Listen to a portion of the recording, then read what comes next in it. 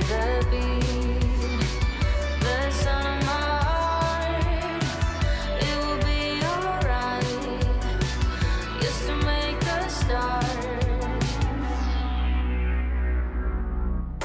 Feel it close to you, like a wind. Say it again, set me free. Feel it close to you, like a wind. Say it again, set me free. Set me free. Set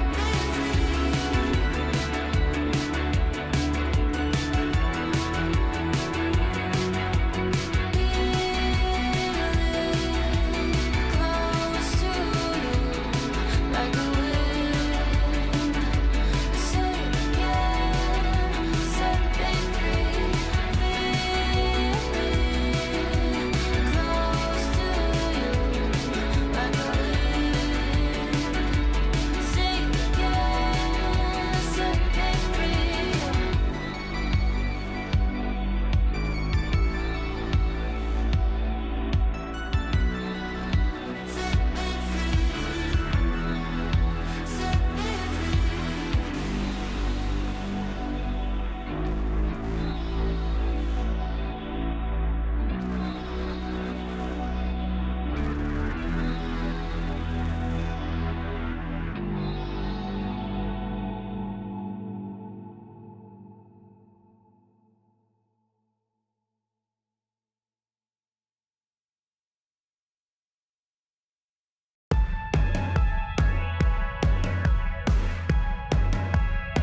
Always thought I could walk through fire, blow up the storm and see the light, yeah.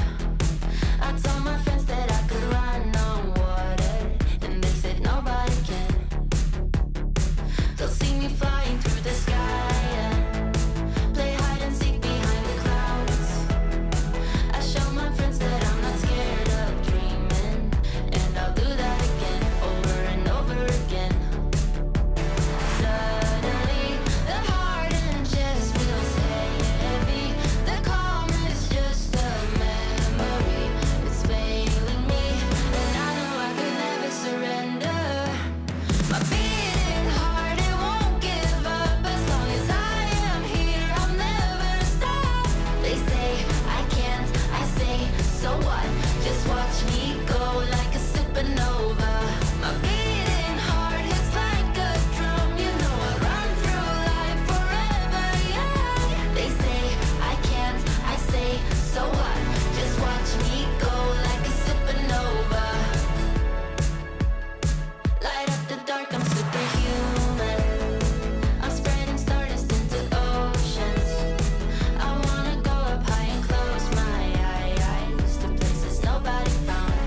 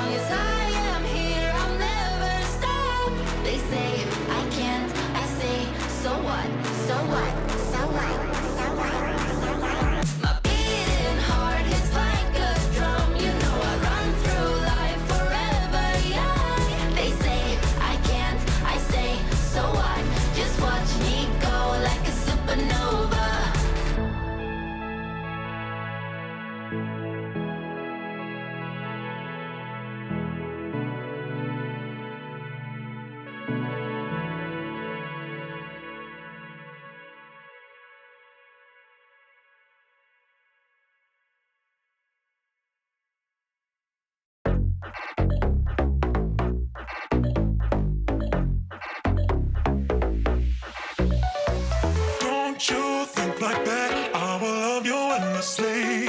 If you only believe in me, don't you be like that? I will love you forever.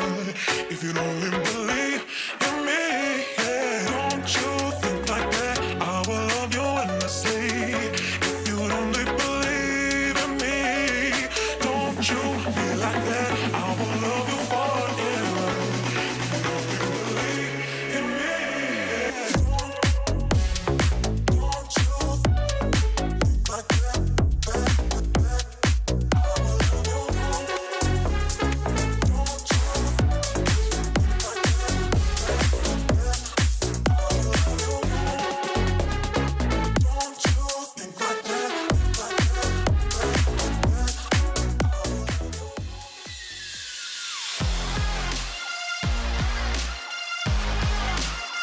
That is day number 1 down. It's been so exciting already. Everything under the sun. Favorites being taken down, overtimes, upsets, more than you could name, and it's just day number 1. Greyhound Movistar Riders, they are through to the playoffs, but there's plenty more action where that came from. We'll have more around the corner. Margaret Court Arena, DreamHack Festival, ESL Challenger Melbourne. We'll see you there. Well, now that you've heard from past me, it's time to hear from present me. Welcome back. Day number 2. We're down here again at ESL Challenger Melbourne. Now, yesterday, 9 maps. It was crazy. We had Greyhound and, of course, Movistar Riders move through into the playoffs and unfortunately did have to say goodbye to our other heroes in Vertex. But that's okay because there is still some Aussie talent along with another bunch of incredible groups of players here today. 3 best of 3s, 2 qualifications, 1 elimination. Let's get right into the show.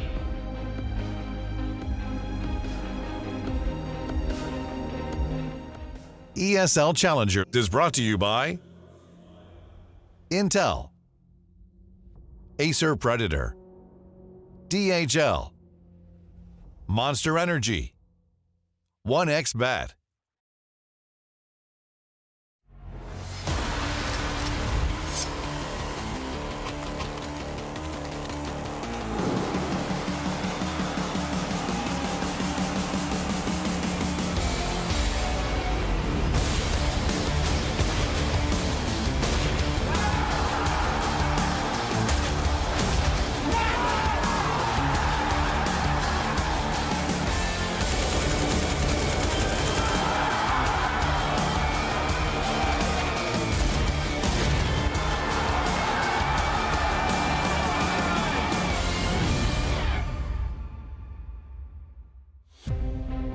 Welcome back to the desk here at ESL Challenger Melbourne for day 2 of Counter-Strike action, and I've just had a thought. I think today, Conky should undo another button every best of 3. Those shirts, they're popping. And you know what else is popping? The Counter-Strike here in Melbourne, Australia. We're ready to get into the action, we're ready to get into the fun, and joining me here on the desk to start the day, I've got none other than the lovely faces of Alan and Hege. How are we doing this morning, folks? Well, I guess 6 best of 3s to go, 6 buttons. Math kind of checks out. But yeah, from here, every game against elimination. This is what we like to see. Winners and losers, lots on the line. Plenty of jeopardy and a lot of fun along the way. Oh, it's going to be plenty of fun. I am certain. From what we saw yesterday, I'm just shook. Not a single stomp, right? Every team got at least 10 rounds in any of the maps. And it's just refreshing to see how fierce the competition is. It really is fun in these Challenger events. Sometimes we have a little bit of a mix of team where you don't really know if the skill level is going to match up. But this time around, it's been competitive. It's been fierce all the way through. And that's what we love. Competition at the top level. That's what we love to see. And as you highlighted there, Alan, it's all elimination from here on out. So the stakes, they have risen. There's no more room for error, but we're also out of the best of ones. BO3s all the way through. So here's where you might see that skill level, that experience, separate the wheat from the chaff as we head towards playoffs. Yeah, absolutely. And that's sport. That's what we like to see. We want to see these players put under pressure. We want to see some of them crack. That makes for exciting storylines. Of course, yesterday, unfortunately, it was Vertex that fell a little bit short. It looked like they were going to get that series over line against Rare Adam in 2, but they didn't quite have enough. They're going to learn a lot for all the wrong reasons, I think, over that series. But hopefully, Greyhound's already in the playoffs, and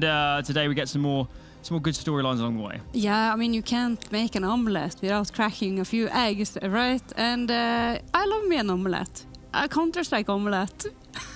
Are you cracking these players, Heggy? Are these players in danger? What's going on here? I'm completely unhinged right now. I'm cracked. So Heggy's at base level is what we're learning. Completely Exactly. unhinged. She's here for the base level. 2 cups of coffee already. You're ready into the fun. You can't go wrong. Well, let's start in the fun here. Last night, we had our lower match of Group B. Now it's time to get things going here in Group A. Ecstatic and Evil Geniuses, both having some pieces to like in their opening matchups, but not enough to prove just yet. And now, well, the stakes are raised. Both of these teams really looking to make an impression in one of their first international opportunities as full rosters, right? This is one of their first travel opportunities for either one of these teams, either one of these cores, and going home with just a couple matches played, that would be a little bit of a bitter pill to swallow. Yeah. It's very similar positions, I guess, for both teams. As you're saying, they both really feel like they're lacking experience coming into this. I think if you're Ecstatic, you're probably feeling you're the favorite. If you're EG, you probably feel like you're the favorite as well, because Ecstatic just haven't got a lot of international experience. At least EG can call upon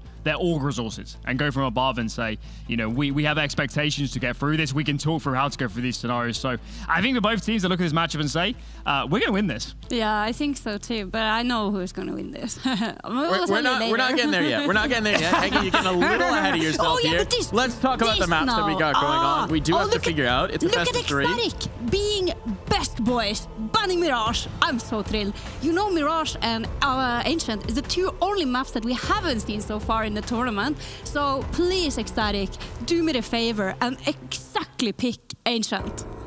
Well, at least somebody's happy. They're getting it. They're That's getting a good it. scenario. Thrilled. For EG, I mean, they pretty much go Anubis or Ancient, right? Yeah, it's a slam dunk. They can't play either. Let's be honest. They both had a lot of issues.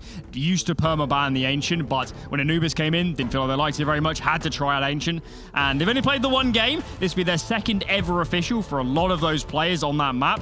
That is pretty scary. It was a slam dunk for Ecstatic. Inferno comes out for EG. They did lose it yesterday. Yeah. Had some issues on the CC side up against Greyhound, but I think it is the right decision. You can learn off the back of that best of 1 yesterday. Think about how you're going to readjust your setups, and that one makes sense. But overall, Mike, I'm a little bit nervous for the NA boys because Ancient could be a little bit scary. It's definitely an interesting one. I think if you're looking at this from EG's perspective, you're probably planning for it to be a 3-mapper, but let's see what Twitch thinks it's going to be, because now it's time for them to get into chat and let us know who they think is taking this series. You've seen the maps. Use hashtag Ecstatic for hashtag EG. Let us know who you think will be winning here, who will be taking the crown. And to hear from up first, we've got a little bit of insight from Ecstatic themselves. Let's go ahead and give them a listen. So we are Team Ecstatic, and we come from Denmark, and we like to play CSGO. Our team right now is in a good state, I would say. I think we finally have the pieces that we need to really push the limits of the team. Yeah, since the qualifier, we added Nodius to the team, and he's contributing a lot with mid-round calls and in pre-match preparation, like strats, anti-strat, and game plan in general. So he's contributing a lot to the team, like tactically. So that's really nice. My personal goal, and also for the organization, is to cement ourselves as the 3rd best Danish team, maybe even higher. But I think we are going down the right path now. His name is Manx, and he likes to play Counter-Strike. Nothing more like a succinct summary of what you're doing here. You're playing some CS. They've got high ambitions, want to be the 3rd best Danish team, or maybe even higher. That's a pretty big mark to try and meet. Yeah, I mean, looking at Astralis, I guess right now as the number 2 team, they're still top 10-ish in the world. Maybe had a few stumbles, but that is at least setting your sights high. This man, Nodios, of course, newest member added to the squad. They clearly scouted him. They said he's out of contract. We want him on our team, and he's in a lot of important positions, maybe not so much on Ancient, but I still feel like I haven't seen this roster move make sense. I haven't seen Nodios being a star player, and if he's brought in for a very specific reason, I need to see him flourishing. I need to see him working in the system. Yeah, I think that we only saw them on one map yesterday, so we're gonna have a little bit bigger statistical. What's it called? Sample size. Sample size, precisely. So today I think we will see him in his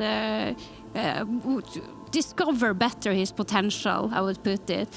Someone we didn't see much from yesterday was Max, so I'm also hoping that he is going to step up to the plate.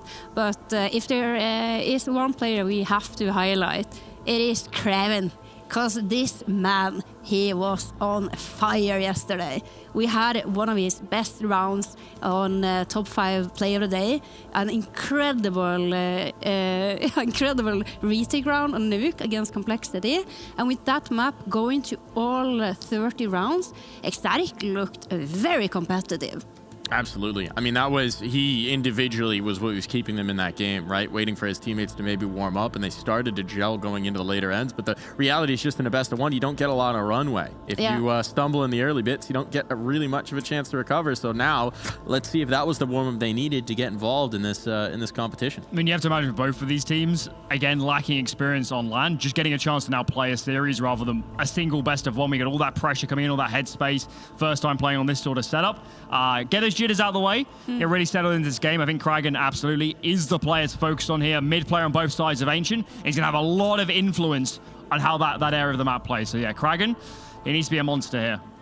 Well, to hear from the other side of things, we've already checked in with Ecstatic. It's time to find out a little bit more about the evil geniuses.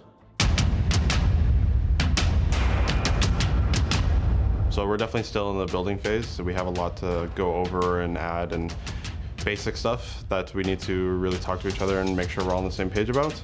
In terms of progression, I think we're at a good spot. It's just naturally what's going to happen, so we just need more time. Yeah, I think having Hex back on the team is definitely really good for us. He's a really good player. He has a lot of firepower. He's got a good mindset. He wants to learn. He has some negatives about him, as of course everybody does. I've played with him for a long time, so I know all about them. Yeah, it's definitely a nice addition to the team. He brings good energy. He wants to get better. He gets along with everybody, so yeah, it's really good for us. Might not always work and might not always fit into the team perfectly, but it's still a valuable experience and a good difference in opinion. Yeah, Hex is not a substitute. He is on the lineup permanently, yeah. Last stream Hex Melbourne, it was a different Evil Geniuses. This time it's a new team, and I think we're gonna have a different result. Hex negatives as a teammate that he always forgets to put the toilet seat down, and he never refills the coffee pot when he takes the last cup. But otherwise, pretty good teammate in the server. Scandalous teammate. How can you not refill the coffee pot when you drink it up? He doesn't know how. He doesn't know how. Young guy. Hasn't figured it out yet. I mean, the toilet seat things, that's fine, right? But the coffee, you don't mess with the coffee. At least thankfully now, for Inz's sake, we have confirmation that Hex is actually on the lineup. Yes, we do. That was an interesting conversation yesterday. It's funny that everyone seemed to be in doubt about that. He's been playing with them for like 2 months now. It was pretty clear to us in North America that was a permanent re-addition to the team. I mean, the thing about Hax and Walco, it's a really interesting storyline. These guys have played together for, I think, 3 years now, right? Dating back to, I think they started in Open together. It's certainly at least main. That would be wild if it was Open. Genuinely, I think so. Them and Wiz, that core, played for years and years and years, rose through the ranks, came all the way through the league system. Yeah, and made their way in and got signed by Evil Geniuses. And then they sort of went their separate ways into different rosters, but reuniting this combo of Hext and Walco, it's had great results. Yeah, it has, and it has also great potential. You see, they're still sort of in that building phase. They're coming to some agreements, and they have to establish the protocols and make the plans for, okay, when all goes horribly wrong, what are we going to do? And I feel for newer rosters, that is what separates them from the best teams, is that they're struggling a lot more finding solutions on the fly when things are not going how they were supposed to. I think this man, George, is the man to focus on. Aggressive rifler, plays a lot of the middle map positions, always trying to get in the faces and be that point man. And I think this team really needs him step up today. He's going to have to find a lot of important entries. CT side, he's going to dictate a lot of the positioning, a lot of the setups.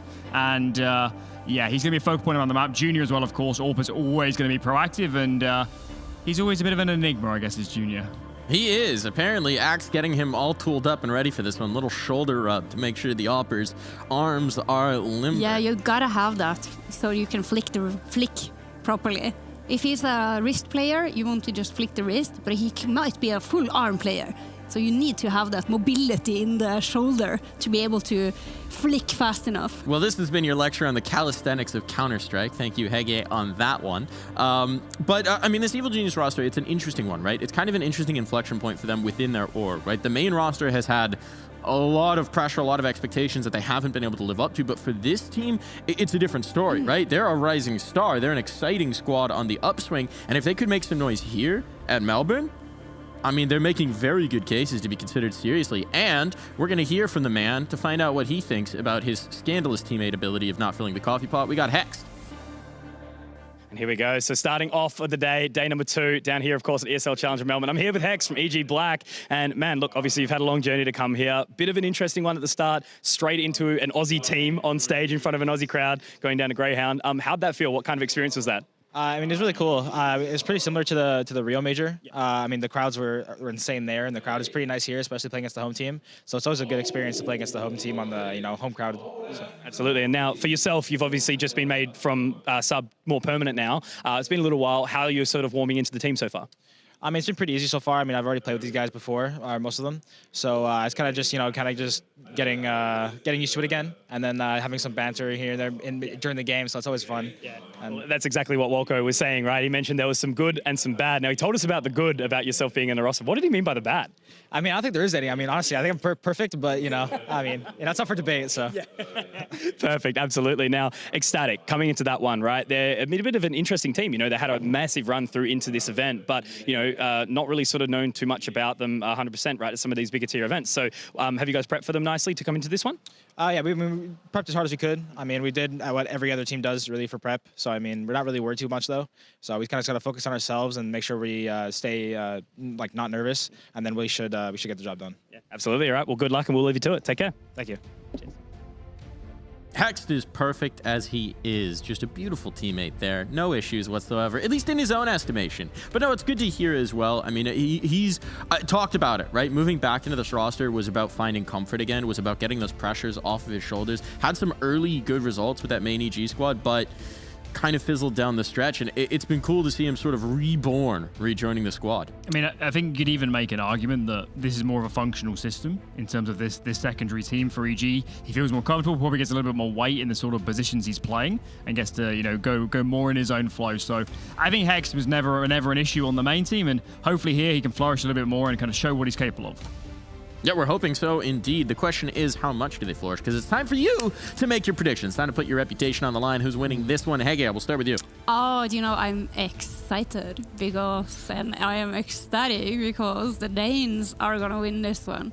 They are actually the odds favorite, the bookie favorite. And I believe that the European Counter-Strike, the solid Danish, the team that's aiming to become the third best team in Denmark, is going to take down the evil geniuses. Yeah, I mean, Ecstatic's going to win Ancient. That's a slam dunk. Second map could go either way. I'll say it's going to make 3, but unfortunately for you, Mike, I think the EG boys are going home. Ooh, no faith in North America's soldiers here in the Evil Geniuses roster, but there is in my heart. I'm ready for them. I think they're going to bring some surprises. I think they're going to bring some actions. I think Evil Geniuses Black ready to be best Evil Geniuses, ready to take this one and move on further here at ESL Challenger Melbourne. But the question is, what does Twitch think? Let's find out. Let's check in with the Twitch poll, see what they think about this one. They're big EG fans. There we go. Man of the people, Vox Populi again. I know what the people want. 17% on our. This is a weak side. effort. A weak effort from the Danes. Stay awake. Mm-hmm. We're awake. We're nearby. What are they doing? Oh no. Happen. Do you know what they are? They're probably out and about on the town. So just give it a little bit of time. They're gonna come back home, and we're gonna see some Danes in the chat, I'm sure. Then they'll be ready to support. Well, it seems like the EG side has won over the crowd, at least in Twitch chat. I don't know whether they've won over the crowd in the arena, but I guess we're gonna find out pretty darn soon. Last thoughts. What's the key here? What are you looking for as we get into the matches? I think, let's be real.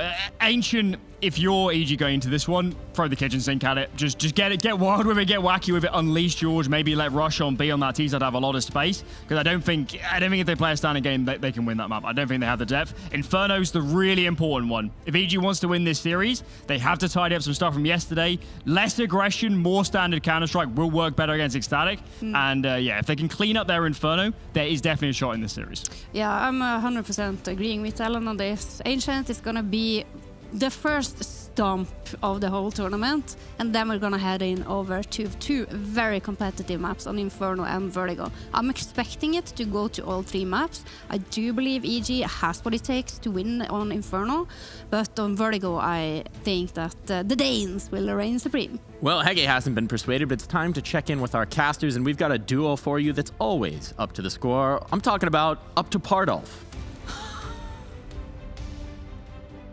Wow. Well, I'm going to the wedding of the owner of Ecstatic next week, so a little bit of bias. I'm going to go with Ecstatic. I think the people on the internet are a bit crazy to go so far in one direction.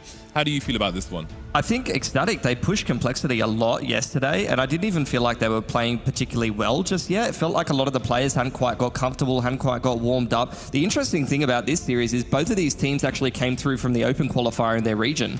Like, Ecstatic ran the gauntlet all the way from the open qualifier through Europe into the closed qualifier and then ended up taking first place. And the same thing for EG.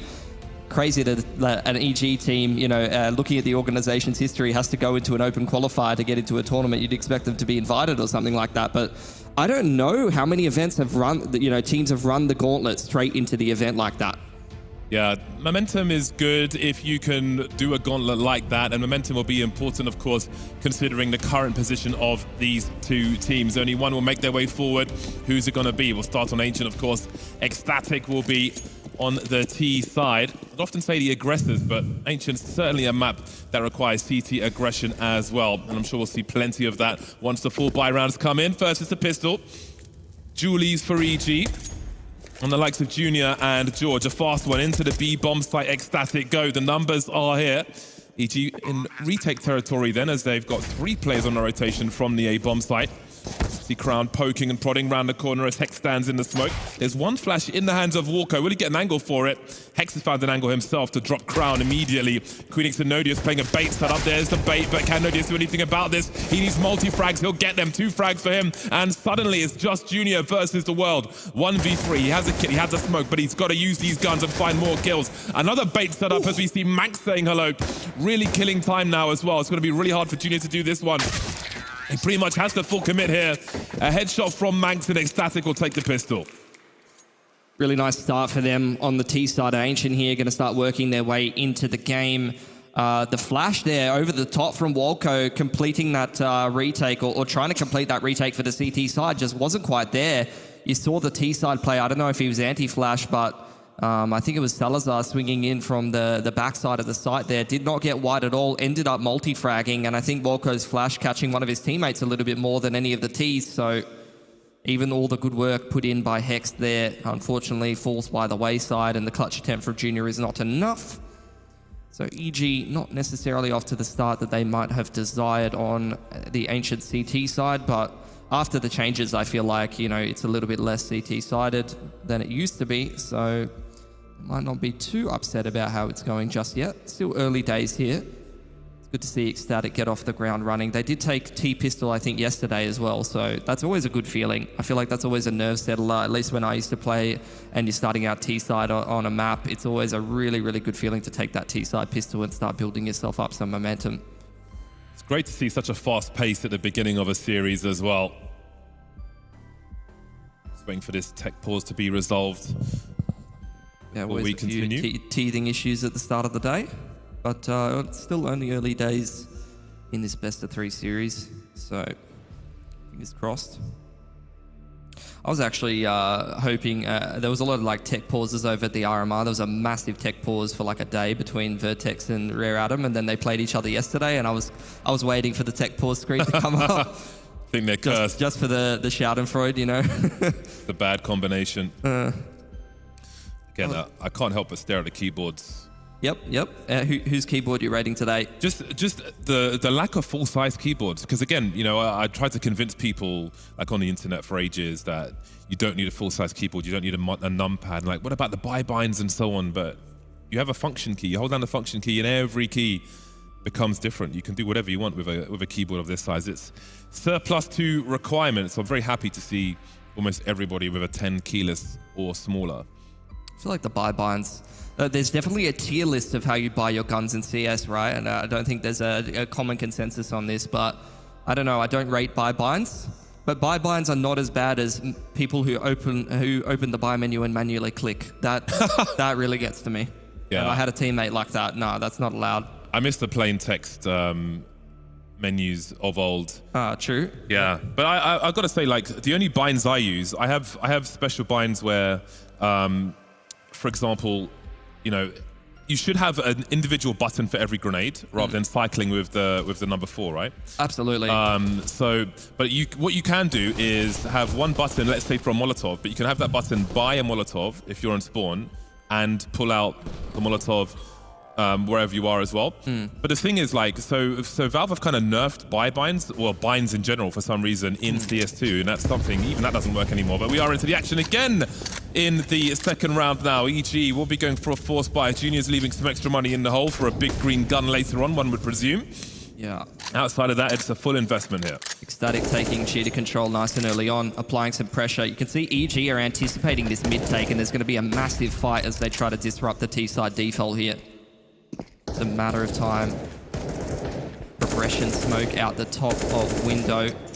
Looking potentially for a bit of a one-way, but after seeing that, Ecstatic, it seems like they're aware that this aggression is a possibility, and they're just really taking their time here and feeling this round out. Lots of danger lurking in that mid position. You can see how EG is set up for the time being. Walko starting to wonder now, starting to creep forward. Oh, Crown gets domed immediately by the 5-7. That's the bomb carrier, Manx. He's got to be careful. That could really cause problems if he was to go down there. Yeah, Ecstatic going to pick up the pace into B, just avoid that mid position. It's just Hexed here playing retake. So EG a little out of position, but with a man advantage, still a good shout in this round. 30 seconds on the clock as Hex looks for opportunity. Here's the bomb being planted. But really needs to wait for the team. Now, what will they decide to do here, EG? They are starting to move closer to the site, but as Hex gets dropped, will they commit to this? Because again, with 4 players alive losing position, they can't just go for what would essentially be a second force buy in the next round, rather than all dying and going for the eco. No kit, and with Walko picking up that Galil as well, they can just drop a 5-7 over to Hext, and it's, as you mentioned, just as dangerous of a buy. As for Ecstatic, though, I mean, they only lost Galil armor in that round. They're going to be quite happy with how it went themselves, you know, not losing too many guns. It's a bit of a stalemate here in round number 2. Yeah, for a brief moment, it was quite dicey. Saw Max trying to do something in mid. Got a flash from somewhere. I could see him carrying the bomb, and that looked pretty scary, but all is well in that camp. So we'll see what the next round looks like. It's quite an interesting mouse that guy's got there. Which player was that? One of the EG boys? Yeah. Quite decorated. Yeah, the paint jobs are pretty crazy these days on some of these mice. I feel like it's a bit of the skin culture bleeding into the peripherals, perhaps. Yeah, people do custom paint them and so on. Oh, unlucky for Rush. No joy for him in this round. Still a dangerous round for Ecstatic, though. Plenty of dangerous weapons, as Walko will demonstrate. Thanks. Taking some control of Cheetah with progression utility. He's a little isolated from the rest of the team. He's Ecstatic turtling in middle after the initial aggression. They're going to go and look to take it, though. Poking towards mid. Shoulder to shoulder again. Trying to all but guarantee a trade frag should be required. And Walko will position himself to avoid that. Try and get a 1v1 and stay alive. And Molly's going to force him into the open, into the light, and he'll be extinguished by the likes of Crown. 4v3. As George lurks into Desert Eagle, Queenix may go straight into the angle. Indeed, he does. George can buy time now. There may be help on the way there. There might be smokes up as well. Trying to deliver onto Manx, won't be able to do so. The main threats have gone now. It's still somewhat dangerous, though. Fun scenario, 1v3 with a Mac-10 in the hands of Hex. Lots of pre-fire through the smoke. See what he chooses to do. Took a little there if he's thinking about saving that. Yeah, there you go. Even dropping the Mac-10 a little further away to see if he can minimize the sound cue. What can he do now? Got the money to buy regardless. See what he can do. Won't be much on this occasion. So, all is well in the Ecstatic camp as the real game begins now. Buy round will be coming through. I'll expect we'll see an AWP on the CT side. 100%. And Junior looked like he was in some pretty good form yesterday. In fact, I was quite impressed with what I saw from the majority of the EG boys, especially on that T side, but even a few of the CT rounds against Greyhound. As far as Ecstatic goes, though, as I was saying, you know, before we got into this game, I feel like they didn't even particularly play very well against Complexity, and they still made that a very, very competitive game. I felt like Crown and Queenix were doing so much heavy lifting. Going to be a quick execute towards A here. Ooh. No shot fired. Oh, Manx just goes forward. Great timing from Ecstatic. Now, how much will EG invest into this, having lost position? That'll certainly help. Rush gets the kill at range before that bomb is planted. That'll encourage them to continue moving forward. Hex now creeping around the smoke. Will there be flashes? This is collapsing for Ecstatic. They're exiting the bomb site. In the meantime, Nerdius has made his way towards B. Long rotation though. Well, let's see what the CTs do. Yeah, the duel with Wolko or Hex is going to be critical here. That's a big headshot. Really hard to deal with this position. Made it even harder with the Molotov. But Hex, considering making a play there, didn't find an angle he was looking for. And now he'll be smoked off. That bomb still making its way, though, very, very carefully indeed. Ecstatic not knowing the climate in the path to the B bomb site. That's how we'll allow EG to get closer. 3v3 retake opportunity for them, should they want to go for it. Junior's got a flash. That may give his teammates better angles. Slowly poking forward as Rush still emerges through that mid position, but his luck is going to come so late, it might be too late. Thinking about the save at this point for EG. Rush doing good work, picking down the numbers as they crossed into that A side a little bit lackadaisically. And Ecstatic almost made that a bit of a mistake after such a clean entry onto George on the anchor position. I love what Ecstatic did in that first gun round, though. You know, a lot of the time, especially against a team that you haven't played too much, you don't have that familiarity against on particular maps. You anticipate this slow default. A lot of teams prefer the style. How have EG got away with 2 AWPs there, by the way? That's interesting. You don't see that too often, saving over in the early stages here. I don't think that's something that Ecstatic will be ready for. And with the 3.4 in the bank account, saving a double AWP, you might even consider an M4 drop and go for a bit of a buy round here. But to pick out this point here, the reason why they catch George so unawares is just lack of familiarity with the team. You're anticipating a T-side default first gun round. They threw the mid smokes Ecstatic, and then they just contact straight out the extremity and catch this site anchor completely unawares. Not quick, but sudden in that round, Ecstatic. This time it will be quick, straight into the B bomb site. And that's always a great counter when there are multiple AWPs. Not that they're aware of that on this occasion, but the effect is the same. Pistols trying to do what they can, but Hex will not be long for this well. Down he goes, and it's just the AWPs that remain. So I think this round has reached its conclusion. Might be a question of whether Ecstatic want to go for a hunt or not at this point. Yeah, I mean, they're still not aware that there's double AWP saved. They probably anticipate at least one, especially with Junior still being alive. I'm really loving the pace changes on this T side, though. The way that Ecstatic is sequencing their T rounds right now, you know, you're going for a slower contact play off the back of, you know, faking a bit of a default, then it's a quick execute on B. This is going to be quite hard for EG to read going forward into this CT side. You're often trying to feel out the other team, think about, okay, how am I going to use my utility at what point in the round? Do they hit, you know, after a slow default into an execute timing and with regularity? At the moment, Ecstatic has hit them with all kinds of different timings, and that's going to be something that's difficult for EG to account for. It's a fast 5-0 for Ecstatic. For sure. Score is matching the pace in the pistol round. Now let's see what these 2 AWPs will have to offer. Ooh, very nice from Crown. Spamming out those smokes. Awareness from Nodios. Tack timeout for EG. Need to have a chat about what to do here. Identify what the issue is, but as I was explaining before, you know, there's no real tendency to pick up on Ecstatic. There's a few like small things, but as a coach in this position or as the IGL, you could do a little bit of prep. That's the great thing about versing a team like Ecstatic. Like I explained it yesterday where, you know, when you're playing in a minor region, sometimes there's so much time between tournaments that you don't really have a lot of, you know, tape to go through. There's not VODs, you know, they're not playing a whole lot of officials on certain maps. That's not the case for Ecstatic. They play a lot of officials. They play a lot of, you know, European CS, all of the online tournaments and that kind of stuff. So there is data there for EG to read into if they want to. If they put the prep in, that might give them an idea of how to approach this next round, as opposed to what's happened in the server so far. You can see Junior posted up very aggressively. Change of pace from Ecstatic, and maybe there's a chance for EG. These kind of angles, always a nasty surprise. Yeah, EG very much trying to contest this mid and lane control. You can see them heavily set up in that part of the map, playing retake on A. Progression utility, going to keep that AWPer at arm's reach for the time being. New to what Junior can offer in this round. Have a look at the positioning of Ecstatic here. Posturing for maybe a split of the B bomb side so far. Not so good as Rush finds two. Proving to be very important for EG on this map so far.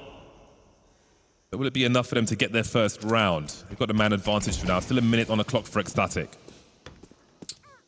Refresh of a smoke on ramp. They're going nowhere fast right now, James. Just sitting. Seems like they're going to wait around for the right timing. Double up the riflers through cheetah side. But you can see the Molotov ready here for Wolco. That's going to put a lot of pressure on this round. 30 seconds remain. They have to trade that frag. Queenix needs to get away from those mollies as well. He'll be stuck for a while. Traffic jam as his teammate Salazar will give him some space with a smoke grenade. Can start to slink in now, but the pre-fire from Hex is beautiful through the smoke. A great punish, leaving Salazar in the clutch. 15 seconds to try and get a bomb plant, but have a look at this. We've got a traffic jam. Down Hex goes, 10 seconds remain into the molly to try and find a bomb plant. He may find himself a good enough angle. Rush is on the way. I want to talk to you about your car insurance, says Rush. And he will get the frag, and EG will get their first round. Had an option to retain that double AWP. I'm not sure if Rush actually picked it up at the end of the round there. From the pillar side. Sometimes, you know, you show the double AWP once, and then you want to go back to full rifle.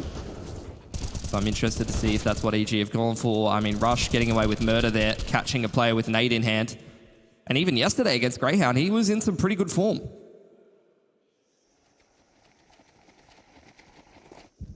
Single sniper for EG.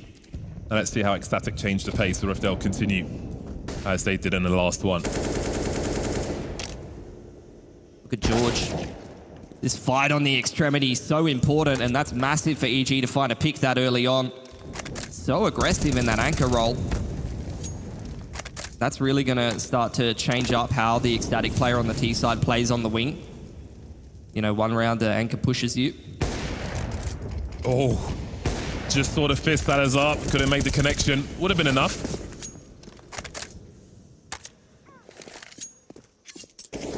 Another thing in CS2 I heard, don't they have a option in the menu so that you don't remove your silencer anymore if that's what you wish? Indeed they do. That's a thing of beauty, honestly. Right, Ecstatic needs to find a play here, need to have something go their way, and that's certainly a good start. That closes the eyes as far as mid is concerned, although Rush and George will be active, they'll be responsive to that. Molly will force them away. Great spatial awareness as the B bomb site's also been taken. EG with 2 round the back. How do these 2 mid players get involved? Crown can keep entertaining them as they start edging forward, wondering where the lurker is. Not making any sound just yet. There's Crown now. Fake flash from him. Not going to work out, and George will punish. 4-on-3 retake then for EG. They've got kits for days, but can they get the kills? Flashes on both sides will slow things down a bit. They still have time, however. Hex moving into stronger angles, more aggressive. Banks has been seen now, hiding in plain sight. Molly is here, still delaying this push from EG. Now things are getting desperate. They need to find a lot of frags in a short space of time, EG. I think this one's over already. Left it too late with the mid flank, unfortunately. Couldn't quite put the pieces back together. Nodios goes down with the bomb, but that's not really a big concern for Ecstatic, and you can see, I mean, the expression on the coach's face says it all. This T side is going excellent right now. Got plenty of cash to replace all of those weapons. EG with the saves and the loss bonus built up, though, will easily be able to put together another gun round here, but they're starting to let this game get away with them. Away from them, rather. I think the panel were expecting a one-sided affair on Ancient, and that seems to be the case thus far. I mean, you know, to give EG a little bit of credit though, not too long that this roster's kind of been put together. Probably haven't had a lot of time to put their map pool together. Super convincingly work out all the roles, fine-tune everything. Core of Ecstatic playing together for, I think the majority of them, 8 months or so, and then one recent addition thrown in there. But they look like a well-oiled machine. That's all those reps, even in the last 3 months. So many maps of Counter-Strike played online. Support flashes into mid. You can see the CT's running backwards to avoid those, getting to aggressive positions. Mid secured for now then. Lovely angle onto Crown. That's a big frag to get. Man, George has been so good at finding the opening pick on the CT side. That's going to be a big boon to any team. If your rifler can get aggressive, put you at an early man advantage, you don't even need your AWPer to put those kind of kills together necessarily. You can have multiple different options for aggression on that CT side, and so far he's been so reliable with it. But can EG close this 5-on-4? Junior's over on the wing this time, locking down that A side of the map. They got a bit of a crossfire in towards Donut. So B is the weak side of the map right now.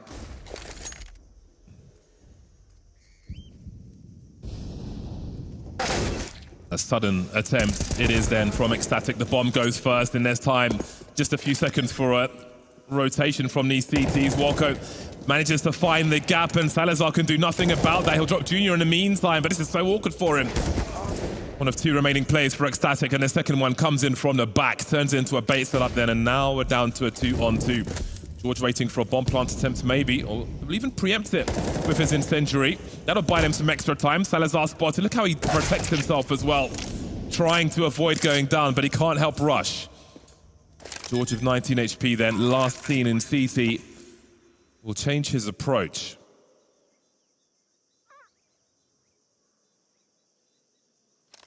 Thinking better of it maybe. A long journey, shift walking. Can't really take a duel versus these players. Trying to min-max the economy if possible. Obviously can't save over an AWP.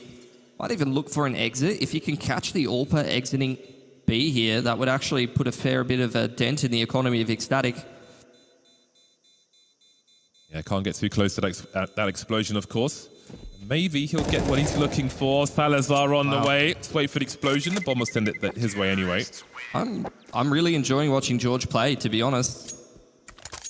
He's found multiple opening picks on the rifle, and then you see stuff like that where he's just cerebral about it. He's thinking about going for it, or maybe can I get close enough to save an ult? And he finds the 1% play where he rotates all around the map, and the AWPer rotates off ramp, and he's actually able to save an AWPer over for his CT side AWPer, just with that little exit.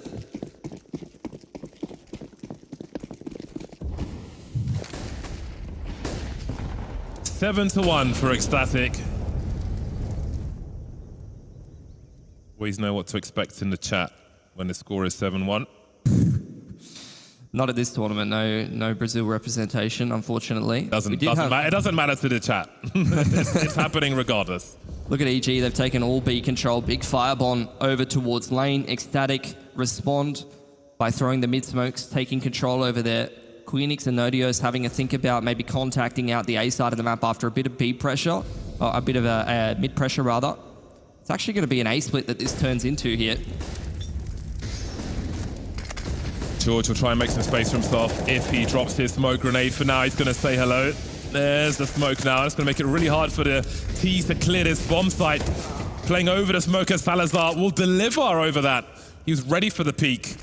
EG find themselves in a 3v2 situation. That is a hell of a flashbang onto Junior. 45 seconds for Salazar and Crown to find something. He's got Hex lurking. He's got the sound cues and a free kill and a bomb.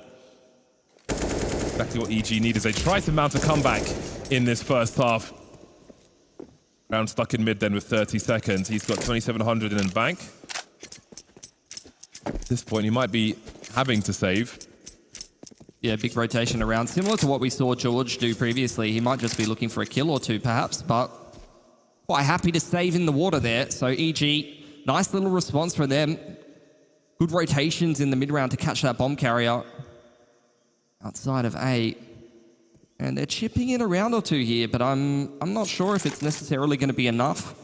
Especially, you know, you haven't necessarily put up enough rounds on your CT side. It's going to put a lot of priority on you grinding this game back on the T side. And, you know, with a couple of recent additions to the roster, changing around the roster a little bit, and not a whole lot of repetitions on the wide part of the map pool, that's going to leave the, you know, IGL duties, Walco and the boys to, you know, freestyle a little bit without that deep of a playbook.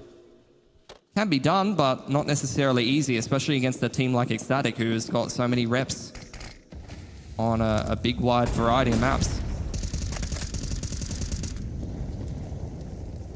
Oh, great HE chip damage this time from EG over towards lane. Walco seeking to contest Cheetah in tandem with Hext. A lot of players on this B side of the map. EG just pretending the A side doesn't exist.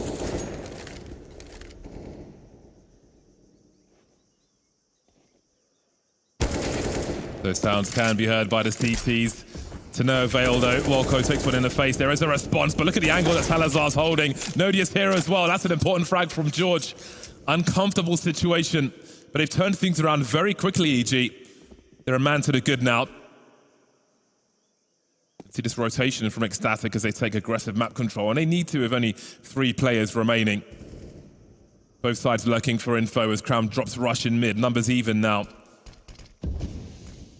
Long rotation for Hex as he wonders what is around him. The answer is no one. Has Junior been spotted just yet? He will deliver the flick straight into the face of Queenix. Bomb planted. Where is Crown? They know one plays on the site, but what of the other one? Eating the flashbangs. Got much work to do with 2 players coming his way. So much util as well. George will be traded by Hex. His job's been done then. Salazar in the clutch. 1 versus 2. Trying to take a 1v1 if he can find it. You can see Junior creeping. It's awkward for the CTs as well. AK and an AWP. That molly will certainly help though. Gets his bell rung. The pre-fire's hit from Salazar, but the trade again from Hex. Did all he needed to do, and EG will find a third. Great molly from Hex, and without the loss bonus built up for Ecstatic, that's actually a massive clutch for him to put together. That's a reset round for EG, which will give them a great chance to start cracking back into this game here, James. Anti-eco here, if they can convert that, keep enough guns up, then this could be a much more competitive half than what it started as. And George is just putting in work every round, man. The impact this guy's having is pretty insane already. Yeah, that was a very clutch round for George. Especially around the B-bomb site. Big swing situations. And again, this one's going to be a quick one from Ecstatic. But EG will respond very well indeed. The change flashes will be great. Salazar running in blind, trying to create some space, but into the vacuum they go. Hex with 4 of the kills there. Very nice hold from EG. Quick response, great support, and a strong round. Yeah, money wasn't great there for Ecstatic. You know, they're in that kind of 3 to 4K kind of situation. Tried to go for a mix of Galils and Mac 10s on the force buy because it came down to a XVX situation. EG was quite broke after picking up a couple of rounds. So Ecstatic really trying to go for that reset round. And if they had managed to pick up that round off the back of that quick B execute, they would have completely broken EG's money and run away with this half. Probably would have been double digits, but EG slapping that one away, keeping all the guns up, is going to make this game super, super tight here. Ecstatic will, after this tack pause, likely have to take a single eco, try to do some economic damage, and then crack in with some more gun rounds later on. Yeah, this is a big window of opportunity for Evil Geniuses. No slip-ups here. This is the comeback. Weren't expected to do much here on Ancient. Now is the chance to contradict that prediction. It's going well on the CT side. Got to reserve our expectations with what they can put together on the T side, but so far so good. I think that's the thing about this EG roster is, you know, got a lot of experienced players, got a lot of solid players. That's a hell of a shot from Manx to open things up, though. Surely you don't lose to pistols here. Nice tag from Junior. A lot of pressure going to be on George in Donut right now, though, as the split starts to come in. Yeah, a lot of opportunity, and we can see that the CTs are prioritizing concern in that mid position. But as they are dealing with Manx, they're being pulled away from the A bomb site. George will have to wait for his team to get into position, but they're doing that very quickly indeed. Junior's on the way. Walko will say hello. Nothing to lose now for Ecstatic. They've got a kill and they've planted the bomb. That's pretty much mission achieved for a round such as this. Anything else is a bonus. Not too much harm done then for EG. Good stuff from Ecstatic, cementing their economy going forward as we head into round number 13. A couple of rounds of play left, and EG stabilizing their economy, going to make sure they're going to have some plenty of gun rounds to play with late into this half. And Ecstatic with that plant and some loss bonus building up, I dare say they should be relatively fine for at least 2 of the rounds. EG starting to figure them out a little bit, and that's, like I said yesterday, what I love about a tournament like this. Get all these teams from different regions, got to figure out each other on the fly. Aggression from George again, goes 1 for 1, and Ecstatic going to cancel that.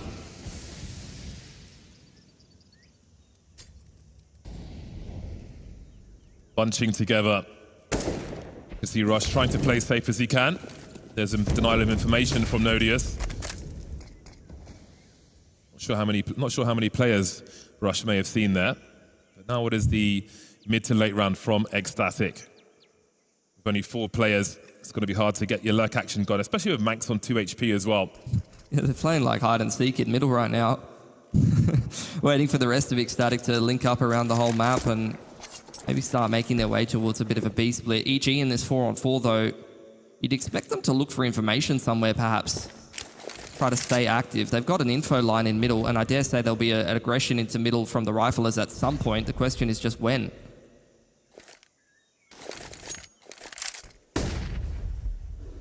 Did they double smoke mid?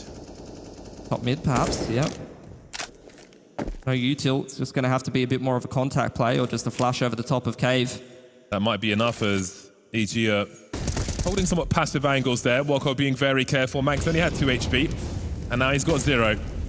Great vision for Walko then, as there's no util to cover these angles anymore. Hex will be traded and Walko will deliver one more. 17 seconds in a 1v3 for Crown. Might be a question of damage for him. That's a nice headshot. And maybe he's given himself a chance, although Rush is closer than he's expecting. Rush again, the key man for EG at the end of the round. With no plan as well. Salazar with the ult purchase, only going to have 3.6. Going to have to skip a couple of key pieces of utility this round for Ecstatic. Not the biggest issue in the world. Seeing a bit more of a well-rounded performance from most of them yesterday. Queenix was quite key on Nuke against Complexity. Bit of a quieter T side this time around, but that can happen. Pretty well-rounded performance from EG today.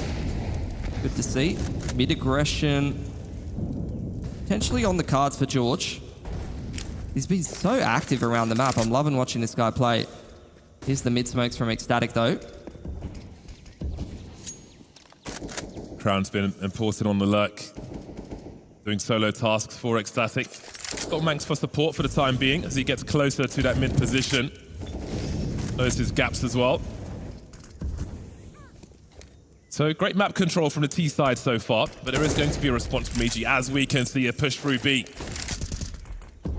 Smoking off Cheetah, retaking territory and forcing Ecstatic to work for it later in the round, and they will probably have to do that, seeing the bomb start to trend towards the ramp side and over the lane. Maybe Queenix activating as an aggressive lurk, or maybe Crown through top mid at some point. You can see just how far back EG are, respecting this map control taken by the Ts. Where is that bomb going though? There's a lot of time on the clock here. Keep an eye on it because it's Manx who's showing a lot of presence. He's 3 players on the B bomb site, one of which is fragged. That's got to be a big green light towards A then. Be a 4v2 in that situation.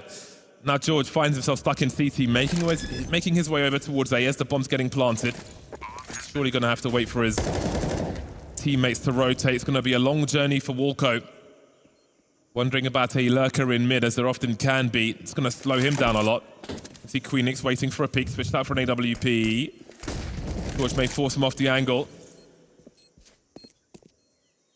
Still creeping now as Walko heads towards the donut. Nodius on the other side.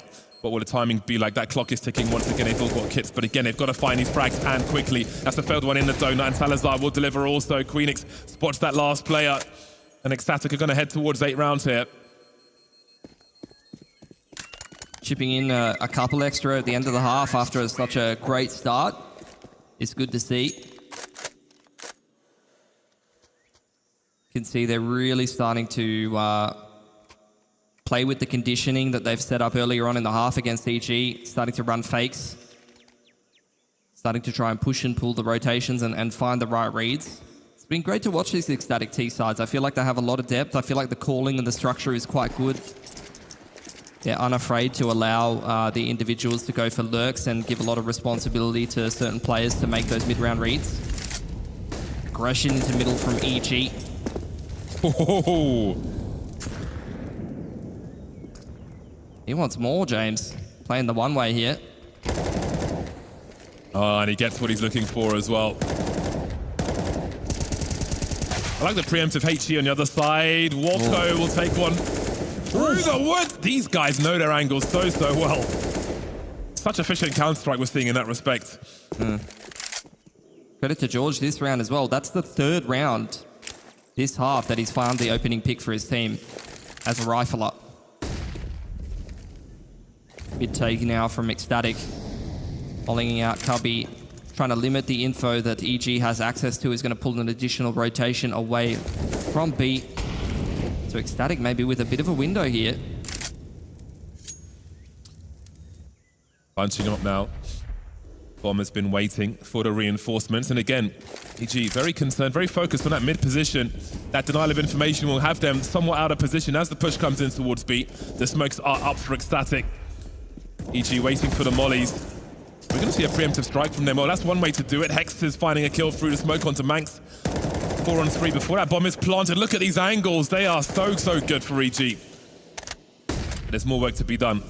Replenishing the smokes now. Just need to avoid these angles from Hex because he is a problem, even behind the smoke. Clock is ticking again, but they're way closer. Nodius may have a well-timed Molotov here. He's got to be careful about his timing. That might just be good enough. That's so awkward. Look how that's pushed them back. It's the last round as well. They've got to go for this. Continuing to tick now as Nodius will come through and drop Raj. Salazar taking George down. Tide is changing in Ecstatic's favor. Junior will get a kill, but I don't think he's going to get this round. Put out of his misery almost. That's a great no-scope. He'll get all the frags, pad the stats, but it will be 9-6 at halftime for Ecstatic.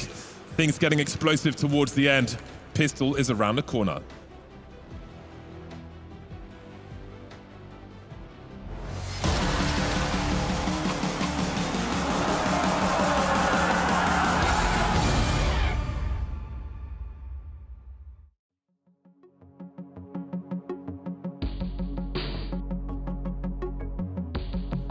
It's when the morning glows.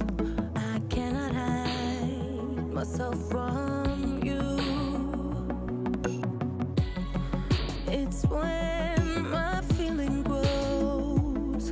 I'm coming back to you. When I step out, when I step out, when I step out, when I step out of the light and come into the light, I will be happy, happy, happy. How could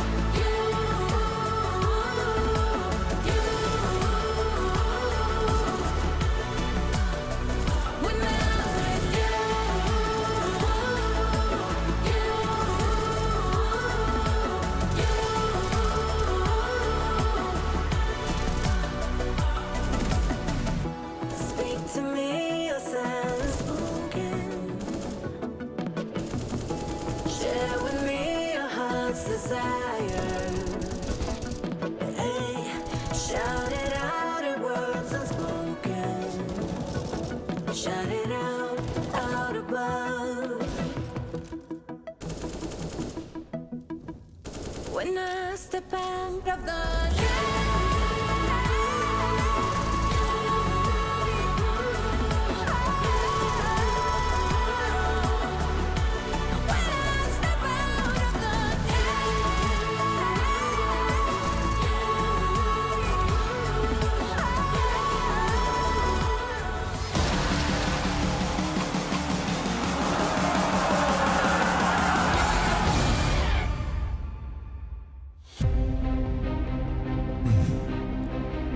Nine to 6 in favor of Ecstatic as we move into the second half pistol. Maybe Evil Genius is exceeding expectations for now, but how far can they go on this map of Ancient?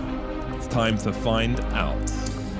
Really going to force them to dig deep into their T side. I mean, it all starts with the pistol, but I'm interested to see whether they have that depth, and if they don't, how does the IGL and some of the other boys put the T side together without a whole lot of prac and without a whole lot of repetitions. It's quick pacing, straight up lane into Cheetah here from EG.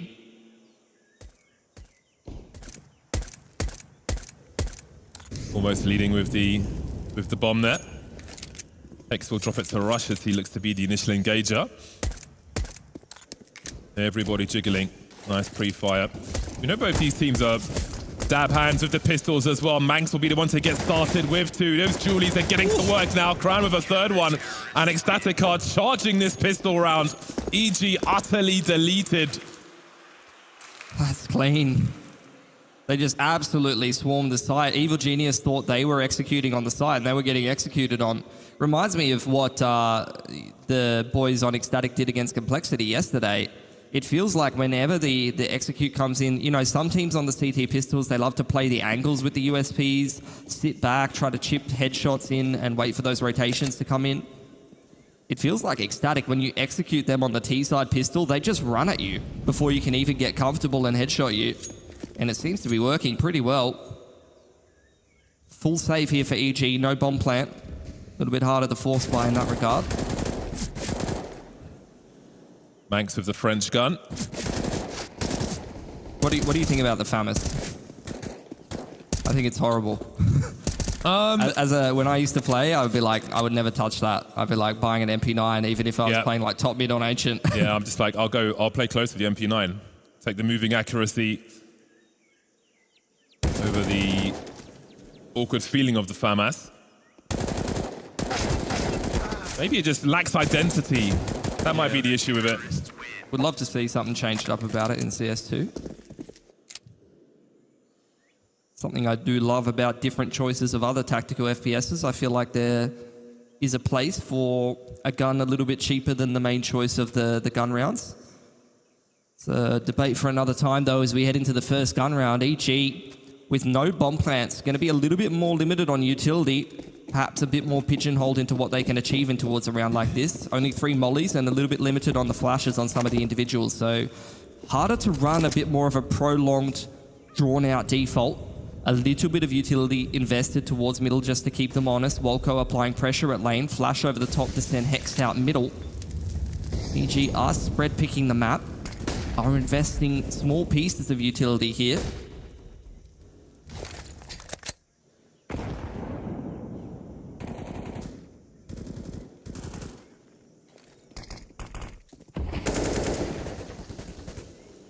Feels like they're trying to feel out Ecstatic right now. Draw out counter utility from the counter terrorists. They've got such a good spread as well across the map and mid. They've got so much control. Ecstatic are really lacking information. They don't even have presence in Donut at the moment, the CTs. EG have done a lot with a little this round. You know, 4 or 5 grenades invested across the map and they've got so much control here. That's cheeky. Is it going to work though? A stalemate. At some point, EG are going to have to put the foot on the gas.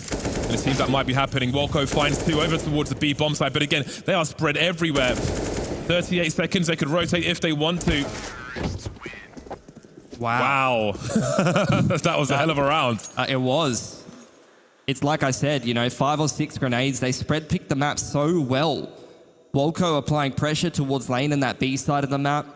2 of the boys working the A side of the map. And then two of the boys, I think it was Hex, who was offered supportive utility for him to just take some control of middle. He was flashed out of the left side mid smoke, then hid behind the boxes for the CT re-aggression.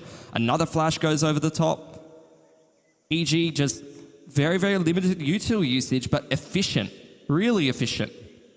Attack timeout now for Ecstatic, and after the bonus round where they get absolutely slammed, there's really not a huge incentive to force in here because EG just had such a clean round. There's no reset potential. This CT half is going to be a slog either way, so you may as well play the long game. I don't think they can afford a repeat of a lack of a map control on the CT side like that. Again, Ancient requiring some of the more aggressive plays from CTs at the beginning. I don't really like this personally. I don't like this decision to force. But maybe they're anticipating that they have to double eco anyway. So they may as well just give it a crack. This is kind of their pseudo save round, if that makes sense. They're sequencing in the buys. They've done the math. Lane aggression in from Nodios. Flashes are good. Look at this, hiding inside the smoke. Rush. Gonna get out. Oh, this is a complete mess. Crikey. So many flashes to and fro in the smoke, and it continues. Jesus, like, this is absolute chaos around the bomb site. There's no other way to describe it, and it's going to continue then.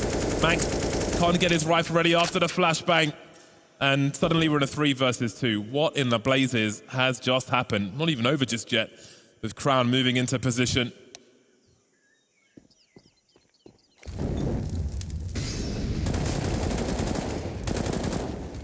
Really trying to hunt that frag down. Even if he fragged Hex, don't think he would have had anything left for the trade frag, but Queenix is here with the 5-7. But he was here. Awkward. You're not going to see many rounds like that. That round was weird. Felt like I was witnessing a fight with like wet pool noodles. They're just flailing around. That is a reset though on the CT economy. The force buy, look, does a little bit of damage. And that fight from Crown in towards Cheetah is exactly why I hate the FAMAS. I feel like he sprayed his whole clip, brought Hex down to like 22 HP, and then Hex just wide peak one taps him. That's what feels bad as Crown. You're 100% hitting the console and reading the damage report. And then realizing, oh, this gun is absolutely horrific. EG, free real estate at B for them. And George, how much of a stat patter are you? That's the question here. Done his job. I'm really curious to see the next round from Ecstatic. Yeah. We did see an aggressive play in that round prior, which almost got there, but the util just gave Rush enough space to hide when he needed to. Salazar's been quite responsible with his economy, making sure that he can buy up an AWP. Nice supportive flashbang. It wasn't necessary, really, but they do it anyway. Just dotting the I's, crossing the T's, even smoking off the tunnel.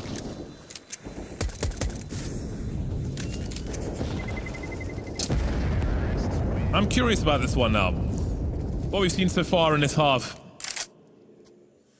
has made me very curious. I mean, this is honestly a great start for EG.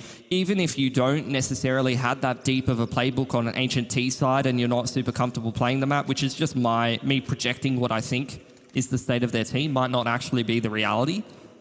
A start like this will actually hide that a little bit. You're putting pressure on the CT economy, you're constantly resetting them, and you have plenty of money, which means that even if things don't go well, even if you don't make the right call, you've got plenty of chances to get it right. You can just keep buying and trying something else. In goes Rush, clearing the wrong side though. A stroke of fortune for Manx. Look at all the util again, is somewhat stuck, trying to get around the corner in time, and just about does. EG will have to settle for some map control. Yeah, gets dunked by Walco, but Manx, job done for him, smoking off Cheetah. Finding the opening pick with the FAMAS over on lane side is exactly what you want to see from the player in that role. And now EG without a whole lot of map control. Salazar's on a deep info line from Donut. Queenix hasn't heard anything over towards A, so I'm surprised that Crown is actually rotating over towards the A side of the map. I guess Ecstatic, this must be a protocol from them, right? They get the man advantage, they play retake B, I guess. So committed on the A bomb site. Seems they're not interested in aggression around mid in the rounds we've seen so far, Ecstatic. That might change later. But for now, on the 5v4,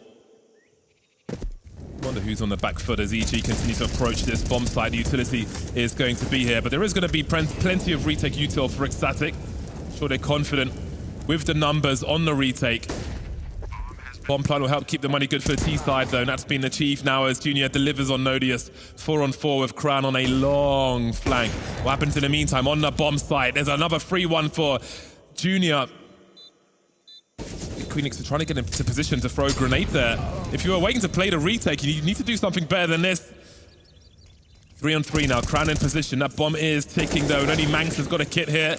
Crown delivering 2 from the back, and it seems it might just work out for them. But look at his health. He's got 13 HP. Can Wilco find the angle? He's too far to the left. The reload won't help either. Crown distracting. And that bomb's been defused. There's a kill onto Manx, but all too late. That's the worst way to win a round as Ecstatic. Look, they played for the retake, and it does end up working out with for them. Crown again showing why he's having so much impact at this event. He's kind of been the bright patch for Ecstatic out of all of the boys, I would say. Constantly delivering multi-frags, especially CT side. He was fantastic against Complexity on Nuke.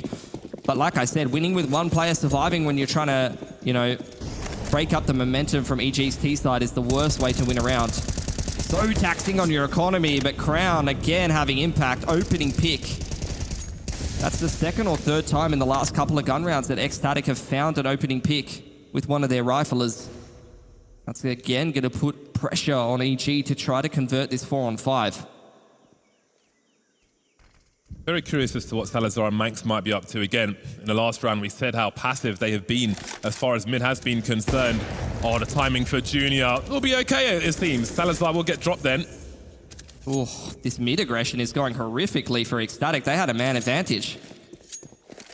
Yeah, and I feel like they've been trying to maybe set up a change in pace with mid in the rounds prior where they've abandoned it. Suddenly emerging, and EG haven't assumed anything. They're ready for it completely. Put themselves in a very nice spot indeed. And as you said, that last round surviving with 1 means that the problems will be compounded here. They really need to win this round. Even surviving with 3, if they are to lose it, it's still gonna suck. Lots of pre-fire. Nobody finds anything for Rush.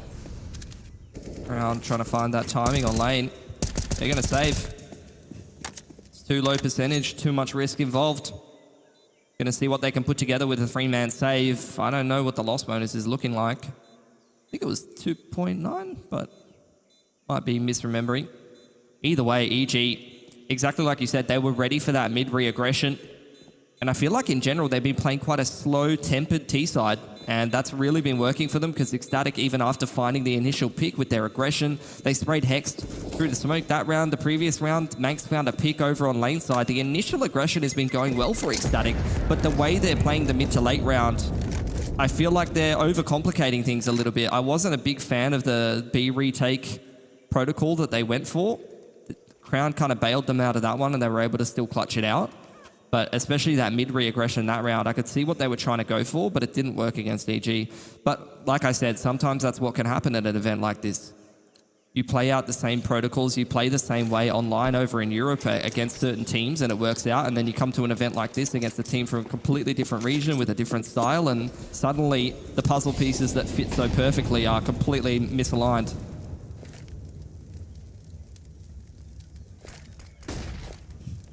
Again, EG poking in multiple directions.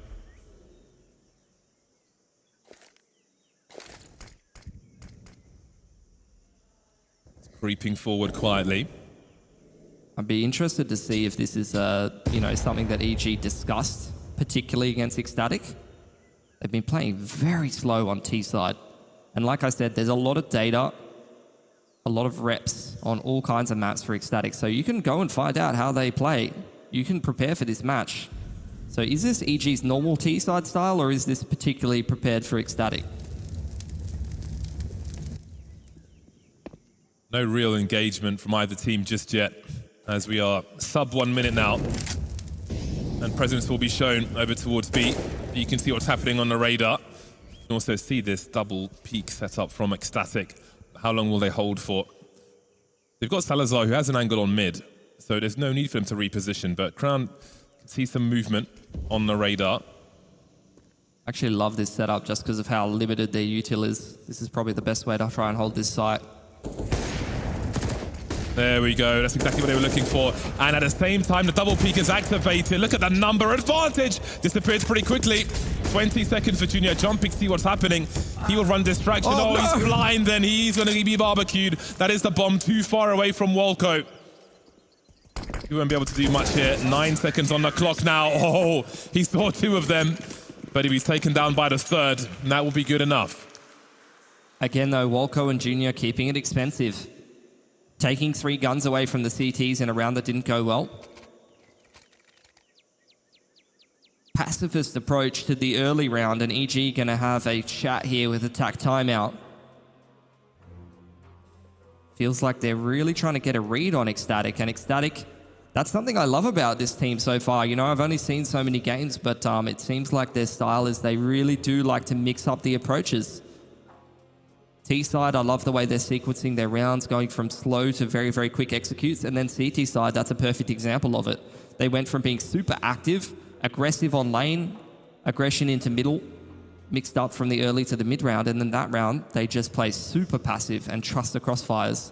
And EG will look straight into it.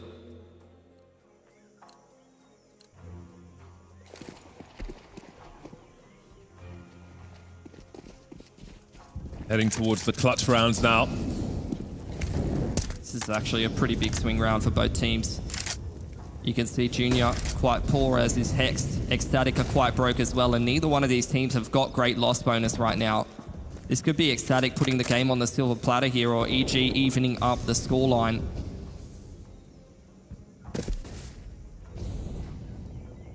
Again, Ecstatic not terribly concerned with this mid position. Queenix forced into the open. A close duel won by Hex. Crown is here as well.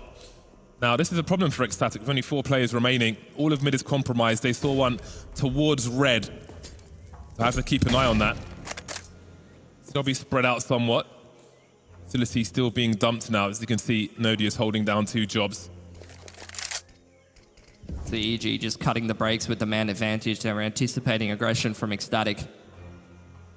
Ecstatic instead going to leave Crown alone in Donut and 3-stack this B site. Which does give them a chance to maybe defend this B execute.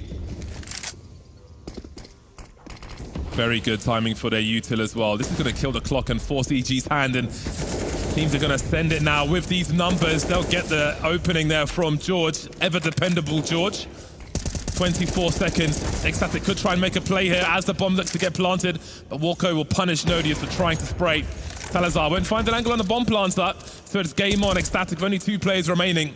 We'll make it a 2v3 then, with Hex being dropped. Salazar's the one with a kit. We've got to wait for the smoke to go. Horrible angle for Salazar, leaving Crown alone in the clutch with 13 HP. Not going to be given much of anything. He might try and rescue the AWP here, but I don't think he's going to rescue this round.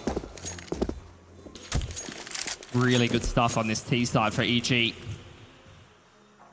They're going to make this game really tight. They break the CT money there. That's a hard reset on multiple players. Ecstatic might even be double eco on 2 or 3 of these lads, and that puts them in a very strange position in this game. 1,400 for Nodios, 1,500 for Queenix, 1,900 for Salazar, who wants to try and purchase himself an AWP. This is not the economic position you want to be in.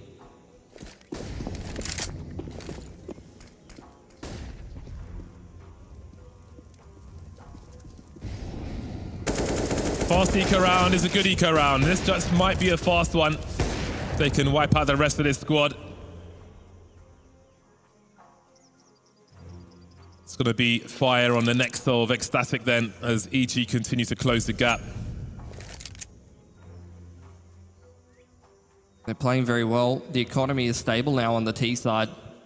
I hate playing these positions as a CT. You're in a super tight game where the T side has a lot of momentum, has a lot of cash. and you have to win some clutch rounds, otherwise you're going to find yourself economically reset. Not only do you have to win those rounds, but you have to win them relatively convincingly, otherwise you can find yourself in a position where, number one, you drop a key important round and you find yourself broke and you just lose the game because you can't, put the pieces together with a 2 to 3k kind of buy. Famis's and MP9s don't get the job done. Or you win these rounds, but they're in really, really tight clutch situations and you only get 3.5 for the win and you're trying to play with limited util. Either which way, it's not ideal. George expecting some presence in mid eventually, as there is a gun to look for. And Nodius will look for it.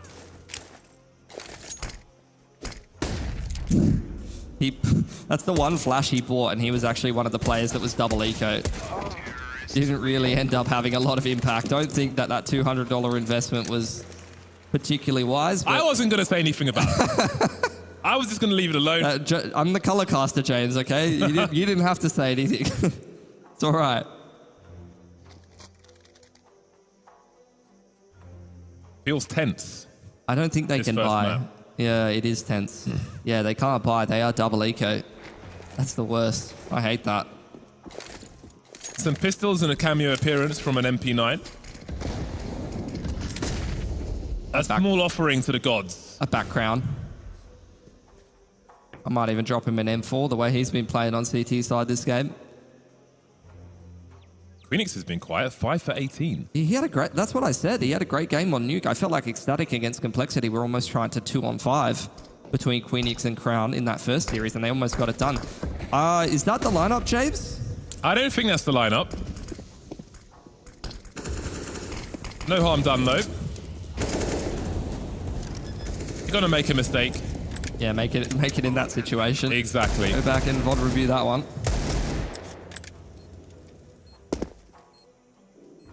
Well then, Ecstatic will be fishing for something. I wonder where Max uses this smoke, if he can find an angle to create some mayhem with it.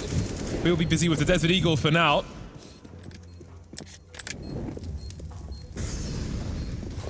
Continuing to creep out.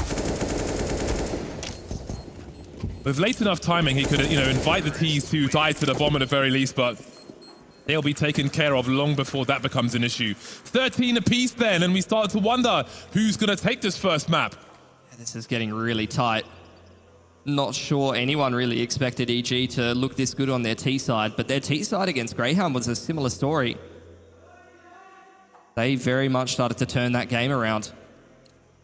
Make it look very competitive. They are in the driver's seat, if you ask me. They're favored on this T side. They've got so much cash. They are probably favored to win this game, and it's really up to Ecstatic to start answering the call here. They've been quiet. Mid-aggression from them. Molly into lane as well as Crown rather, tries to jump up and look for the pick, but look at the contact play from EG straight up ramp.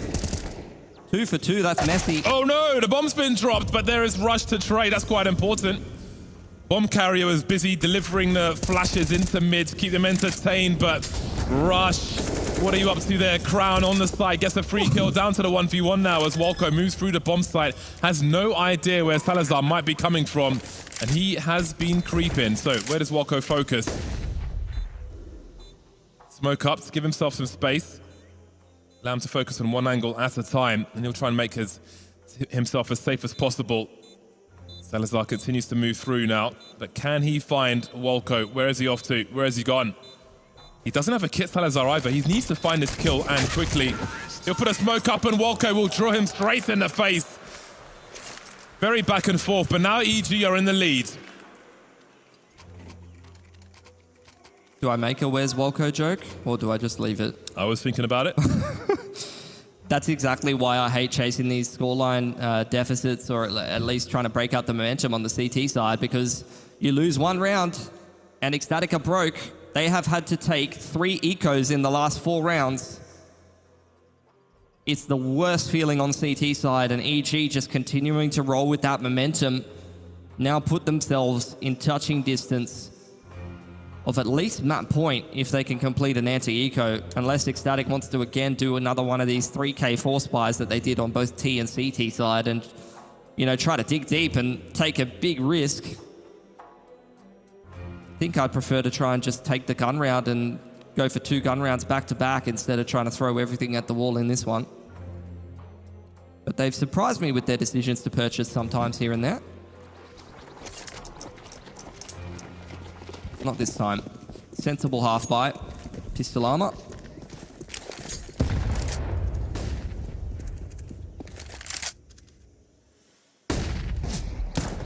Very rough situation for Ecstatic.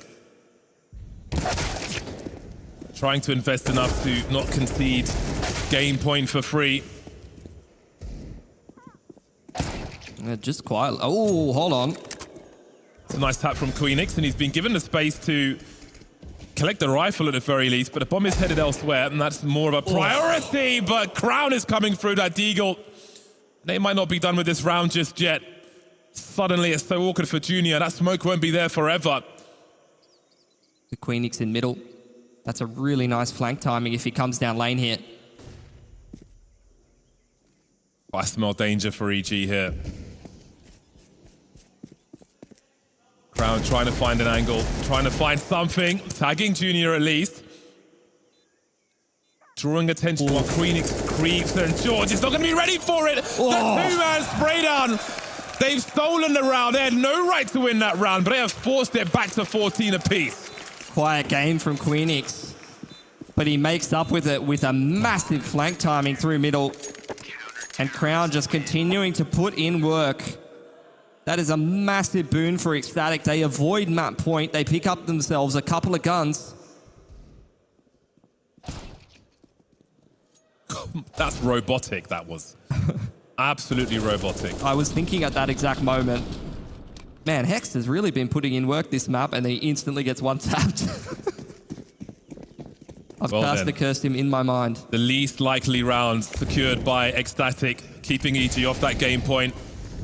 Coming to life, impact frags from Queenix. And here comes the aggression again from the CC side. Flashes as well. Walco had half a chance, hasn't gone his way. Hex is here though, Manx is traded. Do Ecstatic need to do more at this point? And a 4v4 early. We saw Manx get out of lane after finding that pick earlier on. This time he pushes the issue a little bit more, and now that makes things awkward for Ecstatic in this 4-on-4. Limited utility. They're going to stay active, I think, here, James. Mid-round push. Down ramp, perhaps, with 3 players. Looks like it. Not sure if that flash went deep enough, but they don't fire a gun. That's the important thing. Rush keeping an eye on things just as he looks away. Manages to escape, and have a look at this rotation then from Ecstatic. What does Queenix do in the meantime? He's got no utility on A to slow them down by any means. So he's going to have to frag out. They are poking forward, clearing Donut very quickly indeed, actually. Keeps an eye on Nodius on the radar. In the meantime, Queenix does have an angle. His teammates buy CT as well. A big boost. They just can't find an angle on anybody just yet. No, down goes Nodius. That flank has been dealt with. Queenix now has to deliver again. It's so awkward. It's a team frag. Team kill from Salazar. This one isn't going the way they expected. Not like this. Surely Ecstatic, the pistol from Crown as he finds a second on the bomb site. Has he done enough though? Down to Salazar, 1 versus 2. He has a kit this time, and he's focusing on it. Oh, there's a quick peek and a quick scope. Onto George, down to the pistol. Junior will trade. Game point EG. What a mess. Oh, Salazar, that's rough, man. Report him? Yeah, maybe. Map point now for EG. Money's going to be a little bit better on Ecstatic because they won with the pistols, so 3 of them will actually have a bit of cash here, whereas they would usually be facing a reset, but it's still awkward nonetheless. Nodios doesn't even have a primary weapon. You're going to see him juggle the M4 at least as makes do with the 5-7 mid-aggression straight away from Ecstatic again here, James.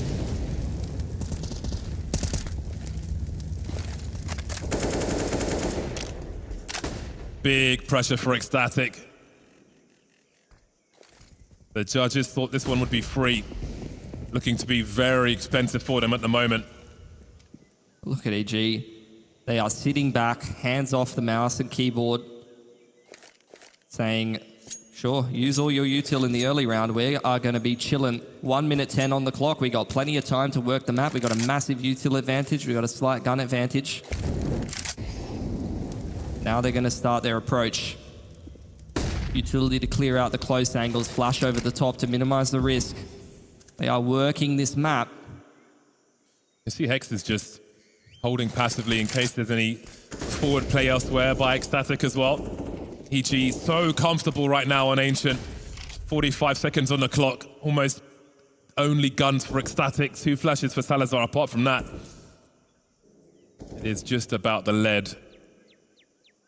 Only kid is on Nodios inside cave. So we'll keep an eye on where that gets dropped. Hex spotting out that player. Jump spotting middle. In comes the B execute. Starting to move through now. Cave will be all important. It might get smoked off, actually. We'll have to wait and see. Crown is going to try and do what he can, but it's rushed to full first. 17 seconds for this bomb plot. Manx can take the risk, moving in with a 5-7, looking for another one. He's got the information at least. George in the smoke, through the smoke, and that's where the chaos can begin. George and Hex remaining 2 versus 3. Behind enemy lines. Will they be ready for George? He's non-believing. Crown's here to cover the body block as it's a full defuse. No challenge, and it will be overtime on the first map. Yeah, George just taking the risk there, assuming that Ecstatic is going to let the pressure get to them in a tight game. Unfortunately, this time with the man advantage, Ecstatic feeling comfortable enough to get that defuse off. And that's going to be a massive sigh of relief for them, because they have taken so many ecos in the late rounds of that CT half. They had to save 4, 5, 6 times. I lost count. But now that we're into OT, they got a new lease on life. Who's going to see first? Not going to be Hex then, because Manx is here to save Queenix. There's the aggression from Ecstatic. Only practically 1 round did we see that in mid, and in overtime, they will turn up the heat immediately. Figuratively and literally. Crown swinging through. Crown so dangerous for Ecstatic. He'll be traded, but Ecstatic have the man advantage still. Salazar creeping. Sorry, Nodius creeping close to Walko. Committed now with that molly up, but he'll be dealt with handily by Walko. Still over a minute in this 3-on-3 for EG. That's exactly what they were looking for. Smoke to top middle. It's the 2nd or 3rd time you've seen Ecstatic be a little over-aggressive, taking the one-on-one duel in a man advantage situation over towards Cheetah or lane side, and they've been punished for it yet again, and now EG, a much more winnable prospect in this 3-on-3. The CT player with the furthest forward position dealt with, and that's why Ecstatic are looking for information. It's contact play in towards middle might be exactly what they're looking for. Splitting up now as they go either way. Salazar round the back has all the util for Ecstatic. Might have something to offer on this bomb side if he can get in position. Indeed he can, to deploy that incendiary, slow things down, buy time for the rotation. George looking left and right, and that gives Queenix an opportunity. Bomb not planted just yet. Momentum with Ecstatic to some degree. Walko could have had that one. That's a brutal loss, and Junior, after planting the bomb, can't get his shot off fast enough. First round goes to the CCs. Good decision in the mid to late round.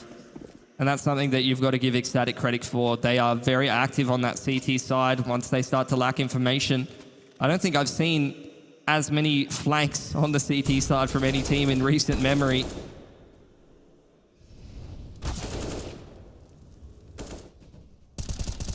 EG almost giving that one a crack. But again, like I said, this flank play through middle from Queenix, super, super crucial. Couple of key multi-frags that have secured rounds here or there for Ecstatic, despite the fact that he's having a bit of a slower day at the office. EG mixing things up. They're going to go for this A execute. It's just Salazar here on his lonesome. Ecstatic have taken all of middle and lane and seen absolutely nothing. But EG have been very passive over towards B in the past, so that might slow down the rotation, although they'll have 2 plays in Donut. Salazar losing his angles. The utility is very good, and so are the AKs for EG. Fighting for a tight score once again, but Nodius has got something to say about that. It's only Nodius and Salazar now. Frags keep coming for EG. Great executes into the A bomb site. A sudden round from them will prove very fruitful indeed, as Nodius finds himself alone. Has to go for it. Won't work out, of course. Too many man on road, and we're tied once more. Could see what the Ecstatic boys were trying to go for there. They love this flood play on the CT side, especially early round. You know, a lot of teams quite happy to play passively against executes, especially when they're out of position. Could see Salazar scrambling to get back in temple there, and you'd assume to yourself, even playing against them. All right, we've taken the site here. The execute's going well. We can probably set up for the post plants. Ecstatic, they love to get active even when they're out of position, flash their way into the site while you're trying to get comfortable and just break the round down from there. Nice opening from Walco. EG continuing the momentum, but Manx will fight back, but Rush is here to trade, and so is Nodius. Ecstatic, right place, right time to keep the numbers close at the very least. A pop flash coming into mid will be avoided. They'll avoid losing another player as well. Salazar posting up now with some fast skills, leaving Junior in situ. He's got a good angle, but he needs Salazar to walk back into his scope. Salazar mixing it up though, and that will put them in the lead at half-time. They'll change sides over to the T side now for Ecstatic. They're going to be happy with that though, especially, like I said, they were really strung out in terms of the economy that half. They were constantly taking ecos. As soon as they get full util, as soon as they can put an AWP together consistently, Ecstatic, they get themselves a 2-1 lead, a much more fruitful overtime than they had compared to what they were able to put together in regulation.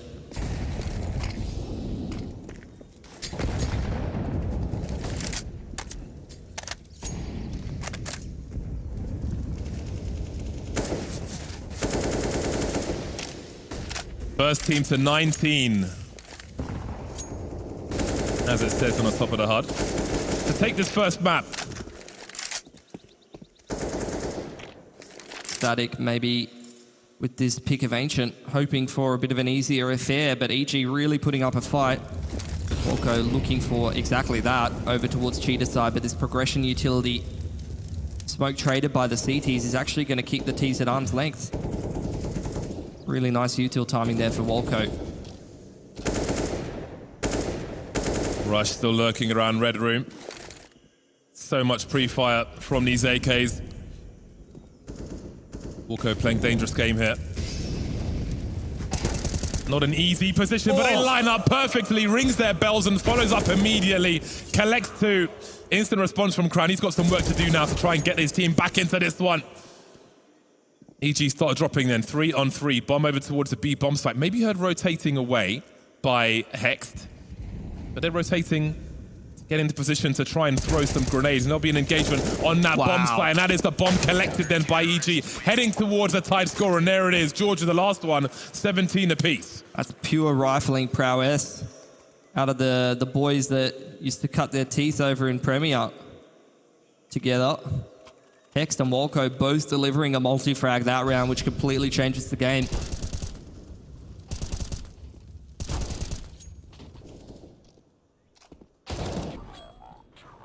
They just swung so close to each other, too close.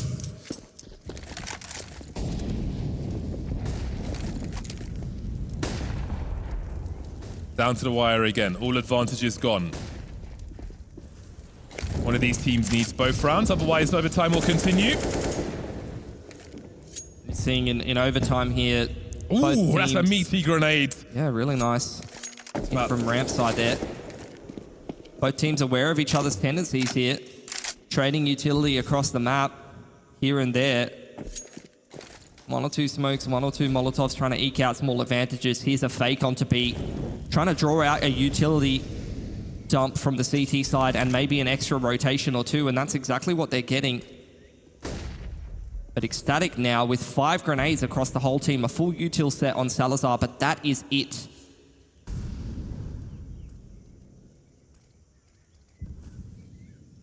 Who gets the first advantage then? Crown always in that solo position. Got to have your good spatial awareness, and he certainly does. Always a standout for Ecstatic, 27 kills. And counting, 40 seconds left. Ecstatic creeping into the B bomb site as we can see, but where is the bomb headed? This could get really weird because they found 2 kills. Oh, it's disaster! They got 2 kills on the B bomb site just as the bomb moves into mid, and the bomb is lost. That timing couldn't be worse for Ecstatic. 25 seconds to try and get this bomb back. And look at the setup from EG immediately. Queenix will be really key as Junior is blind. They're all falling now. Rush needs this one as well. Running out of bullets, trying to get around the corner, but he can't. A back and forth affair. Mayhem in that round. Junior so ready for that top mid lurk. But this is exactly what I mean about Ecstatic's playstyle. How often do you play against a team that stays in a 1-1-3 for the whole round? They're applying pressure to that B site for such a long time. Literally 40 seconds where they're double pumping and execute. Just trying to draw out a reaction from EG. And Crown doesn't get anything done with his lurk, but Queenix late through Donut saves that round for Ecstatic. Feel bad for Junior. He was trying to throw a flash over towards lane side, which ended up flashing himself, and then Queenix peeks him from Donut on one of the latest lurks you'll ever see. Map point now for Ecstatic. They would have hoped this game would go a little easier for him. They really dodged the bullet there. Two-pronged assault into the site. 2 frags. And immediately the bomb is lost in mid. But imagine that from EG's perspective. Still losing the round there. That's got to be crushing, but they've got to focus on this one. They still have a chance. Hex moving forward. Was he spotted there? His teammates may be coming in to help now. Walco will trade that kill. Super important. And Hex is here also as Manx tries to make a play. This one might be going even longer. But Ecstatic still have a chance to turn things around, but they may have to wait a while with all this utility dump around this B bomb site. Again, you can see Ecstatic trying to flood against the execute from the CT side. I was wondering if they knew Crown was in cheater. That's an oversight from Walco. Beautiful from Hex. Point of no return for him then, but he has all the information. He sees the last 2 players, and EG can use that. Then they've got windows. Rush jumps up to take one in the face. Not like this, surely. Question now is, where is Junior? So many key kills from Crown. In this round, it could be just enough to put them across the line. Ecstatic getting super comfy in this A site, flanked through mid from Junior. Going straight into his direction. Crown runs to his demise. Question is, where is Salazar? Orb versus Orb. Flashes in the right place. Salazar falls back. That's a good angle for him. Right eye peek as well. The more range, the better. The more difficult it is for Junior. Misses the flash. I can't believe it. Overtime number 2 is here. The margins in these rounds, the back and forth, the seesaw, the pendulum, whatever you want to call it. Unreal.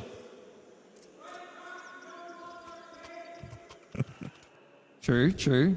He'll be in a little bit later. Probably tomorrow.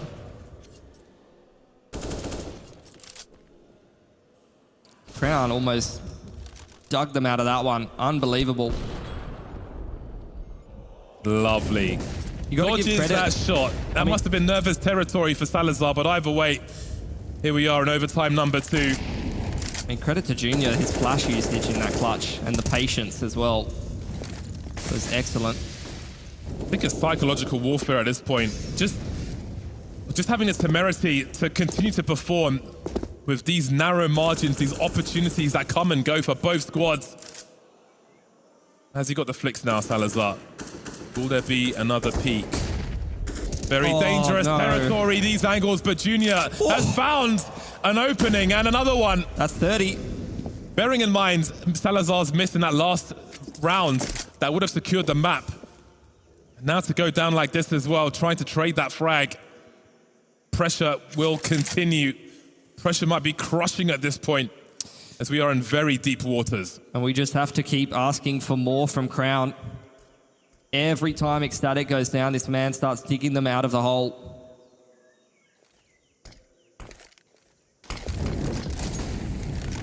.40 seconds left, trying to buy some time, but he can't help his teammates. They still have a numbers advantage though. In general, 5 on 3.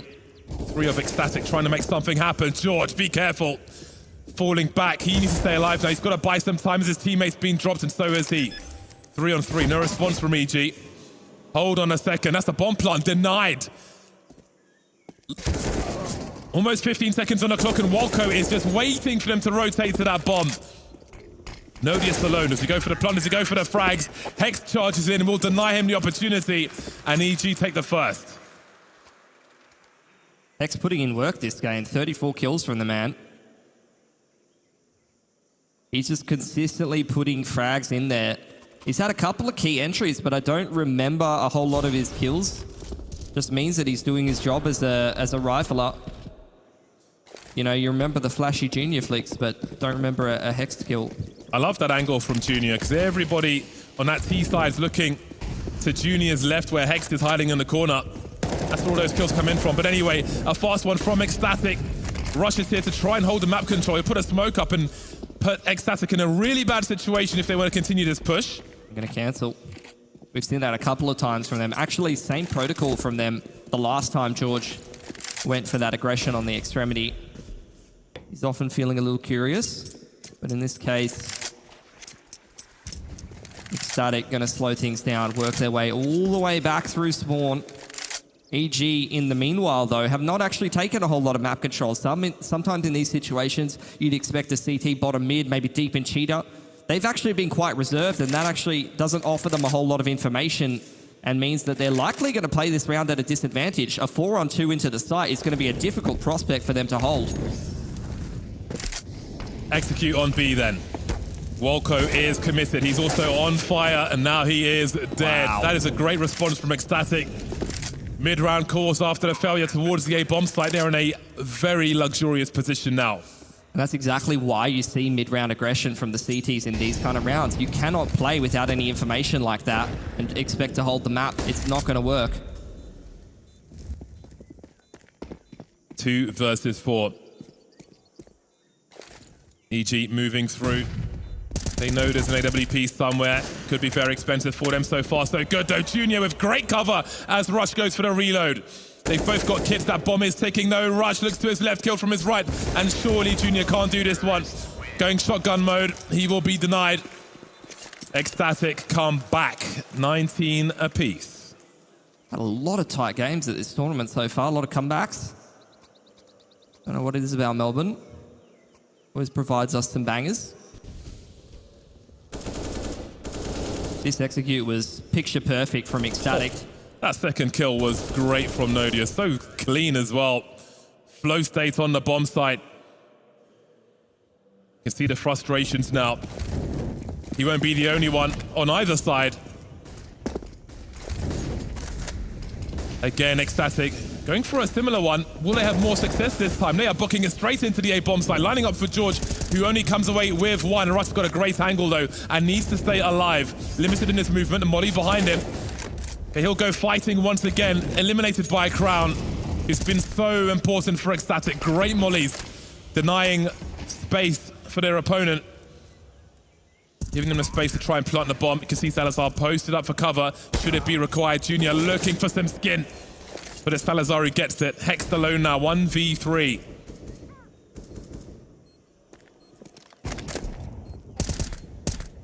Oh, Salazar runs into the bullets basically. Waiting for a repeat. Salazar doesn't need to though. He's got great cover. He knows there's a trade frag to up Hex. Trying to find some of Salazar. Oh. There's two. Bomb ticking. He has time though, but can he draw Nodius out? That's the question. Nodius can wait. He can peek occasionally. The smoke is here though. There's a flash as well. He's got to hold it. He has to hold it. Nodius is so blind. Surely not. I can't believe he's done it. A daylight robbery from EG as we change halves. That's going to be so demoralizing. What a sequence from Hex though. Running across the AWPing line, baits out the shot. You can see the face palms out from Ecstatic, the coach, trying to get the mental back together. Is there a doctor on the plane? Is there a therapist in the crowd? Because this is stressful. Mid-aggression again from Ecstatic this time. Going to work their way up into lane. Wolko to contest.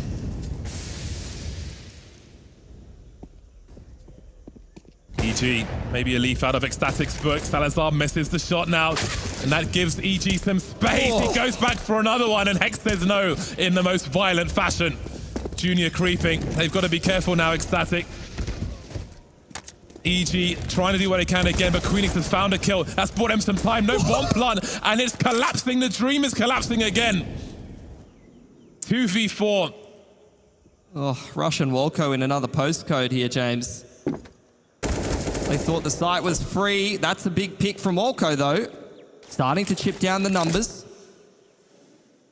And there's time. He can show presence here. Ecstatic will be very concerned about where Rush is, while Wolko is a known quantity in this mid position. So much time on the clock now. Walco disappeared, but he's starting to creep again as he go wider, looking high, but he'll bring his crosshair low enough to drop Queenix, and now we're 2-on-2, and still they don't know where Rush is. Walco continuing to entertain. He's got a cocktail sticks out. Rush in the 1v2 now. Time to get to work, but Manx will deny him, and we're tied again. I don't know how many times we've been at parity, but here we are once more. Could be on for another OT. And 2 in a row for either one of these teams to take it, but if they go one apiece, it's going to be another. Group in overtime. Mid-aggression mixed in that time from Ecstatic, and a bit of a quicker play from EG. See how they temper themselves this time. Looks like a bit more priority for Ecstatic, pushed over towards this B side of the map, and they're going to leave A a little bit more dry. EG, do they contest middle this time around? In comes the wrap straight down lane. The counter flashes are not good enough. Good trades in from EG though. Bomb hasn't been seen just yet. Numbers dwindling for Ecstatic.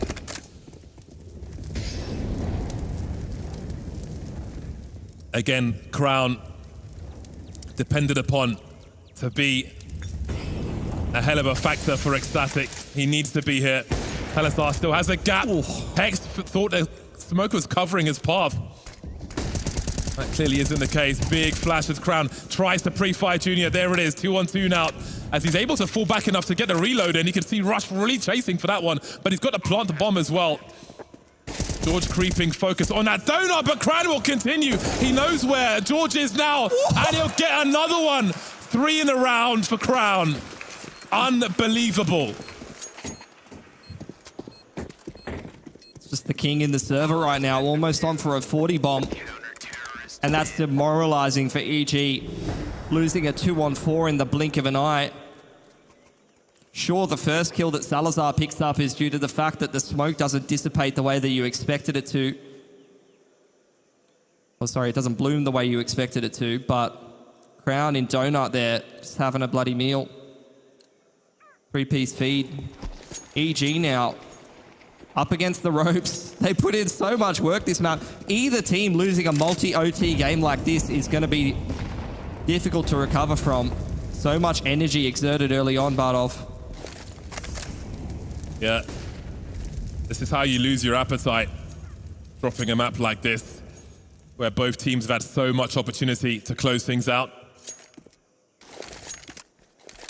Pacifist approach to this round. Both teams hands off middle, waiting for one of the others to aggress at a flash or two in the early to mid round. In comes the progression utility from EG in towards both middle and Cheetah as they try to take some control of the middle of the map. More or less smokes and mollies remaining for Ecstatic at this point. EG will be far better equipped despite being around out. 1 minute on the clock will be plenty of time. All 10 players still on the server, but as you can see, the heat map is getting hotter and hotter on one of these 2 bomb sites. Ecstatic falling back somewhat. Well, they're being very active, actually. Max and Salazar have decided that they want to have a go, and that is a great response, putting themselves in a very good position. 5-on-3 at game point in this first one. Rush force through the molly, taken so much damage, and Nodius will have an easy cleanup. 3-on-2 now. There has been some work done here by EG, but these positions of Ecstatic are brutal. Oh, he's nosed it right up, and now Junior's in the clutch. 1v2. He's got to find this kill. Focused in. 20 seconds. Doesn't know where the last player is. It's Crown, of course. He's seen him now. Shotgun mode with the AWP. Crown's around the corner. 14 seconds, and he's whiffed it. Ecstatic take the map. Oh my God, EG really put them through their paces though. A really tight, draining map of Counter-Strike, but Ecstatic just barely managed to scrape it through on their map pick. This is going to be a hell of a series. Massive first map. I think both these teams will need a break after that one. Absolute madness. Fighting tooth and nail, but only one person can take it. Unreal finish there. Every round of that overtime felt like an absolute heart attack for either side. I mean, I cannot believe Junior played that last clutch to perfection, and then he just misses the shot. Unreasonable. And just playing with your heartstrings, Mike. What can we say? That was absolute carnage, whole way from start to finish. I think it is important to remind ourselves of the context. That was the second ever game for EG Black on this map. Some of these players have not got a lot of experience at all on Ancient, and they might have lost the game. I still think the performance was very commendable. And I think you actually have to point across as Ecstatic and say, you're the experienced team here. You surely should be making fewer mistakes, but it wasn't the case towards the end. That was an absolute mess in overtime. It was a mess, but it was such an entertaining mess. I'm super happy to watch Ancient. It's my favorite map. And when it delivers like this, it's just absolutely incredible to watch. It really is. I mean, look at the scoreboard. We got to talk about the individual play. Kragan, 40 kills with that final one coming through. Hex and Junior trying to keep pace, putting up massive numbers here. Yeah. I mean, how often do you see 5 players in the server and north of 30? It's pretty unreal. Of course, there's a lot of overtime rounds here combining in. I think the player we should mention quickly is Walco, because we won't hit him that much later in the segment. He had a great map here. Really individually, he plays a lot of important positions in around Jaguar and in around kind of the middle of the map on the T side. And individually, he wasn't a problem. Of course, his team might not have all the things flushed out on Ancient, but he was pretty good for my money. It was pretty good, and overall, I would say that the margins of error on this map was so small that we had to whip out our special measuring device to truly illustrate how close an affair it really was. Well, thank you for that prop illustration. We'll just call you Carrot Top here. Yeah, I mean, quite the showing there. Look, Ancient, bit of a heartbreaker perhaps for EG, but as you've rightly pointed out, not a map they have a lot of experience about. And what this tells us is this is going to be a banging series going forward, right? The pieces that are hitting for EG, the pieces that are supposed to be looking good for them, they're there. Meanwhile, for Ecstatic, maybe again the nerves settling in here for what should be a comfortable map for them. Yeah, when you have a map, it's your map pick. You're not expecting anything coming out of EG. And then there's suddenly, you're up 7-1, and suddenly they got your necks on the line. And yeah, so this is round number 7. So there were a few odd things, let's say, in this game from EG. This is in the first half, and the specifics here don't really matter that much. They just waste so much time clearing mid that by the time you go in for the retake, there isn't time.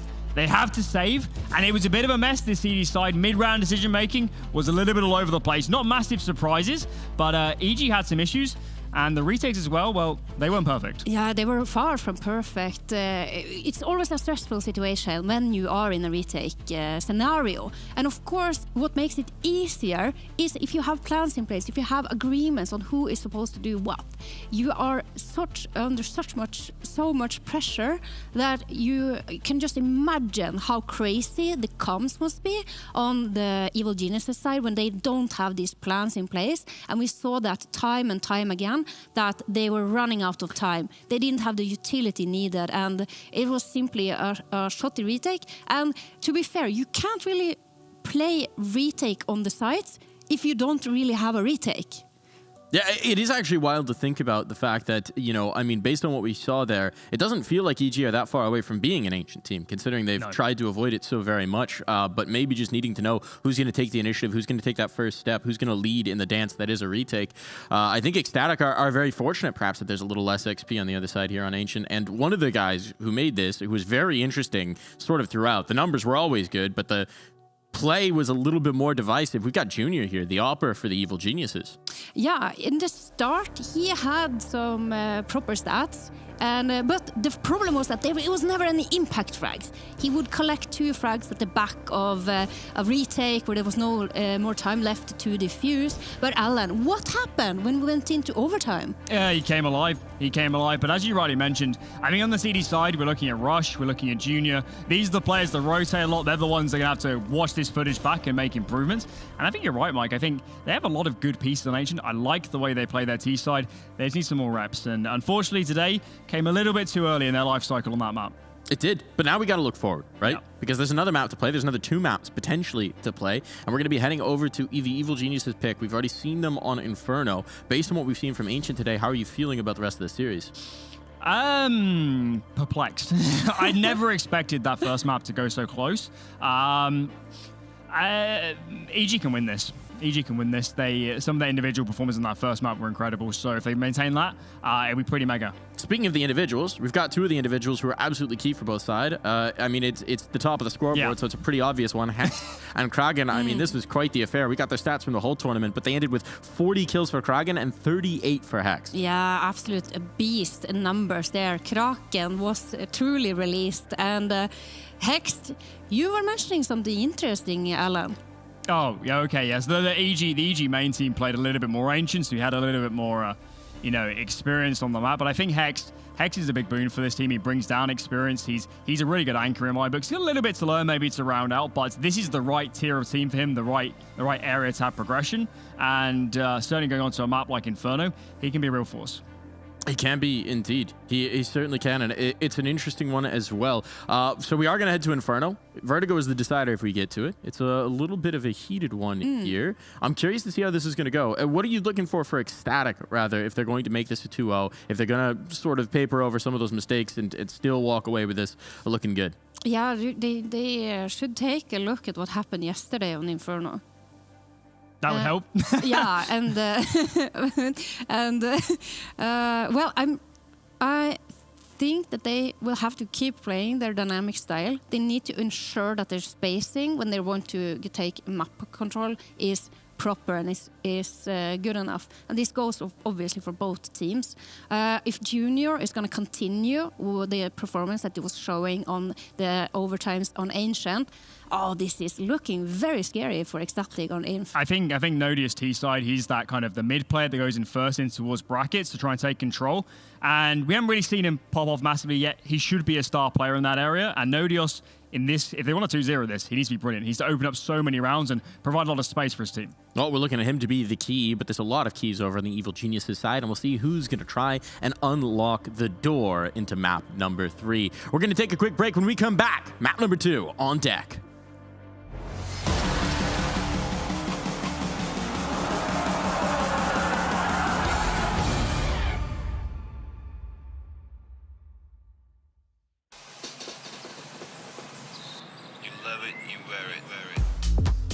Wear your passion. Share your passion. Wherever, whenever. Gaming is a lifestyle. Get your merch at shop.eslgaming.com.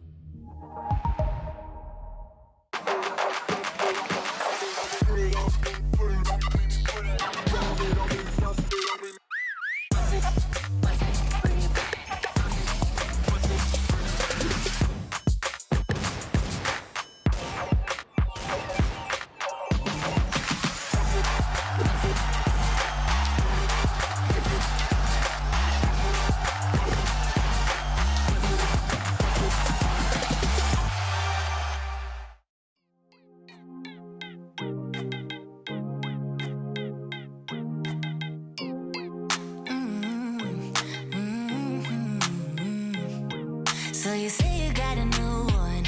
I know that you're trying to believe that you can fake a whole scenario just to make me jealous. Your shadow keeps talking, and we should stop talking. But we got that special something. Say it like you mean it, I won't fake it and believe it when I see it. But for now, I just be breathing, doing nothing. I won't give in if you won't make a move right now. Oh, why do we go 360? You're hesitating, now it's busy. You know we always can go easy. Won't you let me know? Why do we go 360? You're hesitating, now it's busy. You know we always can go easy. You should let me know. Oh, I will be clear now.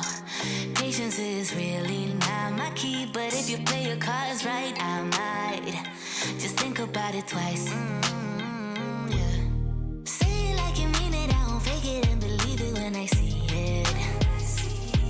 But for now, I just be breathing, doing nothing. I won't give in if you won't make a move right now. Oh, why do we go 360? You're hesitating, now it's busy.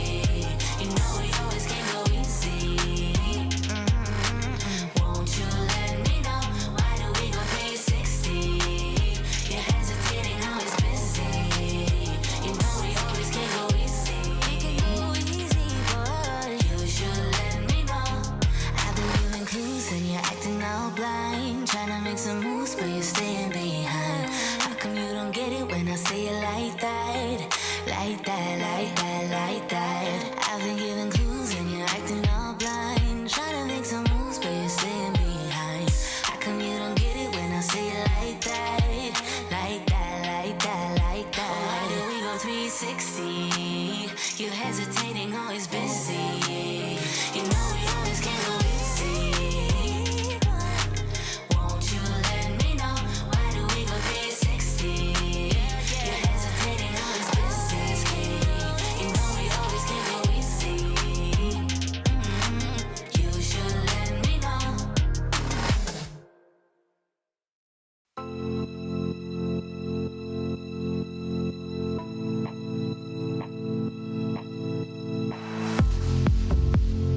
How can I save you when you're tangled in your lies? Caught up in the middle, I can see it in your eyes.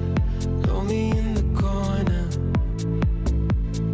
waiting for somebody to come and save you from the cold of night. Easily, we've been falling in disbelief. I think I'm ready for another try, but this feels like the last time. So why did you say goodbye?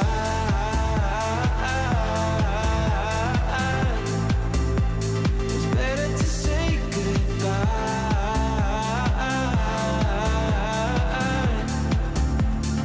Why did you say goodbye?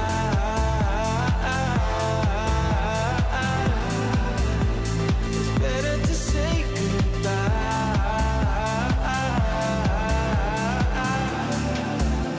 So why did you say goodbye?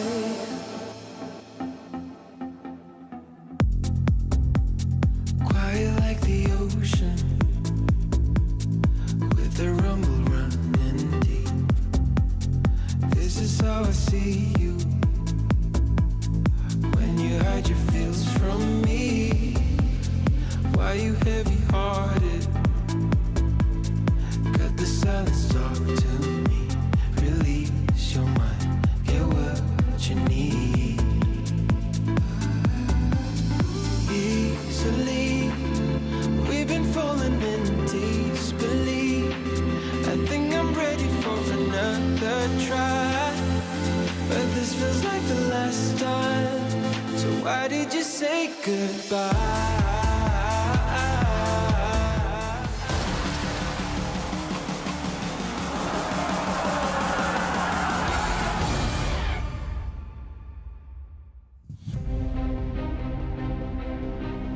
Well then, I wonder if those teams have recovered from that first map. Not much time before the second one after such a long slog. Definitely mentally taxing, but there's plenty more work to be done.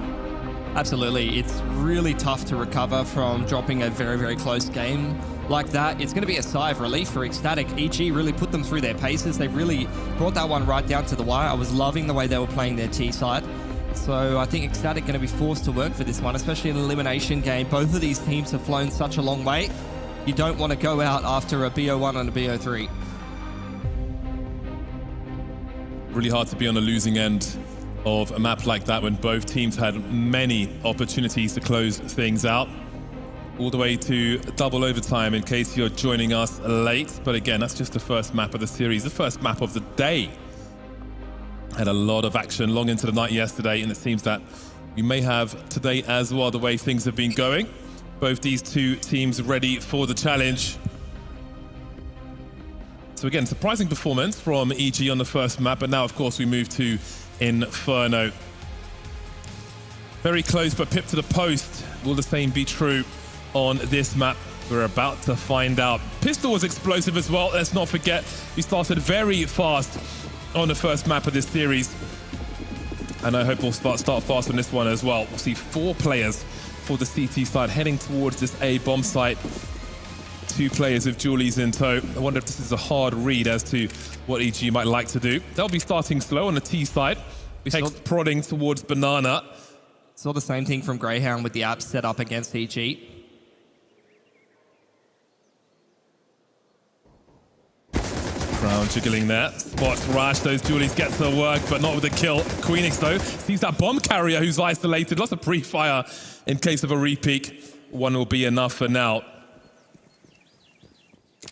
Manx just having a look around, playing retake here on the B site, which will be the port of call for EG. Still plenty of utility to be able to put and execute together. Going to start juggling some of it around. What Manx can get done here. Trying to find an opportunity at range, but Junior, he was sharp on the first map, and he continues to be here. 3-on-3, then as Nodius tries to stop the bomb from being planted. All three CTs close to the site. No kit. Waiting for the smoke to go. Shadow advantage for George. Hex looking towards CT, but here to help as well. George finds himself with 2, getting started early. And Salazar has got it all to do here. It's going to be very hard to get this one done. George pops out for another. Pistol round goes the way of the T side then. What a round from him. Nice little 3K in the post plant. Gets the majority of the work done himself. And it's going to be a little bit of a slower start this time for Ecstatic. I feel like they've been winning a fair few pistols this tournament. This time around, though, second round of Inferno, a lot of close angles. Smoke grenades to slow things down. You are going to see the force buy here. Salazar holding a bit of extra cash for round number 4. Should this round not go well for him, he can buy himself an AWP.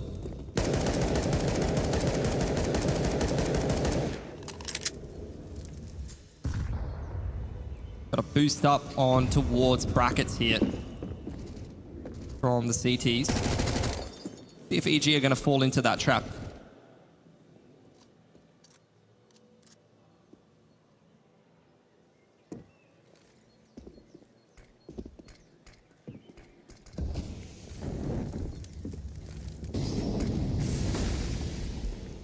All that util, but still, they'll be walking into at least 3 people here. If they commit.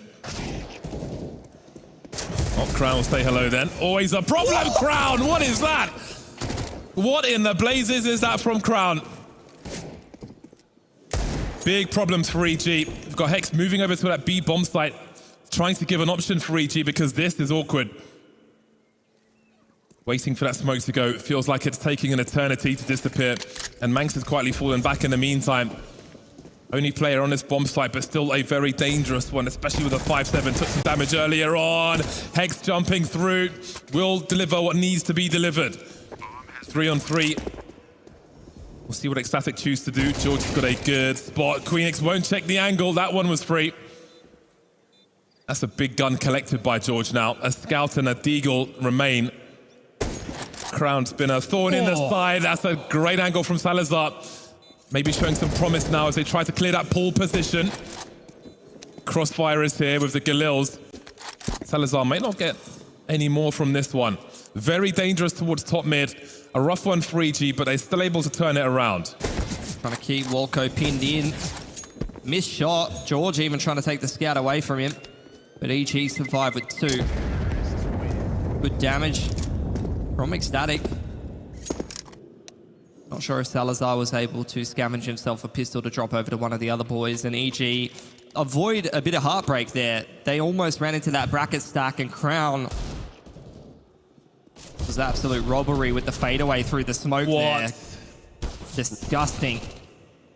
Yeah, that deserves a report. Great work for EG to survive that test, though. Especially with the patience towards top mid with that setup we saw. Salazar saving the scout from the last round. Getting a tag. Maybe Walco will pick up a Mac 10 with all the damage he's taken. Definitely don't want to be losing that rifle, and indeed there'll be an instant switch to a Galil, in fact. See, Ecstatic very much want to keep the economic pressure on. They brought the last round down to just 2 guns alive for EG, and they have bought up pistols here.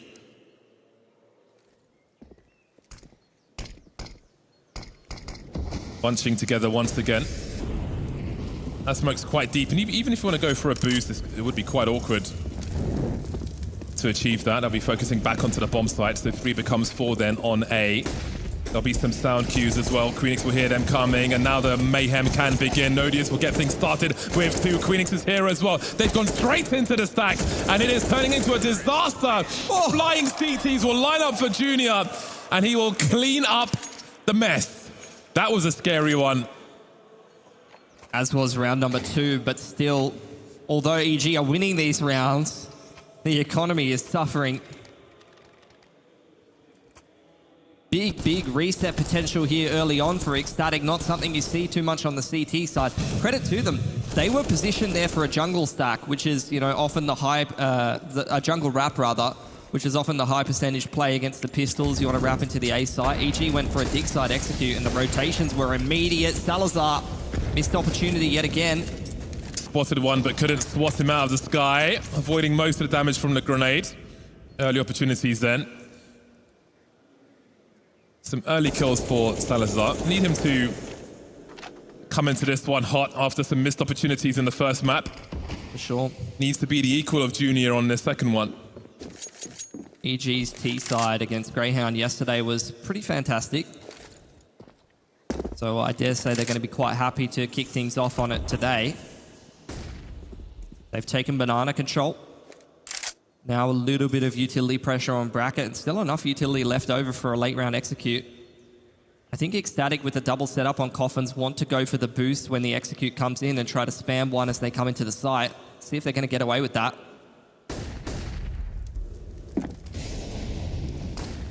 Sending it in, then the numbers are here. Crown has a lot to do, but Crown often does a lot, starting as he means to go on. That's cheeky. Dropping Hex, falling back now, staying alive, holding position at the very least. Crown through the smoke. What did we say? He needs to do a lot. He's delayed the bomb plant as well. A boost coming through. Almost finding Rush, but Crown's coming, looking for one more, a little high, and that bomb is finally planted. However, it is a 3 versus 5, favoring Ecstatic. Make it 4. Look at George. Strong angle for Junior. A rare miss from him as Crown comes through to do more. 4 kills for him as George is on the flank now. Trying to do what he can, but Salazar will put him out of his misery. Needed more work to be done by the site players there to create space for George to get that flank off. But unfortunately, as I mentioned, all of this damage done by Ecstatic in the first couple of rounds has come to fruition here. The money is all over the place for EG. Usually you'd want to get through your first gun round and be able to put another buy together and pressure that CT economy. But in this case, Ecstatic, I mean, Crown in particular, great round for him, but big picture-wise, they were well prepared for that B execute. They've really done their homework. Cheeky little boost up over on top of Coffins. They played around it perfectly, and now, tack timeout for Ecstatic. They recognize the importance of this round. They have to consider their options as well. Is EG going to force here, or are they going to take a single save? It's kind of a weird position to be in on the T side. You don't often take that much damage from the force buy and the subsequent eco round following. Usually you'd want to start to build up your economy early on the T side, but in this case, they haven't been allowed to.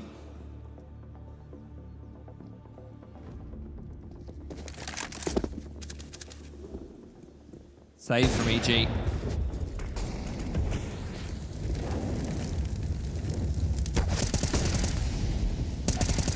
Goodbye, Walco. Goodbye, Hex. Crown again. So active in this series. Almost 10 kills already. Always a good round to pad the stats, of course, but it's been so instrumental for Ecstatic in this series.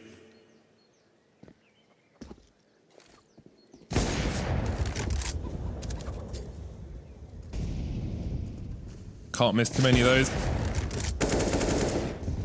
Lovely second shot there. Good support from Nodius as well. Surviving with 5 would be fantastic for Ecstatic. All the crosshair was in the right place, but Nodius was fast enough. Second round then for Ecstatic as the buy comes through for EG once again. AWP on the T side, most effective after the plant. See what Junior's able to do. Might be the right man for the job before they get that far. Yeah, it's a bit of an angle holding simulator and throw supportive utility for the boys. And then activating the post plan, as he said. Ecstatic doing a great job of building up their cash. Throwing a little bit of utility to contest Banana here. Hex peering over the top of the log smoke. Deep nade from Queenix. Good chip damage on one or two of the players makes them 1Bable versus the M4s. Seems like Ecstatic waiting for the utility to come out here for EG to take half wall, and they're going to respond with aggression. Pop flash isn't going to work out at all. That's a disastrous pop flash play for Ecstatic. Heavy losses over towards B. They know at least one more player is here though, of course. So EG aren't going to send it straight in there. They've got time to limit their risk. That will spread Ecstatic very thin indeed. I do wonder if they'll consider committing to a site together since there's so few players remaining versus 5. That might be the case as we see Nodius creeping along speed rate. It's a clever play from Ecstatic. They're trying to invest the smokes over towards the B side of the map and hope that EG will run into the stack here. And if you do see the B side play that we're anticipating, it is just going to be a save. Yeah, no need to throw good money after bad. This round is done.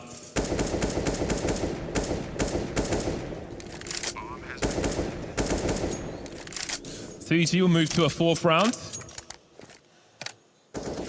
Into the swing of things now in Inferno. Hopefully forgetting about the missed opportunities on Ancient. They seem to be in good form this tournament. I think they're kind of surpassing expectations. The roster looks pretty reasonable on paper. And I feel like it's coming together in the server. Hex had a great game last map. Ecstatic there. I think they'll be a little bit disappointed. I felt like the timing was okay. They did pop flash, try to disrupt that banana take from EG and the default a little bit. But it's just good common sense, good protocols out of EG. One player's anti-flash behind the half wall.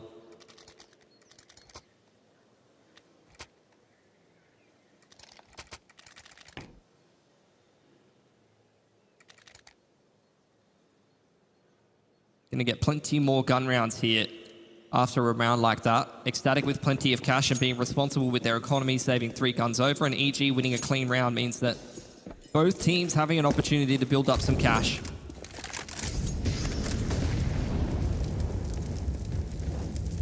Three-man investment over towards B for Ecstatic. Nothing untoward there. Can they secure Banana? Smoke in the middle of it as they try to find some lineups.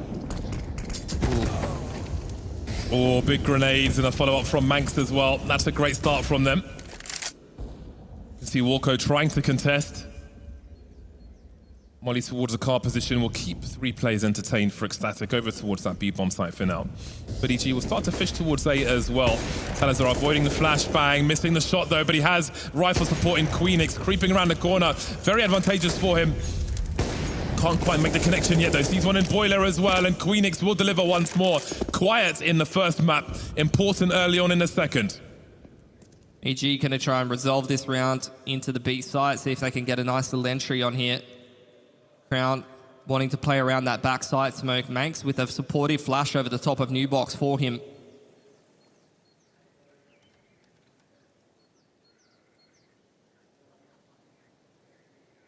EG looking for a contact play. Won't be served what they're looking for though. Walko with a big wide swing, maybe realizing what might be happening here. Will find the entry they're looking for, and now they know Crown's at the back of the site. 20 seconds, they need to clear his position. He is wasting enough time to allow Nodius to come through, has a clear angle from CT. Clear enough. Flash is coming through as well. Junior with the AWP tag, but not a complete connection there. 20 HP for Crown will be enough, and he might die after time. He needs to force the issue here before time runs out, and he's not going to be able to. Look at them push through. Will he make it? No. That's an expensive one indeed. Good discipline being shown there from Ecstatic.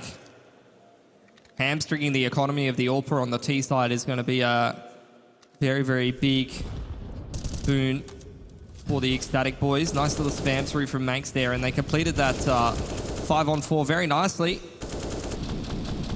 Good dig side rifling there from Queenix, even after a couple of missed shots from the CT AWPer. What do EG do here? Did a good job building up some cash in the previous round, but it's not really as good as they'd like, particularly with Junior on 2.9. I dare say if he survived, or if he died before time last round, they probably would have bought here. But now they're considering whether they want to. That was very awkward indeed. Somewhere between, do I push them and force them to kill me, or do I have a chance to save this AWP playing off the sandbags? Answer was ultimately no. That discipline actually is super impactful for Ecstatic. Worth mentioning, 3 of the boys on the CT side going head armorless against the pistols could be a bit dangerous. Enough util here for EEG to have some kind of an execute. Maybe even with chain flashes, we shall see. Firstly, avoiding the artillery being thrown down banana. Like EG want to throw maybe some kind of A execute. Either that or they're going to retake banana in the mid-round.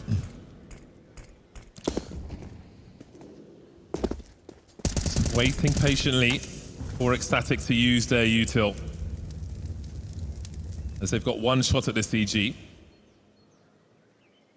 Take 9 still devastating in CSGO. This will be a very dangerous round for Ecstatic. Is the Nana retake. Close Molotov and a flash to push that player at car off the line, but it is the ace site, the point of call for EG.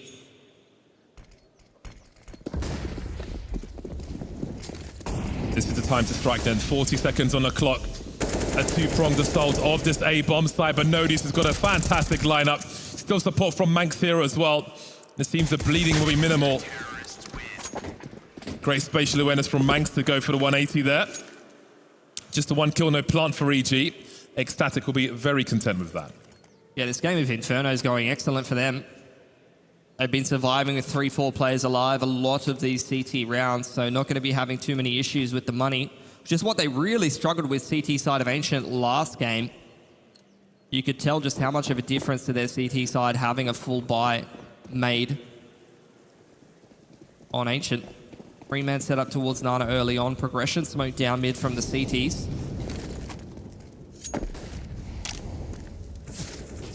See Ecstatic on the A side of the map trying to disrupt EG, slow them down as they have committed these 3 players over towards B. 2-man swing top mid from EG, and they've created a hell of a lot of space for themselves. They've quickly seen that there's no challenge towards long either. Smokes up to potentially go for a split. I think there's a gap in there. Oh, that's a huge gap in there. That is bizarre. It's quite a standard lineup in the corner against that green window. Might have just hit a movement key or something.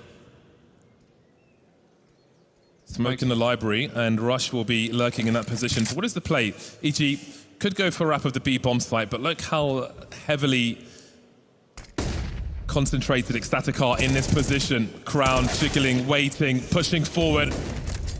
No response from Ecstatic. They can't respond to these frags. The numbers are working very well for EG over towards this B bomb site. But there's one more to be found. What are they up to here? We've got a smoke at the bottom of Banana. They haven't fully checked this bomb site properly. They've just assumed that no one is here. And Nodius is going to get a free one. Look how sloppy this is. 28 seconds, smoking off Banana. How on earth has this happened? No one's checked the bomb site properly. Maybe a miscommunication, thinking Nodius was elsewhere. 19 seconds, and they're pushing through the smoke. This is disastrous. 1v3 lining up for Nodius, who almost gets all the kills there. That would have been so embarrassing for EG. Lucky to get away with that one. Surely a mistake they won't make again this game. That got expensive. That's a whole extra buy round just falling by the wayside. And that's the interesting thing sometimes about playing a team that you're not super familiar with or you haven't played a bunch of times. In domestic competition, you play against certain teams. You know what role a lot of these players play. But you can see EG, they weren't really sure where Nodius is supposed to be on Inferno, I don't think. Either that or he's floating across onto the other side of the map because he started jungle this time around.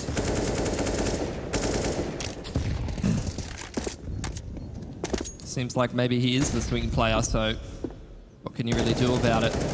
Carpets control for EG now. Got multiple progression smokes out from Ecstatic, trying to contest this map control. One at logs, one deep in towards middle, and EG are respecting them. Slowing things down.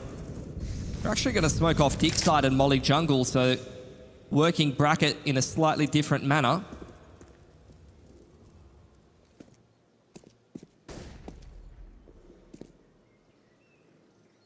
Robotic angle clearing from Hext.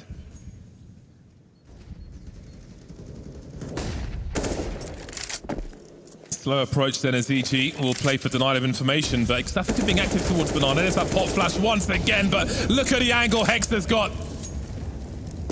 Looking so sharp in this round, just the way he's been approaching these angles. No, he knows there's one more. Force him back towards CT. Oh, Crown. He's the man on Banana. And there are more people coming his way. Crown again. The mouse wheel. What a nightmare. That's got to be frustrating for him. Walco to cut off the rotation then. Horrible way to die. Bomb has been planted. Again, Hex, he's been quiet so far in this game, but you can see he was ready. The way he was just clearing those angles, moving into position by the logs. No wasted movement, ready for that pop flash once again. Credit to EG, this T side on Inferno yet again looks rock solid. They did not start this game in the manner that you'd want. They had probably the worst start to the T side that you would be expecting. You lost a lot of guns early on, then Junior died after time and you had to take an additional eco that you might not have had to, but regardless of all of those things, they've come out on top. They've broken down Ecstatic's money, and now they're running away with this game of Inferno. You can't say they don't look like the better team, despite a couple of little oversights here and there, a couple silly rounds.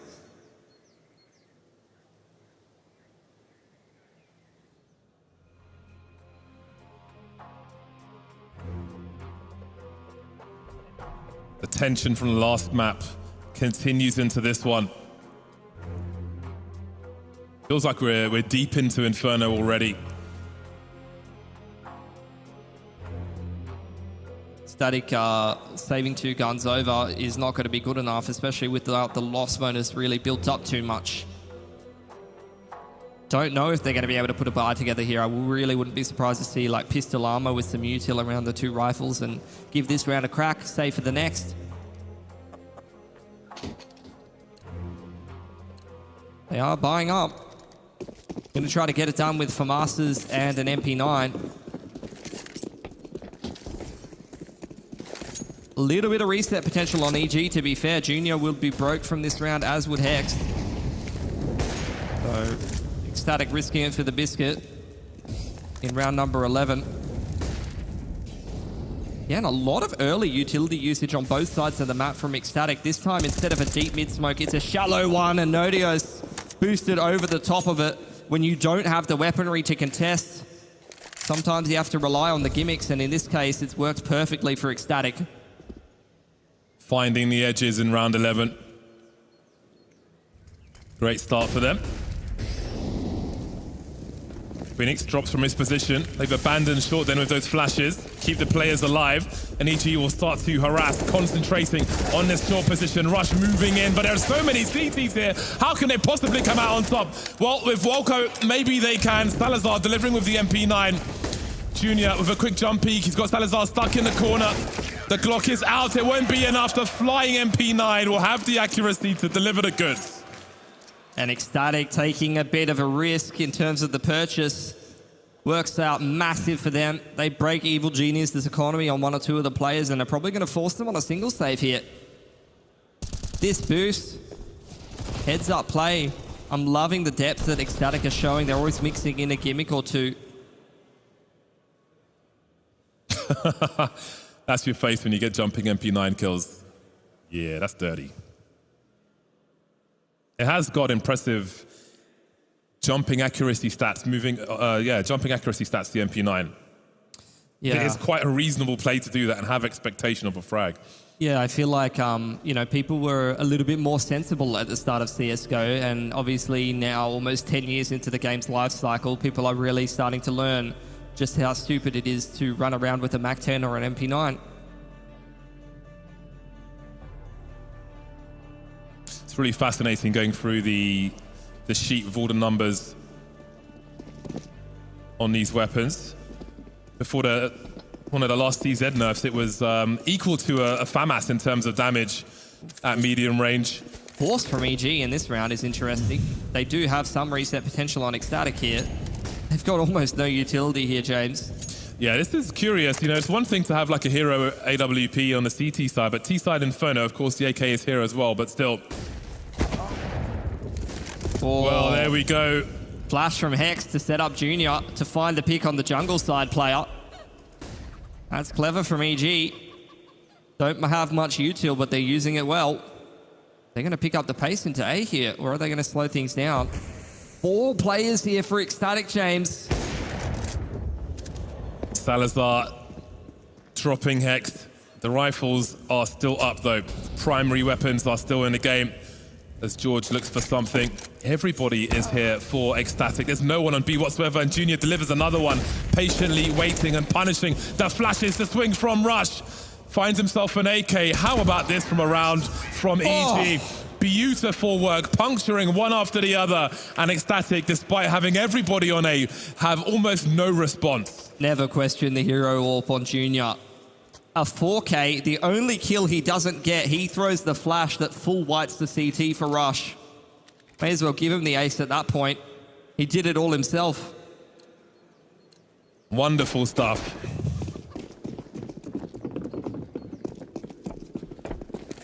Looks very calm and focused, EG. Good body language. After the horror loss on the previous map. Now another force from Ecstatic. An even worse one than before. Only one A1S flash in towards Carps is not good enough for Queenix. Very nice work with the MP9. Seems that Banana will be a flashpoint soon then. Who's behind door number 5 is the question. Hexton and Manx side by side. Now, how deep into the angle can Junior go here? Manx not the only player. Beautiful instant trade. There's a pop flash. Salazar's got another for Crown.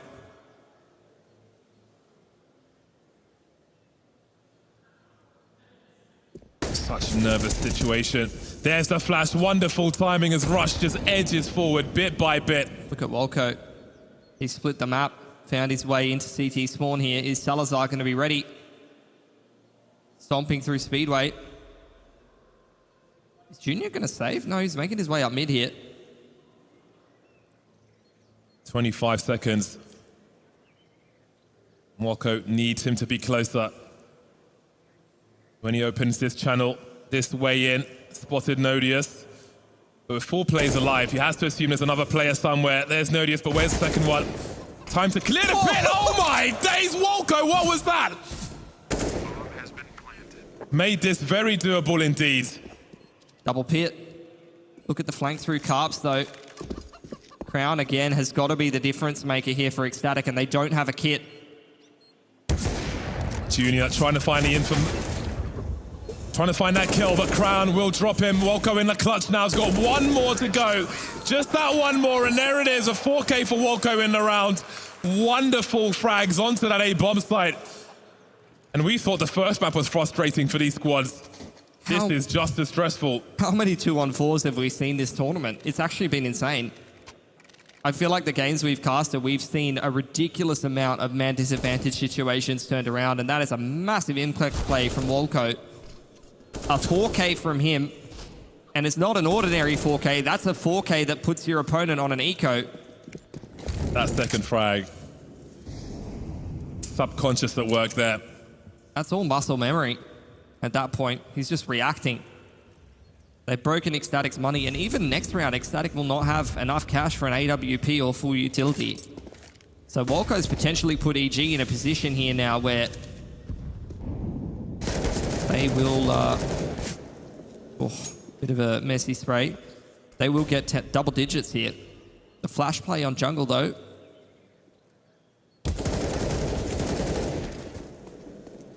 USPs trying to combine, but this is a poverty round for Ecstatic. They could get 1 or 2 more kills here if they find a headshot. Oh, that smoke has not gone in the right direction for Hext. Back towards Crown then it is. The other boys hopping on their horse through CT as well to try and give him a hand. Smoke is up and that will divide the fight at the very least. Should be pedestrian here in. Failed attempt at a boost. But the main threat's done really. Plenty of time for error correction. They start to creep in, just trying to find anything they can. 4 players survive, then 3G as we move to the last round of the half. It's a hell of a game for Wolko. Usually not a player who's statistically significant in the server, more kind of known for his RGLing prowess. So he's stepping up here then. When EG is up against the ropes, he's actually starting to deliver on land. It's pretty massive for a player of his experience level. Even the Galil upgraded, EG leaving nothing to chance in the last round of the half here. As I pointed out before, Ecstatic, pretty limited utility, and they're already investing a fair bit of it over on towards Banana side. Deep nade in towards T-Stairs, going to chunk down Junior as well. Great chip damage from Manx. George has been lost second mid. Nodius looking for a transfer there, but Queenix will help to clean up. 4 on 2 very quickly indeed. This would be a much needed round for Ecstatic, keeping it close enough. Heading towards halftime, but the job's not done yet. Rush and Junior very capable, individually and as a pair. Lovely from Junior, creating some space towards Banana. Looks like he just collided the chicken. That will leave Crown alone top Banana. Well, Rush has got some work to do here, just about staying alive. Got to be careful though. Now, does he understand that that's 2 players? Or does he think it's still just the same person attacking? Junior having a look-see. And that will be that. 6 rounds at halftime for Ecstatic. Only 3 away, but is that close enough? Find out after the break.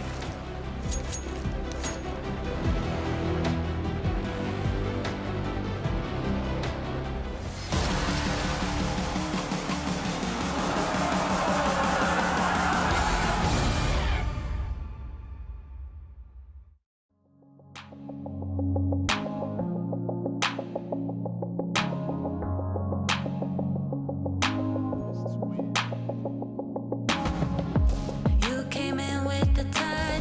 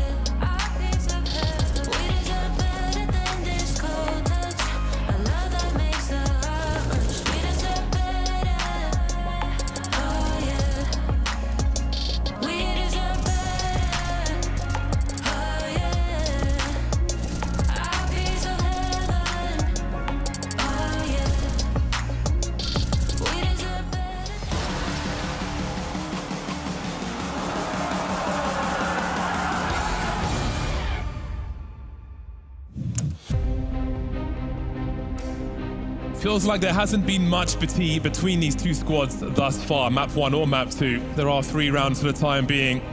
That'll quickly change following the conclusion of this pistol round. EG lead by 3. But I feel like in the first map, well, towards the end of the first map and the second one, there might not be too much between these two squads. Less than we thought before this series started at the very least. 3 CTs will head towards the A bomb site then, but where are the T's headed? A quick look from Hex and he will communicate that there's a lot of people bunched together who might be sending it up mid. Smoke on short heading towards long, and Junior is going to have a lot of T's coming his way. Again, the first player trying to create some space, find a nice angle. Got the information at the very least. He may have some range to poke and prod from the pit position as these T's will bunch together and try and find these kills. They've got to get some reloading eventually. Rush needs to try and get a kill here if he can, and hold that position. Won't happen though. 2 on 2. Bomb planted. Trying to get these smokes up. The CTs will give themselves some space. Flashes here as well. Nodius is in trouble. Down he goes. Manx will soon drop as well. And EG will win the pistol. Double figures immediately in the second half. With that bomb plant though, and a couple of kills, Ecstatic almost certainly looking to contest this early lead. See what kind of force we're going to get. Maybe a little mixed bag or AK drops on the cards for Ecstatic. I think EG in this fine form this tournament always look competitive. Pushing Greyhound, pushing Ecstatic. Obviously, it's not an event where you have the best teams in Europe or anything like that, but with a lot of NA disappointment going around, I feel like these EG boys are a breath of fresh air at the moment.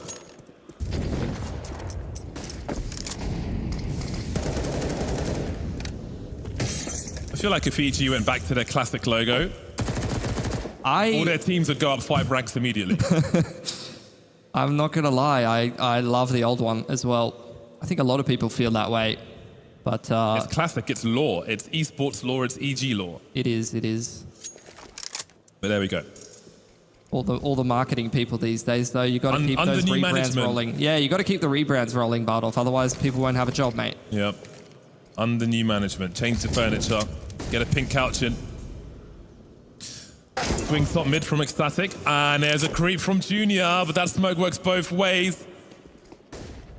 You can't let him go too far with the MP9 rush. He's got to strike eventually before it gets too awkward. Did the best he could. In the meantime, Hex has fallen, and now they've lost position on EG.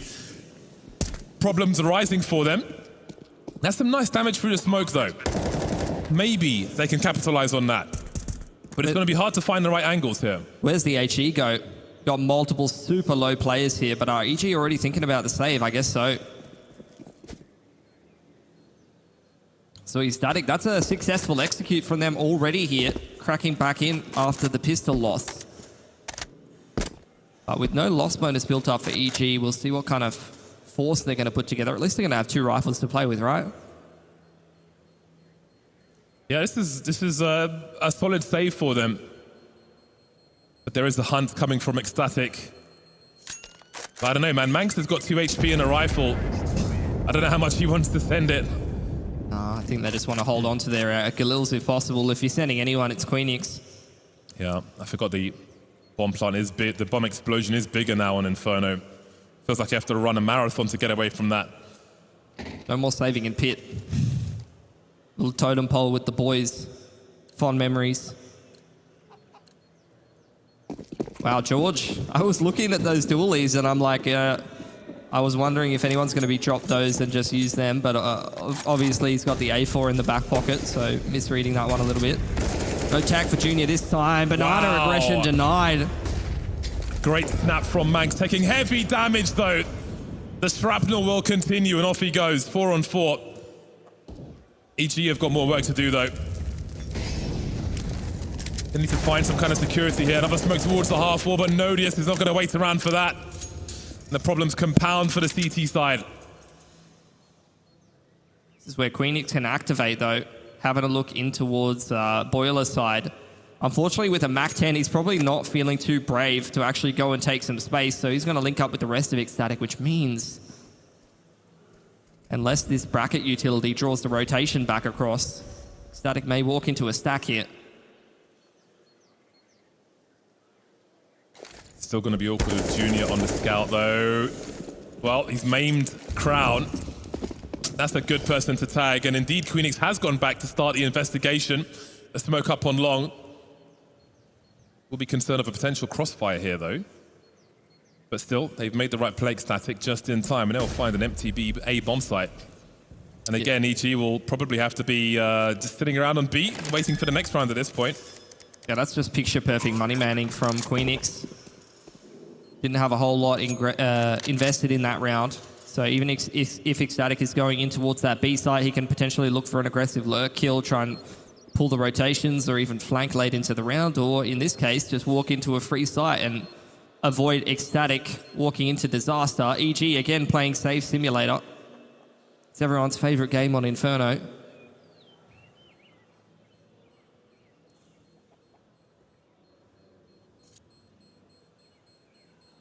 Seems that it might change a little in the next version of CS. You think so?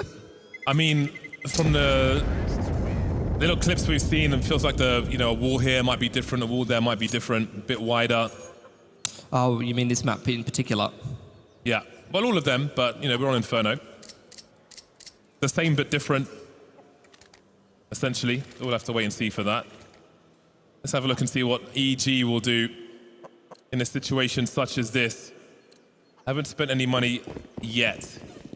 And it seems they'll focus on keeping the money together for the next round buy and not messing it up too much and just having multiple less than ideal rounds. Quite surprised about that. I'd love to see like an investment of a flash or something even for like a second mid aggression or something to just set up a rifler to go take a duel. This is a cute totem pole though. Nice from Rush. Max almost got there though. Almost.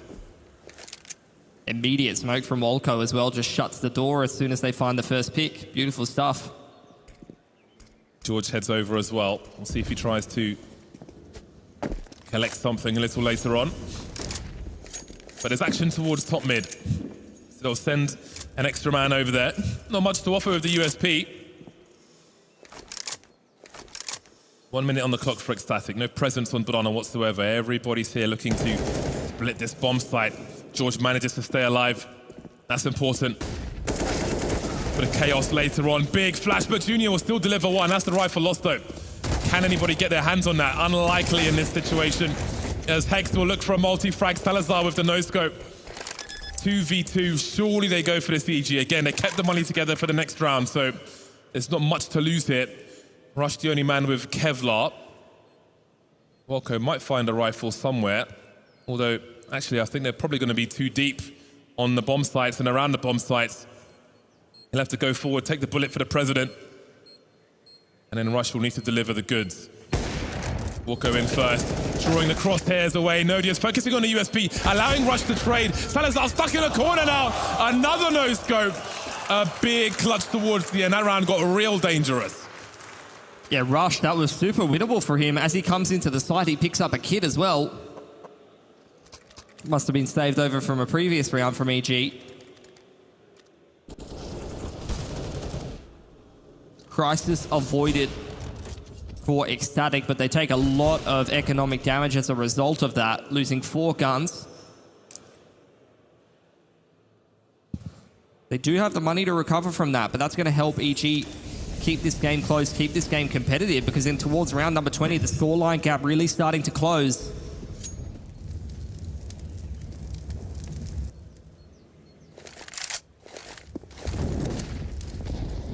No challenge on Banana from Ecstatic at the beginning of this round. Are they reading 3 towards B early? They might be sending it fast into the A bomb site. It seems that is the play. Molly's up on short at the moment, so the focus is on long, and there's no challenge just yet. But EG are not waiting around. They've gone through Banana and up towards mid as well. They are going to have this bomb site surrounded, but can Hex stay alive? He can't. No frags for him either. Wolko trying to trade. The bomb's in the pit now, and things become awkward with all the CTs that are here already. But they don't have any kills just yet. 3 on 5 as Crown makes it to the site. Junior holding down long for the time being. EG are here, but still, what can they do with these positions and no kills just yet? Just 3 players, awkward angles for them, especially with Salazar holding things down on short. They're saving, but Wolko looking for more damage or to upgrade his MP9 perhaps on the exits.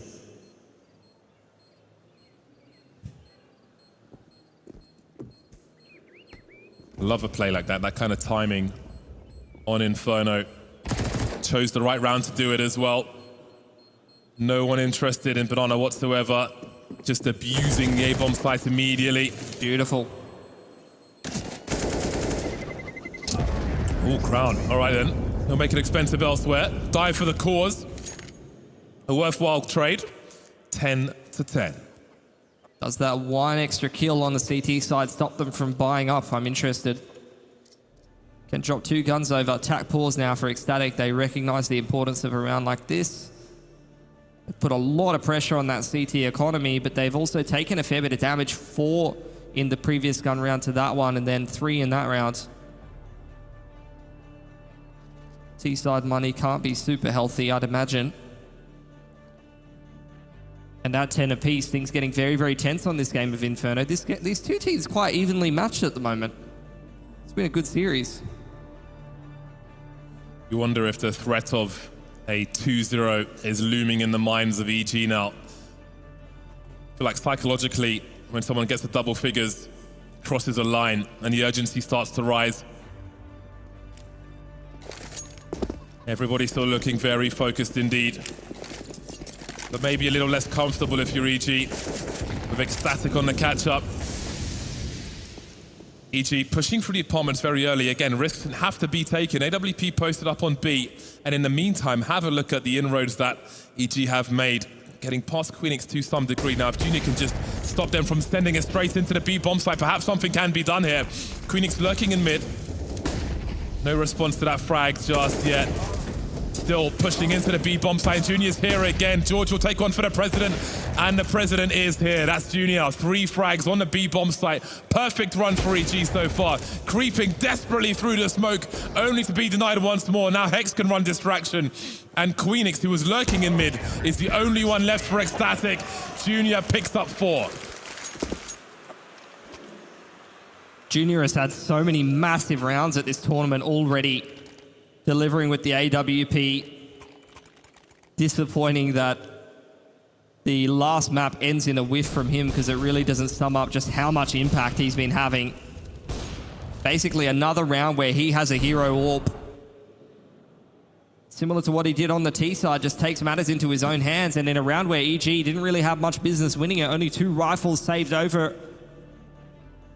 They were looking forward to the next round, but they're not going to have to. And this is where Ecstatic is in the bin here. Because these last couple of rounds, they've been dropping a lot of rifles, and then they lose 2 of the pistols in a round where they wanted to build up their economy. And this is where the game might be slipping through their fingers.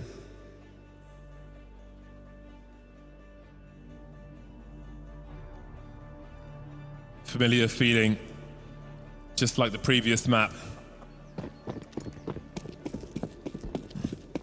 Mac 10 will be out for Manx. Only 1 CT lacking a helmet. Oh, Junior feeling himself.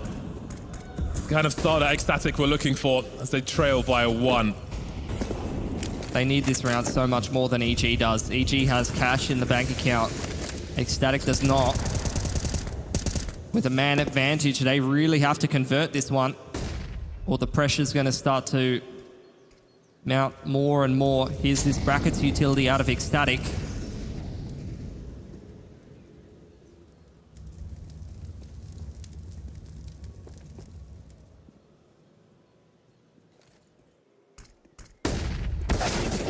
Tight situation through the smoke, and Rush is gifted a frag.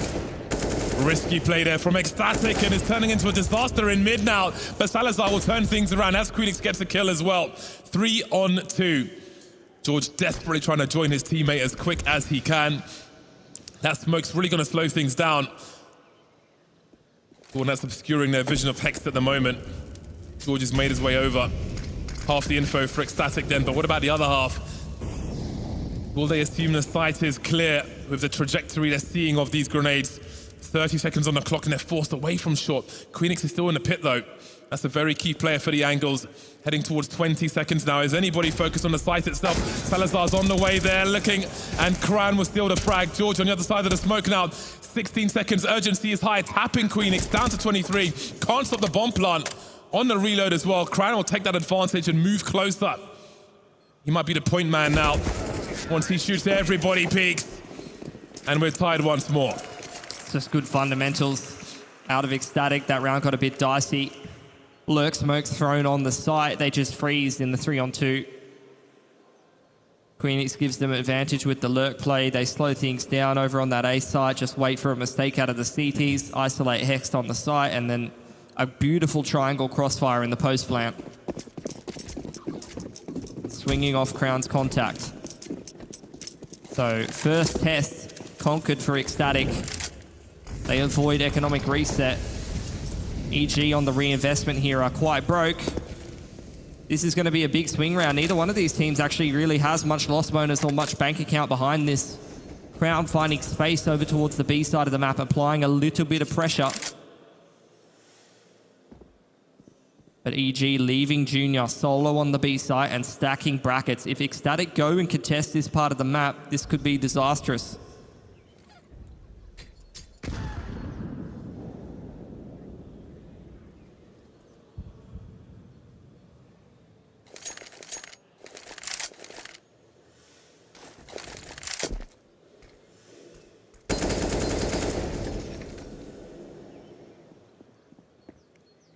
All right then. Opening frag for Ecstatic. As they force them away from short or try to, but Rush is still going to be able to do something. Can't fall back in time though. Hex will try to control the space while there's a smoke up on long as well. Ecstatic will be somewhat stuck then. Junior misses the shot. Crown past the angle. Oh, Junior. Such a dangerous sniper for EG, and he's got more work to do. One's gone past the angle, but there's one to be offered. Flashbang. Junior must deliver here. 28 seconds. Angles are being denied, though. Watch the play. There's a flash. Misses the shot, but he's seen the bomb. That's the information they need. Hex needs to get his skates on and join his teammates. Quick scopes through the smoke. Nothing doing there. Bomb planted. 2 kits on the 3 players. Just one flash. That's all the retake util they have. Looking for that wallbang. Seen one already. There's the flash, no response. Not fancying it. War of attrition on the B bomb site, and EG wants to live to fight another day, it seems. Junior trying to chip down the numbers, punish them on the exits. Another quick flick from him. Gonna take an extra gun out of Ecstatic's hands. And exactly like you said, in this war of attrition, every single gun makes the difference. Can EG buy, though? They don't have loss bonus, so even saving 3 guns does not necessarily present a appealing situation. Sounds like they're going to invest. Actually, a much better buy than I thought they were going to have access to. Their loss bonus is much better than I remember. Just down to a famous 3.4 for EG.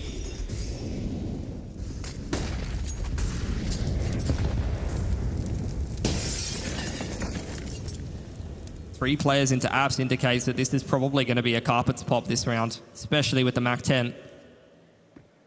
Manx moving into position for the flash. Good timing. Flashes from the CTs as well. Nodius can't do anything for his team, and now stuck in the choke point, facing a crossfire, and Hex continues to deliver. Plays on short as well, but where are the frags for Ecstatic? 2 versus 4 now as Queenix gets to work. And there goes Salazar as well. Just got themselves into the lead, Ecstatic, but it seems it won't last for very long. So much work for Queenix to do. Not going to happen on this occasion. Massive for EG. What a shutdown. The perfectly timed flash from Rush, and you can see he's happy with it. Sets up Hex for success. The chemistry between the dig and pit side player is ever important on a map of Inferno. And Ecstatic, without much loss bonus behind them, dropping around like that, forces them into a corner. Tech9's out with somewhat limited utility. Only 3 rifles able to be put together here. Good support there. Stop the damage from that Molotov. Keep George in the high HP. 21 frags for Junior so far. And again, Nodius is still in the lead on 22. Seen explosive kills from Junior. Can't forget about Nodius's work also. Keeping their teams in the fight, 12 on 12. A lot of util here for Ecstatic. Always promising when you see a few pistols. Shows they have an idea as to what they want to do. EG trying to disrupt the map control over towards the B side of the map. Ecstatic showing a lot of restraint, a lot of patience, even though they're wielding themselves a fair few pistols in a round like this. Queenix with some pressure towards Bracket. Smoke into Flash, and Ecstatic readying themselves for the B hit. Yeah, they've got the pistols to just send it straight through there. The chain flashes are good as well. George will still find something. Ooh. George defending this bomb site with strength. Walco's here also. Thought Ecstatic might get more from that one, but they won't even get the bomb plant. A massive holder fortress on the B bomb site. Relatively quiet game from George, and then he just explodes in the server on the B site there. Look at this sequence. Exactly what you want from your new box anchor. That third shot, snappy as hell.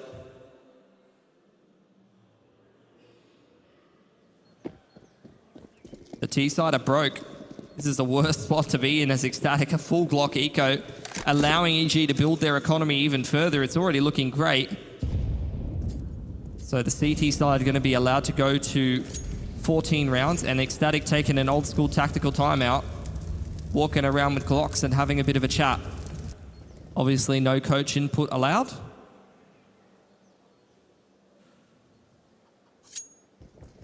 And you have to be backing EG at this point.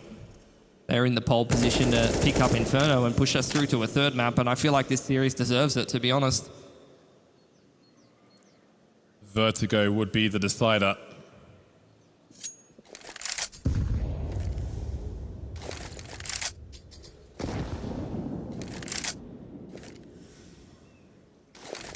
Completely dry around here for Ecstatic. It's biding their time as EG will dump their util, but at some point they're going to be head first into the meat grinder.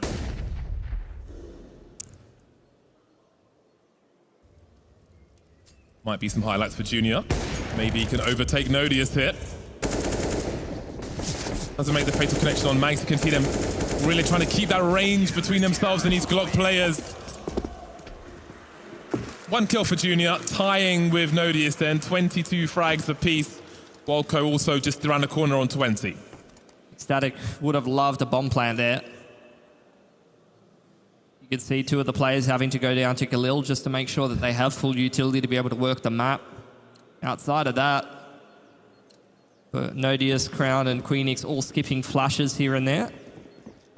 So going to be a little bit hard to contest that map control up towards half wall or bracket here and there. Initial flash invested onto the line pushes Junior off. Utility traded over towards Banana early on. Crown thinking about whether he wants to contest. That was a cute little nade stack trying to catch the player jumping up into apartments. Doesn't work this time. Another nade stack off to Locks. EG really trying to get the chip damage in early round, but the patience for Ecstatic has worked a charm, and now they're going to make their way into bracket early on here as they've been shut out of Banana.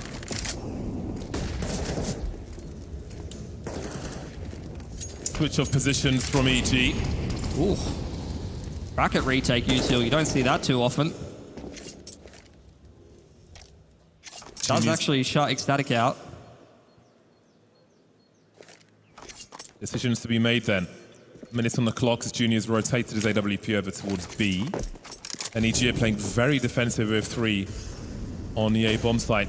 Only Hex with util as far as the A-bomb site is concerned. You can see he's waiting to drop that smoke on short, cut the site in half, which will make it really hard for Ecstatic to get a bomb plant in.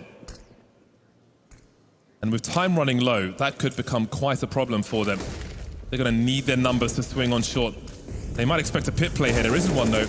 With the setup they have, George defending long in the meantime. And there's that smoke up now as Hex gives himself a fantastic angle. This is the right play from EG. 20 seconds now. Ecstatic, this is so desperate for them. You can see them pushing through the smoke. Wonderful play from EG, disengaging top mid, and had the right strat on the A-bomb side. Absolutely. The way that they used that bracket retake util was perfect. Forced Ecstatic to just show so many tells. And Ecstatic, they didn't do a good enough job working the map there. You could see EG, that whole round, had 2 players sitting right up at Sandbag. If you're not going to push them off of half wall, there's no reason for those A-site players to feel enough pressure to have to burn through the rest of their utility or rotate that extra player off. So EG now with the Danes on the ropes. That's an almost from Junior. Yeah, you can see the urgency on his cam as well from what he saw there. Preparing the troops for something urgent from Ecstatic. Fast molly on short, fast smoke on long, but no on top mid just yet for the T side. Last chance saloon for Ecstatic to go 2-0. They need 3 from 3 just for overtime now, and it's not looking likely with what they have, but we saw many unlikely rounds won towards the end of the previous map.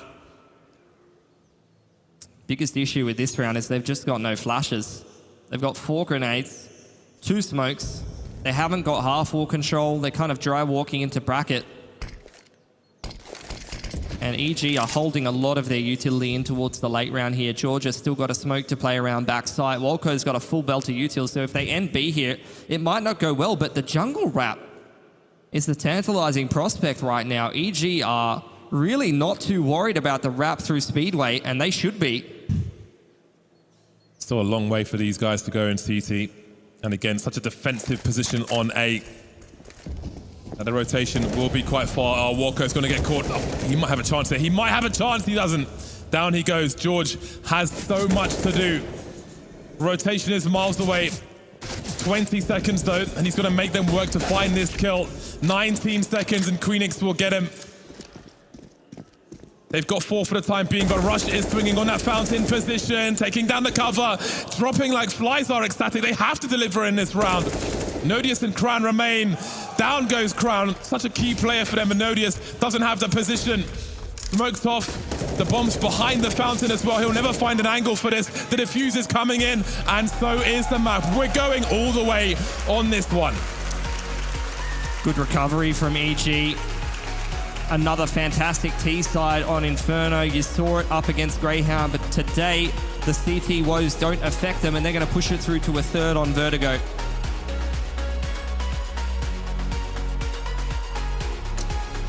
A recovery there in map number 2. It has been a competition all the way through this series so far, and we are going to get the full distance. Everything we could possibly want out of this matchup between these two teams. Neither one is prepared to go home. Both these teams want to fight for that spot in the playoffs. It was looking real scary for EG come the half. It was not the best showing in the first, but got it over the line. Clean enough in the end, and I'm sure you were very happy, Point Mike, about how that ended. I love it. Inferno. Inferno. If only they played Greyhound, then we'll have Inferno up against Inferno. I mean, apparently Inferno burns a little hotter so far, but Inferno still got a little bit of heat to it. Yeah, a little bit of heat and a little bit of I was gonna say something with Hex because I think it was great, but coming up. He brings a little something extra. Extra. Oh, that's there you go. I'm actually there you go. No, but all right, let's get a little serious here because we're losing it a bit, but let's dial it back in. A phenomenal showing, right? I mean, you have the big play from Nodius. That's someone you highlighted in the pregame here, Alan, as someone who could be a key, but it wasn't enough to put Ecstatic over the line. No, it wasn't. Unfortunately, he had a great game. It was a dynamic game. He's the player that on the CT side is that A rotator. He's got a lot of important positions to play. He's a very dynamic player, and we were a bit nervous going into the game, but he looked good throughout. And speaking on the other side, Junior, right? Junior was someone who the numbers were great on Ancient, but we were lacking the impact early. He started to heat up majorly into it, but here from the jump, multiple 4-kill rounds coming in, that hero op in the mix by round. I mean, Junior was a difference maker for this Evil Geniuses squad. Yeah, he absolutely was. I was so excited to see that too, because this is a Junior that we kind of had when he started, when he came onto the scene, and to see him still be capable of it and actually Vertigo for these kinds of plays. I mean, in that round with the 4K, him and George was the only weapons, and he single-handedly won them the round, which was just brilliant. Truly brilliant. Now we've got some stuff coming through from Nodius as well, bringing in some good pieces, but it was Junior who was just absolutely frying, man. I mean, I think that if he's performing like this, it's going to be a key piece for them headed into Vertigo. Oh yeah, absolutely. This is right towards the end. This was an eco round. It flipped the game. They're really struggling to get any traction on the CD side, and Junior just goes enormous. He has one of those crazy rounds. He's not the most aggressive player. You'd expect him, if he's saving the orb, to really get up in the face, but he stayed passive. They came to him, and he went absolutely nuclear. And if he doesn't win that round, almost certainly looking at overtime. It is going to be interesting to see what we're getting for Ecstatic, though, right? Because we've had a little bit of a different performance. It was Kragan so much through their earlier games. Now it's Nodius stepping up here. We need all of those pieces to be firing at once, don't we? Yeah, absolutely. I mean, different players have had performances for both teams over this series, and I think both of them will reflect that. We've got a few inconsistencies. It's been a very scrappy series of Counter-Strike so far, and I think in this one, we saw some kind of inexperience actually from Ecstatic. There were some weird macro decisions, and Manx maybe getting in his own head. Of course, playing on stage is a different ball game than the scrims or the online matches, and I think overall a bit of inexperience from Ecstatic was showing on Inferno. Do you think it would be fair to say that based on what we've seen from the calling and from Walco's performance as well, that the overall system right now is more comfortable for EG across these two maps? Yeah, it certainly looks. He certainly looks a lot more comfortable on Inferno, and it makes sense, right? Ancient wasn't a map that they usually were peeking into or usually just played one time, right? But on Inferno, this is where they are feeling the most comfortable. This is their favorite map, and you can see that they have the plans in place, and not only that, also Walco as the in-game leader, he stepped up tremendously on the T side. You can see exactly how comfortable he is when the calls are flowing. He also is fragging on the T side. That was a 9-6 health for them in favor of Evil Geniuses, and it's all on the back of Walco's performance, really. I think something I've actually noticed over the past couple of days of watching this EG Black is they're quite dynamic with their CT calling. They're really bold, actually. They take a lot of risks, and it reminds you a lot of Heroic. I really wonder if they base it off their game. And sometimes it hasn't worked. Sometimes they made some bad reads. But on this Inferno game, they showed a lot of different looks. They made it really hard for Manx to call, and that probably was a big factor in terms of getting over the line. Now we're heading into the last map. We're heading into the decider. We're heading into Vertigo. It's going to be where everything ends. One of these teams is going to be going home after this game. How are we feeling about the two squads as we head into the decider? It's been even in the maps, I feel like I've never known who's going to win it the whole way through. On Ancient, it felt like the whole time that Ecstatic, surely you're just going to somehow clean this up and get it out, and then it's a bit of a mess. And then Inferno, you think EG's done at the half, and it looks really bad at the start of the defensive side. So I'm going to be blunt. Whoever makes the least mistakes is going to win Vertigo. It's been a scrappy game, and whoever can just take this time now to clean it up, comms especially for both these teams, has been a little bit rattled, I think, at times. Whoever's cleaner is going through into that decided to make playoffs. I am leaning towards still having faith in the Danes, but I do think that me and you should do rock, paper, scissors on who is going to win the map. Should we? All right, here we go. All right, rock, paper, scissors. Well, it's going to be a tie. Overtime. It's going to be a tie. Overtime coming through here. That's what that says. For me, looking to Ecstatic, the one thing that I want to see, and we've seen the flashes, we've seen the sparks, I want Salazar. I want Salazar to take command, because you see the moments. You see the moments where the mechanical prowess comes through. I'm thinking about that double no-scope round where he manages to win it on the A site over on Inferno, but we've seen these throughout the tournament, and I need to see a commanding map. I need to see him put that whole picture together and dominate. Yeah, especially when Junior is stepping up to the plate the way that he has been in this series so far. We need Salazar. I think actually on Inferno, he was really trying to get engaged. He was playing a lot of different spots on the CT side, and I'm not exactly sure what the issue is. My hunch is that it's an overall team problem, and they don't have all the setups, all the engagement, or maybe someone like Manx isn't helping Salazar, saying, if you want to do this, let's have this around it. So I think it's not necessarily him in particular. It's more like how are we using him as a resource.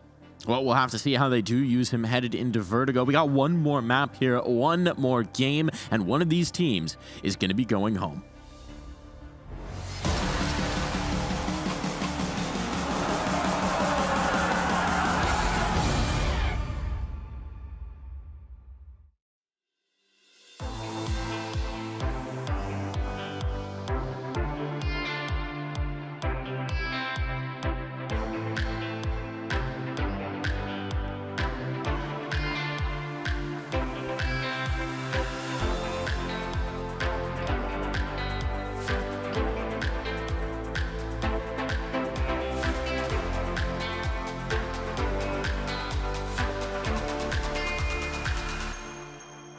Let's love for the night, slow dance till the sun comes up. Let's touch under lights, slow dance till we're high on love,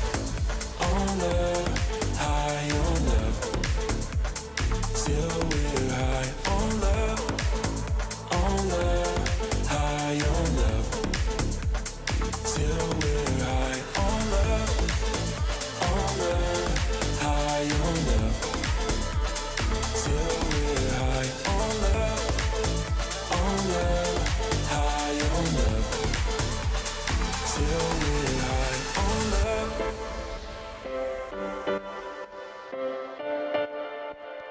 Till we're high on love.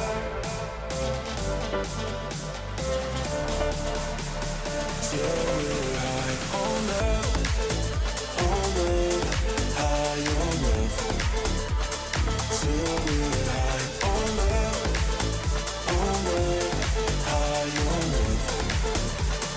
Till we're high on love.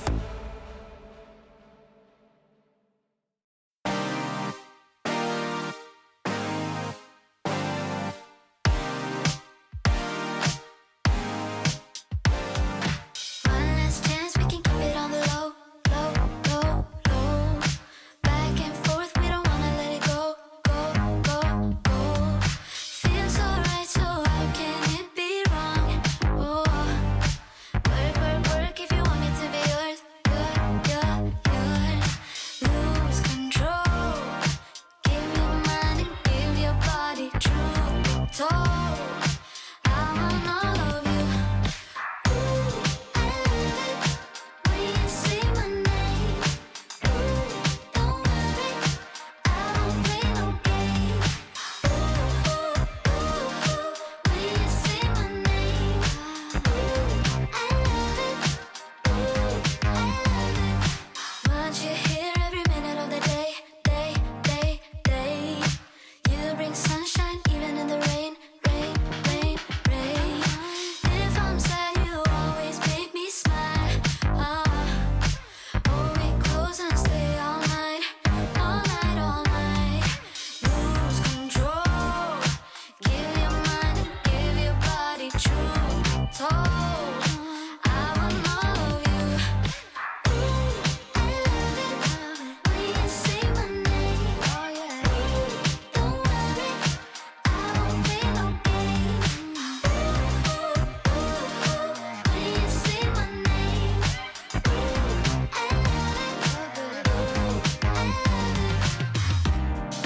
I never thought that I could feel this happy.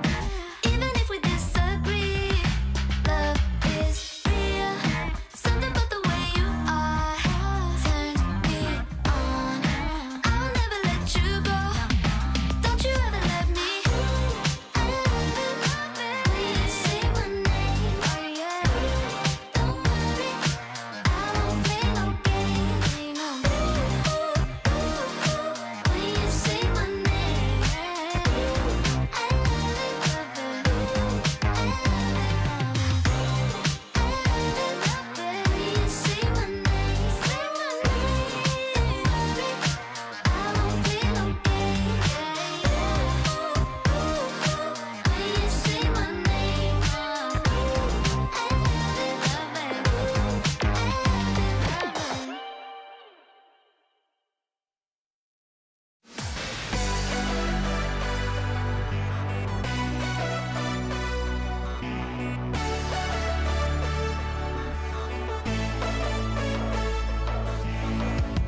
Listen to the sound, like a promise in the wind. Will you find the rainbow end? Can you keep the pace, my friend? Running down the road, following a shooting star in the fast lane. We're looking for satisfaction, we're looking for bigger action.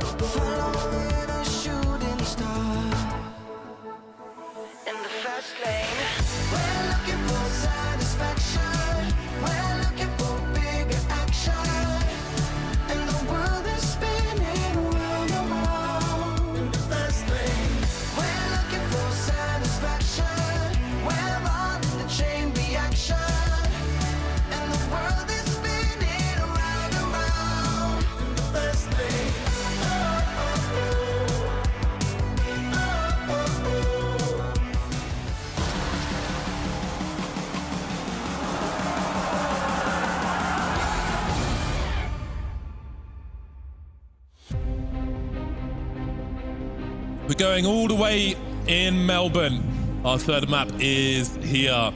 Very close to fair in the first one. It was getting closer in the second until it was forced to the third. Vertigo, the deciding map of this series. I think people have been happy with the performance we've seen from EG so far, but how much have they got left in the tank?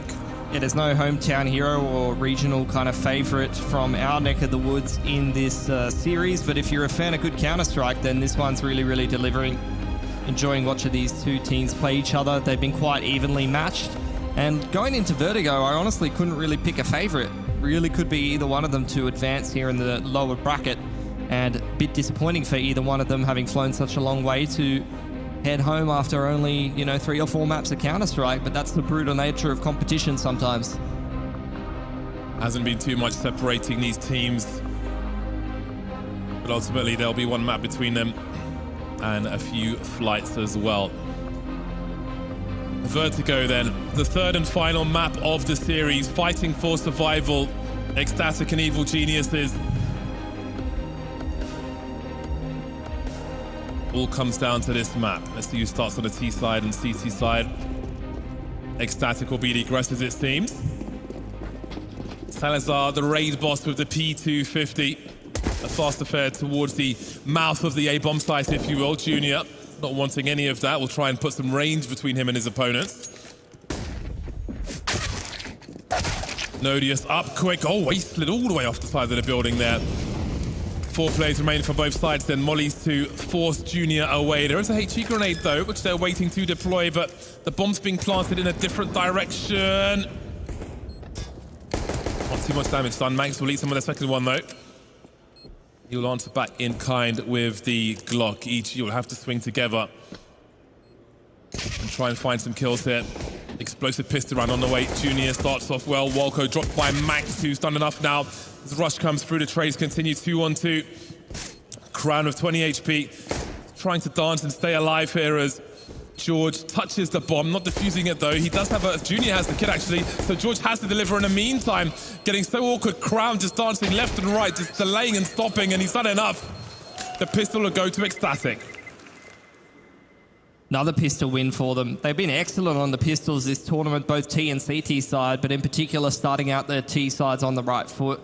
And given the depth that they've shown on a variety of different maps already, it's a good thing that they can get their economy kick-started and show us a bunch of different looks. EG looking for just the single save and go for the rifle light util buy in towards round number 3. See what damage they can get done with the USPs.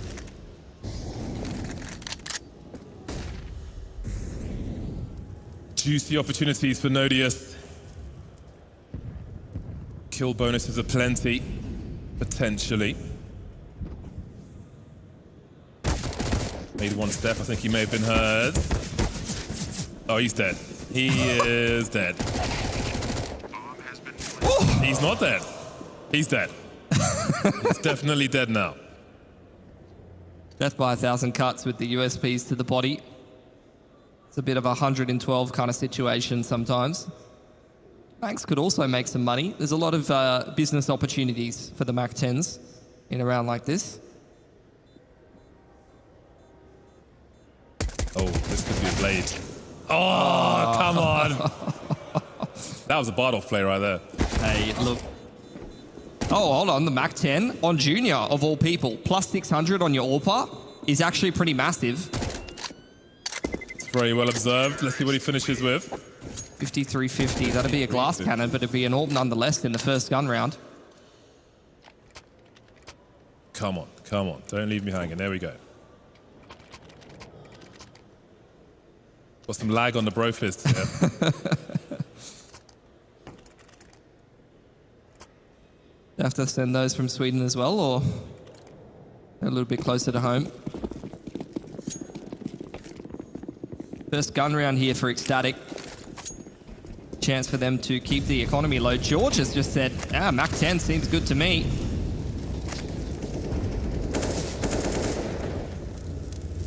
Looking for an early entry, Ecstatic. Ramp so important at the beginning of many rounds here on Vertigo. Nodius finds an angle for the molly. There are many CTs here, 4 from EG. Very active indeed. Ecstatic, somewhat disengaging. That'll be seen once the smokes dissipate. And Junior will get the opening kill then. With that Mac 10, I wonder if they'll make an aggressive play later on. If afforded the opportunity, you can see George is going to be the one who's jump peeking. See some lurkers as well. Might see the bomb soon enough on Salazar if he keeps jump peeking. Max making his way over as well. That's 2 on the radar, very close to the ramp position. Half the remaining players. That'll raise some alarm bells. Grenades start to sail in towards the bomb site. 45 seconds on the clock. EG not wanting to give up a person. They'll let Ecstatic have some control. Smokes up. Often key to a bomb plant on the A bomb site. Trying to go beyond that. Actually, Nodius comes in to clean up with his teammates. Wow. Look at these frags raining in for Ecstatic.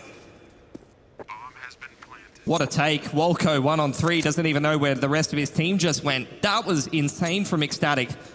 They set up that execute. They make it look like with the progression Molotov that they're going to go through secret side. And with the CT smoke dropped on the site there, they flash straight through it and Manx dives onto 2 players not even ready for him and makes that round look so easy for Ecstatic. That's heads up play, just making small little adjustments and turning around a 4 on 5 with ease. Maybe looking for a rifle upgrade, Walco. See if he finds anything. There we go. That'll be enough. But it won't be enough for a round, of course. It's a clean sheet for the time being, as far as Ecstatic are concerned. A good start to the final round. 3-0 for them. But again, we've seen good starts before. Let's not forget how close that first map ended up being. I think that was that 7-1 at one point? That first map? Ending up 22-20 or something along those lines. Indeed. We've seen it a bunch of times this tournament, though. Very, very quick starts. This will be a quick round as well, though.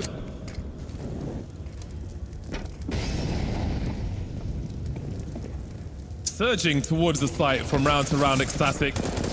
Promising to see EG trying to find something from this as the wine bottles fly towards their faces. Walko will deliver at the beginning with the FAMAS, but the trade is almost guaranteed. Salazar here with the AK-47 as well. The numbers swarming the bomb site.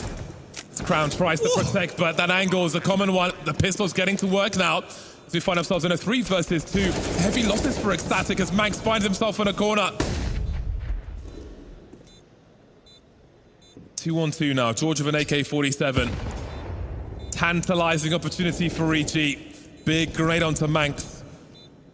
No kit. Big smokes up. Slowing things down here. We'll see if they pursue. Nothing for Junior to lose here, really. Save for the Kevlar, but it seems they will settle on what they have. Ecstatic moving away. Oh, AK scavenged. Junior's picked them. Try. Will he get away with it? Absolutely. Barely takes any damage from the explosion. And 2 AKs scavenged from a round like that. So much cash on George, who held on to that Mac 10. There is a very serious opportunity to double AWP into this round if EG are interested in it. But I do believe they'll stick to the 4 rifle plate. Ecstatic taking a lot of damage from the pistols, though. Do still have a fair bit of cash built up. But EG slowly starting to chip their way into this game. A high-low setup in towards middle early on. Ecstatic looking to work ramp control. Nodios exploring the scaffold.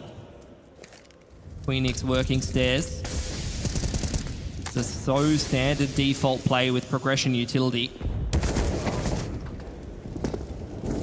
Nice double pick from EG.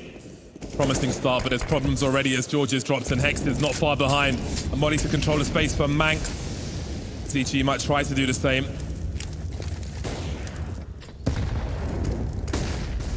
Four on 3. Nervous for EG. Need something through the smoke if they can, but look how far Max is. He's heard a rush make contact with that Molly as well. Oh, Wolko might have heard something there. He's convinced that there could be a threat behind enemy lines, but rush has been lost as well. Max spotted. A labor spray doesn't yield anything for EG. And Junior drops as well. Looking like a very rough start to the CT side. Lightning fast 5-0 for Ecstatic. That's robbery from Manx. They drew a bloody outline around him. Expected that little pallet to be way more wall-bangable than it was. But exactly like you said, EG, can they deal with the pressure here, facing elimination after a very tight, draining series of Counter-Strike? They're going to take a tactical pause, have a chat about their options. With the loss bonus building up and how much cash they've been keeping in the back pocket with small little decisions like George holding on to the MAC-10, the 2 AKs that they saved over previously, I'm not sure if they could buy into a round like this. It's feasible. Extra little word from the coach there, giving his input about how to approach a round like this. But as far as Ecstatic's concerned, with the early couple of T rounds that they built up, things are going fantastic.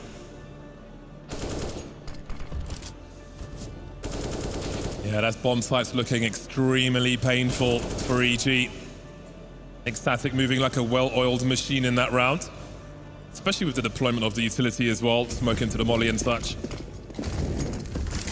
It is a save from EG.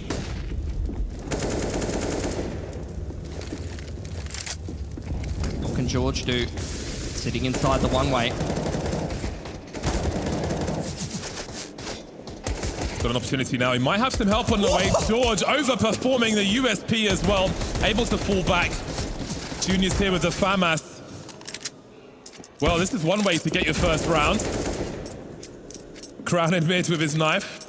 The fidget spinner of Counter-Strike.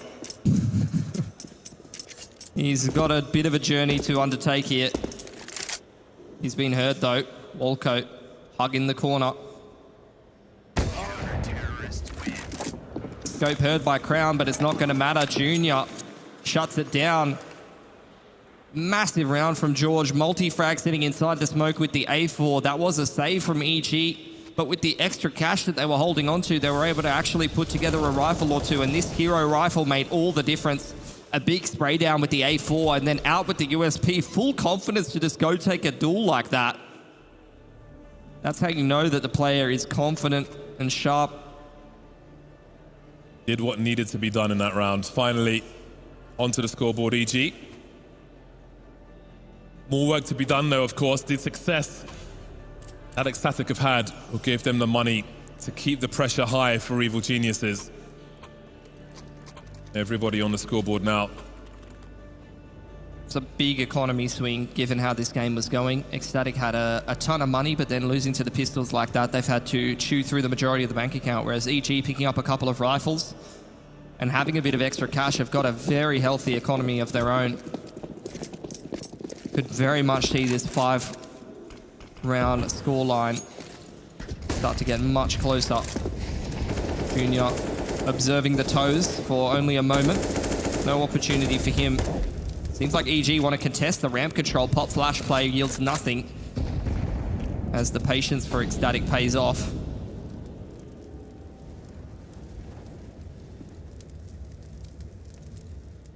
Big boost for Rush. Brief, but no one's here from Ecstatic. Maybe a change of pace from the T side. Let's not forget how urgent the beginning of these rounds have been for them, looking for opportunities. Heading towards the minute mark as more utility is deployed. Presence being shown now as Crown runs around. Where is Junior? It's a great question for Ecstatic. Maybe the answer will be painful. Heading towards 45 seconds now. The bomb needs to be collected by somebody, and it could be rotated. I think Max is on the way to do that, as we see presence everywhere from Ecstatic. Oh no, yes, he surely saw Hex's arm there, and he continues to move forward now as Hex takes one immediately in the face. That might be the green light as far as the A bomb site is concerned. 30 seconds, Salazar posted up. George creeping around the smoke. He may have been seen here, but he's got a good angle. Looking for a second kill, gets there onto Max, drops the bomb, and there might be a chance here. 20 seconds now. This incendiary could be crucial. Really good timing. The follow-up HG grade could be lethal. Indeed, it will be. Beautiful from Junior. 10 seconds. Queenix playing post-blonde, but there is no blonde. There is no blonde, but there is a frag as Junior looks for the peak. The patience from Queenix pays off. It's the crouch peek one tap. Queenix gets pushed into a corner in a round like that. There's so much panic in the Ecstatic comms when you lose your planter in a 2v2. Someone's got to step up in the pressure situation, and in this case, it's Queenix. Massive, massive impact from him. And EG still maxing out the loss bonus given the scoreline deficit that they've suffered early on in this game. Have plenty of cash to keep reinvesting here. It's another brutal round to lose. We've seen both teams lose many brutal rounds. After that util, crushing stuff to lose that round. The incendiary and the HE, the combo meal deal. Oh, the crosshair placement is excellent. Wonderful. Sublime, you might say. Again, very testing mentally these rounds for EG as they still look for their second on the CT side of Vertigo. Oh, great nade timing. A lot of chip damage off that one. That's a meaty one. They're trying to find Walco on B. Nodios again looking to open up scaffolding and secret, and he catches Hex with nade in hand. Queenix on the other side of the map finds an entry too. Oh my god, this is falling apart for EG. The A bomb site is a disaster for EG. Absolute disaster. Hex is having a nightmare no matter what happens in that short position. And I think for Ecstatic, it has to be a case of give us a reason to stop aggressing here, because EG have no say in it in most of these rounds. And I'm starting to wonder to myself whether this is a case of EG coming apart at the seams a little bit once you start to head a little deeper into the map pool. Because it's something that we kind of discussed, you know, the pieces of this EG roster coming together somewhat recently. There is familiarity between the players, and some of them have definitely got some game time together. But when you look at a team like Ecstatic, even though they have Nodios as a pretty recent addition, majority of the core of the team seems to have maintained that identity and put a lot of reps in. So they are looking much more comfortable on Vertigo at the moment than EG are. You're seeing a few little mistakes here and there, players getting caught unawares, out of position. It's not the way you want to lose a gun round.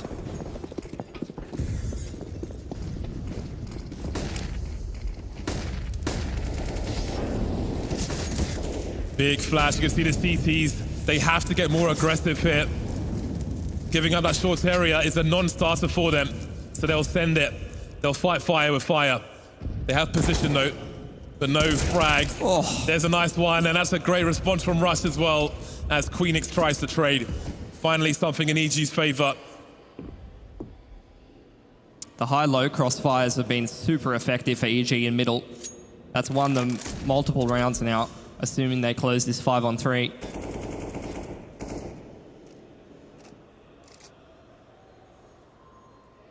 Manx is still standing for now.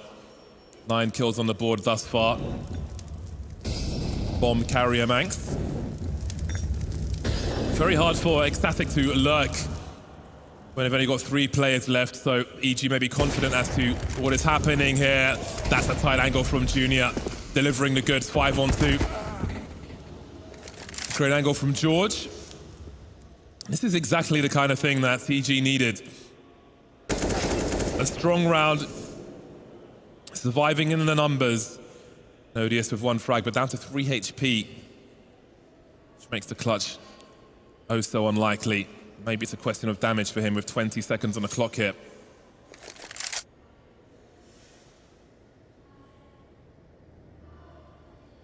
EG being disciplined and patient. Sound cue for them, they'll get curious. They don't have much money themselves, and they will avoid further damage as they secure another round. That's a big one to win as well.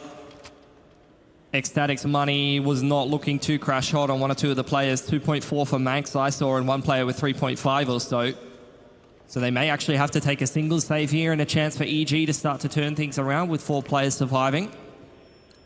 Now time for, again, a force. Seems that every time Ecstatic are met with a weird money situation, they'd rather just force and even things up. Hero AWP over here on Salazar. Pace from Wolko takes stairs control. Queenix relaying that information to his team, so Ecstatic must consider how they want to respond. Whoa, the 180. I guess that's one way to do it. Yeah, that's a rifle upgrade as well if Ecstatic want to play a slower round. Send Manx over to get rid of that Mac 10.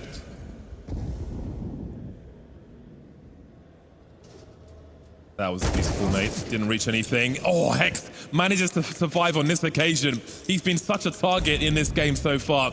This time he survives. 4-on-4. Ecstatic moving into that bomb site of B. You can see Rush is playing the off angle at the moment, and so far so good. Smoke will come just in time, down to 15 HP. How long can he survive for? Not very long, but maybe long enough. CTs are in positions. Grenades are on the way. Manx taking big damage, but George taking more. Hex with 9 HP, 2v3. Marginal situation for both squads now, but it's Ecstatic who have the bomb site. That bomb plant might be on the way. Hex, will that HE go in the direction he wants it to? Doesn't reach Manx, but does big damage to Crown. Still, Ecstatic have position, and EG may lose everything if they continue to push here. Nervous situation for them. Not being served anything. Great setup for Ecstatic. Hex trying to swing around the corner. Now Junior's 1 versus 3. Really, he needs to move away from this one. Sensible to keep the AWP up on Junior. It's been a big player for EG. All tournament long, to be honest. Continuing the very impressive form from the online ratings, playing over in NA and bringing that level to LAN.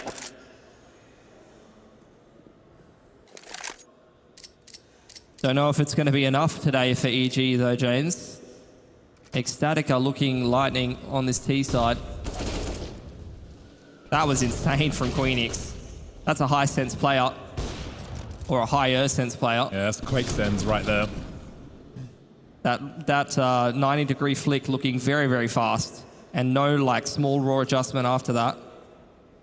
I wouldn't be able to do that. I'd be dead. Arena FPS Sense. 8-2. Attack timeout from EG. As the issues continue. There's some strong points in this CT side, but there's just way too many holes in the important parts of the map. The gimmicks have been great, you know, the cute little high-low crossfires, and it's not like Junior is having too many issues connecting impressive shots on the AWP. He seems like he's found his own on CT side Vertigo quite easily. The issue is really in the fundamentals of the CT side right now. Controlling scaffold and the ramp side has been a big issue for EG. Been left wanting a couple of times over towards the B side of the map as well, unfortunately.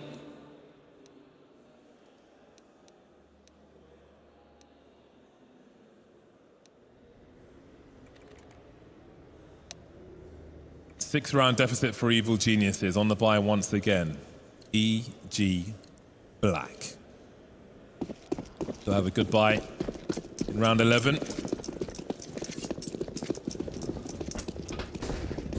They have some reset potential here onto Ecstatic as well. A couple of broke players with 1400 loss bonus. Again, that urgency from Ecstatic. Again, Hex more forward.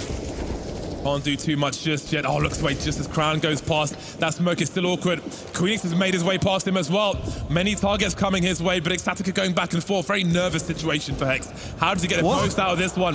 Has he seen the place to the right-hand side? Doesn't seem so. But Salazar's on his left. He's in that sandwich. Hello. Oh my God. More work to be done then. Salazar will trade the frag as George is on the ramp. Trying to do what he can. What a nervous situation. That went on for all too long. Even my heart rate's rising. How Ecstatic gonna recover from that? Seems like they're gonna contest this part of the map knowing that Hex has been downed, but George over towards the sandbag. Salazar has a Molotov.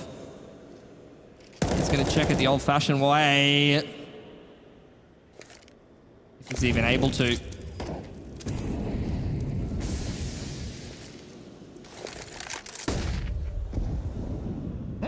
This is great teamwork from EG. Trying to molly George out of position. Supportive smoke, supportive flash over the top. He's max chilling right now. 3 enemies, 3 shots for Salazar. 20 seconds. There will be a third round for EG. Then no bomb plan, and indeed the money has been broken, it looks like, for Ecstatic. Opportunity knocks for Evil Geniuses. This is the round they've been waiting so long for. The chance to come back. Yeah, a bit of good fortune, it has to be said. I mean, I guess if the fundamentals aren't working for you, then start mixing in the gimmicks, right? Sit inside of a smoke, hope that the T's don't check you, and in this case, it's worked out a treat for EG. That breaks the money on the T side here for Ecstatic, and as you often see from Ecstatic, when the money gets weird, it's time for a force bite. It's a great time for a gimmick to work for you when it creates a situation like this. It's on EG to exploit them now, though.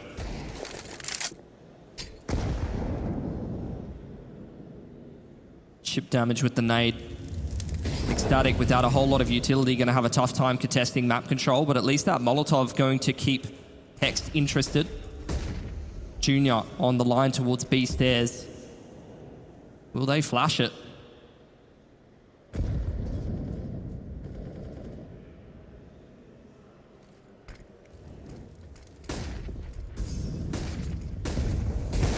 Target practice for Junior.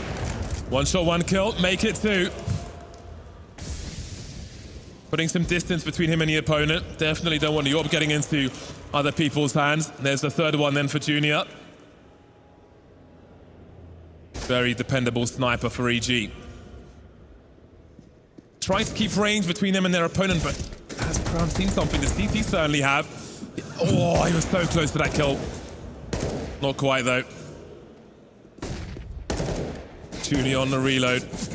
All the CTs here. Manx trying to make it some degree of expensive for EG, unable to do so. That's the kind of stability you want in that round from EG. Junior is just a conveyor belt of 4Ks today. That's like his 3rd or 4th of the series. Big rounds on the AWP.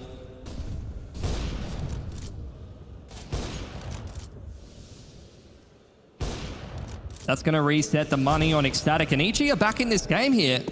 Really slow start, but realistically, they complete the anti-eco here. If Ecstatic don't get a bomb plant and only get 2.4, it's going to be a limited buy in terms of the utility from Ecstatic unless they want to go down to Galil's. They won't have access to an AWP, and that's where Junior can really continue to abuse them in the next gun round. So they complete this anti-eco, maybe they're favored in the next gun round. All of a sudden, what was an 8-1 half is quite tight at the end of things. Well, this is a rough approach. Glocks only, running up the ramp of Vertigo. They'll make some progress. Might find a rifle, might need a reload. Crown with the Glock will be dealt with by Junior. I think 2 kills is pretty reasonable considering the situation there. Not too bad at all.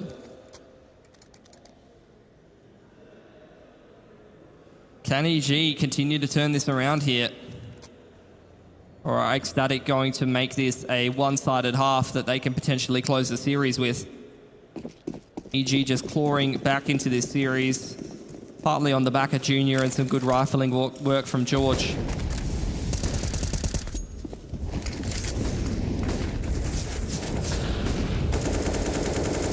Hex has trouble. They're used to his tricks now, maybe. Some spray from Salazar will do the job. Ecstatic turning things back into their favor. Still 10 rounds possible for them. Oh, he's seen the shadow there, but George delivers on a tight angle. What does the port come in time? He needs to get his skates on and get back to that bomb site. He's alive for now. As the urgency continues. Stalemate between both of the teams. Ecstatic anticipating a flank, perhaps. Not much util, but enough to execute the site here. Junior forced away once again. He'll have other angles if he needs them elsewhere. He might do now as the smoke comes through. Getting tagged, slowed down, but is able to fall back. This time, Queenix gets into position and the bomb has been planted.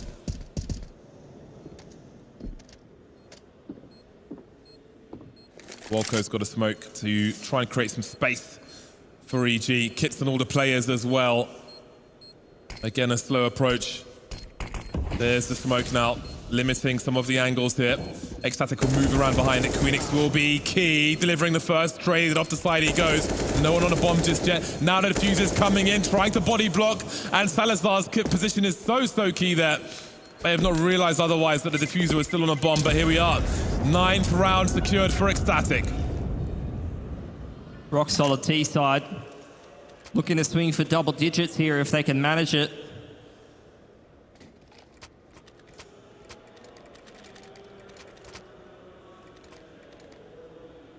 EG with plenty of money though could scrape a 6th round together, which realistically with how this half started would not be too bad of an effort.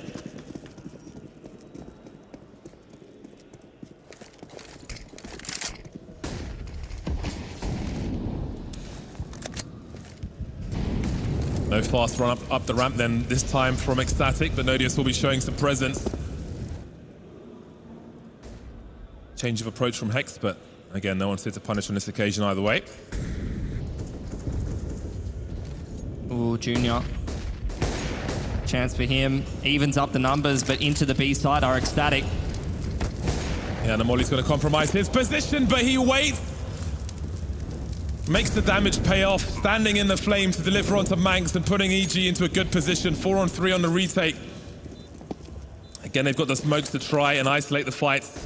Put Ecstatic in a bad position. If they fall back to the stairs, they could be in trouble here, Ecstatic. It might have good lineups though. That's a good grenade, speaking of lineups. Catches 2 of them. EG taking their time. Great molly forcing Salazar back, but that'll soon be gone and he'll be back in situ. There's the first smoke, but you can see the AKs are already lined up for these positions. Salazar looking to the right-hand side. That bomb's being defused and there's plenty of distraction. Robbery from EG towards the end. 6-9 at half-time.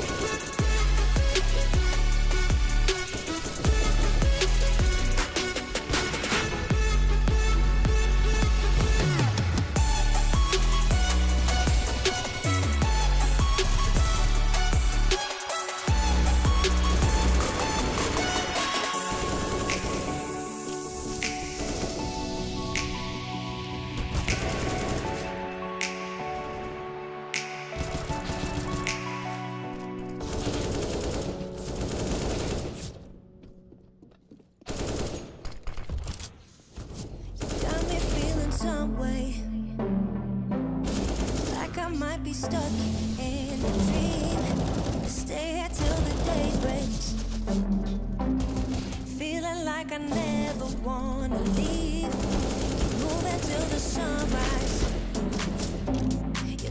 get my mind out to sea. Fall in love at low tide. I'm thinking we should never leave. So let's keep going till the night.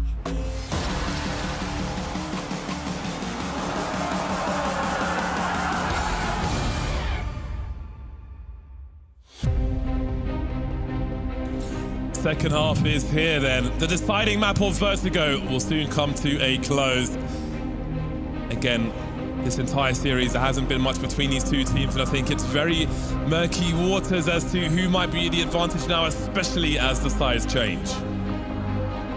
Up to EG now. They're going to be put through their paces on their T side. I mean, I was questioning it on Ancient, and they answered. Their T side was rock solid on both of the maps in this series. Let's see if they can go for one more here then.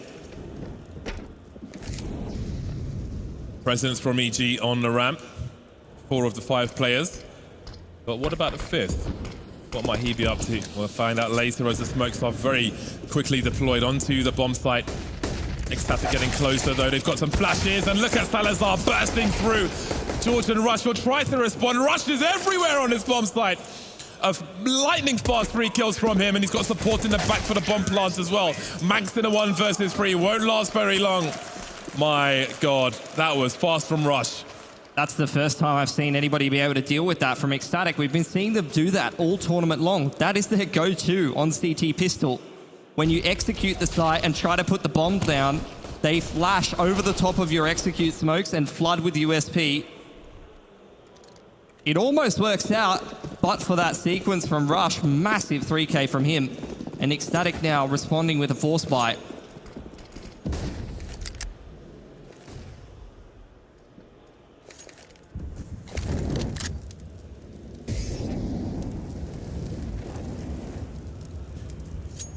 Almost all pistols. Look at the carpets of flame on this bomb site. Really clearing out the positions. George didn't check the smoke properly though. And that gives Ecstatic some space. Still be closer to the side than they otherwise would be. Wolko lurking in the meantime. Will get to work on Salazar. They'll be concerned about their 6 now. Very fast moving around here as EG clean the floors. Picking up the FAMAS Queenix towards the end. Might be able to hold on to that one, but very successful round towards B from EG. Absolutely. Love the way they approached that one. Initial flash and util to get out on stairs. Progression, Molotov onto the wood wall, and then the full execute onto B. Getting rid of a lot of those annoying angles with the pistols. Off angle from Rush, unchecked. And the force buy dealt with very easily from EG. Going to be happy with that, starting to close this scoreline disadvantage and having yet another fantastic start to the T side.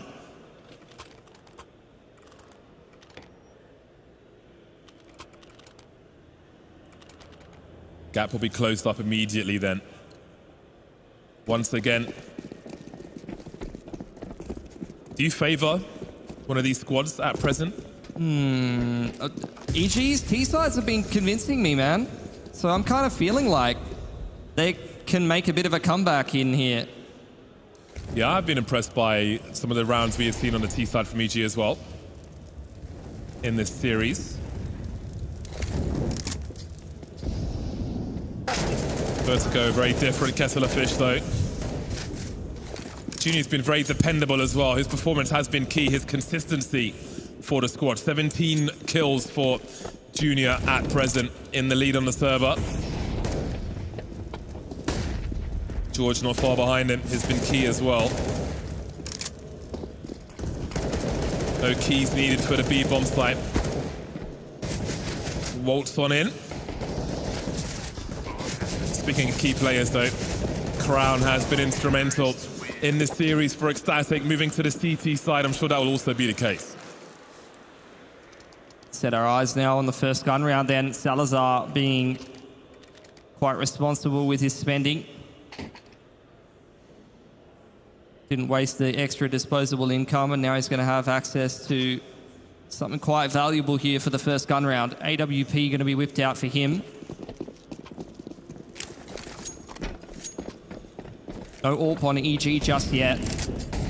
To drop one over if they so choose.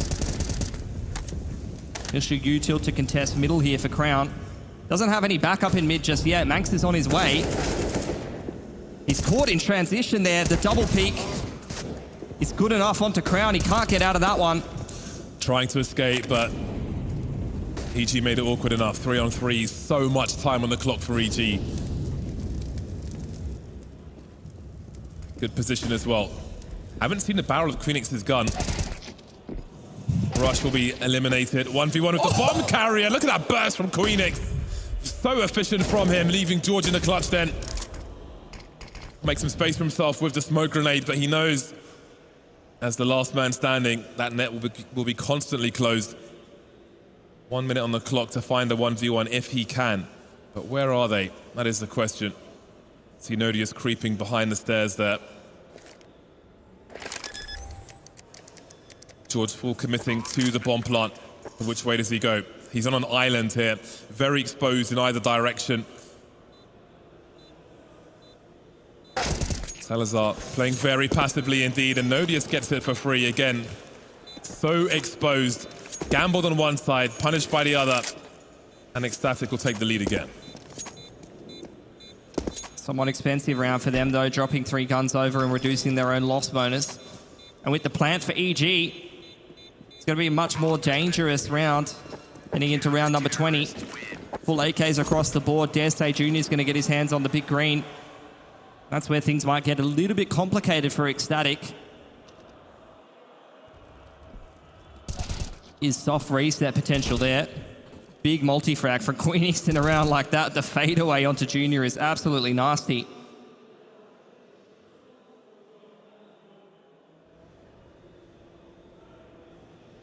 Attack timeout for EG. Discussed how they want to maneuver their way through this round. They know it's an important one. Cash dwindling a little bit for Ecstatic. A good chance for them to put their foot in the door of this T-side half. They dealt well with that hard-low crossfire in towards middle. A lot of teams going for the 3-1-1 on Vertigo, working that A ramp control, especially early on in Vertigo's life cycle as a map. That was often the main point of contest on the map. Nowadays, teams mixing in different variations. Little 1-3-1 in there for EG.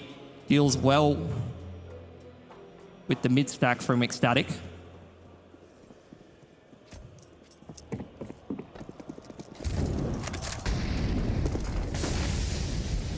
Avoiding the flash is Queenix. Getting into a very forward position, which will yield immediate results. Gonna stick around for more. So confident on that edge, making me nervous. Oh, Queenix again. That smoke is still up. Will allow him to change position if he's quiet. Last seen behind the stairs. Walko around the smoke now, looking up top, and it's another one for Queenix. They just keep on coming. Take a ticket. Who's next? What to do now for EG in this 2-on-4 then. Hext exploring a little bit of mid-control. Junior must double back from the bomb. Left wanting though, so Junior, no teammates left here. Gonna go pick up the bomb, but that's about all he has to look for in this round. May even be considering a save already. And Ecstatic, if they survive with 4 in a round like this, that's gonna steady their money and keep them rolling on this CT side. It's going to be a long save for EG. Some reflection on what went wrong in this round. Assuming Queenix would have fallen back to the site to play safe. That smoke gave him a great wall though to get his 3K. That's a bit closer to what we were seeing against Complexity on Nuke. I think it was him who had a rough start to this series. Bit of a quiet map number 1, but as we started to get deeper and deeper into it, really started to warm up and find some impactful multi-frags. And Crown's actually gone a bit more quiet.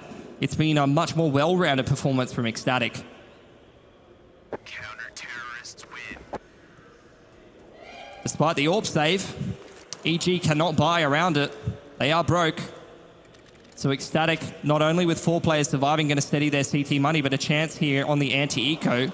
How many hero plays have we seen this tournament so far, though, from Junior with the AWP? This might be another great opportunity for it. Yeah, it's an awkward map to make those individual plays that we see on other ones. Not impossible though, especially in that mid position. Can have some fun with the AWP.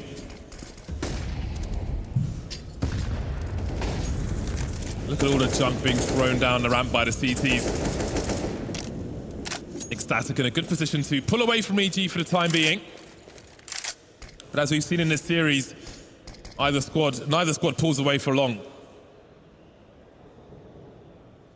Couple of flashes on this T side, maybe seeking to put Junior onto some lines with the AWP. Walco's holding that for him.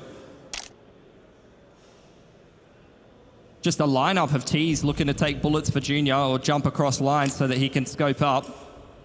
Here's the flash to kick things off though. Protect the VIP.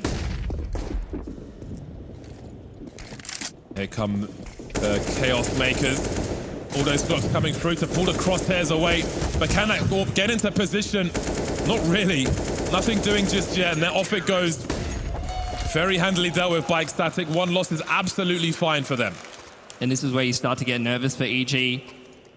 You know, I was saying their T-side's looking pretty rock solid so far this tournament, but they're going to need to go a step further. They trail by 3 rounds, but on top of that, the buy's there for Ecstatic well and truly.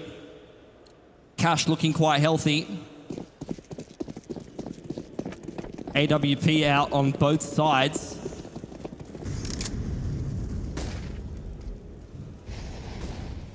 Looks like EG putting premium over towards ramp side this time. Progression smoke out. Junior wanting to scope up on the line. No T has made it into scaffolding just yet. There's a spam kill from Manx. Tight angle from Salazar proves fruitful for him. EG running out of steam at the moment. Loser is eliminated, let's not forget. Work has to be done here. Rush can't quite find that connection he's looking for. 2 remain for EG. Their money's in the bin once again. Junior hasn't had the opportunities he wanted in this half so far. Oh, meaty one for George as well. Nodius past the angle. Well, there's 1 kill for him. Got a lot more work to do though. He is carrying the bomb. There is a minute on the clock. He can find some 1v1s. You can see Salazar understanding that he could be past the angle already. Mixing things up now. George heard the scope. He knows roughly where Salazar is. EG just getting picked apart.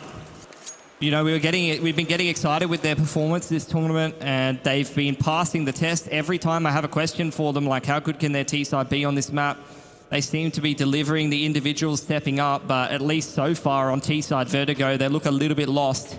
They're getting picked apart by Ecstatic. The util usage is much better from the CT side. It feels like Evil Geniuses in a lot of these rounds are going nowhere fast. Back on the half-buy for them. Tech 9s are always promising. If anything's the miracle maker in CSGO, it might just be the Tech 9, especially with utility around it. Tools with which to close the distance. Waiting out the CT util for the time being. There's only 1 incendiary left for the CTs, which may be promising for EG. Plenty of rifles though. Crown playing at range. But even from that distance, these Tech 9s are very, very painful indeed. EG anticipating this flash play for Info on stairs side, so they're waiting patiently. Waiting for Walco to apply pressure and deny information over towards A ramp before they go. One-minute mark. Phoenix will soon potentially hear some util, can raise the alarm. Maybe the counter flashes will come. Those are going to be very important indeed. Very fast work. Queenix delivering though. Speaking of counter flashes, they come from the CT side and EG gets shut down towards B. This has got to be so demoralizing, James. I don't know how EG are going to be able to recover from this. It doesn't matter what they do. It doesn't matter if they have pistols, if they have guns, whether they go A, B or mid, they get shut down every time, and with confidence, Ecstatic are looking to take this last map and knock EG out of the tournament here. Walco a little exasperated there in the cams. needs to have some words to the boys. Gonna have to be a hell of a speech. Time to dig deep. Big guns out once again. Queenix now equal to Junior's score of 18 frags. Junior and George very key for EG in the first half. Everyone's going to have to turn up in the second to keep Ecstatic off of that match point. Again, it's slow pacing out of EG, not mixing up the tempo whatsoever. Crown this time instead of Queenix, who might have had a slightly better spawn to go and take stairs control, but Ecstatic quite happy to forfeit that for the time being. Flash onto the line on A ramp, pushes Salazar away momentarily. But there's the utility. One way doesn't actually quite hit the mark there, so Nodius is going to play a different angle, but that's a beautiful entry on mid from Hext. That'll stretch the defenses. Molly to try and force Crown away. Big problems on his bomb site. You can see him trying to play it safe then. Not wanting to be fragged in isolation. What will they choose to do then? They've got plenty of money, Ecstatic. But the position is not great at all. Even if they can't win this round, they might want to get some kills and just keep EG's economy close to the floor. Got a grenade here and there. This is going to be so hard. It's like a suicide mission into this bomb site, really. The bomb so far ticked already as well. Might just be a case of trying to get these exits, unless they're going for a very late robbery here. Can somebody get on the bomb? They've got the kills at the very least. They won't get around. George flying through a flurry of frags. They made it expensive at least. I'd love to see a replay of that. I think he was just spraying straight in the smoke and 3 CTs just ran straight into his bullets. So EG get across the line. Great entry from Hext is what opened it up. Look at that. Last bullet. Last ditch attempt at a round, but again, they could afford to do that, Ecstatic. We see some shortcomings. Walco with Galil to get the grenades out. If EG lose this round, it's pretty much GG with the money they've had to spend. Playing the long game there in that respect, Ecstatic. But they're still around to win here. And EG aren't that far behind. Not too late for resurgence at all. Oh, it's a great way to start as well. Queenix are getting dropped towards the B bomb site. It's going to force more util from Crown. That molly won't allow him to take position. EG making all the right moves in the early round. You can see Ecstatic trying to throw that utility to go and take A main. The underarm smoke maintains control of that part of the map, and then they punish the mid-round flash peek from Queenix. So now with the man advantage, EG going to go take ramp control. It's contact onto A. Straight in there. What an entry from Walco. That's a big frag from Walco. They've lost so much position, but Salazar gets one for free, and he might find another one if he can creep through the smoke. Not quite. Nodius is down, and maybe it's time to save for Ecstatic. 2 versus 4. They did spend a fair amount in the last round. They do need to save what they have here. Slowly but surely, EG making a run at this. Both of these last 2 gun rounds, though, they have found the man advantage, found the opening pick, whether it was Hex walking into middle or punishing Queenix for the aggression in the mid round. So, look, 2 rounds that start favorably for them, but what happens when Ecstatic gets the first pick? Are they going to be able to complete themselves a 4-on-5? Are they even going to be required to? Because they got to win a lot of gun rounds back-to-back to get back into this game. As such is the situation of the CT economy.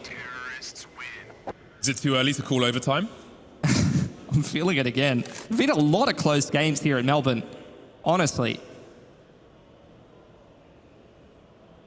Have we even seen like a single-digit blowout yet? We've seen a lot of comebacks. That much is for sure. Only on halves. A lot of comebacks. 3 rounds between the squads. Money getting tight for Ecstatic. Money's pretty good for EG, as they'll need to keep continuing on this comeback train. See a Zeus for Nodius. EG have been slow tempo T-side play this whole time long. If I'm Ecstatic, I'm thinking early to mid-round plays have stopped working. The initial ramp pressure to get the information has been great, but pushing the issue further on those stairs peaks, on the mid aggression, or pushing all the way down in towards that ramp room has not worked for them really. EG have been quite slow, so I'm thinking as Ecstatic about double AWP play, holding my utility in towards the late round, because that's where EG has made their moves.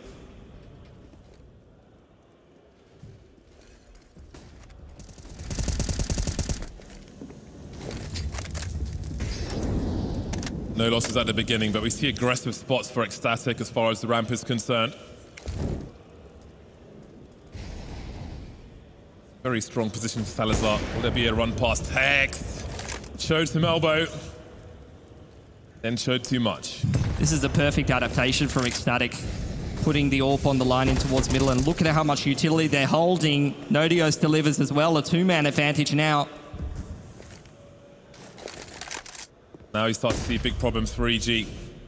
3 remaining, no one serving up an easy frag. Maybe an information flash from Salazar. Oh, he's seen the barrel of the gun. Now will be an easy 3rd kill for him. AWP play very much the key to breaking down these slow defaults from the T side.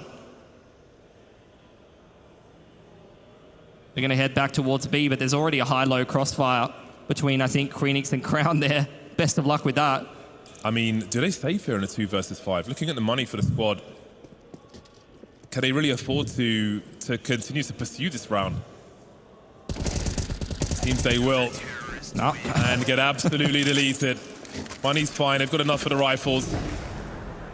That's such brilliant adaptation out of Ecstatic, though. That tactical pause that they took and the change up that they went for, they held so much utility. They recognized that the pace that EG is bringing, and EG has no second gear.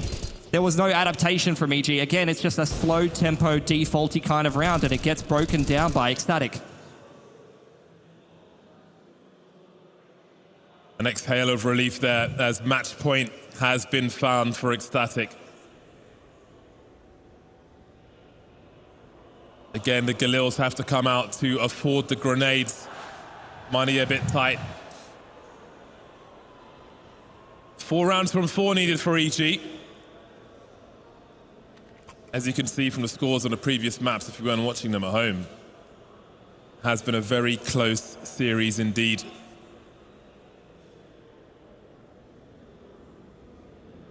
AWP out again for Junior, which indicates that there probably will be no pace change from EG at all. They're going to continue trying to play this slow play style, I'd imagine, unless he's just going to throw supportive utility for the boys. EG seems like they're placing priority on middle, a 1-3-1 from them.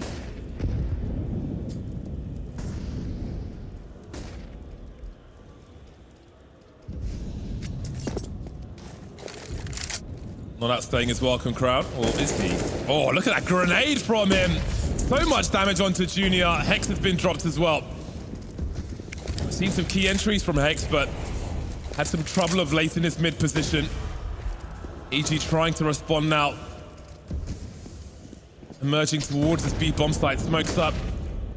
Ecstatic expectant. Pop flashes perhaps. Oh, Crown looking at the smoke there, but Queenix will trade. Still a flashpoint on this B bomb site. Manx has support. So nervous for EG. Just jiggling on these angles. Might not bode well for them, but here's a flashbang. That could make the difference. George dropped. Queenix can't answer that one. 3-on-3 now. Junior's here with the AWP, but so is Queenix. And that is that. Ecstatic take it in 3. 2-1 over EG. Credit to EG, though. They played a fantastic tournament. A lot of promise in these NA players. A lot of strong riflers on the come-up. But unfortunately, with the way their map pool is, just couldn't put together a T-side on Vertigo. And Ecstatic, the team that has a lot more reps, has a lot more practice, is able to do it in 3.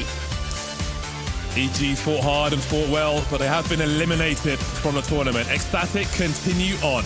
Over to Darth Mike. Under siege all the way, but Ecstatic They withstand, they grow into this series, and they close things out on Vertigo. They'll move on. A matchup with complexity on the table, but survival at least, and a victory to take out of ESL Challenger Melbourne. Sure, it felt good in the end. I think the way they cleaned up that CT side right in those last few rounds showed a lot of class. They started off so strong in that first half, and as much as Inferno had issues, I think when they reflect on this series overall, it might have been shaky at times, but we saw a lot of positives of this team along the way, and especially towards the end, I thought Queenix was an absolute monster. Yeah, it was a brilliant showing on their city side here for Ecstatic, and this series went exactly as I expected. Well, we're just going to leave that one alone. We're just going to move on here. But I mean, look, they talked about it in the cast as well. It felt like we did see a lot of positive notes for an Evil Geniuses roster where we didn't really know how they were going to fare in international competition. To be fair, it was kind of the same storyline for both these teams, right? This was very much a test case for these rosters that have undergone some changes, that have brought players in, that have made some shifts around. And for now, it's Ecstatic that withstood, that came on through. Yeah, and the stats on Vertigo was not ready, but we can point at someone who had a phenomenal T side. It was George on T side. He was popping off. He had so many of these multi-kill rounds at the end of the match, but it just sadly wasn't quite enough. No, it wasn't. But the young guns over on the other side, I want to focus on the positives, at least for the moment, right? Because we're talking about it. Salazar started to step up at the end there. Nodios, we had one big map performance, and he was consistent as well here on Vertigo as well. Those are the pieces that you're looking to raise the ceiling here for the Ecstatic team, right? The new additions, the younger players, the potential firepower pieces as they develop, and it felt like we started to really see that here in this series. It was a really great contrast between actually Nodios and Manx on A, and unfortunately Hext and George on that CD side on A, who are having a lot of issues, and Nodios being, at least in this team, new to that position in terms of playing with these players.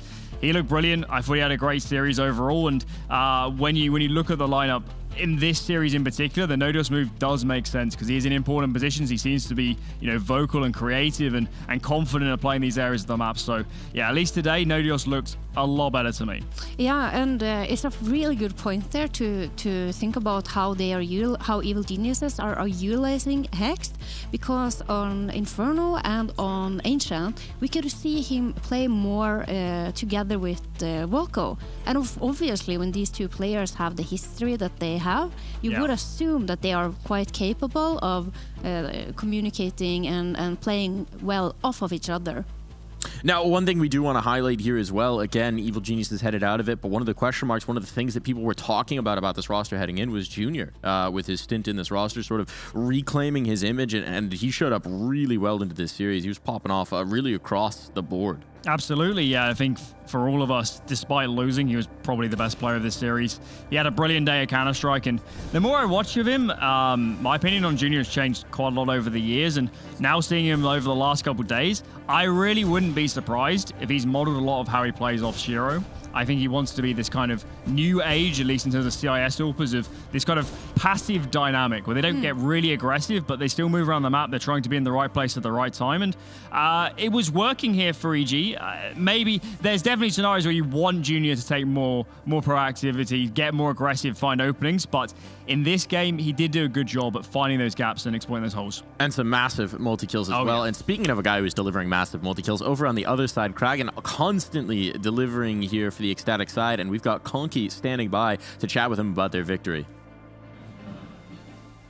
Now, it literally came to Crown before the game and said, you dropped 30 yesterday, you have to do it again, right? And then you got 40 kills in the end on that first map of Ancient. So you guys had a really long one, overtime for the start of the day, right? And then, a really, really close one all the way through up against EG. So how are you guys feeling so far? We're feeling very well. We are very happy that we took this match. It was a bit of a rough, both Inferno and Ancient, but I think you could see that we pulled through on Vertigo. Yeah, absolutely. And it was really, really solid from you guys there. And leading into this event, you guys had a pretty clean run, only dropping a map to Honorous and then versing them in the final again. How's prep been leading into this event? We've been preparing a lot, like working on our map pool now that we have Nodios on the team. So we've been focusing on both our weak maps, but also strengthening our good maps. So I think the prep has been pretty good, I would say. Yeah. And now you've taken down NA1. Now, can you do it again against Complexity in the later afternoon? I mean, that's the plan. Fantastic. There you go. Well, I'll let you to it, and have a good one, man. Take care. All right. Back to you guys. Sorry, Mike. I need to hear him say his name. Yeah, I need to hear him I say. agree. We feels like we have a dispute between us here on the desk and the casters over in the arena, and I feel like I need to hear him say his own tag. Yeah, hopefully we can get him back on for an interview even later after they maybe. No, you know what? Let's not talk about that. Let's not talk about that. We have another. We'll have a pre-game segment before that, but we'll get Conky to interrogate him at some point and get us the exact details on how that one should be listed up. But I mean, whatever you want to call him, he was a beast in the server, and he's been a beast in the server for them consistently. Yeah, precisely. That we can agree on. He has been the superstar player of Ecstatic. And he is overall just a super solid player. And I think we are going to see more from him when they are going to have face up against Complexity. But what I will say is that I'm just very impressed by the sheer firepower that this young player has, and the way that he is moving around and finding them. He is one of those impact players who you let loose and just leave to his own devices, and he can just create opportunities and advantage situations out of thin air. I think the expectation was that it was going to be Queenix and Salazar, and maybe Nodios. If he really fired up, there would be the spear point of this team, but it has absolutely been Kragan. Queenix for me has been very good, but in terms of later on, Salazar has to be a factor. He's got his teammates now are starting to look better, but if Salazar isn't there, I just don't see a world where they could take on Complexity. It's an interesting question. It's an interesting question for sure. I mean, yes, you've beaten the little brother of the NA teams that have come over here, but now it's a date in the future with the big king, the one seed of this group who lost out to Greyhounds. To be fair, they're vulnerable. They can certainly bleed, and Ecstatic show that they can withstand a long competitive series here. So a lot to do, a lot to look forward to in that matchup. That'll be what we wrap the day up with. But next up, we're hopping over to the other group for Bad News Eagles taking on Rare Atom to send our last team to the playoffs from that group. We'll see ya just after this break.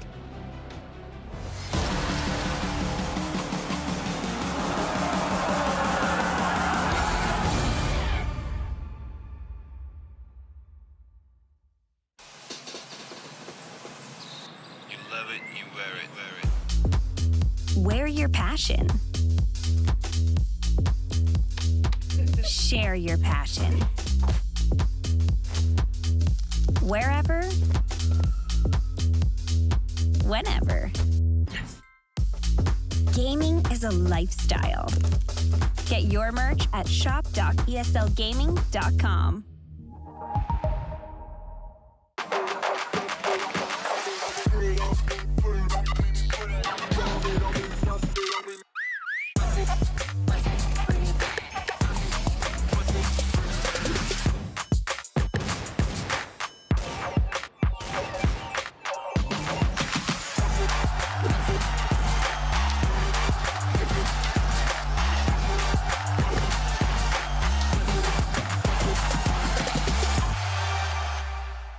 Do you think you know everything about CSGO?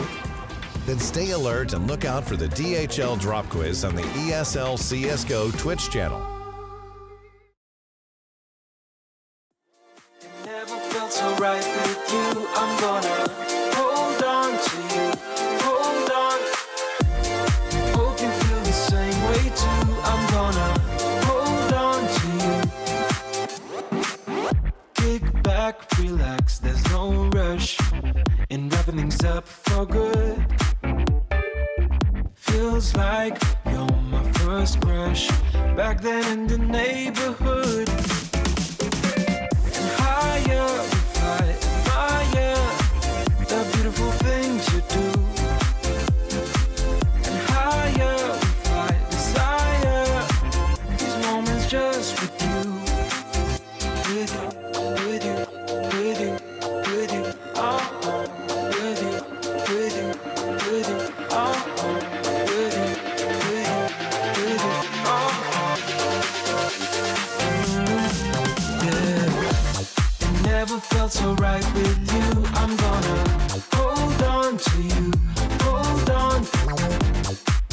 you feel the same way too. I'm gonna hold on to you, hold on. It never felt so right with you. I'm gonna hold on to you, hold on. Hope you feel the same way too. I'm gonna hold on to you, hold on. I can't believe it's all true. Whenever you touch my hair, I'm feeling closer to you.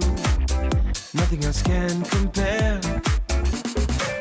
And higher we fly, admire the beautiful things you do.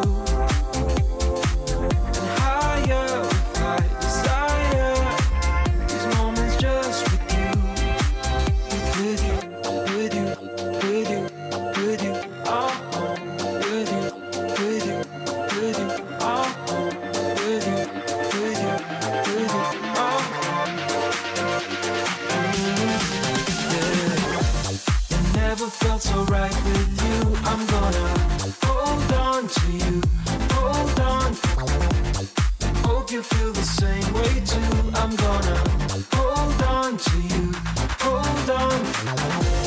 It never felt so right with you. I'm gonna hold on to you, hold on.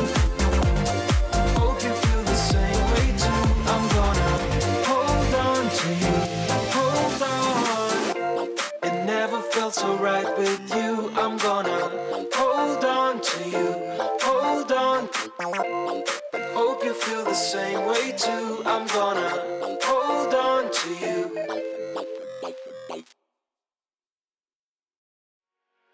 It doesn't matter. We seem too young to understand. For the better. The weather changes when we dance. Belong together. Catching sunsets, riding waves. We stay forever. Where the rhythm never ends. Where the rhythm never ends. Where the rhythm never ends. Where the rhythm never ends. Where the rhythm never ends.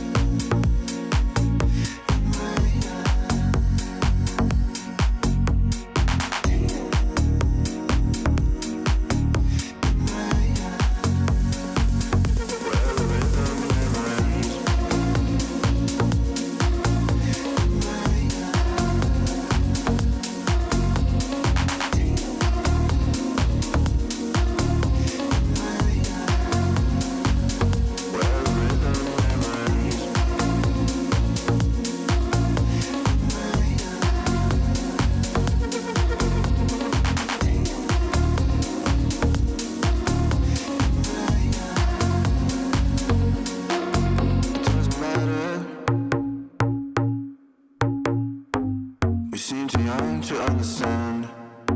For the better. The weather changes when we dance.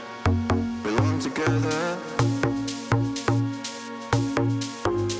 Catching sunsets, riding waves. We stay forever. Where the rhythm never ends. Where the rhythm never ends. Where the rhythm never ends. Where the rhythm never ends.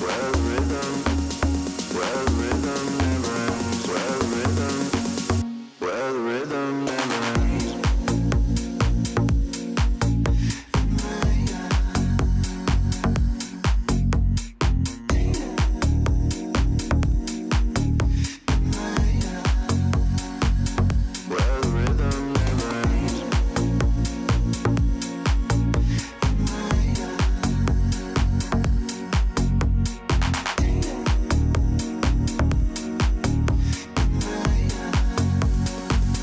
Where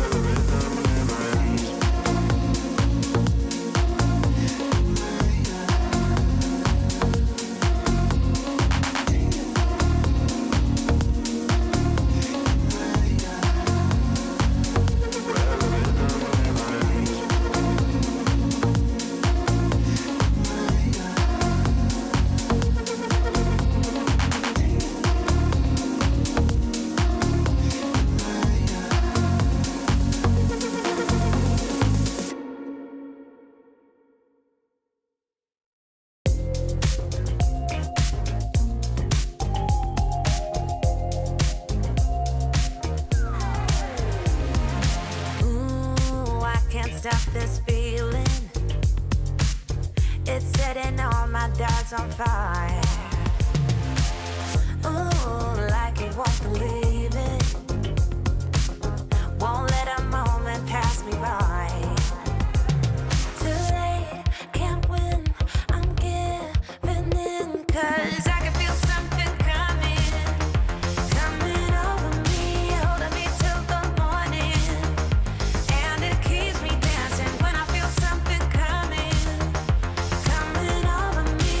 I just keep dancing. Ooh, morning light so blinding. It's on the ceiling and the walls. Where is my name? 'Cause I can't find it. Those early memory lane walls. Ooh, but I know it's the price that you pay. Ooh, for living it up on Saturday. I can't win, I'm giving in. 'Cause I can feel something coming over me, holding me till the morning. And it keeps me dancing when I feel something coming over me. I just keep dancing.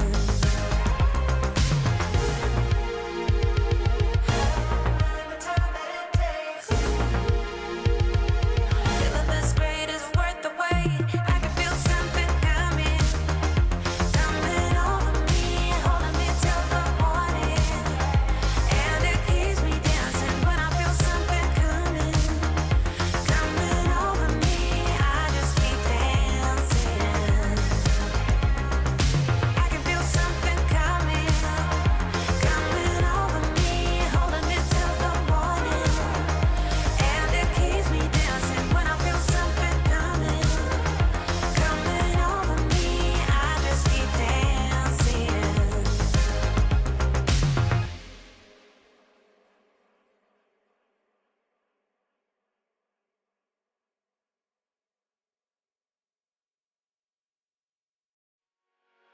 It doesn't matter.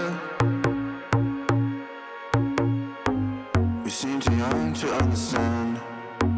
For the better. The weather changes when we dance. Belong together. Catching sunsets, riding waves. We stay forever. Where the rhythm never ends. Where the rhythm never ends. Where the rhythm never ends. Where the rhythm never ends. Where the rhythm never ends. Where the rhythm never ends. Where the rhythm never ends.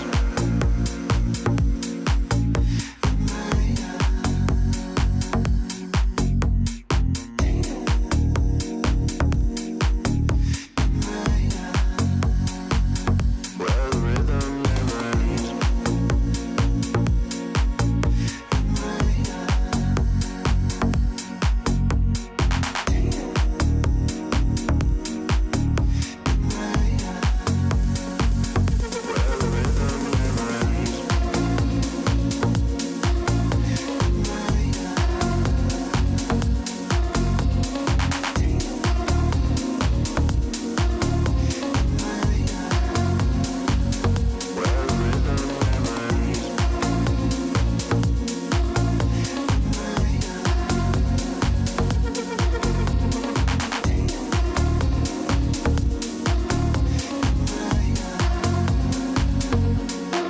It doesn't matter. We seem too young to understand. For the better. The weather changes when we dance. Belong together. Catching sunsets, riding waves. We stay forever. Where the rhythm never ends. Where the rhythm never ends. Where the rhythm never ends. Where the rhythm never ends. Where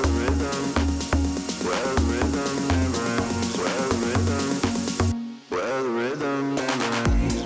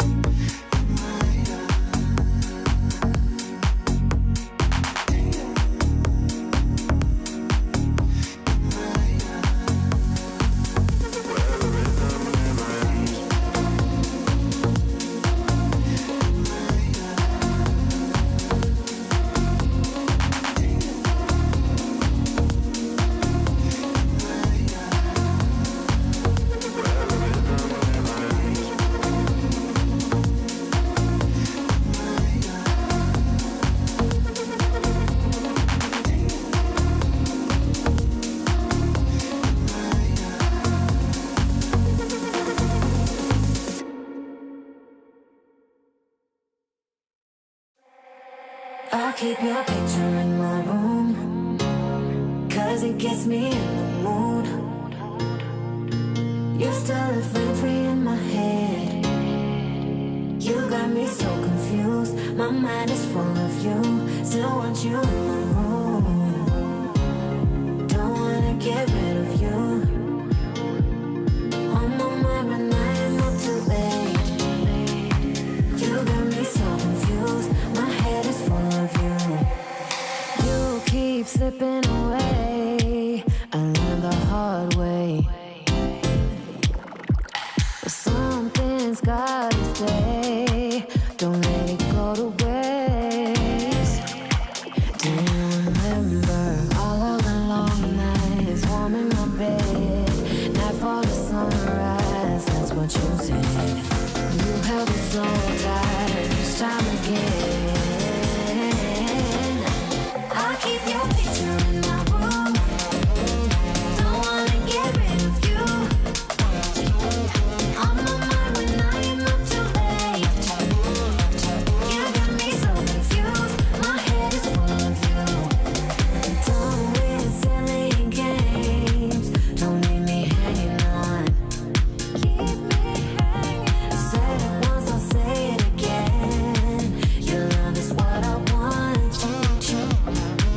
Do you remember all of the long nights warm in my bed? Nightfall to sunrise, that's what you said. And you have me so tight each time again. In my room, I'll keep you safe. Don't stay up waiting long, pulling back and forth. Still got me paralyzed. Got what you came for. One thing that I've kept. I'll keep your picture in my room, 'cause it gets me in the mood. You're still a free in my head. You got me so confused. My mind is full of you. Still want you in my room. Don't wanna get rid of you. On my mind when I am not too late. You got me so confused. My head is full of you. I'll keep your picture in my room, 'cause it gets me in the mood. You're still a friend in my head. You got me so confused. My mind is full of you. Still want you in my room. Don't wanna get rid of you. On my mind when I am not too late. You got me so confused. My head is full of you.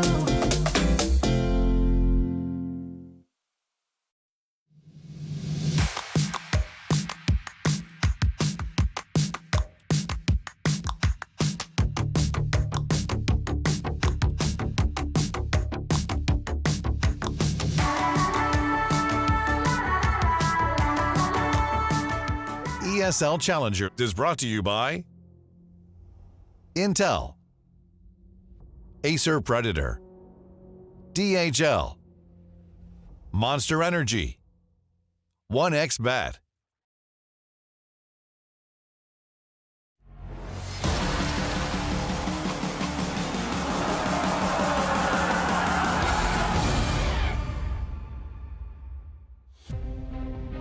Welcome back to ESL Challenger Melbourne, where we are ready to send our final team through from Group B and our final team home as well. It's a matchup between the Bad News Eagles and Rare Adam, and only one of these teams can make it through to Sunday. Only one of these teams can survive. Swapping in for Alan Hender, we had to keep our British ratio about the same here, so we brought Neo to keep the balance all in order here. You know how it is. We have to have at least some representation. I mean, He's not got the UK flag up on there. That's not the Union Jack here. But it's because you're my inspiration, Mike. So I need a bit of America in my life. But look, let's just say in high school, I was not an athlete enough to be getting a letter jacket. That was shockingly not what led me into a life of esports. But I do like it. You do look like you were ready for the state championship. Look dapper. I'm ready. Dapper now. Dapper. My best kit for these very important games, right? Someone's going home, so we've got to see someone in towards the playoffs. So I thought I'd don the best jacket for it. What's more respectful than a high school football vibe to send one of these teams down? Let's take a look at the schedule that we've got going on here. We've got this game, obviously, and then to wrap up the night as well.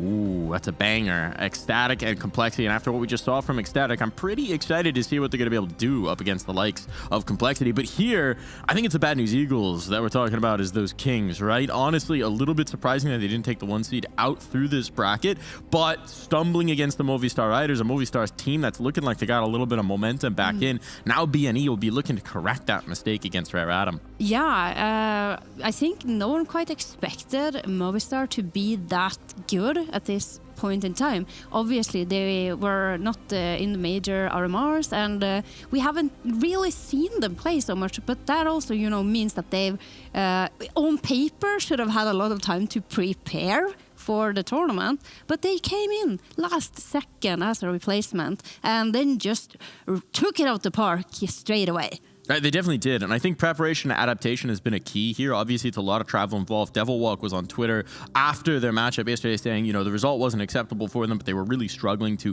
get that experience. They hadn't really experienced jet lag to this degree, so it's a learning experience for them, for the Bad News Eagles, coming all of this way. But they, from what we heard, were loving Oz, so maybe they've had a little bit more time to adapt and settle in. Yeah, get used to the climates, right? I think BNE are a side that when they get confident, when they get comfortable in their Counter-Strike, my God, are they a scary team to come against. And in this matchup specifically, I think there's definitely going to be a little bit of fear coming through from Rare Atom.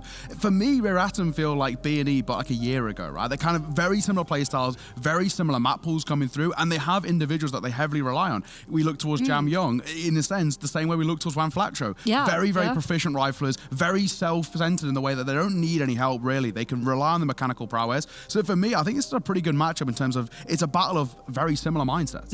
And it's going to be even more exciting to watch, right? Because when you are playing against a team that play quite similar to yourself, it's much easier to counter.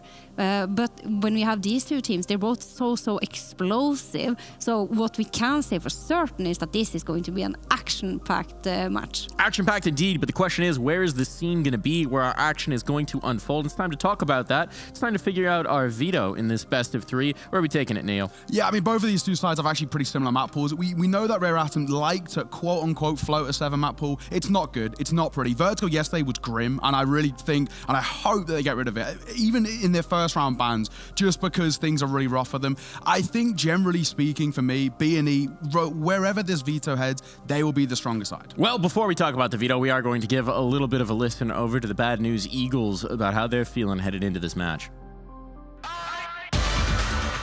I think for our team, we have never been in a better path than we are right now. We know our strength, we know what we're missing, and we know we can beat anyone because CS right now is in a stage that everyone can beat everyone.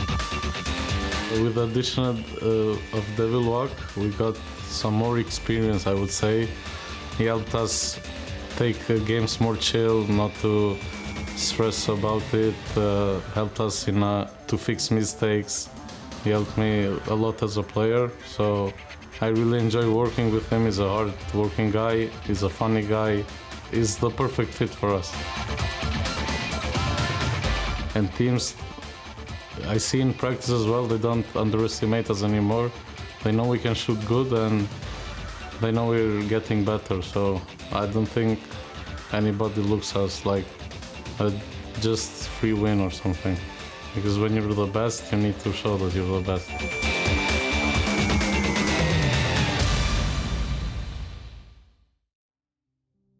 Well, we'll see if they can show that they're the best in this matchup today. A prime opportunity for them. And now we get to figure out what maps we're going to be on. So back into it. Hege, how are you feeling about the map pools? The map pools. Because I don't really want to see any Mirage. I'm a little bit concerned at this point in time. Because Neo is probably correct when he's saying that both these teams are going to go for their comfort picks, which is Inferno and Mirage.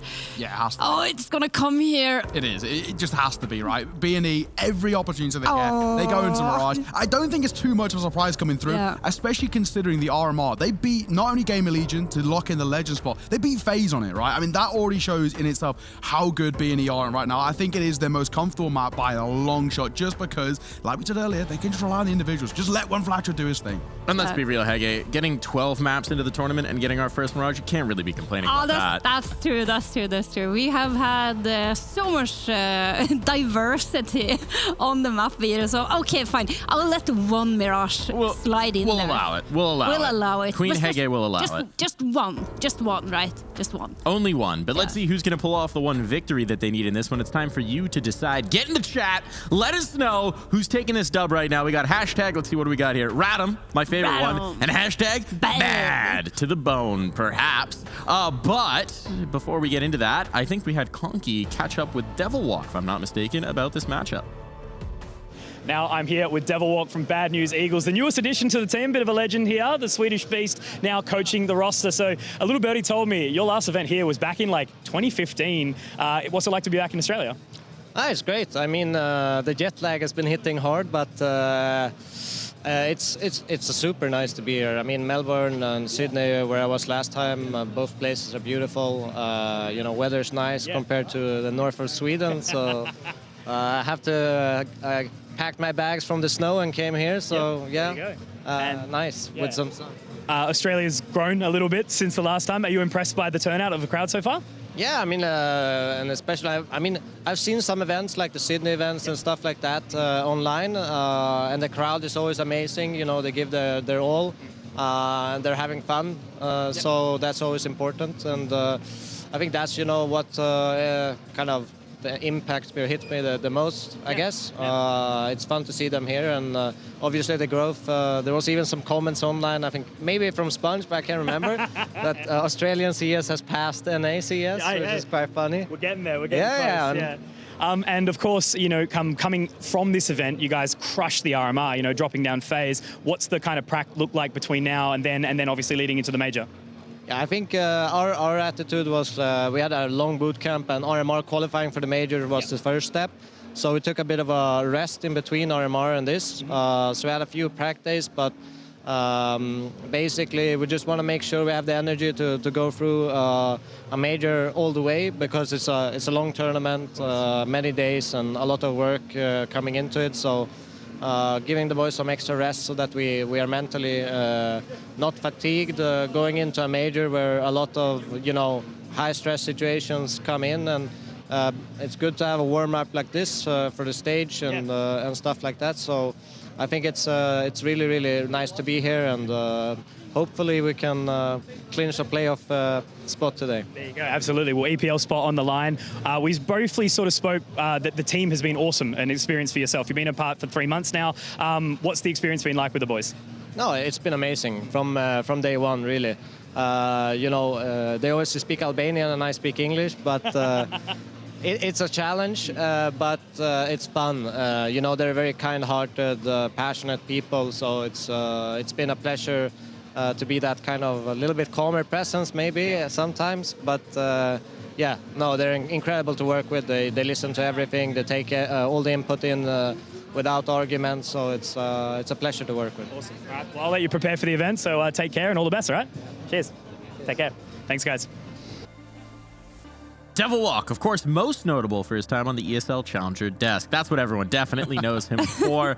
I thought it was interesting that he was talking about being the calming presence here, because last night, when they were up against the Movistar Riders, we saw him trying to fire the boys up. When they were running out of steam, when the tank was running on empty, he was the one getting loud in those tactical timeouts and those pauses, and trying to use his voice to propel them back into the server. So a bit of a role reversal there, perhaps. Yeah, he used 3 timeouts in the first 10 rounds. That's how kind of desperately he was really trying to rally the troops. And I think he is definitely the more level-headed person when you look towards B&E. They're a very emotive side, and I think that's actually their biggest plus, right? That's the thing that makes B&E such a tough side to come against. When they get going, when they get loud, we know the likes of Juan Flatcher, Rigon, Steneri, they can all get loud, they can all get very proud of where they're from, right? And that's when they're a very tough side to come against. But sometimes they do need someone to, you know, level out the heads a little bit, calm them down. Yeah, and we really appreciate what we've been seeing from them after Devilwalk came into the roster with the added value, the depth that he's been added to their strategical play. They are a team with just 5 super awesome aimers who like to do it a little bit puggy. They like to run and gun, and they're excelling at it also. So to have a little bit more to fall back on if those aim duels shouldn't always go in their favor is really important. It's kind of a situation where, you know, the body of this team, you had the muscles, you had the big muscles, explosive strength, power, speed, all those things, but maybe the bones weren't so strong. Maybe they weren't drinking their milk. Maybe the ligaments were a little bit lackluster, and that's what Devilwalk's brought in. He's brought in a little bit of strength, a little bit of calm, a little bit of collection, and a whole lot of lip fuzz as well. Oh, he's got a beautiful mustache. He's a beautiful man, but he really has helped this team strategically. We already know in terms of mechanical prowess, they're actually probably one of the most scary sides, not only in kind of just this tournament, probably the world right now in terms of Counter-Strike. The individuals they've got can really step up. We saw them do it against FaZe, right? So we already know what they're like. They just needed someone to, you know, bring some depth to the strats, and he's done exactly that. Now, over on the other side, we've got a guy who's also a bit of a calming presence for his team and also brings a lot of the firepower. He's the complete package. It's Kaze. Let's hear what he has to say. And alternatively as well, I'm here with Kaze from Rare Atom, and now these guys had a bloody long day as well. Did you get any rest last night? Not much rest, I guess. Just because it's finished till 1 a.m. late in the morning, so not much sleep, I guess. Yeah. And that first map, obviously going down to Vertex, shook you up a little bit, but you managed to bring it back in the next 2. How did you guys recover from there? We just treat it as practice, so you wouldn't hurt that much. So I guess we just play our game and continue what we're doing, I guess, yeah. And obviously coming into this one now, Bad News Eagles, arguably the favourites. Are you confident though that you can take them down? We'll try our best because Bad News Eagles are the strongest team, yeah, I guess, because they beat FaZe in the major 2-0. Yeah, so they are a team to be afraid of, I would say. So yeah, we'll try our best to maybe beat them, I guess. Well, you got to do it for the Chinese fans here. So I'll let you go. All the best, and we'll see you in the server, right? Kaze always trying to temper expectations. Last night he said Movistar were the best team in the tournament. Today he's saying BNE are the best team in the tournament. And he keeps saying, oh, we're just looking at this as experience. But he says that every tournament. At some point they got to take all this experience and win some damn games. Yeah, but you know, when he's having the interview, you know, how adorable. I can't tell falling in love with Kaze. We have seen what he's capable of doing on the server, and just a jovial, likable guy. Of course, yeah, you were correct, Mike. They have to take that experience and use it for something productive. But you know, I think that they are. I think they're doing that. Maybe he's not quite just letting us know it. It's a little bit like secret sauce. A little bit of the secret sauce. Kaze's secret sauce. If we could bottle that and sell it, I'm sure we'd have a lot of buyers over in the Margaret Court Arena. They've got some serious fan base turning up. It's really cool to see, you know, the Rare Atom merch on display as well. I feel like a lot of time when we get to see them in competition, you know, they're coming over to Europe. There's maybe not as much of a fan base there, but it's been cool to see. Yeah, they've got a really good crowd. I mean, we kind of saw even the late games last night. We a pretty decent turnout for them. Very loud as well, even kind of matching at times the Aussie crowds, which is really good to see. I'm hoping as well they get a bit of a crowd buff coming through. There's a couple of quite interesting storylines when you look at these kind of matchups. You know, directly, we've already spoken about Jam Young being an unbelievable player, got the MVP in their game yesterday. He's ridiculous, currently on a 1.18 rating, but Juan Fletcher has been farming for BNE. The thing that worries me when you look towards BNE is the depth right now of the riflers. Rigon, who's meant to be kind of the second hero rifler, the second star over towards that team, below a 1 rating, where Mercury is matching Jam Young. They're both sitting on a 1.18. And there's a world in which, for BNE, who are usually a very mechanically, you know, gifted side, they've got that prowess, they might actually fall flat if a couple of riflers get online for Rare Atom and start to kind of overwhelm them. So you're basically saying that Rigon has been rig off. Oh my days. I'm not even going to give you that one. We're going to cut you off there. It's time to figure out who's actually going to be winning this one. It's time to put your words where your mouth is. Not your money. I won't demand that from you. But who's winning the series? Nao, who you got? All day, BNE. I love Devilwalk too much, and I think Synopsy's a great leader, so I'm going to go with Bad News Eagles all day. Yeah, you know what? I am absolutely 100% agreeing. Is it the devil walk or is it the walk of God? Because what he's been able to, how he has been able to elevate Bad News Eagles, they are now soaring up to heavens, and yeah, they're gonna win this one. But it's gonna be very competitive. I honestly don't think it's going to be competitive. I think it's going to be a bit of a blowout. Rare Atom just, they haven't had the consistency, right? And if you don't have consistency against this B&E side, they're very tough to contain on an individual level. You know, maybe all of the points won't be available here. I'm sure they're saving some things headed towards the major. I'm sure, you know, again, maybe the fatigue setting in to some degree. But I think that just from the jump, we're going to need to see a better Rare Atom than we've seen so far in this tournament. And I don't know if this is a moment where they're suddenly going to wake up. So I'm going B&E as well. I would love for it to be a competitive game, but they got to prove it to us. They got to prove to us early on. Let's see what Twitch chat thinks. What did you guys have? Let's see if you maybe think we're fools. Nope, they agree with us. So the popular opinion holds. But Rare Atom, though, everyone loves an underdog. Yeah, we do love an underdog story. I think as well, the really positive thing for me is finally they've fixed the veto, right? They've gone for a good pick into a comfort map of Inferno, which already makes me feel a little bit, you know, confident in just terms of they can make this competitive. Can they push the Overpass? I think it's asking a little bit a lot, but we'll have to wait and see. B&E, they are absolutely happy with an Inferno. I'm going to agree. I think it might be a 2-0. Well, it's time to get into the game, and that means it's time to go over to our casters, and we got a fresh face, someone we didn't see yesterday. We got Jim coming in here alongside Elfish Guy to take you through the action. Thank you so much, Mike. Yes, Jim is here with me. Welcome, Jim, to Margaret Court Arena, and welcome, guys, back to Margaret Court Arena, because this is going to be a sick game. Jim, stoked to have this one to look forward to. Bad News Eagles, Rare Atom, who you got? Oh, it is hard to go past the Bad News Eagles. Yesterday, we heard that they'd gone back to the hotel and maybe had a bit of a slower start due to sleep. So hopefully today they're not the bad snooze Eagles. Listen, all I'm going to say is I went to bed last night at the same time as Rare Atom, so I understand the struggle that they at least have gone through. And I've got to say, look, it was a late finish last night, but it wasn't too bad. I think they can come into this one feeling relatively fresh, feeling prepared, ready to go. Look, I know the analyst desk are big fans of Bad News Eagles. I've got to show a little bit of that Asian CS bias, though, and say I think Rare Atom, I feel like people are underrating them a little bit. Their Inferno, I reckon, is going to be tough to beat. I think we do at least get 3 maps out of this series. A little bit of maybe the Asian CS bias coming through from me, but one can hope, right? Oh, always. I think with Inferno in there, it's pretty safe to say that Rare Atom are going to be competitive in this series. Whether or not they're going to be able to take the series, you're right, it just might be a bit of a leap too far for them. But we'll see what kind of form they're in early today. As you said, you need the big guns firing yesterday. We saw Mercury really stepping it up. Certainly not in retrograde anymore. He's definitely gone beyond that.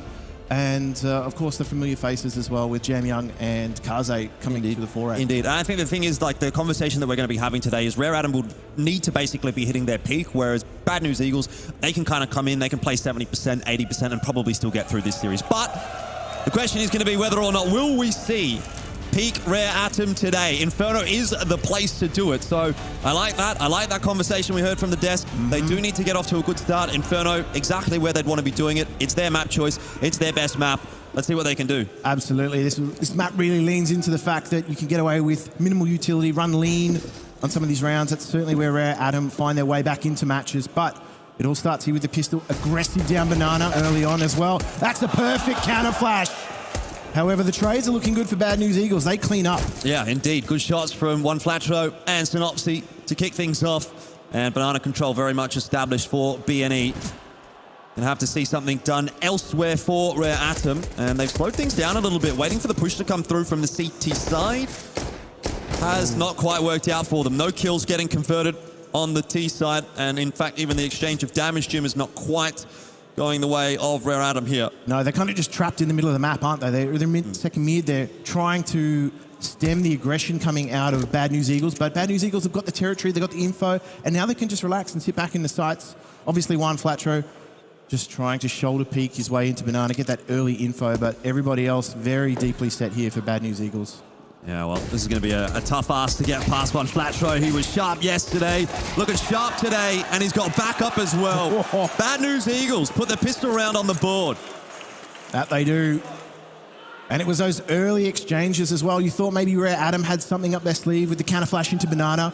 It sort of drew all the attention there, but Bad News Eagles, they were playing anti-flash, they were ready, and the trades were good, so they were able to just reel in Rare Atom from the get-go. Yep. Well, early days still. See what the choice is going to be here for Rare Atom. They didn't get the bomb plant, so don't really have too many.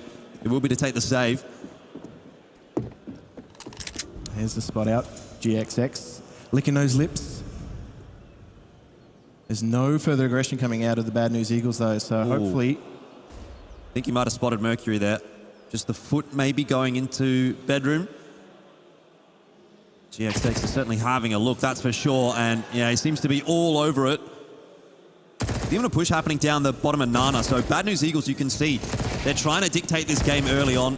They're trying to unsettle Rare Adam. Absolutely. It's a no-respect approach. And that's the way you want to play your anti-ecos. Treat them mean, keep them clean. And that is a good bank builder for the Bad News Eagles. They're going to keep those MP9s as well. Scenario and Synopsy. So going to try and farm as much with the bonus round potential. But you've got Rare Adam now buying in those AKs. Plenty of utility on the backs of Kaze and Jam Young, but everybody else having to run a little bit leaner. Yep. That all bout for GXX is going to be quite a potent threat. We'll see how Kaze opts to deal with that a little bit later on when Rare Adam have the cash. This will be the first attempt, though, from Rare Adam, really. Bit of util getting tossed into Banana, and Mosaic finding the opening frag in this round. It's a nice confidence settler. First kill in the first gun round. Rare Adam feel like they've got a chance now back into this map. Absolutely. They've also forced a layer of utility out from the CT side as well, so they're happy to sit back and retreat. Give up Banana for now and take bracket control because Bad News Eagles have given it to them for free. They can't be everywhere on the map, and B is where they've chosen, so... Well, GXX is actually going to get aggressive here with this orb. This could be a mistake. Yeah, you wouldn't expect that every day of the week, but Kaze looking sharp. One flat throw's going to go through the smoke. Spotted out, though, by Advent. That might be crisis averted for Rare Atom. Still able to grab himself one. Rigon's found the timing. Rare Atom, are they crumbling? Flash into the sky. It's going to buy some time for the T's on the side. Trades coming through. Advent stuck. Needs assistance. Maybe not. Gets to himself. And it's Jam Young in the clutch. You'd back him every day of the week, but one flat throw, 4-0 for the map so far, gets dominated. And Rare Adam will give the Chinese fans something to shout about. Absolutely no sitting back from Jam Young. As soon as that smoke went down, he got proactive. Yep. And decided to try and take the best angle possible. Not expecting the aggression, Bad News Eagles, so an important round going the way of Rare Adam early on in the piece. It's very important for them to get going early in this series, and they've tried to do exactly that. Indeed. Looks like we might have a little bit of a tech timeout here. I saw one of the Bad News Eagles players with a headset off, so maybe something going on their side of the stage. That'll get sorted out fairly shortly. But nice little response early from Rare Adam. You definitely don't want to be allowing things to slip too far by the wayside. And the first gun round, you know, if you don't get the pistol, is about as good as you can hope for. Absolutely. Get yourself in on the rounds that count early on. And it was a well-worked gun round as well. Obviously, it was that information play from GXX coming out as well. He felt the need to try and press for some info. Maybe see whether or not Rare Adam were trying to wrap. What he didn't account for was the aggression coming out of Boiler.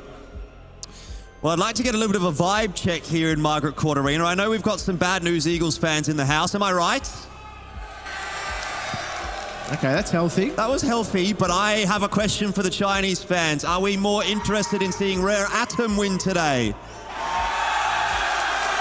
I think that answers that. I definitely think I'm getting a sense that there might be a couple of gyos thrown out by the crowd today, but we'll see. That's kind of up to Rare Atom, right? They need to get the ball rolling before the fans get involved. But there is definitely a good contingent for both teams here in Margaret Court Arena.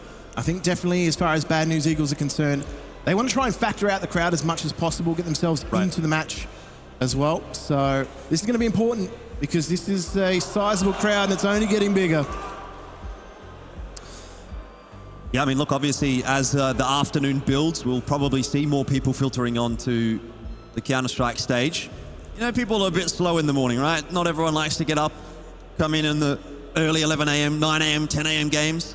They're not gamer hours. But this is kind of the perfect time, right? Just after lunch, everyone's happy. Come watch some Counter-Strike, enjoy your afternoon. Get that well-fed bonus. Stick around, watch two really, really interesting teams play against each other. Obviously, great storylines for both of these teams coming into this event, and obviously going forward as well, particularly in the case of Bad News Eagles. Obviously, Rare Adam didn't make it through to the major. But to me, this sort of feels like a bit of a redemption story, or at least that's what they'd hope it would be at ESL Challenger Melbourne. Take that qualification spot to ESL Pro League, perhaps. That would be handy. Would be very, very handy. Perhaps it's going to be a good news week for the Bad News Eagles. I guess we'll find out. Well, we're back into the swing of things. Round 4 ahead. And a little bit of a force buy out from Bad News Eagles. Does leave them with just the one deagle for GXX. Otherwise, though, rifles across the board. But the main issue here, Jim, is there's just not that much util. Yeah, that's the issue with trying to make this work. It puts you in a difficult position on the CT side, but it is one of those maps where you can definitely make it work, but you've got to get aggressive. You've got to get up in their grills early on.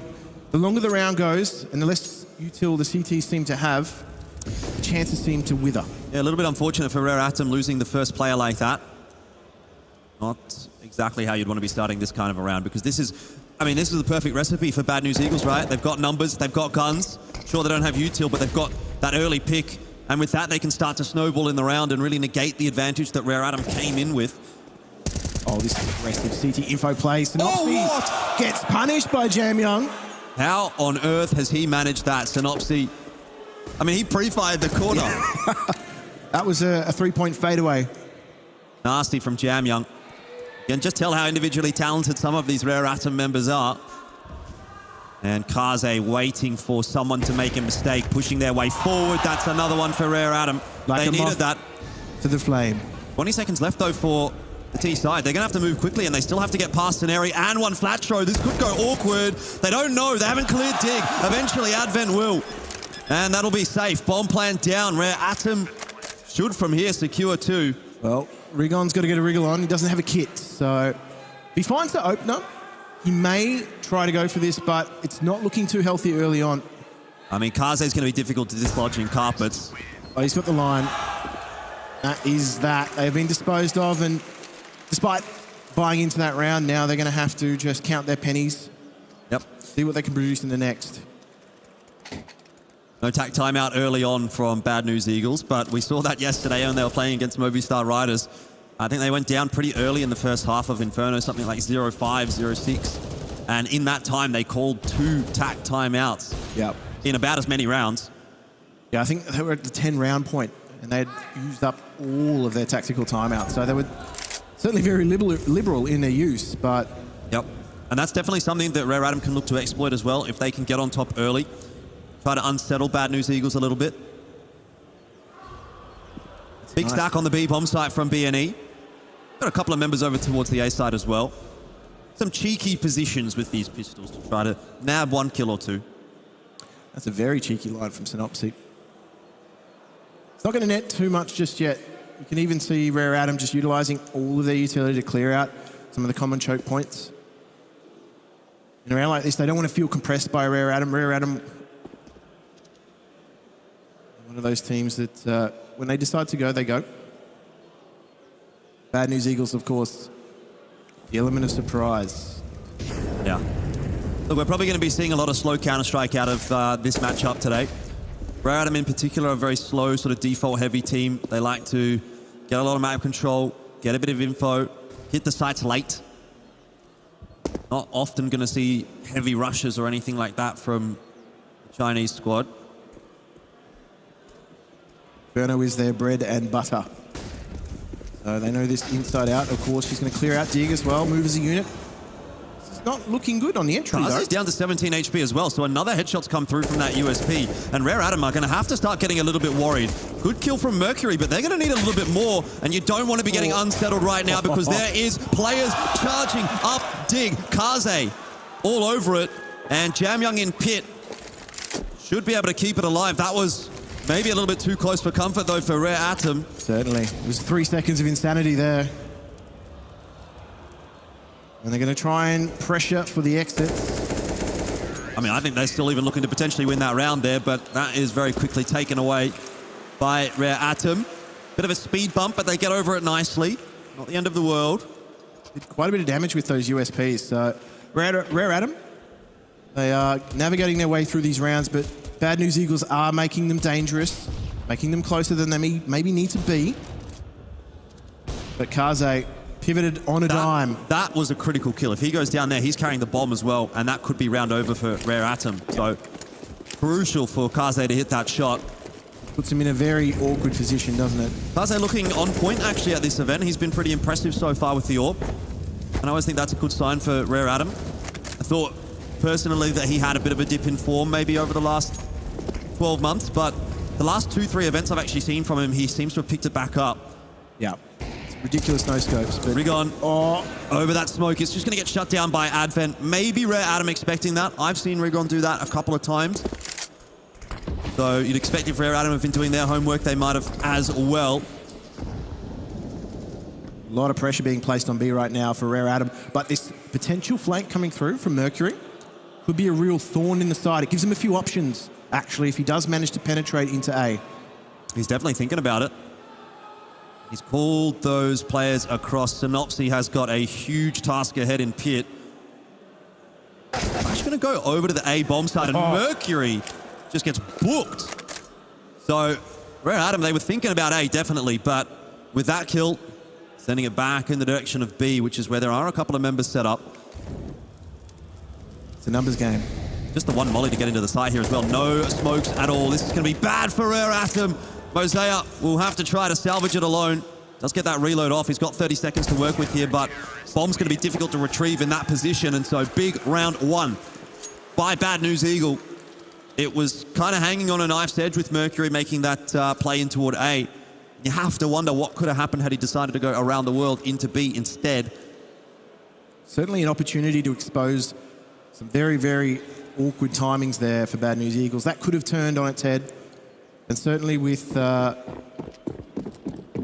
Synopsy holding it down at A, that's very handy actually for Bad News Eagles to have a reliable A-site anchor. Particularly playing on your own in the pit, you can get very isolated very quickly. So his proactiveness has saved him there, but with Rare Adam now, he's deeply set. Yeah, money's a little bit awkward for Rare Adam though. This is almost a party mix by. Good 9 control being taken by Bad News Eagles. Rigon on the push, and Kaze might well lose his life. Mosea was watching for it and at least does find the 1-for-1, but that's bomb spotted by Bad News Eagles. The XX, AWP in hand. Gonna fire a little bit too early, and Synopsy, well, he's under pressure here, but he does well. Jam Young also doubling down alongside one Flatro. It's an even scenario at the moment, but the Rare Adam members are playing together. GXX misses a shot, a crucial shot, and it'll allow Rare Atom into the bomb site. It's an area to try to clutch it out 1v2. It's doable. Has a kit. Jam Young picking up that AWP as well, so it's going to make things difficult. It looks like he wants to give this one a crack. And he will. Zaya's tucked into the corner. Jam Young in pit. He's the low HP member. Oh, Sceneri gives away his position. Not sure what that was all about, but it makes it all too easy for Atom. Not sure what he saw, but it was his undoing in the end. As a round, Jam Young has quite literally pulled the rabbit out of the hat. Good spacing from Rare Adam enabled them to achieve those trades and to obviously open up A site. Finally, they get a wrap on. Tag timeout for Bad News Eagles. Talked about them using those quite liberally yesterday. They're not shy. No, they're not. And I mean, look, they're not in such a high-pressure scenario right now as what they were yesterday against Movistar Riders. So it's not a huge surprise that it's taken a little bit longer to come out. They've been dabbling. They've been getting rounds back and forth. I like this, though. I quite like this, though, because obviously with a coach like Devil Walk as well, who's maybe a little bit more motivational and, of course, you know, making sure that the mental of the team is strong. A huge round from Jam Young, by the way. 4 kills. Absolutely. It's good to see his impact. It's good to see him taking those tactical timeouts when maybe they don't need so much the analytical side of things, but more so stabilization. 100%. Well, one Flatro is going to try to get aggressive here. Got the 5-7 in hand. And he spots out Kaze, so 2 players in Boiler here. Rare Adam are going to need to be pretty careful. Mercury all over it. Advent swings with the Tech 9 and clears it out. Now it's on to Mosaic to do the same job at Banana. But it looks like Rare Adam are flowing nicely through the map now. These last couple of rounds have looked a little better. Confidence is building. There is certainly some wind in those sails, that's for sure. Now, Bad News Eagles, if they can just pinch an exit or 2, that's actually going to help the CT economy immensely at this stage. But Rigon's been spotted out, and he will soon be snuffed out. Oh! Doing some damage, though. Yeah, he's going to try and take a couple with him, that's for sure. should be his undoing right now when Mosaic gets behind him. And there's Jamyang to finish another one off. Looking good, looking good. Rare Atom are feeling confident, but to me, Jim, this is the kind of map that's not over till the fat lady sings, right? So to speak. Obviously, Bad News Eagles, we know what they can do. We saw what they almost did yesterday against Movistar Riders in that comeback. Yeah, certainly not one of those teams that keels over quite easily. I would not be getting too excited just yet about a 5-3 scoreline. It's good, it's a decent start, but that's all that it is. Precisely. Inferno is one of those maps that goes really deep as well. So we'll see how things sort of pan out. Maybe more towards mid to late game. Already we're just seeing, as you said, that default heavy structure coming out from Rare Atom, trying to create a little bit of space for themselves. They're not actually contesting Banana as much this game, so funnily enough, neither are Bad News Eagles. It's almost a handshake agreement that they've got to try and hold on to as much utility as possible. Certainly Rare Atom that's done that. They've got quite a bit up their sleeve as well. They're now starting to take some Banana control. Yep. Push Bad News Eagles back into the site, but look how aggressive they are still in brackets. So potential for a quick rotate, but I think now Rare Atom are starting to try and take bracket control as well. Push them back into the site, go dark in the mid to late round. It is good. It's good from Rare Atom. They're doing what they need to do, right? They're taking one side of the map, they're moving, taking the other side of the map, really restricting what Bad News Eagles is able to find. This time, though, Bad News Eagles, they want to fight for brackets. Oh, yeah. And there's a smoke in the way of Rare Atom. Are they going to opt to go through it? Synopsy playing anti-flash. This looks bad for the T side. A massive crossfire. To clean up. And you just can't be doing that. Not against a team like Bad News Eagles. They're going to punish you for it. Jamyang can't get much more done. Kaze also taken down on the way out. A little bit too easy for Bad News Eagles there. I think Rare Atom are going to have to go back and rethink that strategy. They weren't expecting the aggressive hold from Bad News Eagles. They were contesting it, and they've done a solid job of holding things. That smoke at the top of mid just made things so difficult for Rare Atom to try and scale out into brackets. They were not able to do so without a fight, and, well, Bad News Eagles are going to be quite buoyed by that, actually. They did so with minimal utility expenditure. Now they've actually started to build a bit of a bank for themselves, in terms of utility at least, but... Well, again, it's very much hanging in the balance, isn't it? Both teams, money looking pretty low. Loss bonus certainly won't be there for Rare Atom to buy, and even for Bad News Eagles, it's just not quite going to be enough to scrounge anything together. So, big swing round coming up. Lots of premium placed on Banana this time from BNE. Yeah, total focus shift as well, perhaps anticipating that. Oh, from Rare Atom! There we go, the 1-2 punch. Scenario and Rigon. A nice open up to the round, and that's already put Rare Atom on the back foot. Again, they're caught in this sort of no man's land of territory. Yep, straight away, Scenario looking to clear out the bottom Banana. Going to be able to do so.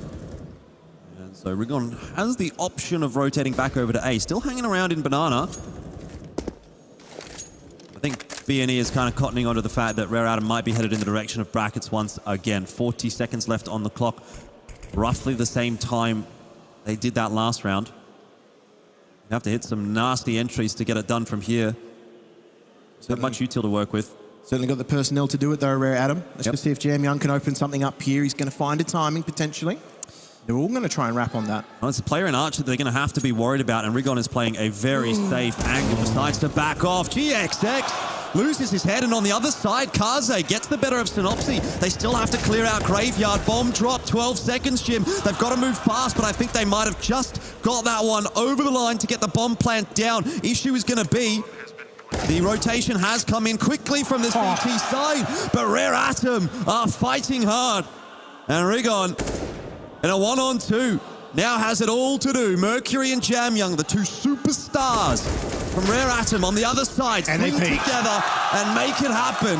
And that's a 3v5 from Rare Atom. That's the confident peak to cap things off. That round was all about timing. If that player hadn't rotated into Speedway, they may not have been able to find their way onto the A site. And of course, had Rigon stepped when that bomb was making its way into the site, well, they would have been in trouble. They might not have been able to get that bomb down. So Rare Atom quite literally splitting the Atom on their way into A.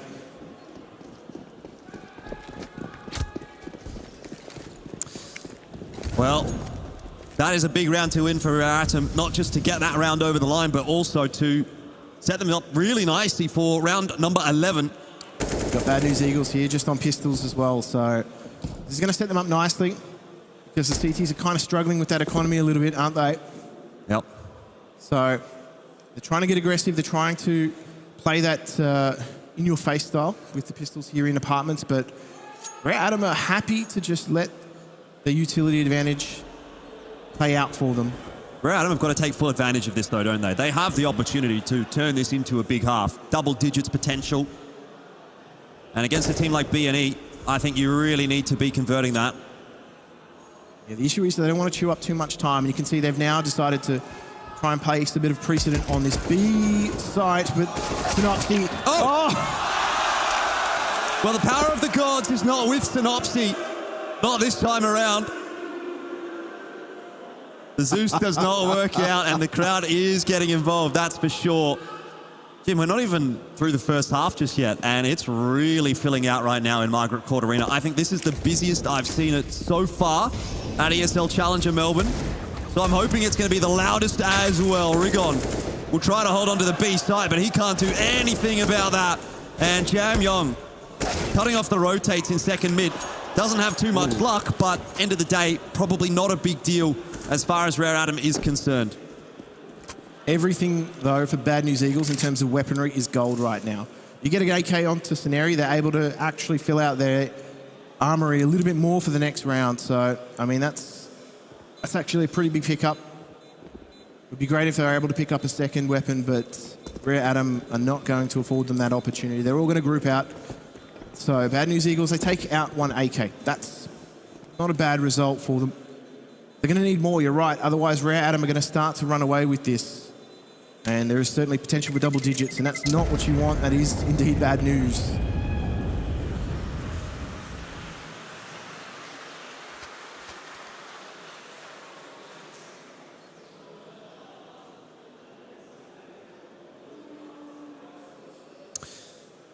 Attack pause for Bad News Eagles. Getting under their skin a little bit, maybe.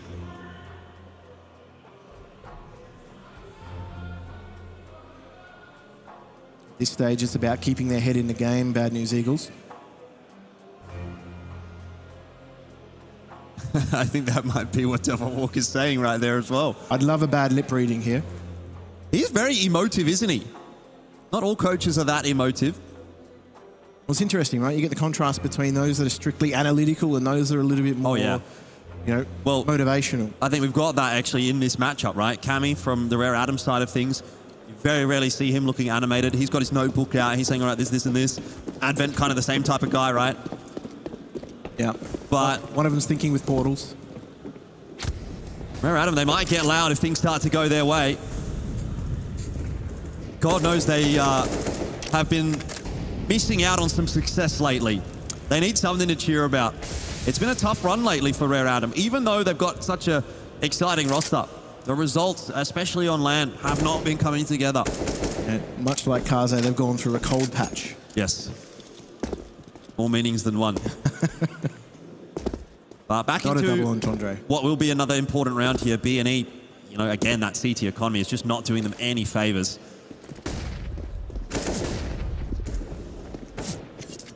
There's just one player defending the B bomb site. Rigon, he's being ballsy. He's getting info. And he's even able to hold on to the smoke for another couple of seconds. That's going to give Rare Atom something else to think about. They're more than happy to just take control of top and Nana and explore elsewhere. Bad News Eagles, they've kind of got these two players in stasis. Right up until just then, they had these two players, both deep CT, just waiting for a call. A lot of pressure being applied here by Rare Atom. That's going to help them as well. Yeah, Scenario wasn't expected on the off angle, so he's able to draw it back to a 4-on-4. But with that said, he's still going to be the sole defender on B, and that's really problematic when you've got three terrorists trying to push their way in. Scenario pushed out by the Molotov as well. Now spotted, does get himself one. Mosea is able to trade. Cost some of his HP, but job done nonetheless. And Jam Young is lurking. Catching members on the rotate. He's going to reroute his way back to Banana, which will be another thing to think about for BNE. If they can even get into this B bomb site. Damage is being done by GXX, but he's got to convert frags. And that's what. How did he know?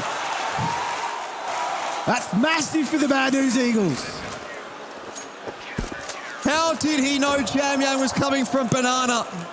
He must have heard him, and just instinct takes over at that point. Rare Atom, that is not a round you want to be losing. I mean, they did everything right, didn't they? That round looked like it was set up to perfection, but Jamyang, you thought he might have to be the one to get it done, right? The two players on the bomb side, both low. Feasible definitely for GXX to get those two first kills. But you don't expect him to get that flick into Banana. Absolutely not. Absolutely not. Credit to Rare Atom, though. They tried to all step on him at once, but as you said, instinct just kicked in. I mean, Jamyang's just there half a second too late. Yeah. If he's there half a second earlier, GXX is still shooting the second player at Pillar. Funnily enough, had he gone through CT, he actually would have been able to shoot him in the back, but... Yeah, well, you can't think about these kinds of things. You've got to move on. There's not enough time. Hindsight is always 20/20, Jordan. Straight back into the swing of things. That said, look, one gun alive for BNE. Big round to win, but doesn't help their economy at all. They're still on shaky ground. That is, of course, assuming Rare Atom can take advantage of that. They're going to try to work their way into Banana. To brackets, I should say. A little bit more aggressive here, Rare Atom, taking bracket control earlier on in the piece. GXX, of course. He's looking for that info, just shouldering. Scenari's on the push, and that is being watched by two Rare Atom members. Kaze low, but Mosea swings to save him. And Rigon now with a lot to do. If he goes down here without getting a frag or two, that could be round over. You'd have to think that it will be. BNE, I mean, they don't have money. Fun Flatro might try to get a sneaky kill or two, but his head's banged off by Jamyang. And look at this, Advent, well poised to get the info. Jamyang down behind the sandbags, desperately needs some help. Flashes coming through, and the swing as well. Looked like Jamyang was in a rough spot, but he's been bailed out, and so have Rare Atom. That is an excellent response. Bad News Eagles have actually faltered a little bit here. I would have thought with their money situation, and potentially, you know, being able to buy out the half-beat competitive, they would have actually saved in that scenario. 3 weapons into the next round would have been a big coup for them, but... They want to get him. They want to catch GXX. Yeah. GXX. Look at how hard this hunt is on for Rare Atom. And now they take nothing. Now they take nothing. And they're going to be on Struggle Street a little bit. I would have thought this crowd would have been on Struggle Street after last night's late proceedings, but they're here in force. All the Rare Atom fans turning up again. Great to have everyone here in Margaret Court Arena, enjoying some Counter-Strike Down Under. Not every day we get to witness international Counter-Strike on our shores, so we love to see the support from the home crowd. Mosea, interesting approach from him as he goes through the smoke for one. Call it blind optimism. He had no idea what lay ahead of him. I mean, I think he's confident anyway because he knows that the CT money is in trouble. This is interesting. Again, another push from Bad News Eagles. They're trying to get aggressive on all sides of the map here. Hasn't really worked out, but they have at least retrieved one gun for one Flatro. Synopsy, I mean, USP only, not a massive threat.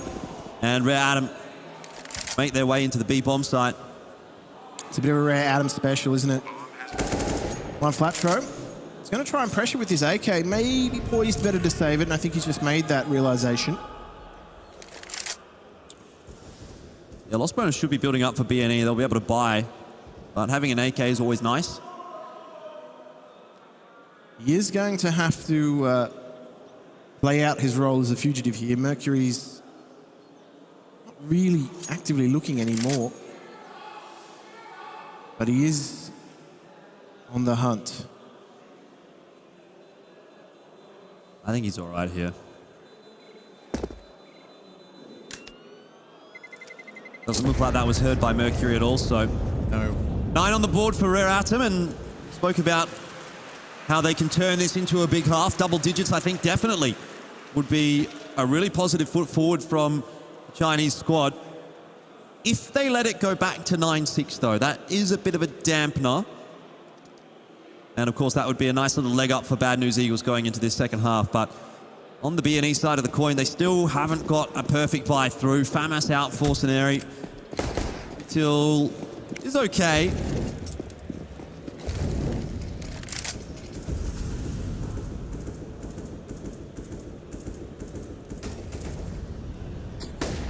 Yamyang's going to start to explore apartments. Gets flashed in. Did catch one flat throw, but he's able to get out alive. Doesn't want to be caught in that situation. Doesn't want to go down early like that. That would be far too cheaply at this stage of the round, of course. Well, final round of the half here on Inferno between Rare Atom and B&E. And it could be a big one. It could be a really big difference maker. B&E is not going to be the kind of team to roll over and die for no reason. I'm going to say they maybe don't need to get a little bit too antsy here at B. They're actually lacking quite a bit on utility. That's going to be a really nicely timed nade stack. Oh, doesn't quite do as much damage as you might have thought it would. Only got one flash to defend this site, though. That's the problem now. Yeah, and both stacked up on kind of the same angle. Smoke goes into coffins, but again, Rare Atom are not super interested in committing to the B bomb site. When on the flip side of the coin, if it goes to A and they have to retake, there's only one flash to retake with. But I think Rare Atom now going to really start to put this pressure onto the A side. They've got options, though. They're going back. Jim, they're going back. They're going back and forth all over the map, Rare Atom here. I don't mind the call to go B, though. GXX is starting to work his way across, but he might be there a little bit too late. Smoke's going to go through. Rare Atom, that flash, it won't keep them at bay for too much longer. They're going to have to get kills here, B&E. Mercury has one. Advent, he's got himself another, but GXX almost again saves the day. Mercury tries to clutch, can't anymore. As long as one flat throw survives, which he will, it will be B&E to find 6 at the end of the half. 9 for Rare Atom.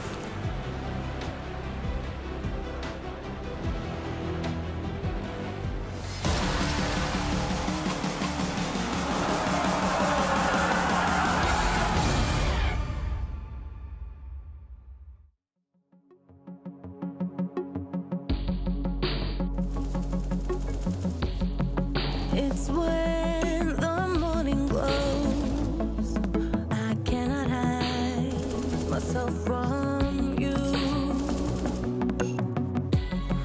It's when my feeling grows, I'm coming back to you.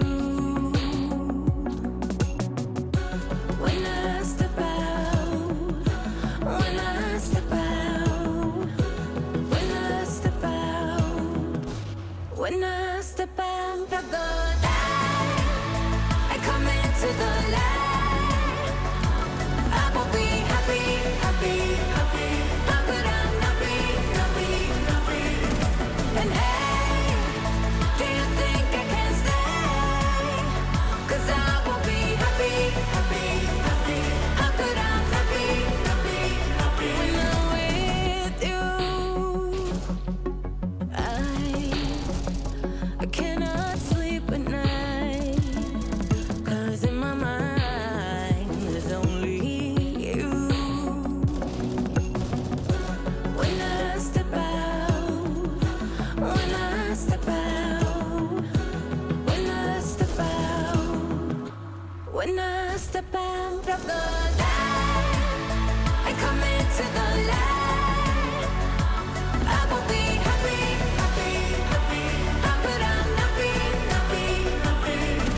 And hey, do you think I can stay? 'Cause I will be happy, happy, happy. How could I not be, not be, not be? When I'm with you, you, you. When I'm with you,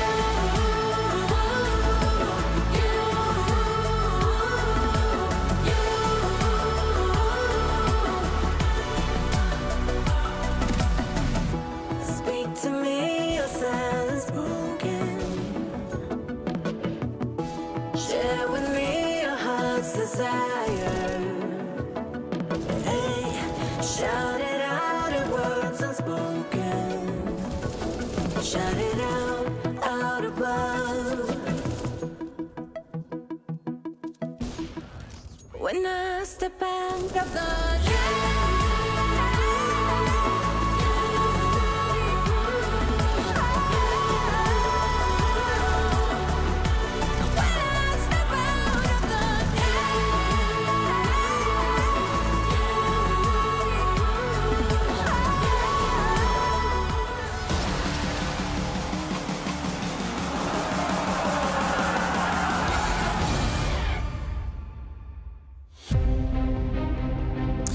Nine 6 the scoreline here in Micro Court Arena for ESL Challenger Melbourne. Of course, at DreamHack Melbourne. It's fantastic to be having some international Counter-Strike back here in Australia. Wonderful, wonderful game ahead of us, Jim. We've got an interesting scoreline. Dare I say, a tantalizing scoreline. Rare Atom have the lead, but they didn't quite push it over the line, I don't think. I think there's definitely still enough in there to say Bad News Eagles have something to play with. Certainly do. And they've looked good when they've actually contested for the rounds with aggression on CT side. However, now they've got to switch sides and do it on T. And let's just see whether Rare Atom now got themselves in enough of a position to win on out from here, but already... Oh. Nice use of a fake without actually expending one. Fair enough. Well, Advent and Mosaic on the CT side of Inferno have sometimes been a bit of a pain point for me, but let's see what they can do in holding this push. Advent has got the dualies in hand, and Mosaic already able to take the head off of one. There's a nice combination together between these two, and that is what you want to be seeing from Rare Atom. That setup was so hard to break. The Molotov, it didn't quite land in a position where it would put any pressure on that player boosted, but it was the perfect crossfire. It's when you see that first shot hit with the USP, you think, all right, we're on. Because that stops the waterfall. Yeah, Mosaic's done a wonderful job. 3 there. And he felt no pressure. Yeah, crisp in the end, 4 in the end. That's fantastic from him. And a great start for Rare Atom now. They find those double digits that they were searching for in the first half. Now, they're going to try and weather the storm here of the Tech 9 pain train. Oh, well. Big damage done there by Kaze onto Rigon, but Bad News Eagles, they're quick into CT spawn. Looks like Rare Atom is all over that. They've got the info, and they're going hunting. Kaze almost bit off more than he could chew, but get the pistol out in time. And so Ceneri will be the only one to even try and do any damage here. Look, if he gets away with a bomb plant, that's absolutely criminal. But it could be on the cards. Not quite. Until Advent says no.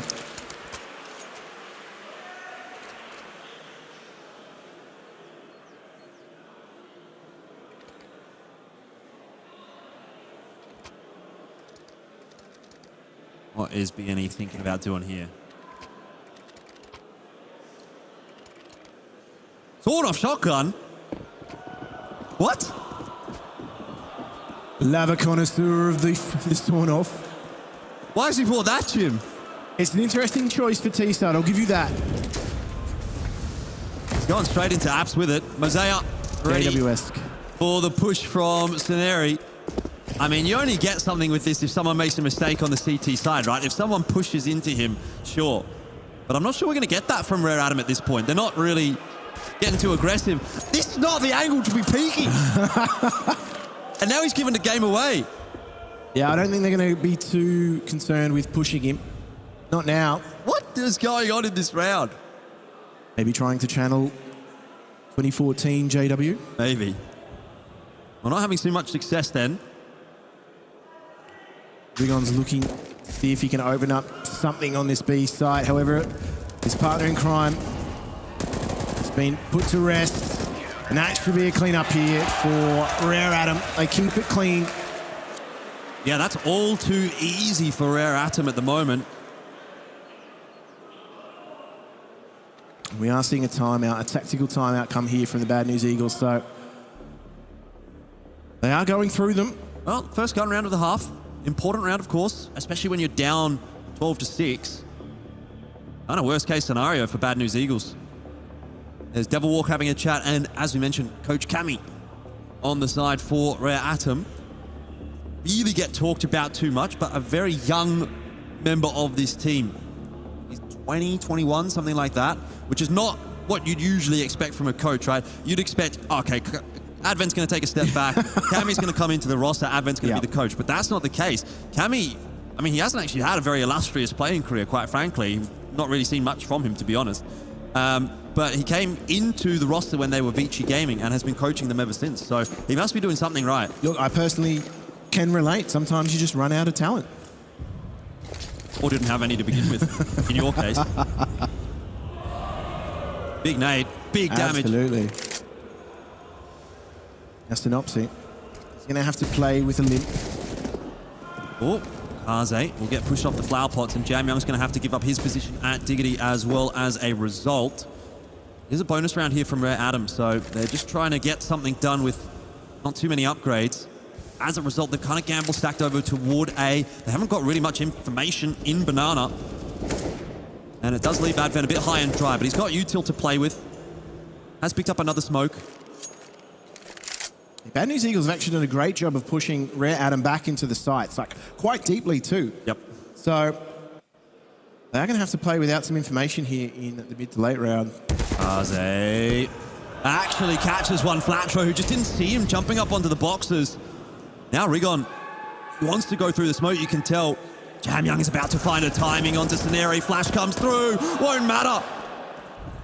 Jam Young gets it done. Kaze did drop, but at the end of the day, the trades are effective here for Rare Atom, and look at how low GXX and Synopsy both are. This is a very tough round to win now for BNE. But with a couple of clean entries onto the A bomb site, they might be able to get it done. Jam Young took half a second to recognize what was happening there on the balcony. But locks another down for Rare Atom. And the noise is being made. BNE, the game is up. The rotation's coming across. They've got to get into the bomb site, and they're just not doing it quickly enough. It's over. It's done. GXX 1v3. He can't do it. With 9 seconds left, they won't give him the chance.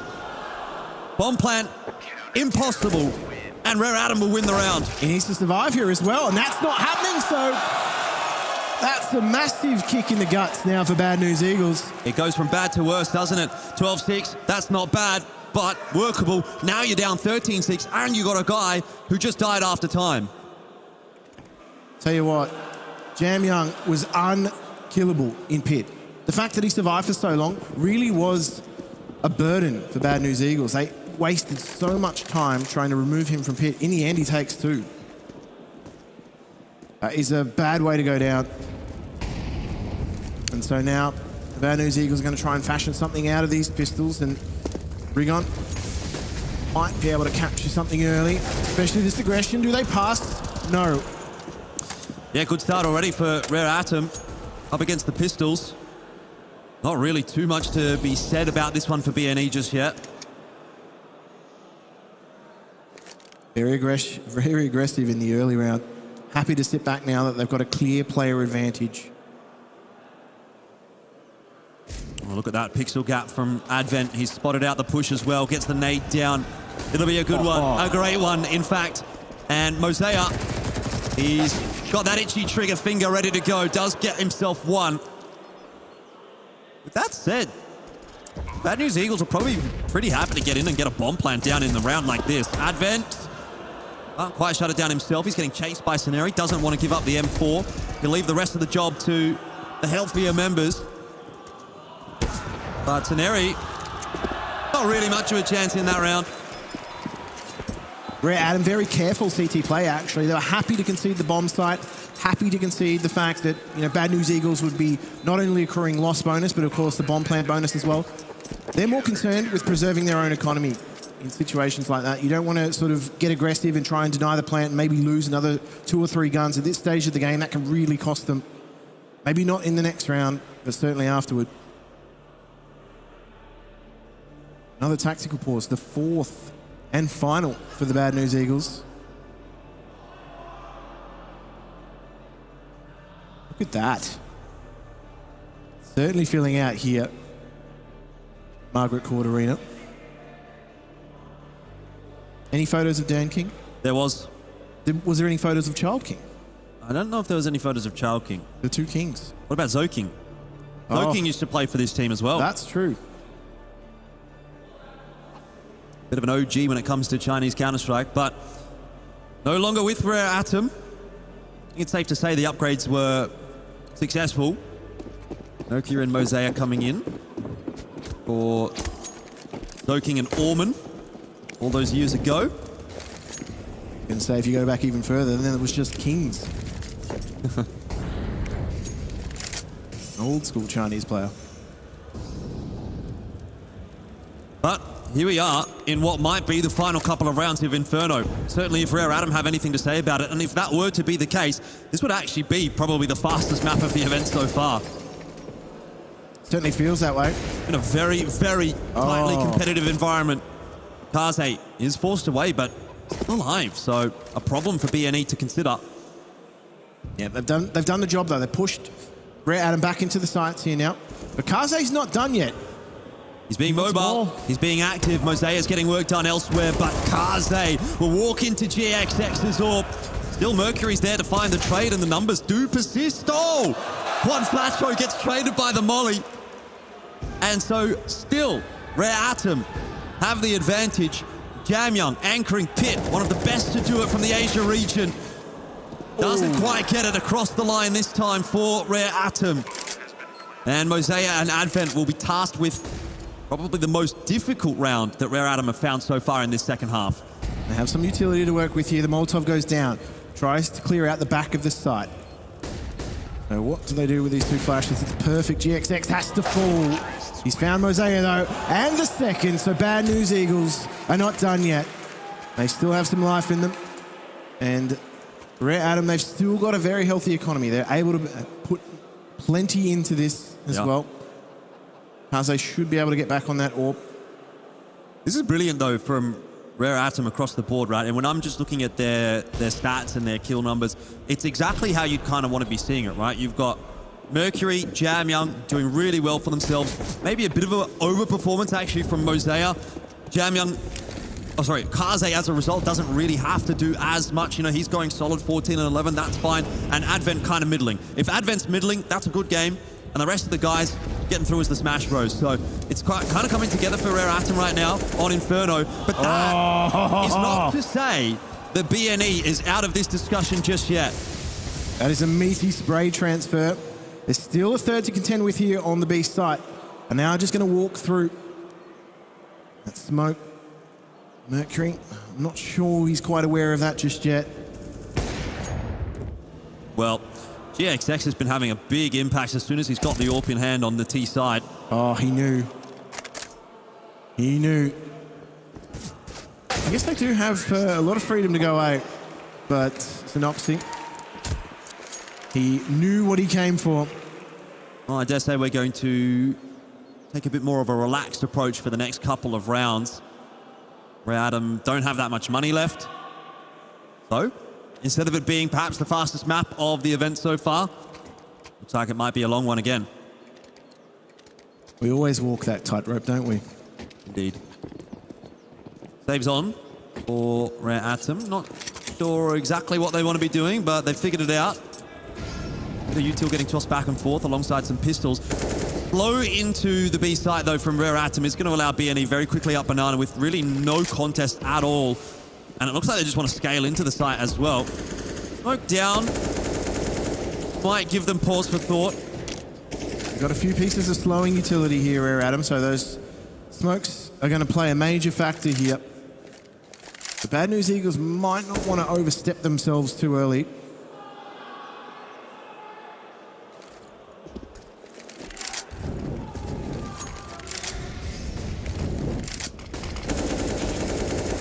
Going to call into action here. Kaze finds the first, but Steneri, he's not having any of it. Still one more member on this B bomb site, though. It's Mosaic who does not land that first Deagle shot.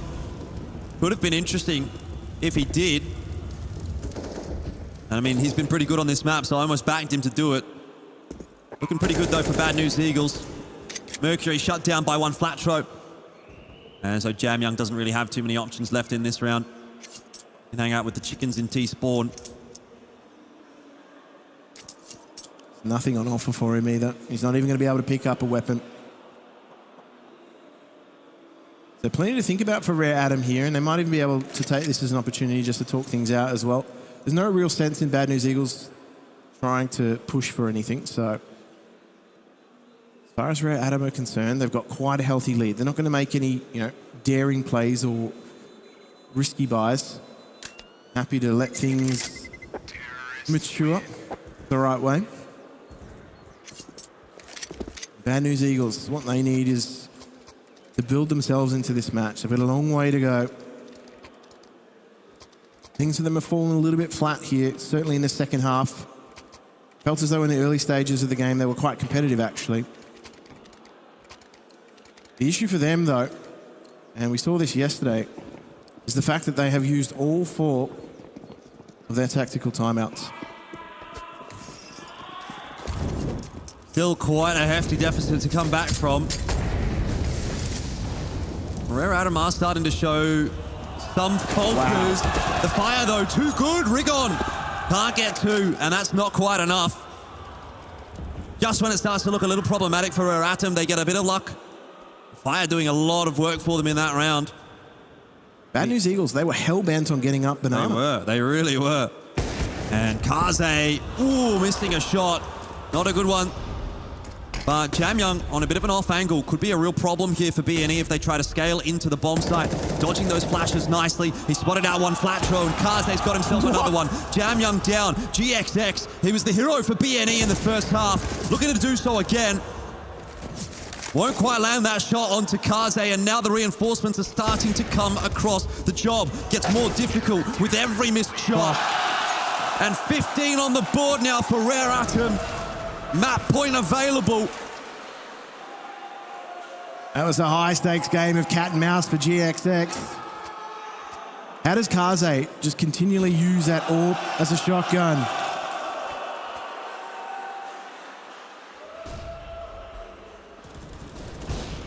Watch this. Nasty.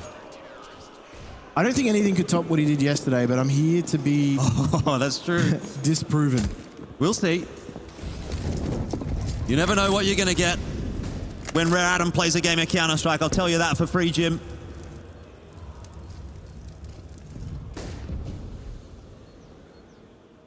So what will we get? Do we get 16 on Inferno right here? The handshake agreement to not touch Banana from either of these 2 teams. That's going to leave a lot of utility in the back pockets of Rare Atom. BNE, they want to try to fight their way into brackets. Mercury is still sticking around. But no progression there from BNE in the end. And so the rotation goes back over toward the B-bomb site. Some util getting tossed in right now from Rare Atom. A little bit of chip damage here and there. Bosea has a secondary AWP. Can't land the connection with that one. Smoke down. It's on to Advent, who just gets run over. And at this point, you're almost thinking, maybe Rare Atom should just save. Yeah, that money's not looking too great. I think it would be a miss for them to really try and press for this. Guarantee yourself a buy if you're saving. Yep. And that's not good either. That death from Jamyoung is kind of what has now prompted Rare Atom to actually save. It should have been way earlier than that. And in fact, I think they're all just hanging around far too late. Yeah. They're being hunted. Costly, very costly. And Kaze might not even get away with this AWP either. That could be absolutely disaster for Rare Atom and a window of opportunity back in for the Bad News Eagles. He should remain safe here. But danger lurks beneath him.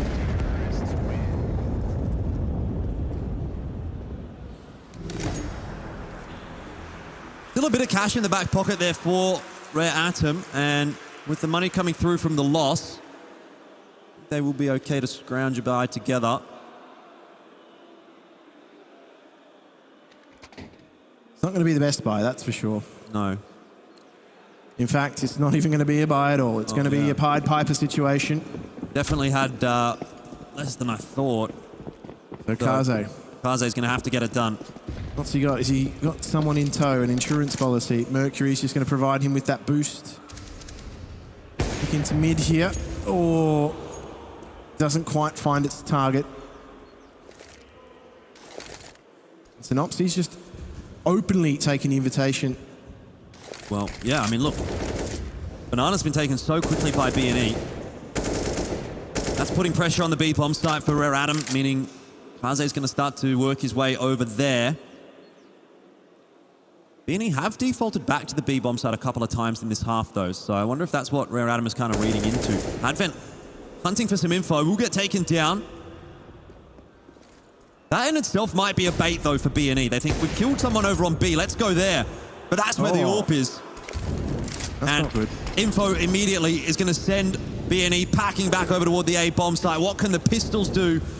It's Mercury and Jamyoung to try to keep this one in favor of Rare Atom. P250 only gets one.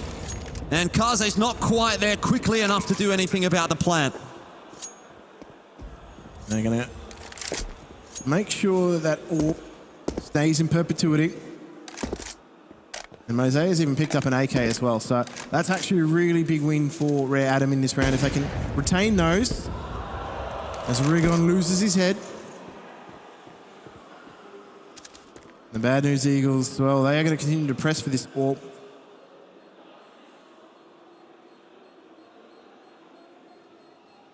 And Mosea has that AK, so they will be able to fashion quite a handy buy here.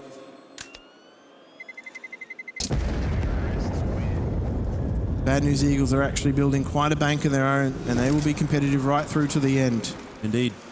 This, though, will be one of the more difficult rounds for them to get through, because the money has built back up for Rare Atom.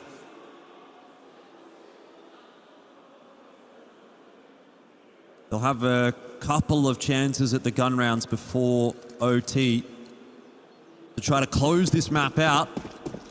But again, one thing I've always associated with Rare Atom is high-pressure scenarios kind of breaking them. And this is most definitely a high-pressure scenario. So will they break again? Will they allow OT? Can they close the map out in regulation?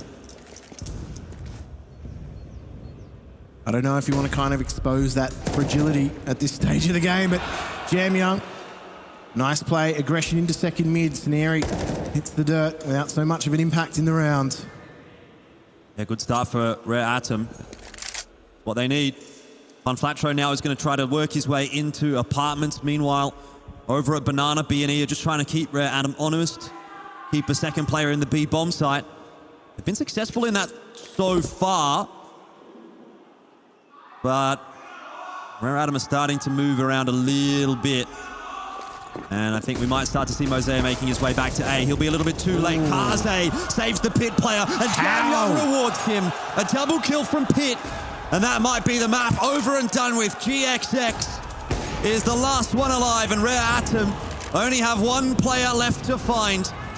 GXX will work his way out from carpets onto balcony, but it will not matter. Rare Atom secure map one. It was certainly a strong performance from Rare Atom here on their map pick of Inferno. It was expected.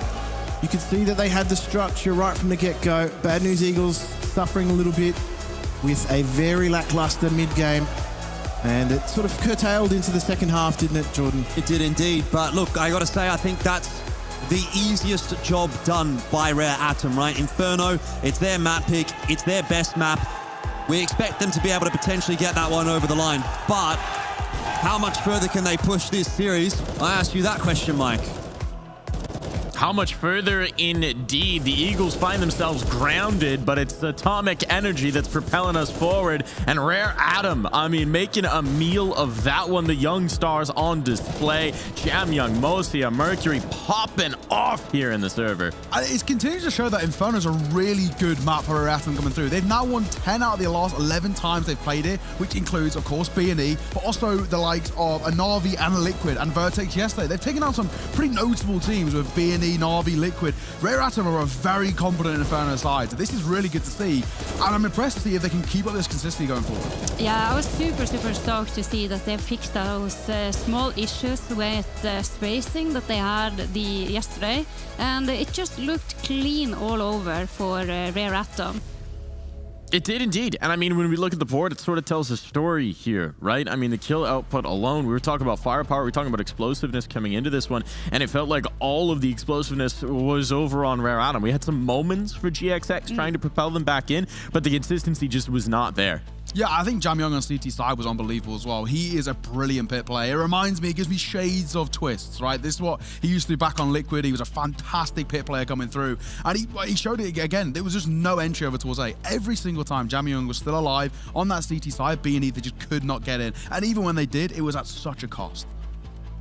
At such a cost indeed. You were rather impressed, Hege, with a lot of the play over towards Banana. You want to talk about that? Yeah, you know, Banana, we talk about this a lot. It's the most contested part of Inferno.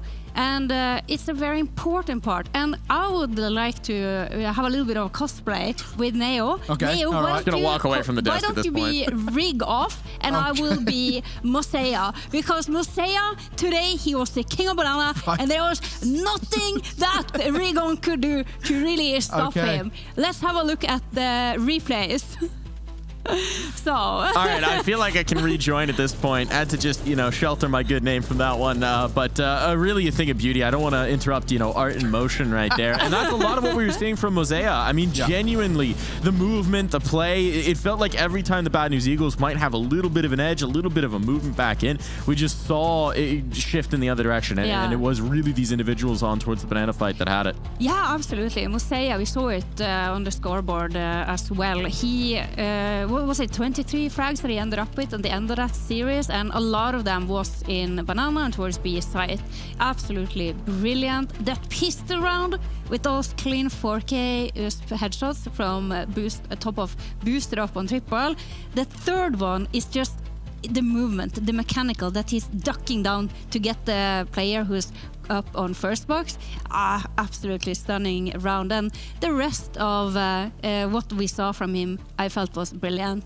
Yeah. And just to mention one thing about Mosea, he's a rifler he's generally seen as a supporting rifler, right? He's not one who's, even playing entry roles was a little bit rare for him, but he was confident. And I like the way that Rare Atom adapted. They realized that he individually was having an electric game. So go and do your thing. Normally you're looking at Mercury to play the entry roles, or even Jamyong at times, right? But this time they realized Mosea was playing well and they thought, okay, do your thing. If you're having success, if you're taking down Rigon pretty successfully and continuously, want to continue.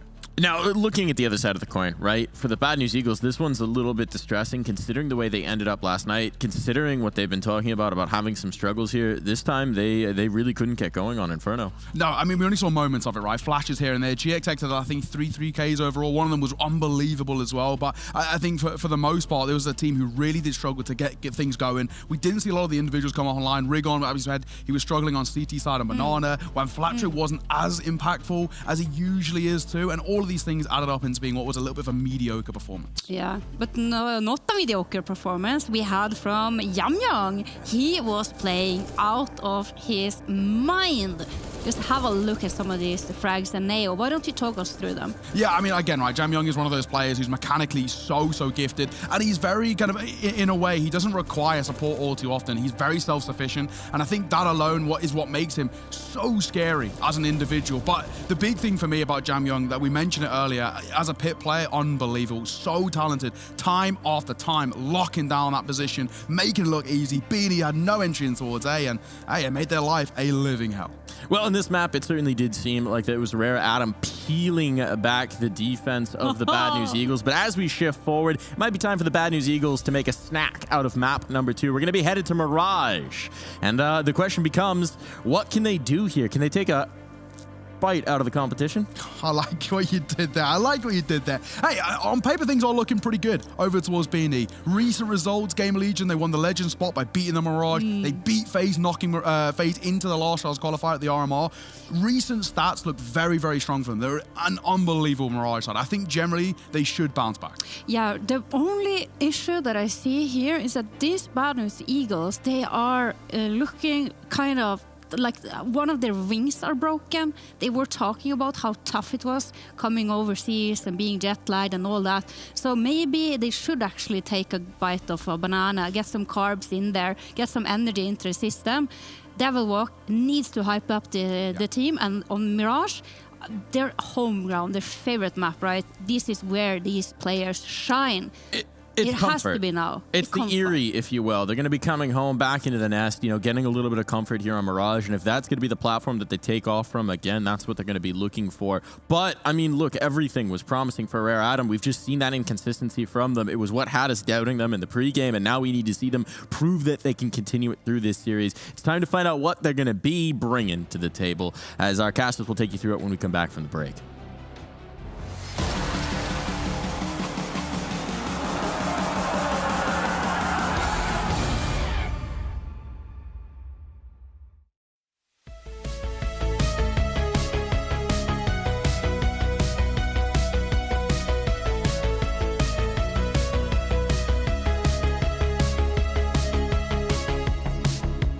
Rolling on a feeling, knowing I must go on.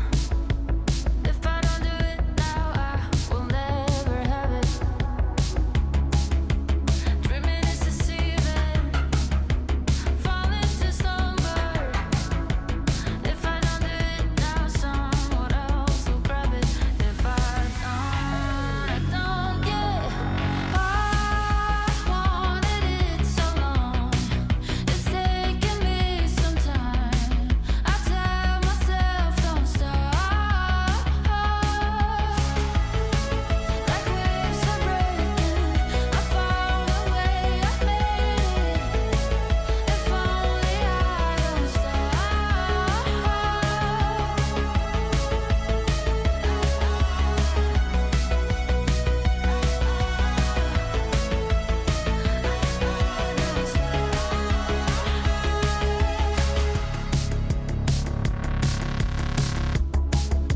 Sharper than an arrow, aiming at its target.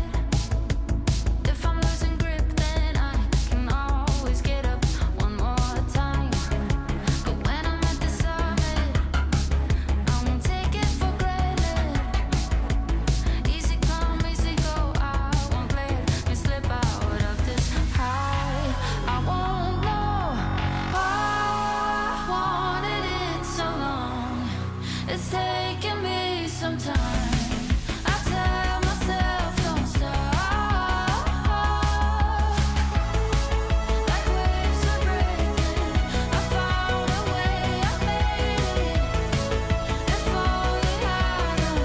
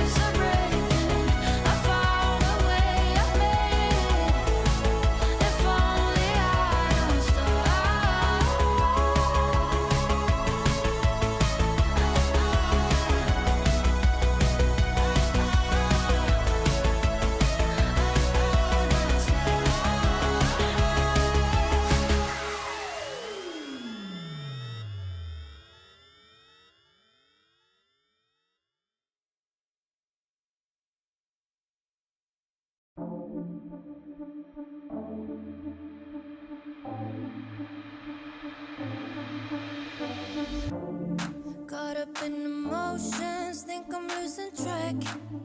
I need you to stay by my side.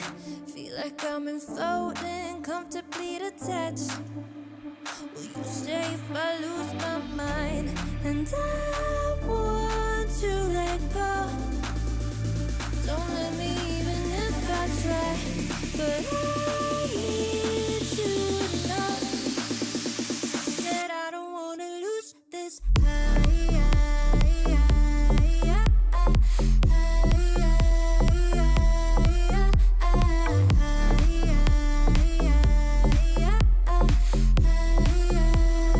I don't wanna lose this high.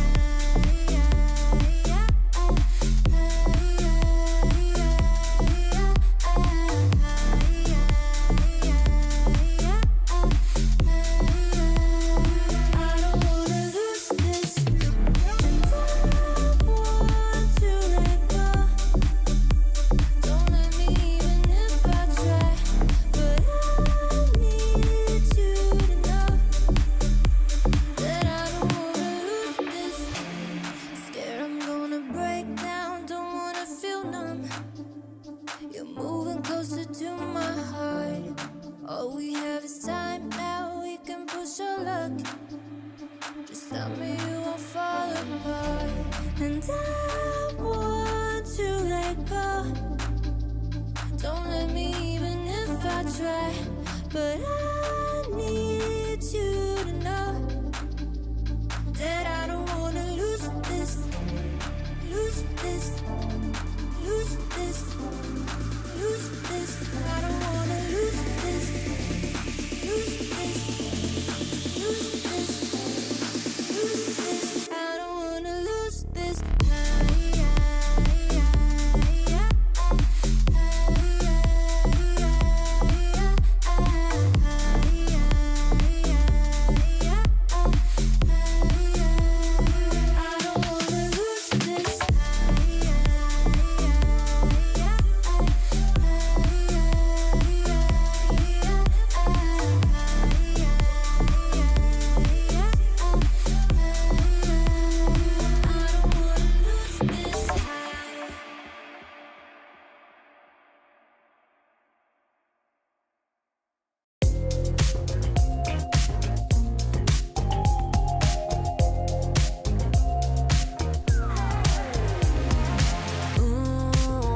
Stop this feeling.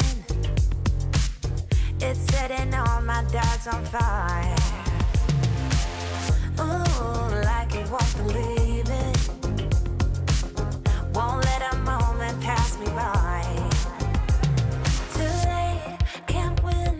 I'm giving in, 'cause I can feel something coming over me, holding me till the morning.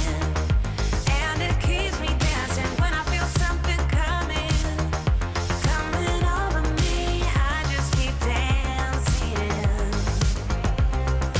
Ooh, morning light so blinding. It's on the ceiling and the walls.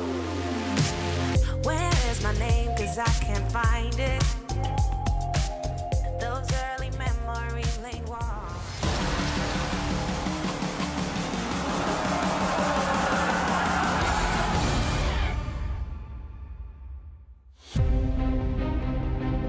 Map 1, a solid display from Rare Atom. 16-11, they get the win over Bad News Eagles on Inferno. But Jim, maybe Map 2 is going to be another question. We've got Mirage coming up, and that is the choice of Bad News Eagles. So this is where they should have their time in the sun. They are the Mirage specialists as well, so this is certainly going to play into their court, much like Inferno did for Rare Atom. Yep. So I guess we might see a different side of the coin here for Bad News Eagles. They were a little bit flat though, weren't they, as far as individuals are concerned, and hopefully that's something that they will be able to pick up here. Otherwise, Rare Atom, well, we might not even need that third map. Yeah, look, it's a bit of an interesting one, isn't it? Mirage is a map that has always been within the map pool in Asia. It's one that Rare Atom will be super familiar with. They play it a lot, but it's not really one of their go-tos. So interesting to see how they match up against Bad News Eagles on this one. I mean, I will kind of agree with you in a sense that Bad News Eagles, they didn't, I think, kind of really fire up on map 1. But with that said, in the back of their minds, I'm sure they knew that they were going on to Mirage and that this would be where they really need to get their work kind of done. They lose Inferno, they say, okay, you know, not ideal, but at the end of the day, we expect to be able to reverse sweep this series and still win it 2-1. And that's the job that's now ahead of Bad News Eagles. They got their work cut out for them here as they head on to Mirage. They will be taking the T side as well with the Bad News Eagles. So they've got a lot of work to do. They've got to make that structure hop entirely, Jordan. Well, here we go. It's time for map number 2 in Margaret Court Arena. ESL Challenger Melbourne. Rare Atom and Bad News Eagles fighting for a spot in tomorrow's games. Loser goes home, and it's a long way home for both these teams. Mercury close on the ramp angle, has got the dualies, knows there's a player there, spots out Synopsy, takes him down. And Advent also starts well. Pistols, if nothing else, have been solid for Rare Atom at this event. Oh, Bad News Eagles are trying to apply the pressure, but they are having the acid poured on them by Rare Atom. A remains an absolute fortress. Yeah, it's an area. What's he going to be able to do here? Nice couple of shots, but Jam Young shuts it down before it gets out of hand. He went down kicking and screaming. He did. And is that going to be the case for Bad News Eagles as a whole, right? This is potentially their last map in this event. And that would be a shocking exit. Very similar to what we saw from OG at ESL Challenger Melbourne last year. They came in, expectations were high, didn't perform. Are we seeing the same fate befall Bad News Eagles? I mean, you don't want to sort of set the precedent that the favourites are the ones to suffer early exits at these events, but we'll see how this works out. There's a lot of Counter-Strike left to play early on. Yeah, Kaze's lucky to be alive. 15 HP. Just gets booked by all the pistoling players running into top mid. But Mosea and Mercury and Jamyoung are all looking to clear out apartments. They've done a good job of that. They're going to have to start scurrying their way back across to A.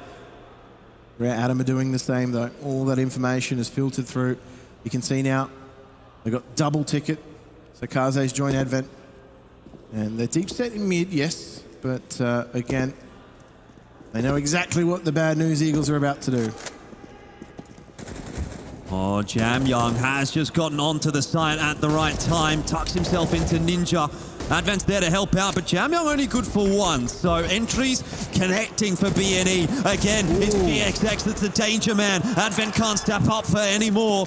And that leaves Mosea to try to clutch it out. His position, unorthodox.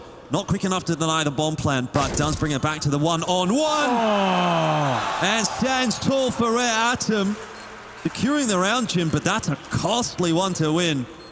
Absolutely. They've lost 4 there. The hero Galilbai from Bad News Eagles.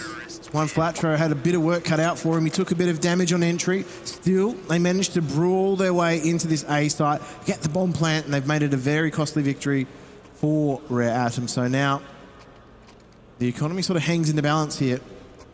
That bomb plant's definitely going to lure Bad News Eagles into a better bite. A little bit light on utility, you would argue. Yeah. Good news is for Bad News Eagles, they've got head armor across the board, exception being one Flatro. But this is what we expect out of Rare Atom. You know, Jamyoung, of course, with the MP9, he's loving those players with no head armor, and it's a factor for the M4 players too. So, see what he can get done. Got mid control for Kaze, and he's going to go looking for a little bit more. Has been spotted now by Saneri. Just trying to create this push and pull effect across the map here. Bad News Eagles, they now step on mid as a unit. Don't have a whole lot of util here, Jim, so they're going to have to be really efficient with what they do use. Molly's not a bad one. Not quite going to get Mercury out of position, though, and he'll find the timing onto Rigon. This is the perfect start to the map for Rare Atom. Wind Pistol get the opening frag in the gun round. That's dead. It's brought back. Saneri gets Kaze. Mercury, though! He's got other ideas. I mean, this is not as easy as it looks, though, for Rare Atom. Every time you see someone stepping up, Mercury forgot to reload. That bomb. There's an answer. Does. For noise being made by Synopsy. Smoke into jungle, but it won't matter. Mercury again and again. He's doing it himself this round. Jamyoung's at the bottom of con. One Flatro. Remember, no head armor. And so the first gun round will go the way of Rare Atom. Again, it's been expensive, Jim. Yeah, I was going to say that is another round that's gone down to the last 2 to 3 players. It was always going to be trouble for Bad News Eagles as soon as they lost that bombing connector right there. Yeah. Because you're exposed to so many angles and you're out of utility to try and cover yourself. So one Flatro had to try and fight his way out of what seemed like an unwinnable situation in the end there. Investment from BNE. I don't mind it. Knowing that Rare Atom are suffering economically, if you continue to do damage, if you continue to inflict pain, BNE could come right back into this half. They're going to continue to put pressure on as well as their loss bonus continues to build. So if these rounds keep going the way that they have been, the incentive's there. But Mercury's already struck gold early on. One Flatro just has blind faith that the AK will do the work. And now A's under a bit of pressure. Yeah, indeed. Advent in a very interesting position here. Uh-oh, that bomb's going to make it up. Connector. Oh, what is that? Okay, he was in short. I was confused for a second. One Flatro Does find the timing, but not really the shots. Advent still down to 14 HP. You can see, though, how this round has fallen apart for Rare Atom. Wow. And that's a big response from Bad News Eagles. That is a very emphatic response as well. Those pistols getting it done. A little bit confused as to where that was coming from, but in all that confusion, in all that space that had been created, the player was able to get out. Scenario was able to get out of B halls. So real problems starting to emerge for Rare Atom. Interesting. Tac pause comes out straight away for BNE. They're against... Oh, what is this going to be from Rare Atom?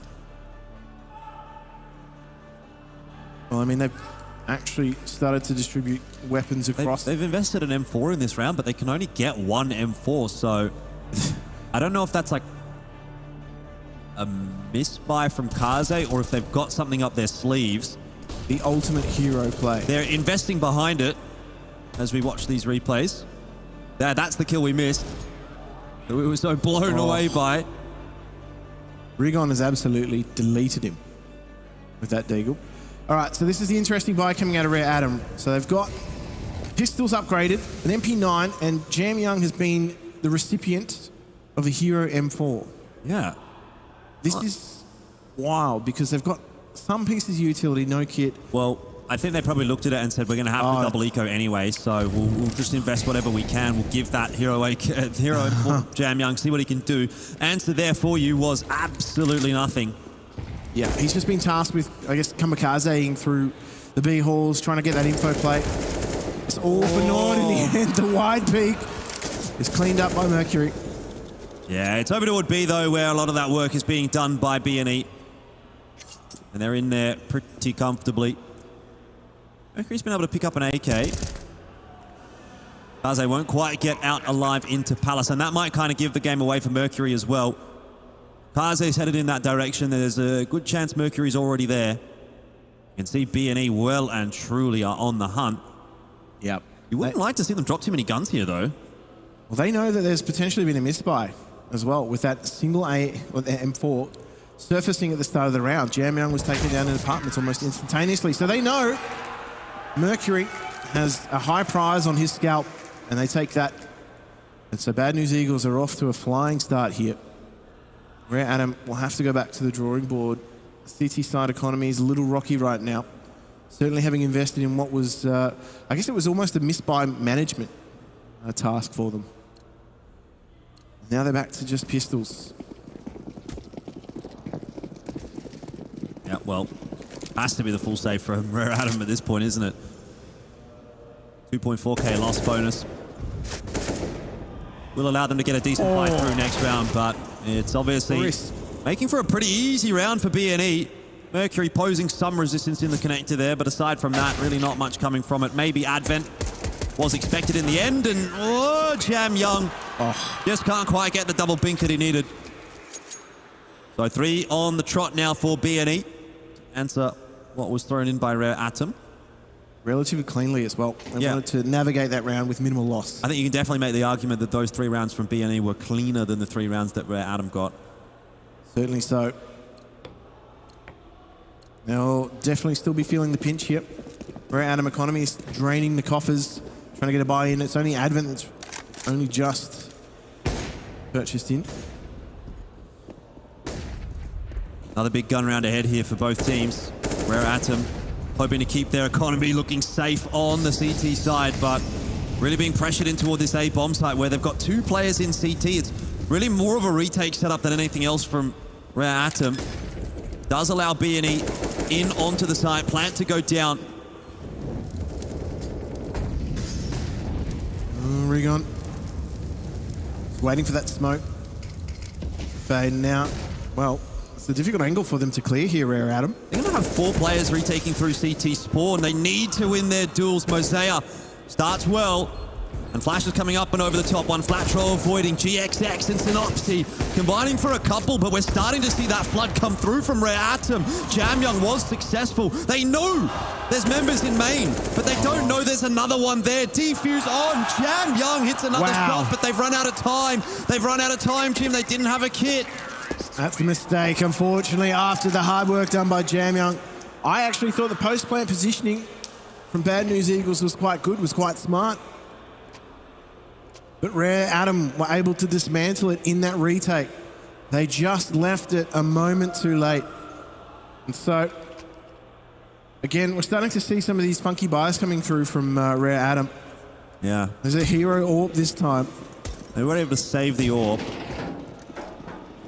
But now the MP9's out. They've actually got some decent utility. It's not the worst buy, all things considered, for Rare Atom.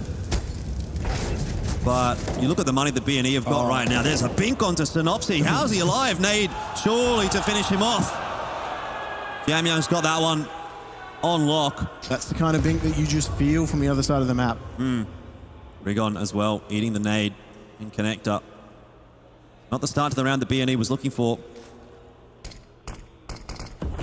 Now going to try and give themselves a little bit of space to work with now in connector as they try and get themselves up short. There's still that player in B halls trying to pressure Jamyoung. Rigon's actually found a bit of an opening now too, so some space starting to be created for Bad News Eagles. Oh, Mosea, he was looking for the timing, but Scenario was all over it. That leaves Jamyoung solo on B. Oh, what a shot from Jamyoung. But it's not enough to stop B&E from filtering onto the site. Mercury is able to get out from market and defeats Juan Flatro in the duel. Kaze watching for Rigon on the flank. Leaves GXX alone. But GXX was the man who got it done for B&E on the first map in the clutch. Has another crack at it here. AWP in hand. Retrieves the bomb. Rare Adam ceding control of the bomb site. And Kaze waiting patiently. That is a well-worked round there from Rare Adam. Even in the end, knowing that they were likely up against an AWP, they wanted to stick together. They wanted to play two abreast, and that was the smarter play. Even though Kaze, just watching that line, they knew that he'd crossed into the site. Synopsy did not deserve for wrecked. It was actually looking really good for Bad News Eagles. It was. They had entered into that B site. They were looking like they'd had a bit of space finally in the middle of the map. They'll run it back though, Jim. They've got a lot of money. So they'll buy straight back into this round.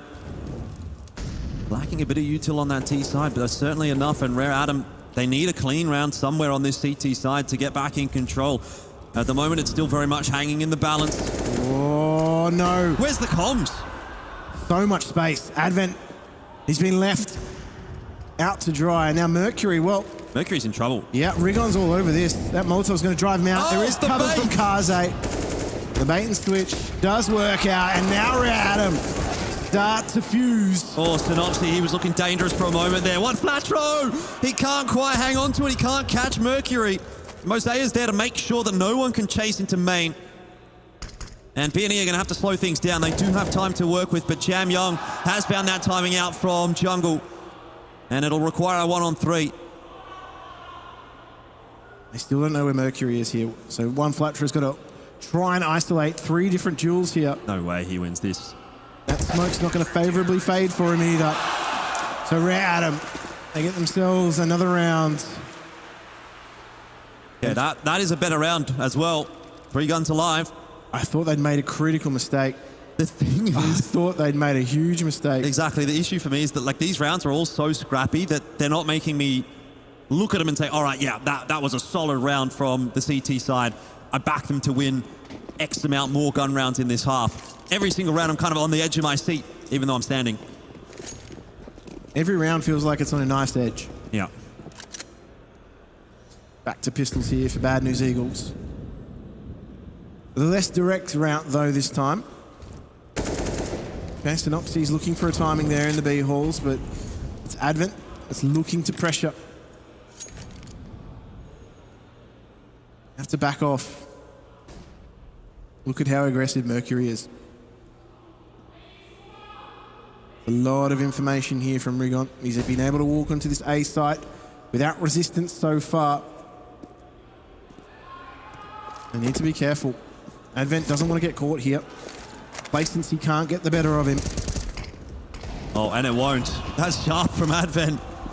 Kaze as well is making it look pretty clean here for Rare Atom. That is the round they've been looking for the entire half. Finally, something clean. And so They were very deep set there, weren't they? Their crossfires were quite deep set. That can actually go very pear-shaped. This time it didn't, though. Some worried-looking faces on the BNE side now. Still early days in map 2, but with the knowledge in mind that they lost map 1, potentially the days are numbered. Jam Young with the movement straight into the ladder room. Just see Rare Adam taking those aggressive peaks early on. They want that early information. It has been their undoing more often than not, but this time it's working out for them. Advent's just repositioning here to sandwich. Bad News Eagles, well, I mean, they actually haven't taken too much territory. You feel as though they're waiting out this aggression from Rare Adam in mid. Now that there's nothing on its way, they feel more comfortable scaling into these positions, knowing that, well, they're going to have a little bit of control. These smokes are going to create a bit of a window here for Rigon to get through. Yeah, I mean, Advent stoic in the sandwich, remains unchecked as of yet. Here comes the peak. Wow. Nice raw adjustment from Rigon, but it's not going to be enough to get any more. Mercury ducks back to safety. Oh. Not quite so safe in the end. Ceneri is an absolute monster entering the A bomb site, and Kaze flashed off the line. It's gone from as good as it can be for Rare Adam to about as bad as it can be, as they just get crushed in that round. That was perfect use of layered utility from Bad News Eagles. They were able to get themselves into position with those smokes around jungle, around connector, created a lot of space. I actually thought for a moment there that Mercury was able to slip the net and fade into the smoke, but this is the Bad News Eagles that we expected. Support utility on point creates a very clear pathway into the site. So Rare Adam, after doing themselves a world of good for their economy, have pressure put on it once again.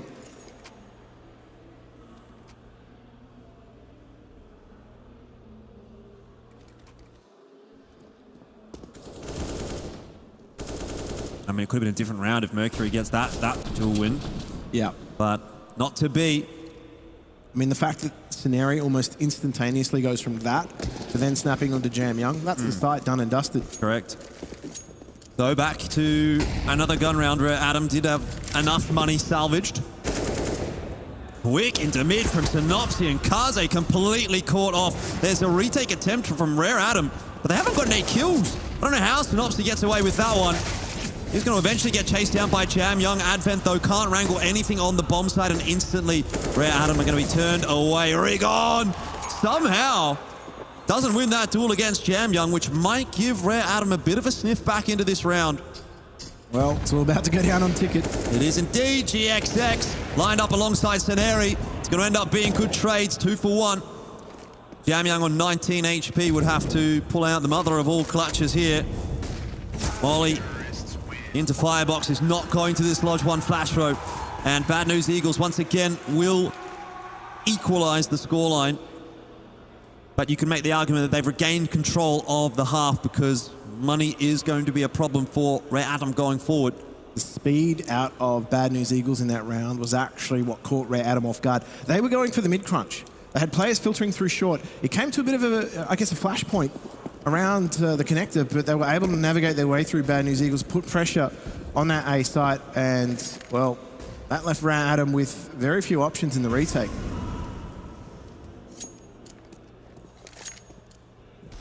Just back to pistols now, though. Big stack on the A bomb site, though, and that is where BNE looks like they're going to be headed. Not really too many upgraded pistols. Adam usually pretty dangerous with the USPs, though. Hosea in particular, we saw what he could do on Inferno. A couple of headshots is all he requires. And BNE going to go for the double pump. Second layer of utility getting tossed into the bomb site, but still, Rare Adam have 4 members here. That's 1 found. Still 3 to go. And the danger is starting to disperse. Mercury, though, chiming in with 1, and Advent another. Bit of damage being done. Fancy footwork from Advent. Keeps himself alive. Not for very long. And BNE will secure the round and the lead. It was a little problematic. A little bit. Not a big deal. They get through in the end, so Rare Adam, they will be able to put together a buy now.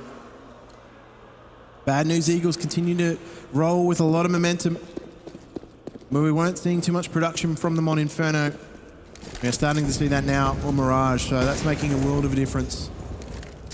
Synopsy and Scenari are both starting to really put impact into what they are doing. Might not reflect on the scorecard, but they are creating so much space for their teammates to do work. Speed and aggression has been the key for them so far, and they've just varied the pace a little bit now. They have been given control of mid. Yep. Half has gotten away from Rare Adam a little bit. Still salvageable, but best case scenario is going to be 8-7, which I would still say leans towards BNE, and Synopsy somehow has managed to creep into CT spawn, into market, and Rare Adam will have absolutely no idea that this one is coming. Synopsy should every day of the week be able to get at least one. Oh, and maybe he'll look for two as well. Jam Young peeks. Won't work out for him, but at least he gets the info for Mosaic, and that could have been a whole lot worse for Rare Atom. Yeah, they're going to try and isolate Mosaic here at the B site, at least keep him interested. He's had to expel some utility, but there hasn't been a full commitment in rotation from Rare Atom. They are waiting out to see what happens. It's that aggressive play. Mercury now actually is going to... His loss is going to be big trouble for Rare Atom. Scenari does drop to Advent, and Kaze, he'll be under pressure now, needs Advent to help him out. Good damage done by Advent, but not a kill onto one flat throw, and so he falls, and Kaze mollied out from triple. He's going to give BNE the bomb site once again. Not much to do for Mosaic now. Seems interested though. Well, that actually might make him more interested. Doesn't have a kit though, Jim, and he's on the wrong side of the map, so ultimately decides that he doesn't really have the time to be going for it. Well, one flat throw is going to try and make sure that he doesn't survive, much to his undoing. Yeah. So he's just trying to make this as expensive as possible for Bad News Eagles, but we know that they've got quite a bit of cash stacked up at the moment. GXX is just hunting him out. But it's this speed now from Bad News Eagles that's actually being more effective for them. Spreading a little bit of space.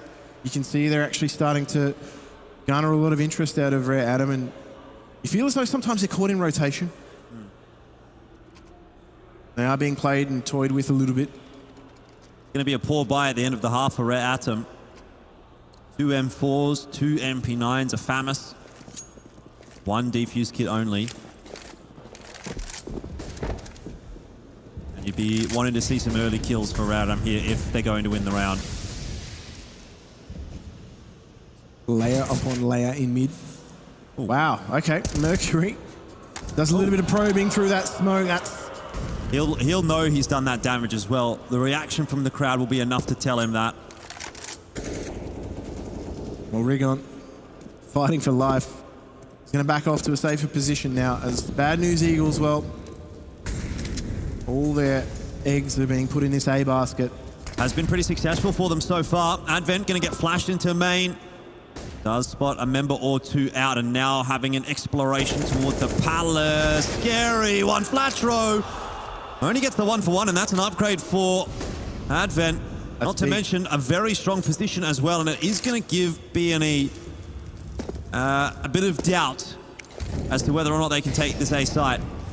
Now, Synopsy's here to try and create interest, to try and keep Rare Atom in this A site. Advent's creeping into that smoke though, and Synopsy's got absolutely no idea. This could be huge. It's info for Advent, it's info for Rare Atom. And while BNE are creeping their way toward the B bomb site, so too is a rotator. Mosaic is there alongside Jam Young. 30 seconds left here for BNE to get their way into the site. Denari opens one up, and Jam Young, how? No. With the MP9, does he do something like that? That is ridiculous. Absolutely ridiculous. 9-6 at the end of the half. It's looking good for BNE, but maybe there's still a world for Rare Atom.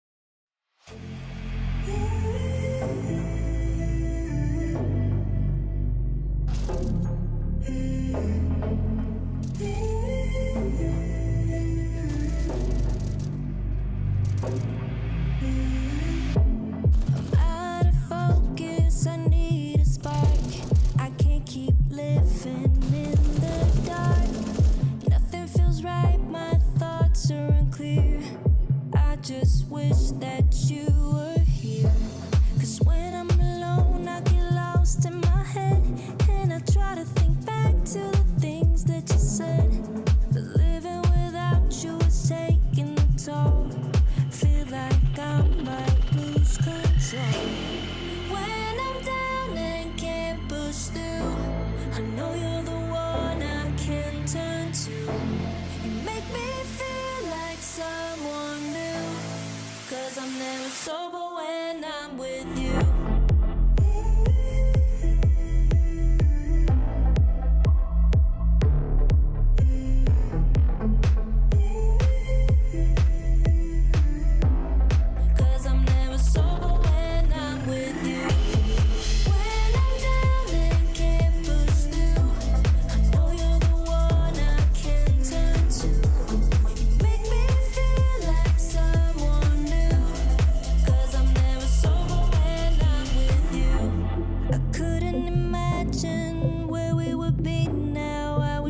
Somehow live in a moment in time where I was yours and you were mine.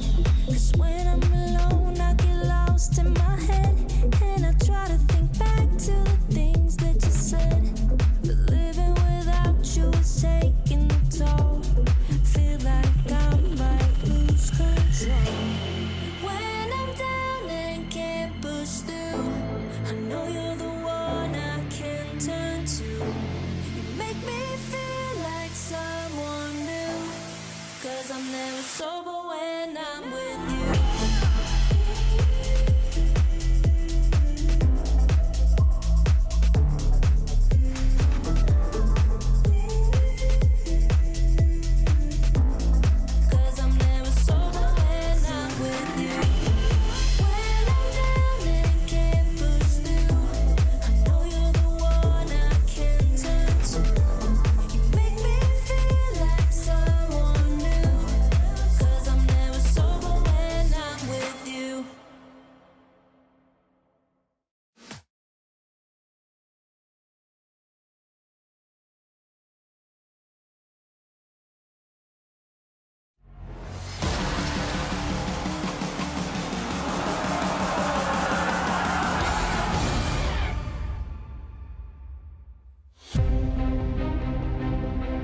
We've got a big half ahead here as we head into the second half of Mirage. 8-7, the scoreline favouring Bad News Eagles. Rare Atom, they were able to nab that last round of the half, which kind of kept things respectable. But I don't know about you, Jim. I definitely felt there was a little bit more comfort there for Bad News Eagles. Rare Atom, they looked a little bit touch and go at moments. And now moving on to the T side, I wonder what they've got to deliver for us. Certainly feels as though Bad News Eagles are here to play now. Inferno, they looked a little bit flat, but CT side of Mirage is off to a fast start. Yeah, faster play from Rare Atom into the B-bomb site. Kaze leading that charge. His head's ripped off. Nice shot from Seneri. And Rigon able to do the same to Mercury and Jam Young. It has fallen apart for Rare Atom. They didn't get any entries at all. And now the bomb is committed to B as well. That's an unfortunate start to the half already for Rare Atom. I don't know if they'll be able to recover from here. It is seemingly like a long shot. It would be a series of unfortunate errors from Bad News Eagles to lose this round from here on out. And Mosaic would have to hit a cracker of a couple of shots here. Evans on 37 HP, so really we're relying on Mosaic to get the work done. Juan Flatro will pop his head up, and Mosaic is definitely looking for it, trying to play the angles, but it's just such a minuscule advantage to work with. Nothing at all for Rare Atom. All right. 9-7, Bad News Eagles get the start to the half they wanted. They looked like they were ready for that too. The speed of Rare Atom did not catch them off guard whatsoever. So, off to a great start, Bad News Eagles. They continue to roll with some momentum they garnered at the end of the first half. Straight on in with this buy as well. They are not taking any chances. Rare Atom, on the other hand, they are happy to see what they can do with these Glocks. The triple stack boost. Wow. You name it, it's all happening. Yeah, Jamming and Kaze have been able to get themselves a couple of frags. One Flatro is keeping it on lockdown. And Jam Young, he tosses the M4 away. That's sneaky. I think he got it. I think he got rid of it. I think he may have actually gotten rid of that. I mean, Synopsy's got an M4, but I actually don't think it's one that's been retained. That was not the one. So that's actually quite an expensive round. Cirque du Soleil comes to town. along with Rare Adam, and are able to get themselves a few handy kills. So, on the back of that, they're actually not going to commit too much into this round so far. Well, they're having a timeout. They're having a chat at the moment first. Figure out what exactly it is they want to be doing in this round, and maybe that's going to dictate the buy. Certainly no AWP. Kaze has gone into that Galil, so I wonder if they are going to try and chance their hand at something a little bit faster. Sometimes you see out of these early tactical timeouts, funnily enough, the CT side or the team that doesn't take the tactical timeout, they're the ones that try to change the pace. Yep. I would be interested if Bad News Eagles try to get aggressive. Yeah, I think it's possible, right? One Flatro has got the MP9, could try to get aggressive into main, similar to what we saw from maybe Advent or into a top mid, something like that. Looks like he'll be headed in the direction of Palace, if nothing else, but no real aggression from the CT side, and also not a faster round from Rare Atom. Oof. Tempting fate. Very much so. I think GXX has been really on point in this series with the AWP. Oh, well, excuse me, I'm sorry. I think he's taken the shoelace. The player hasn't actually hit anything substance, but it's allowed Rare Adam prime positioning now in mid. GXX is still interested in hanging around to try and see if there's some scraps on offer. But now content to just fall back to the haunches of the A site. Gives Rare Adam a bit of space to work with. They can start to push and pull this B-bomb site. It's actually great positioning they've got right now. Oh, Mercury caught off by the angle of Ceneri, but still able to win the duel, and that's really bad news for BNE. It has allowed Rare Adam to scale into the B-bomb site. Mosaic also looking to cut off rotations. No success there. Will at least slow things down a little bit, but nothing to write home about. Rare Adam had the best positioning possible in that round, actually. There was no fast rotation available for Bad News Eagles, and both players had to play in short. Are they going for this? I don't think they are. They just want to get exit frags here, Bad News Eagles. It's actually not a bad play. They've got every single angle covered that Rare Adam could possibly exit. So Synopsy, you'd think he should be good at least for one right here. And he is. Not the second, though, so they will keep two players alive. Advent needs to get out. Couldn't quite. So one player alive, Jam Young only, but it is a round for Rare Atom. And that's the kind of thing that you just don't really see from Asian teams. They're not going to instantly call that save, right? I still feel like with Rare Atom, especially what we saw yesterday against Vertex, right? They were just going for everything. And they're sacrificing their economy doing that on the CT side. I like that from Bad News Eagles. They recognize, look, this is not the percentage play. 3v3, retake on the B side. Maybe we win. Maybe we don't. Let's just save our guns. Give it a crack in the next round. Though, Mercury has, of course, put a bit of a dampener on that plan from BNE. Certainly has. He's risen to the occasion. So, a bit of an information play gone wrong, and Mosaic, he's trying to level the score here. That Mac 10 just opens things up a little bit more towards B, and well, that's going to signal them moving in. They've still got two players on B, though. Rare Adam are going to try to accelerate in here. GXX was what a flash. spotted. Excellent flash. It was Mosaic himself. One Flatro, though, is still staying silent, but he's been spotted. And Rare Atom are not done yet. So they roll into the occupied bomb site. Couple of kills to the Mac 10, in fact, 3. Mosaic, he's looking healthy economically. That he is. No SMG in this round for Rare Atom. Bad News Eagles will have to take a full save.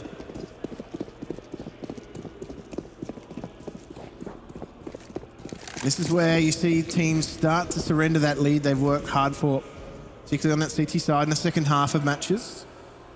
Really start to feel the pinch. Not out of the realms of possibility, though, for Bad News Eagles, as they start to gather up on this A ramp.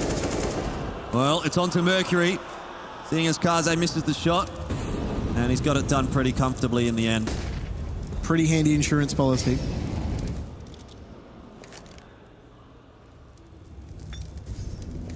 Oh. Not sure about that one. Doesn't go anywhere in the end.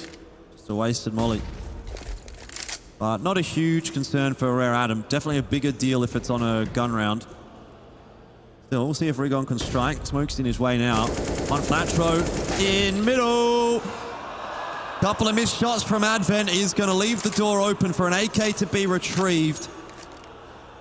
I felt like that flash benefited nobody. Oh, yeah. Neither of them really seemed to be super on point in that duel. Well, they're actually going to be walking into a stacked site here, Rare Adam. So, we've seen this timeline play out. No, not like this. Surely not like this for Rare Atom. One flash throw with the AK. And Rare Adam, they've got to decide whether they're going to commit to this or not. 30 seconds left. They seem to be committed. Or are they? This is so scary. Mercury into the side. Jamyoung's got one flash throw. GXX down as well. Rigon falls. They negotiate the treacherous waters without running into the iceberg. But they were very close. I'm glad they committed there because we've seen them from time to time suffer from analysis paralysis. 100%. They haven't quite committed. They've run out of time and they've given themselves, the worst possible leg in the round. But this time, they hard committed to it. They knew that they had the advantage despite the fact that, well, it just so happened all three of Bad News Eagles were there. And Bad News Eagles, they did everything right in that round, didn't they? They had did. the players where they needed to, but they just couldn't execute on it. Now we're back into a gun round, and Mercury tries to accelerate into mid, which will be a mistake. You get the impression Bad News Eagles are starting to cotton on to the speed and aggression of Rare Adam. Yep. They're set up for these things.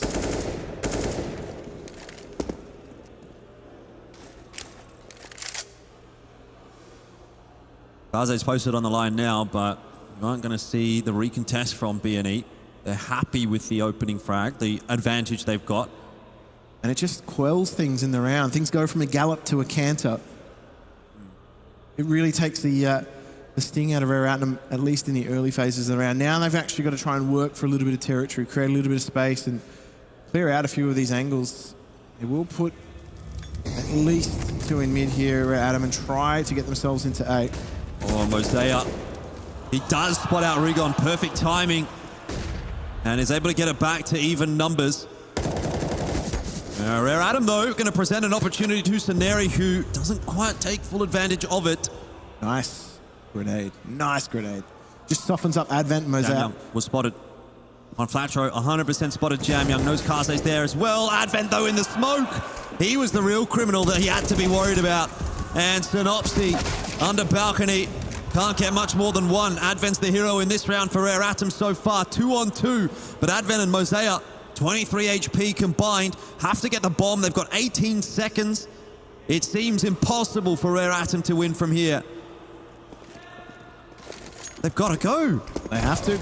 The bomb's on top of balcony. They've lost the round. They've lost the round. They've done nothing and they've lost the round. You almost sound surprised, but that is... I don't know. I've seen that play out way too many times for Rare Adam. That is quite fortunate, given that they gave themselves a really good start to the round. They had the positioning. Yep. Bad News Eagles, though, they seem to have really adjusted quite well, as I said, to the aggression. Well, what is the Rare adjustment going to be from Rare Atom? Do they continue to try to go aggressive into mid? Well, that's what we've always been critical of. How many gears do they have in their gearbox? Can they find another gear? Kaze's not going to see anything on the cross through main.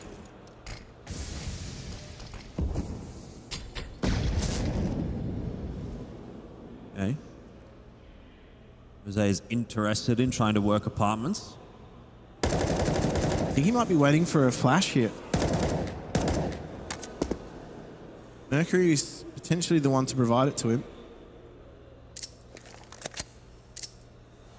But no, they're just going to take position up in the B hall. So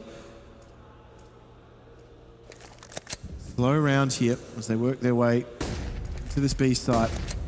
He's coming down into mid and in toward the B bomb site. BNE, one of their members already spotted, but GXX is here in market, causing a ruckus with the AWP. Frags going through. CT side more successful so far. Trades are good from Rare Atom, though, and they're into the site, but Mercury low, and also the only player on the site itself. Not sure how he's going to be able to survive here with one flat throw on one angle, GXX on the other. He's trying to buy time for Jam Young, but they're well aware of those shenanigans. They've watched a demo or two of Rare Atom. And they've been fooled before. That is a well-worked round in the end there from Bad News Eagles. I actually thought the spacing and the trades from Rare Atom were quite good. They managed to find their way into these positions. Jam Young and Mertry on that second entry, looking quite sharp. Speaking of sharp.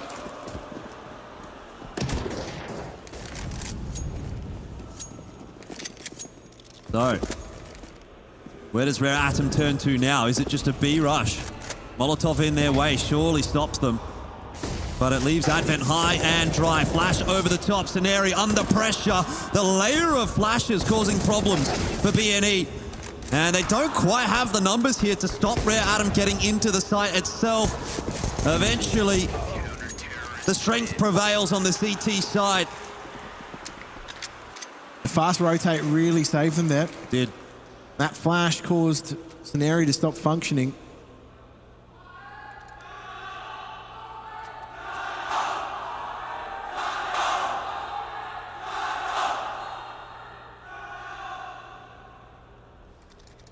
Chinese fans trying to lend their support to Rare Atom. They know they'll need it.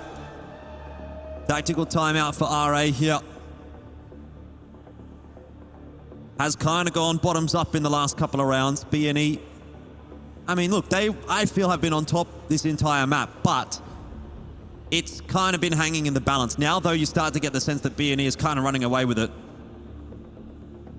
13-10. Pretty much a must-win round coming up now for Rare Atom. They can't let themselves fall behind at this stage of the game either. I mean, economically speaking as well, starting to draw down towards the bottom of the piggy banks. The pennies are being pinched. They will benefit from bomb plants though, but they are running out of rounds. So, just looking to default their way through this round. Layer of smoke in mid. They do have those three just positioned at the bottom of A ramp, and they're just going to let the fact-finding mission of Mosaic and Mercury with an active lurk present here in this round. This could actually be the undoing of Bad News Eagles. Regon's at top mid. He's gone all the way into top mid while Rare Atom was at the bottom of mid, and they don't know about him. It's gone all wrong for Rare Atom, but Mosaic gives them a chance back in the round. They're going to try and go fast into the A bomb site. Mosaic, an animal in the jungle. And it's 3-on-2. BNE would not want to be dropping this round right here. It gives Rare Atom a chance back in the map.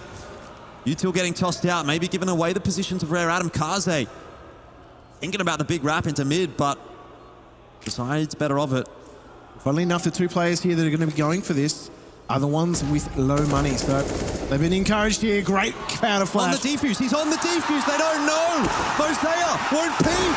Oh, and BNE will win the round. Oh, dear. That's exactly what BNE needed. But it is an expensive round for them to win. Wasn't a great plant for a main hold anyway. I mean, even if Mosaic swings there, he's got to swing so far out to Tetris to get the kill blow. Yeah, they've been undone by that post plant, haven't they? I mean, I think it was the fact that they lost that third player very quickly, and it really quite early went back to the 2-on-2. It unsettled Rare Atom a little bit. BNE cooler heads under pressure. Kaze does not fire a shot. GXX will, but no connection.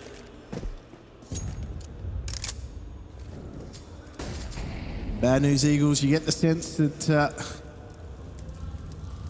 they're very much in control. This round, though, they are a little bit light on utility. So they will not have utility to deal with a couple of layers of pressure towards this B side. That's why Scenario's taken up aggressive position. Well, smoke's down again for BNE. Oh, that would have been communicated. Mosaic definitely copping a bink through the wall there. Seems to have gotten out okay. They've called the cancel. The problem is Synopsy He's gone on a fact-finding mission here. Trigger discipline. They don't know who's going to get 2. Bad news indeed for Atom. How do they get themselves out of this sticky situation? Well, they're going to scale into this A site, and with CTs holding from jungle, some key pieces of utility could be the difference. Could get a plant down for CT, but not quite quickly enough into the bomb site. So Mercury, he's fighting hard. It's now down to Jam Young. Deleted one flat throw. Puts it to 15 for Bad News Eagles. It seems map 3 is awaiting. They had to pressure their Bad News Eagles. They couldn't let Rare Atom claw their way back into that.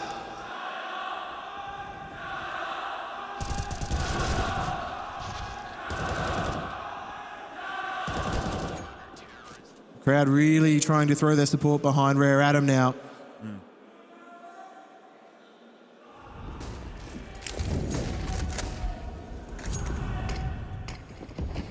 Okay, this is a bold move actually from Rare Atom early on. That smoke's kind of put a halt to things, but Teneri, he's got aggressive, he's found 2. And Synopsy's there as well.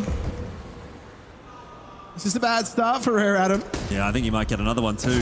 Advent's in an awkward spot here. Fades favorably for him at least. But even still, numbers are looking pretty good for B&E. Map control as well. Juan Flatro has pushed so far that there's no safe exit now for Rare Atom except through Connector. Advent was spotted by the AWP as well of GXX, and it seems as though the map is just coming to an anticlimactic close. Bad News Eagles are just outplaying them in every regard at the moment. There's another one. A nice timing from Scenario. It's just left Kaze alone. 1 on 4. Not going to happen. 16-10. B&E will secure map 3. And we will head over to Overpass now. So I think this is going to be another cracking series by all accounts. But Rare Atom, they never looked like they were up to the task once Bad News Eagles got going. Indeed, indeed. Bad News Eagles, we did talk about their potential to reverse sweep this series when we went into Mirage. They're upholding their end of the bargain.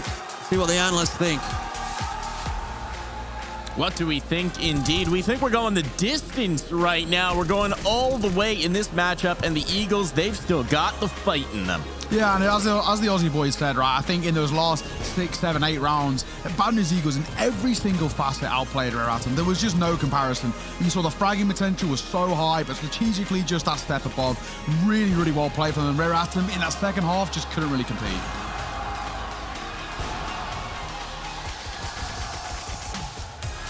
Well, yeah, no, it's quite a showing there, certainly. Rare Atom, unfortunately, unable to make it a 2-0 series. Now we're headed to Overpass. It's a little bit more dangerous for them, and the Eagles as well. After a slow start to open this series, they're waking up. Yeah, they're starting to look pretty damn good now. And there's a lot of impressive things. You take a look at the scoreboard as well. Across the board, some key names really standing out. For Rare Atom, I think generally things were a little bit slow. Mosaic again played well, but overall, we didn't really see them kind of have those highlight moments. No, I mean, Mercury was the hardest hitter on the Rare Atom side of things, but Rigon, GXX, both having some phenomenal highlight rounds. But if there was one player on Rare Atom we really want to see more of, it is Yamyong. Once again, we have to look at some of his replays because it's just brilliant what this player is capable of. And the thing that makes Jam Young so scary, I think, as someone to come against, is just because he's so self-sufficient. He just doesn't require, players around him to give him opportunities, to give him space. Normally we like to look at these supporter players being kind of space creators and then him being kind of a space manipulator, right? Using it to his advantage, getting those frags. But overall, the Jam Young is so happy just to do his own thing, and he always walks away with kills. One thing we do have to acknowledge, though, over for the Rare Atom side, one thing that wasn't working, Kaze completely invisible on that map, and on a map like Mirage, your op just can't disappear. It's not functional. That mid fight is just too important to have the big green functioning on.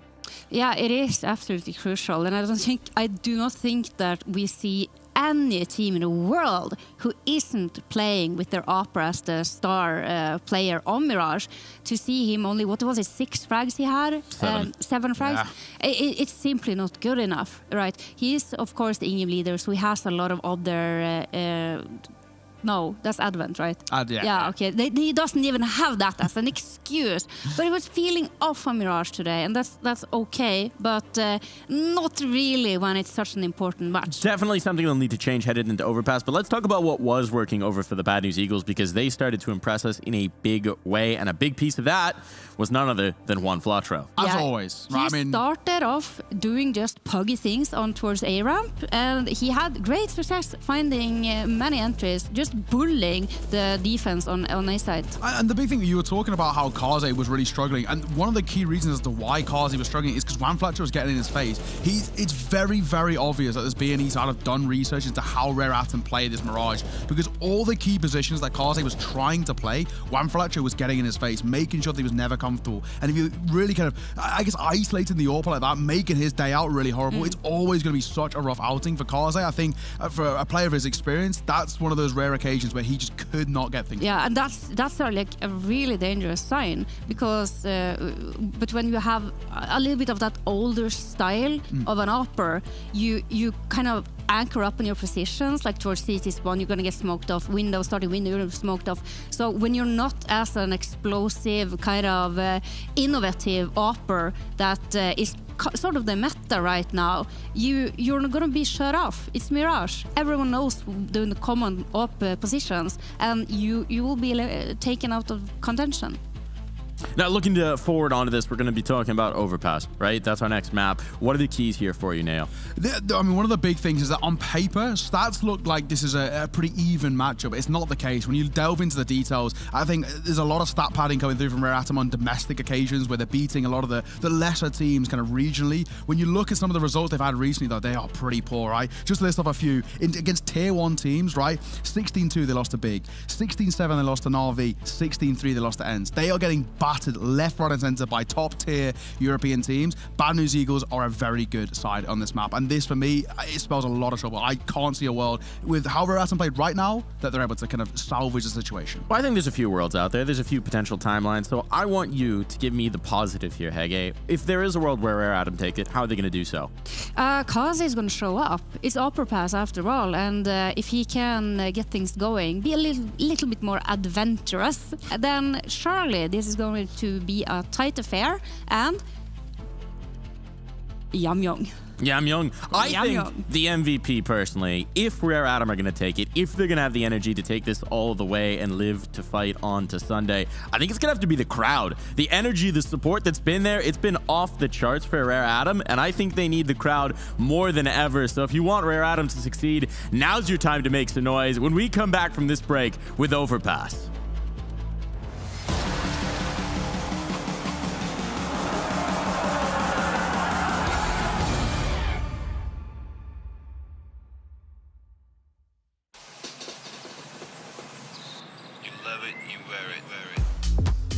Wear your passion.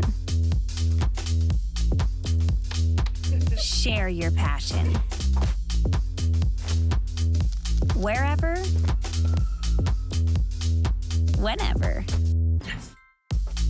Gaming is a lifestyle. Get your merch at shop.eslgaming.com.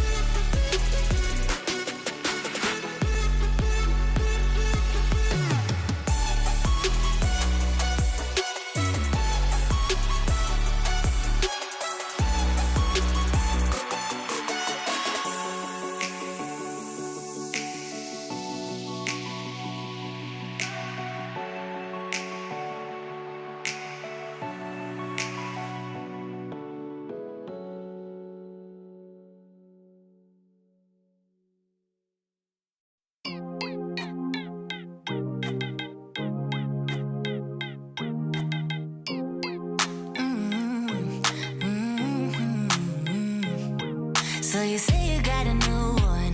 I know that you're trying to believe that you can fake a whole scenario just to make me jealous. Your shadow keeps stalking, and we should stop talking. But we got that special something. Say it like you mean it, I won't fake it and believe it when I see it.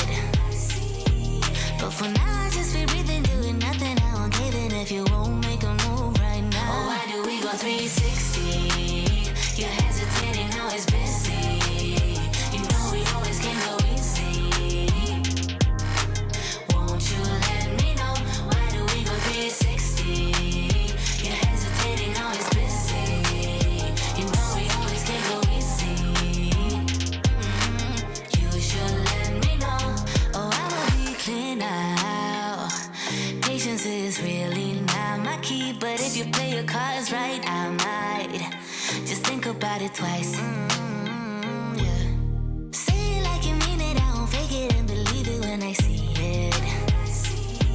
But for now, I just be breathing, doing nothing. I won't give in if you won't make a move right now. Oh, why do we go 360? You're hesitating, now it's busy.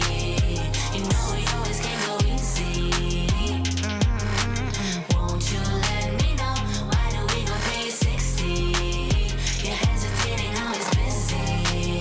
You know we always can go easy. We can go easy, but you should let me know. I've been giving clues and you're acting all blind, trying to make some moves, but you're staying behind. How come you don't get it when I say it like that? Like that, like that, like that. I've been giving clues and you're acting all blind, trying to make some moves, but you're staying behind. How come you don't get it when I say it like that? Like that, like that, like that. Oh, why do we go 360? You're hesitating, always busy. You know we always can go easy. Won't you let me know? Why do we go 360? You're hesitating, always busy. You know we always can go easy. You should let me know.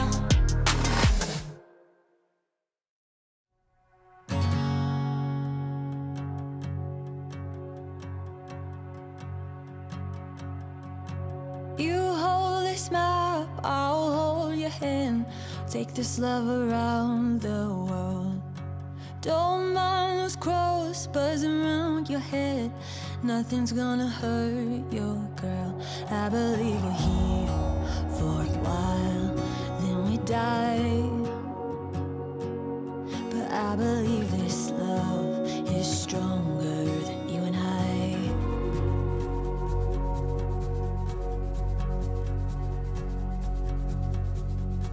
Let's take the Jeep along to my dad. I know just the thing to do. Don't mind the Lord.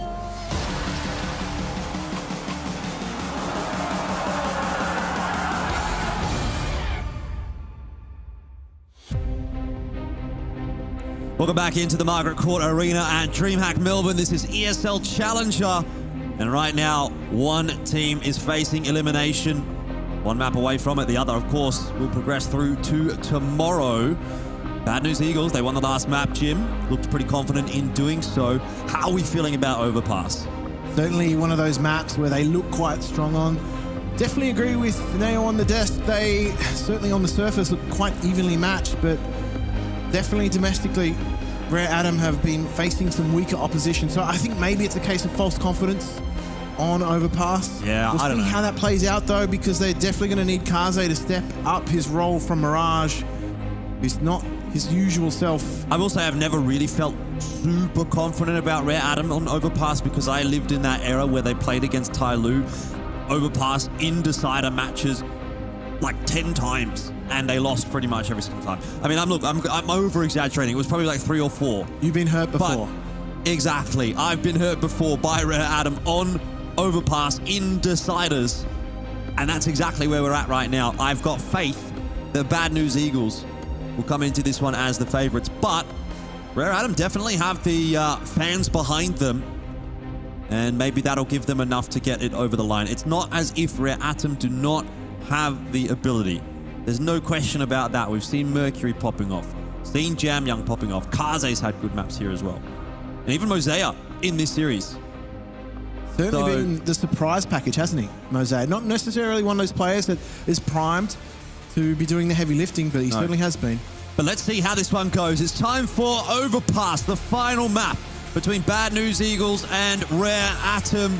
Last chance for both these teams to survive in ESL Challenger Melbourne and make their way through to tomorrow. Into the semi-final, it's Bad News Eagles starting on the T side. So I think you can take a guess and maybe say that Rare Atom won the ninth. Well, either way, they're going to need to make the most of it. And so, early presence through the connector. Jam Young, well, if only he knew how close he was. Now, Rigon's actually going to try and be, okay, bit of a nuisance, but it's Mosaic that's picked him up, so let's put an end to that. If that's the kind of form Rare Atom is going to come into this map with, then maybe it'll be a little tougher for Bad News Eagles than we would expect. Mosaic, what is Mosaic doing? It's Mosaic's world, we're just living in it. And Rare Atom are off to the races on Overpass.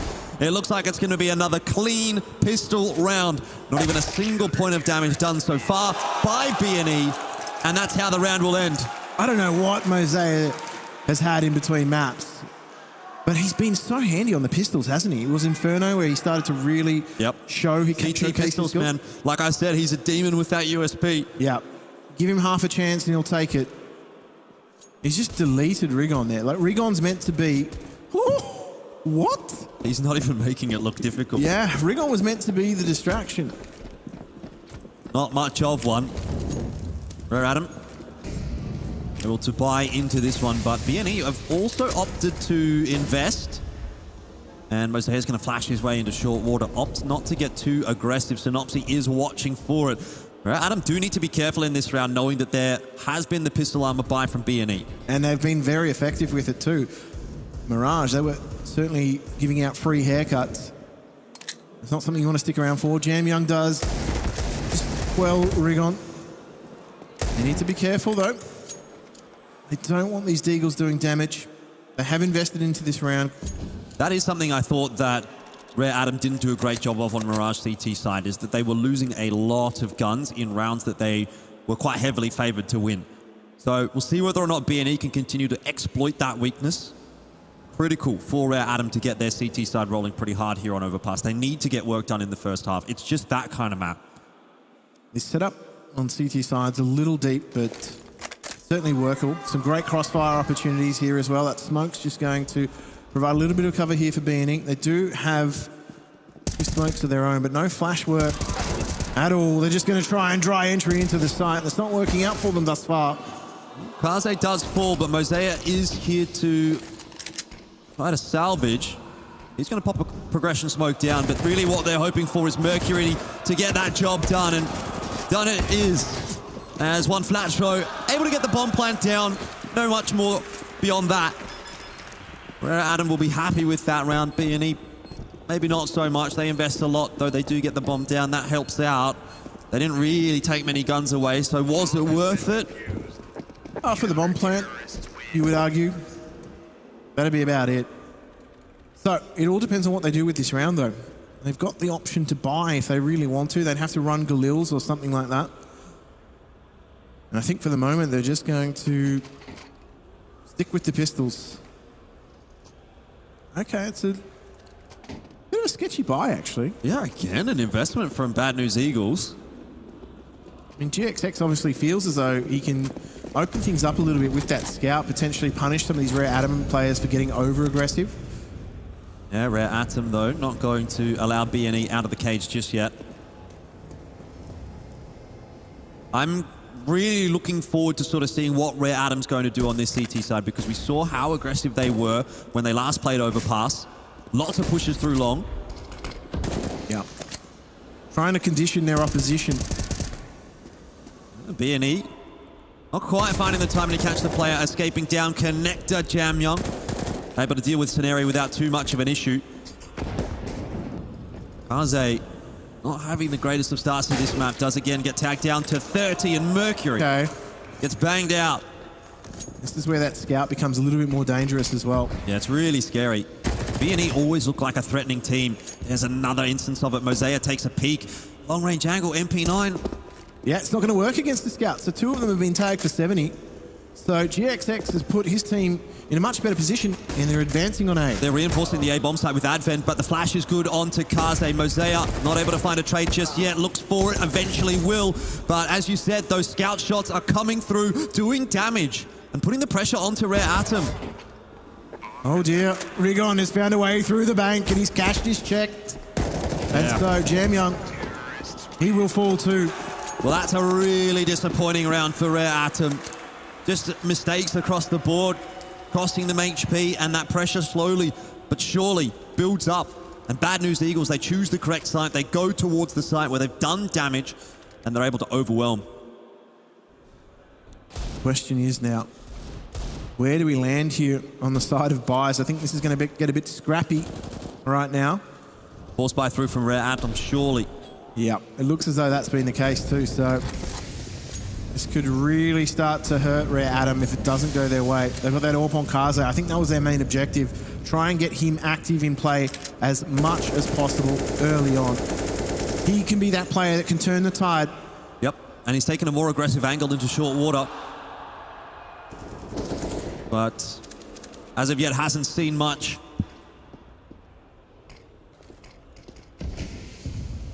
An aggressive CT smoke onto Monster. You got all of Bad News Eagles starting to filter through. I mean, you've only got GXX with that scout. He was around Fountain, but now everybody's starting to regroup here on B. Yeah, this is not looking like it's going to be a fantastic hold for Rare Atom unless Kaze steps up. There's 3 players toward A for the CT side. Jam Young there to assist on B, but he's only got an MP9. So if Kaze doesn't hit that initial shot, B&E will flood onto the bomb site and cause some real problems. Yeah. The cavalry's here, though. That's the thing. It was all going to be about what they do with these 3 Molotovs. Jam Young's been spotted, and he's really in a spot of bother here. So forward!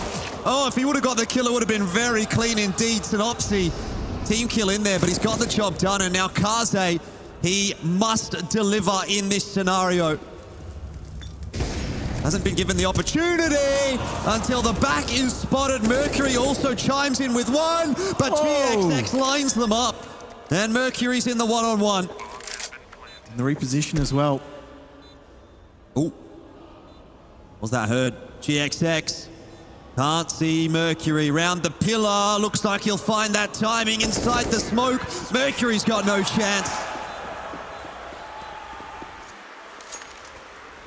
That's a big round for Bad News Eagles to take. It's one that they desperately needed as well. Just to stem things a little bit. Yep. Plays havoc with Rare Atom's economy as well. Absolutely does. So now they're in a position where they have to go back to pistols. Wouldn't that have been something? Surf in with the MP9. Oh, that was 100% another movement boy moment. Yep. Break a few hearts. Jam Young really did what he could, but unfortunately no dice this time for Rare Atom. And so they're back onto the USPs. B&E looking confident on map 3.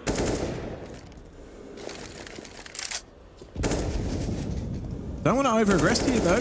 Rigon's doing a good job of keeping it relatively clean. He's not necessarily overstepping just yet, but I may be putting my foot in my mouth.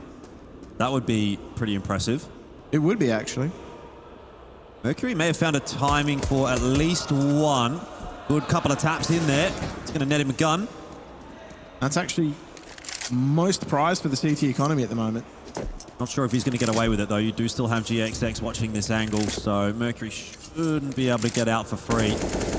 He's going to stay and fight. Yeah, and I suppose with aim like that, why not? But inevitably, GXX will connect. B&E will go ahead. But not quite pilfered. Kaze's down to a rifle. Yeah, that AK actually would have made a big difference.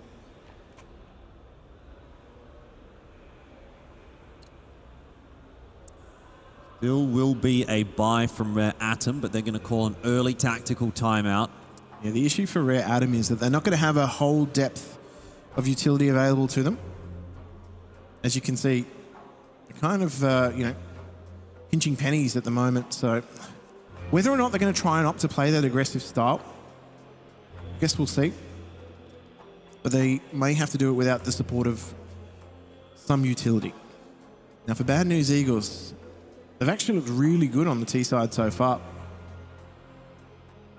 If they can fashion together a very solid half, well, as we've said before, Rare Atom have struggled a little bit on this map if you start to delve into some stats. And they've broken your heart a few times, Jordan. Might happen again. I mean, winner of this, I believe, goes through to face Greyhound. So it's a very big incentive for these two teams. And B&E are going to try and accelerate their way into the B bomb side. There's early info for Rare Atom. They're looking good. They're looking ready to hold one flat throw. Only good for one. And GX timing all wrong. Sceneri, he wants to do a bit more damage here, but that is not allowed. They run into the stack. Yeah, indeed. And I think B&E might rethink going quickly again. Well, change of pace out of a tactical pause. It worked.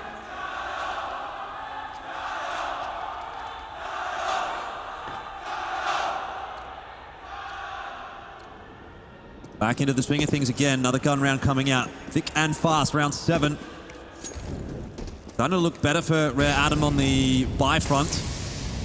But that can very quickly be quashed by B&E.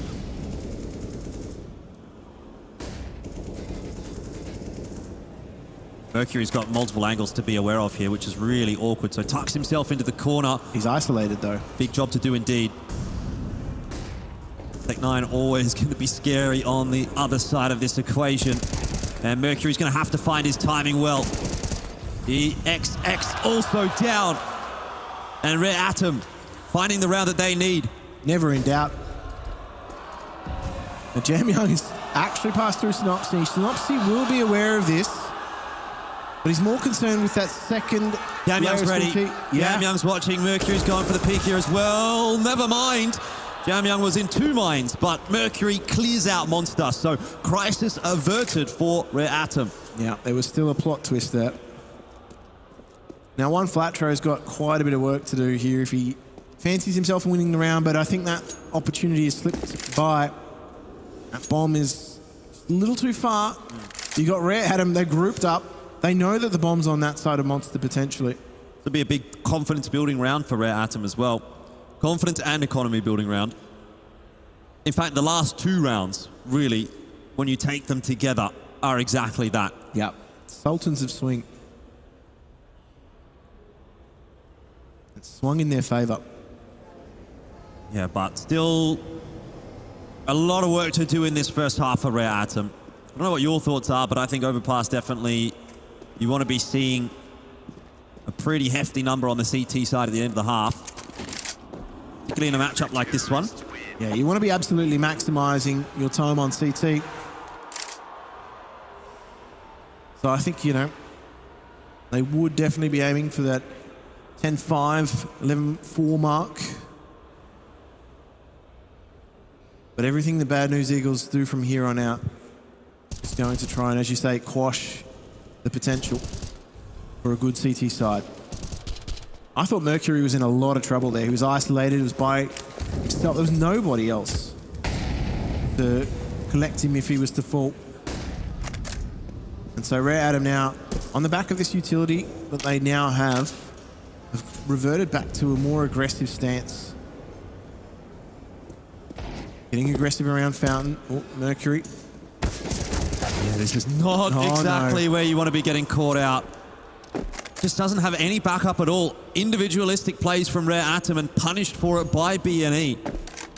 Mercury's a big difference maker in this map so far as well. Heat shooting from Kaze. But I'm still a little bit worried with Mercury down. Does B&E have an avenue into this round that could really throw a fox among the henhouse for Rare Atom? That's a question maybe that Kaze has to answer right here. He spots out the info.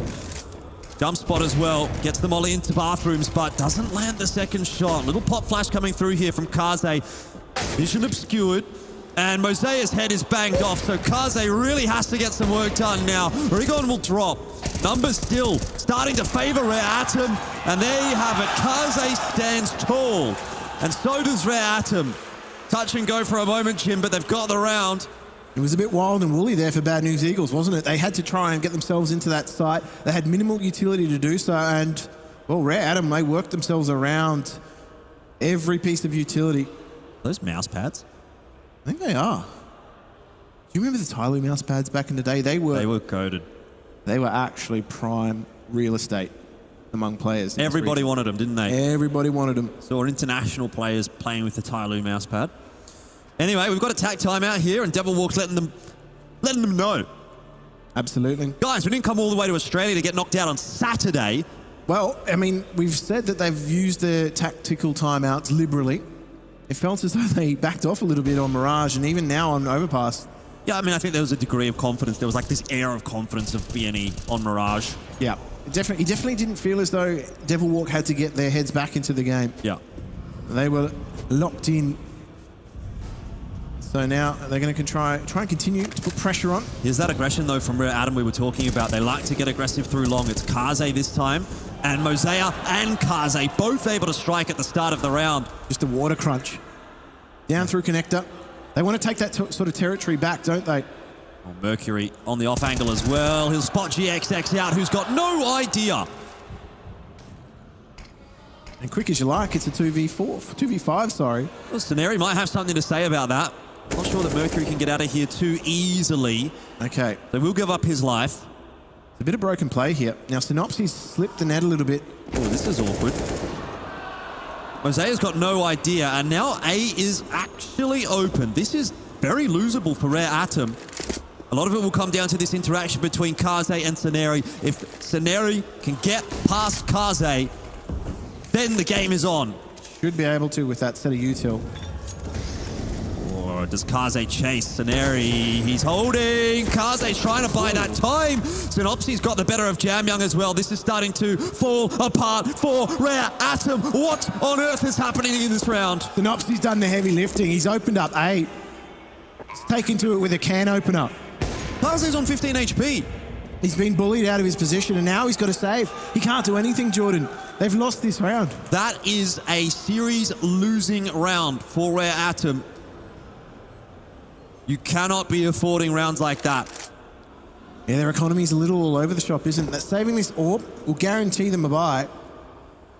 Yeah, but Jim, it should have been a whole lot better. It should have been 6-3 with Rare Atom breaking BNE's economy.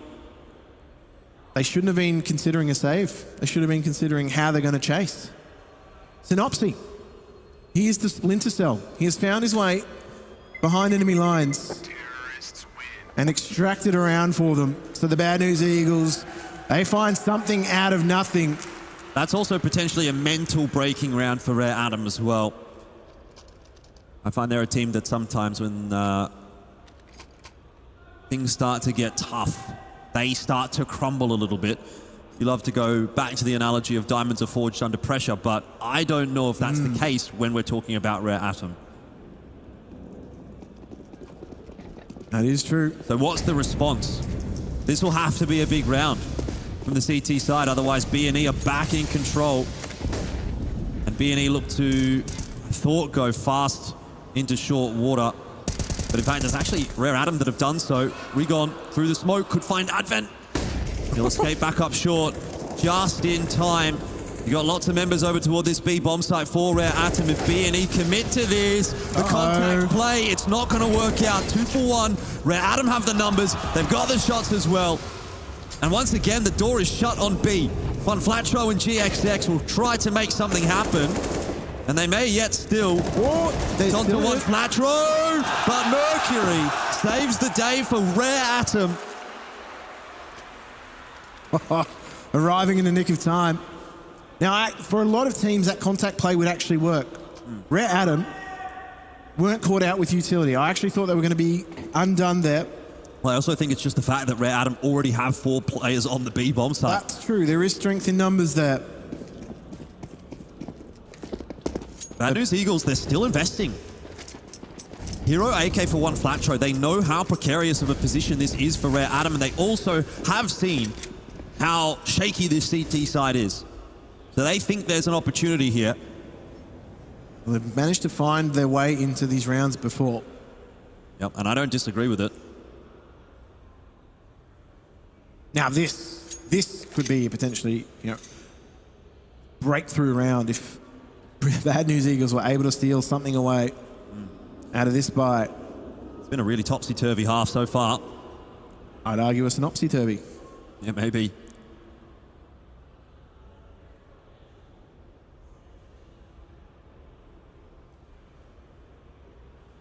really a patience game from Rare Atom in this round. Not trying to get aggressive themselves. That's too easy for Jam Young. But the real offensive is going to happen toward A, and it looks like Kaze has got his spider senses tingling. 2 flashes prime there from Synopsy. Counter Util's just going to put a halt to things for the moment, but that's perfect. Good flashes out from BNE so far. They're scaling into the bomb site. Mosea there. He's got the crossfire set up with Kaze as well. And Mercury even to assist if necessary, but clean as a whistle for Rare Atom this time. They do make amends. Now, despite not being overly aggressive,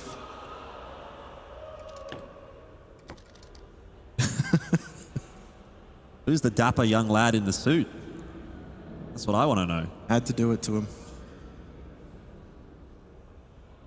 Is Rare Atom doing it to him? To BNE? Are they getting under their skin? What do you reckon, Jim? Who's on top at the moment? And this is actually a tough one because you could make arguments for both. Bad News Eagles, they need this round. Feels like it's been ebbing and flowing a lot. Yeah, if they get this round, though, they actually start to forge themselves a really good T side. That's the thing. You got the CT economy, it's actually quite strong. Yep. Generally, you shouldn't need too many on the T side of Overpass, but not sure they're there at that point yet. That was close.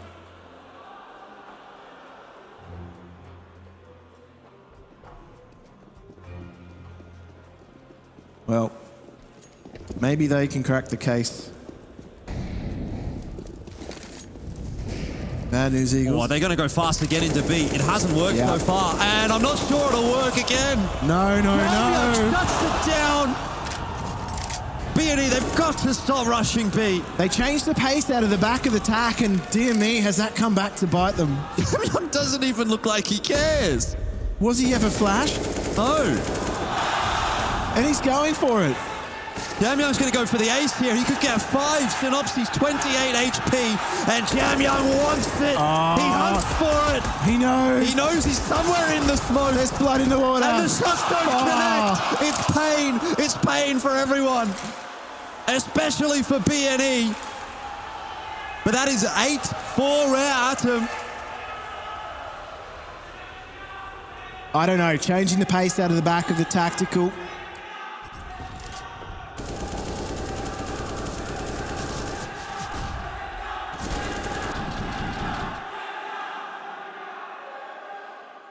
He wanted it. He really did. Yeah. You could tell. And they were trying to give it to him too. But end of the day, cooler heads prevail, and Rare Atom is up to 8. You talked about how important that round was for BNE. What about for Rare Atom?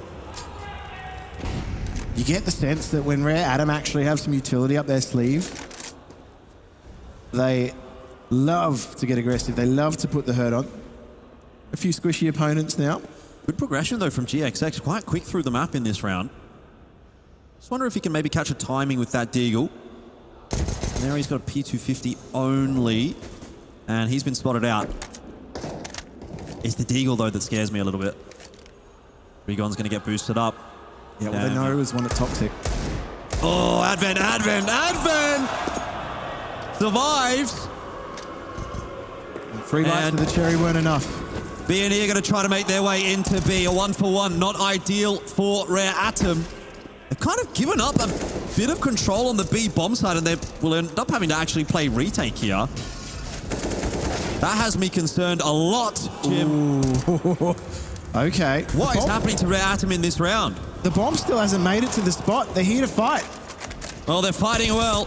M4 retreat for Kaze, drops the bomb, but he's alone now and tries to get it done himself. It's a time crisis.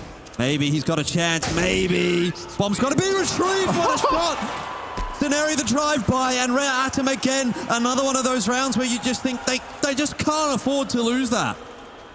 Dear me, dear me. You're getting your money's worth out of them. I mean, if Rare Atom somehow manages to get to 10 in this half anyway, that would be an absolute miracle. But great shot from Scenario. And Bad News Eagles right back on their case. You can see, though, there's a stark contrast sometimes in the decision-making for Bad News Eagles. They know that they've tried a few different things here on this T side, some working better than others. I think the slower-paced stuff out of Bad News Eagles is actually far more effective for them. Rare Atom have been so on the top. This round is the difference between a potential 10-5 and an 8-7. I mean, Rare Atom at this point don't have the money to buy next round if they lose. Well, Bad News Eagles are in a similar position. One flash row will at least be able to afford something, so he can, hero 8K maybe. Again. And I feel like that's a bit more of a threat than whatever Rare Atom would be able to put together. Yeah, you're then relying on sight stacks and maybe a few gimmicks. Mercury's really under the pressure here, and GXX gets that timing right. Just 2 mines for Mercury. Feeling the effects of retrograde. Bigon's going to try to work his way up short. You've still got a hefty stack toward the B bomb site. So B&E go in that direction. Advent clean at range with the FAMAS. Bring it back to 4-on-4. B&E, though, are opting to head toward A. Advent is as well. Flatro, though, he's got a lot of positioning here, and this next fight is going to be critical. Mosea, he'll spot one Flatro and give Rare Atom a little bit more control. 3 players to try to take the site now for B&E. It's the double stack. Optimus. No. And Kaze gets the 3rd. Advent, double. Kaze 1. 9 now for Rare Atom. And Bad News Eagles don't have a lot of money going into the final round of the half. They got to try and make something work here. They got to fashion a buy, but they ran straight into the meat grinder, didn't they, on this A site? Advent, what a round to step up in. He's not the guy that we normally expect frags from, and he only had a FAMAS. But he gets 3 in the round from awkward positions as well. Yeah. He's taking the duel from window to short and then doubled up at Optimus with no HP. It's weird because sometimes I feel like the FAMAS is the only weapon that can punish good spacing. Yeah, it's just a weird gun, isn't it? Yeah, don't rate it. Here we go again, B&E. They want to hit B. How many times have they tried this and how many times have they failed? But they'll come knocking again. And Jam Young will shut the door in their face. No. No way. But either way, still, the trades are successful for Rare Atom and B&E. I mean, they've tried to batter down this door time and time and time again, but the wall will just not crumble. Jam Young's just playing gun game at the moment. He's picked up everything. Still, B&E, a couple of members alive. There's nothing in this round for them, though. Yeah, they've got the bomb. They've got no territory. CC's a deep set because they know that there's a lot of territory for Bad News Eagles to cover, so make them take the time. They've had no info at 8. They're going to have to make a few shortcuts. And they're going to split this. They're going to try and split the atom. Isn't that dangerous, Jim? It is. To blow the world up or something. Kaze's posted deep on A. But if he does go down, that's where this starts to become a little bit scary for Rare Atom. You're going to send the player into B late. Synopsy is the one with the bomb, but Mosea is still there, anchoring, and that is it. That's the round over. GXX can't get down and plant the bomb quickly enough. Kaze, he would have liked to have sealed the deal right there. Saved a bit of time, but at the end of the day, there is no hope for GXX, and it's 10 for Rare Atom on the CT side of Overpass. Is that enough? Or will Bad News Eagles make their way back in the next half? Well, I said double digits. That was the par.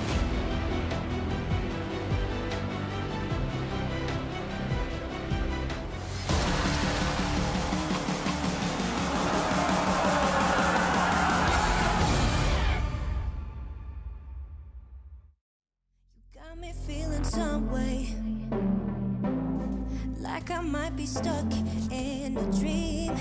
Stay here till the day breaks. Feeling like I never wanna leave. Keep moving till the sunrise. You're taking my mind out to sea. Fall in love at low tide.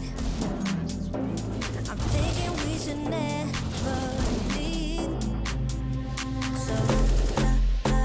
So let's keep going till the night is almost gone. 'Cause I feel like singing let's keep going till the night is almost gone. 'Cause I feel like singing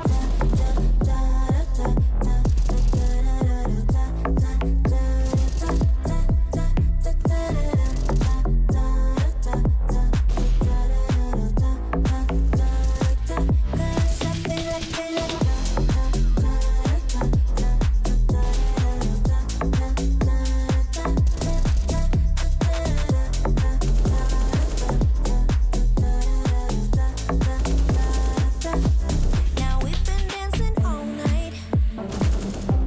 You take me to a place I wanna be. So let's ignore the sunlight. All that matters now is you and me. So let's keep going till the night is almost gone. 'Cause I feel like singing let's keep going till the night is almost gone. 'Cause I feel like singing let's keep going till the night is almost gone. 'Cause I feel like singing let's keep going till the night is almost gone. 'Cause I feel like singing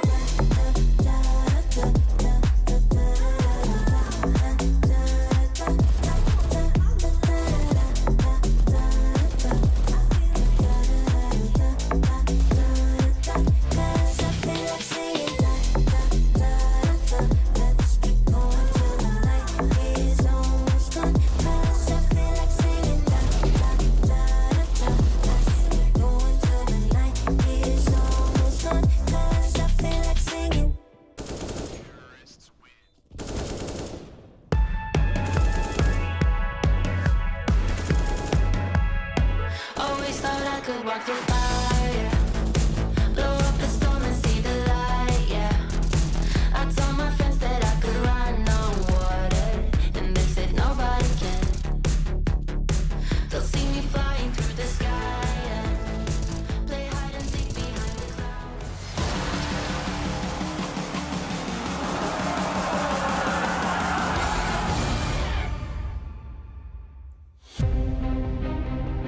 It's the final half of Counter-Strike that we'll witness for one of these two teams as we jump into Overpass, the second half. Bad news, Eagles. They've only got 5 rounds on the board, Jim. Atom looking, I'm not going to say dominant with 10. They definitely didn't look dominant, but 10 is an imposing scoreline. Yeah, the pistol round is going to be super important.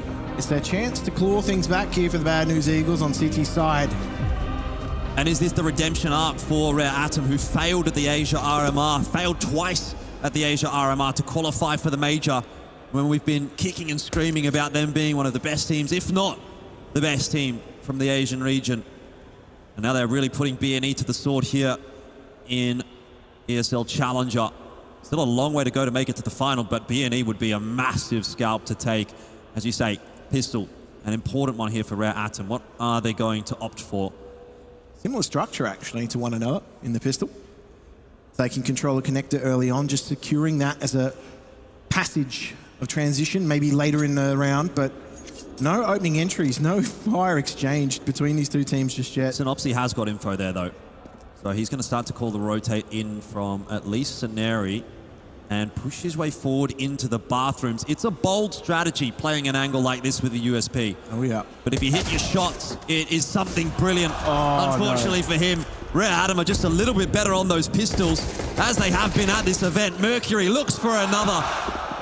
And that is the site taken. Rare Atom are coming out in force. Bomb plant not down yet. Dooley's out. One flat throw. What is happening? Rare Atom.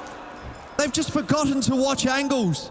And Mercury is solo. Bomb's not even planted for him. They know where he is. Shots connecting. He'll need to ace this round to win it. And what a piss around it would be to win. They're only just back on the bomb too now, though, so he's got time. He's pushing his way forward. He can't cancel the defuse. And B&E will win a crucial pistol. Why does Rare Atom have to make it so difficult for themselves? Well, you've been fooled before, Jordan. Same story in the CT side, right? They're looking good, and then just some really weird, awkward round. And in this round, they're looking phenomenal. 2 entries onto the bomb site. You think, great, we're going to get a plant for free. And then all of a sudden, this happens. Yeah, but check out the rig on this guy. He's just jumped on into the side. Ah, I can't believe we've done that. Made a meal of it. Force buy from Rare Atom. Got the bomb plant down. Contest into Fountain from GXX. Won't actually find a kill. Rare Atom are going to have to do it the hard way if they want to win this map. There's a hole in that smoke for Scenari to look through as well. And you can see how defensive now Bad News Eagles have to play this round. Now, Scenari's trying to emulate what Jam Young was capable of. He does have support with that M4 in rig on. Well, here we go. That's not too bad, but that's pretty good. Trading their way on in. 2 entries from Rare Atom. A couple of the members looking pretty low, though, so we'll need to see some really crisp shots coming out here from Jam Young. Can't land anything onto Synopsy, who'll pick the pace up. Advent is solo. We talked about Advent having the clutch gene yesterday, but they don't really give him an opportunity there. And B&E will grab one more and perhaps even secure another by virtue of Rare Atom having to take a save in the next. Yeah, this is where they were starting to look really good on that CT side of Mirage. The trades were actually very, very astute. So that doesn't leave Rare Atom a lot of opportunity for individuals to make moments happen. Just back to pistols now for Rare Atom.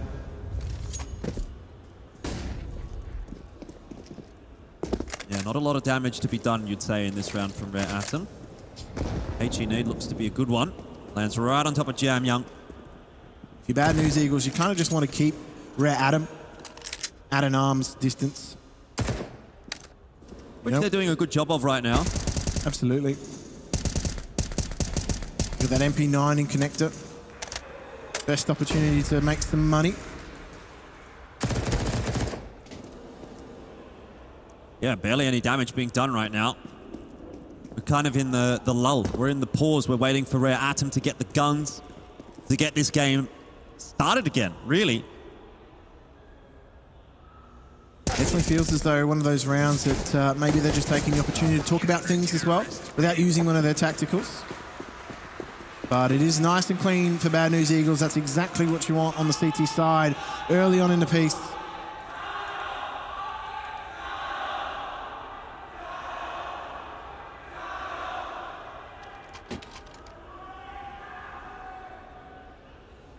Maybe that's the boost Rare Atom need coming into this gun round. Maybe, but I thought I heard a few people yelling B&E in there as well, so...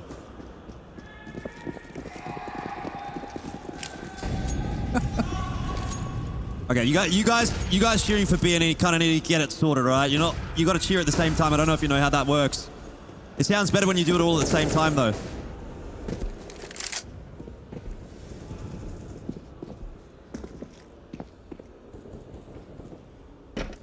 B&E are having a far better time collecting themselves on the CT side. Yeah, so far, so good. GXX with the AWP again. Always an ever-present threat. 2-round lead.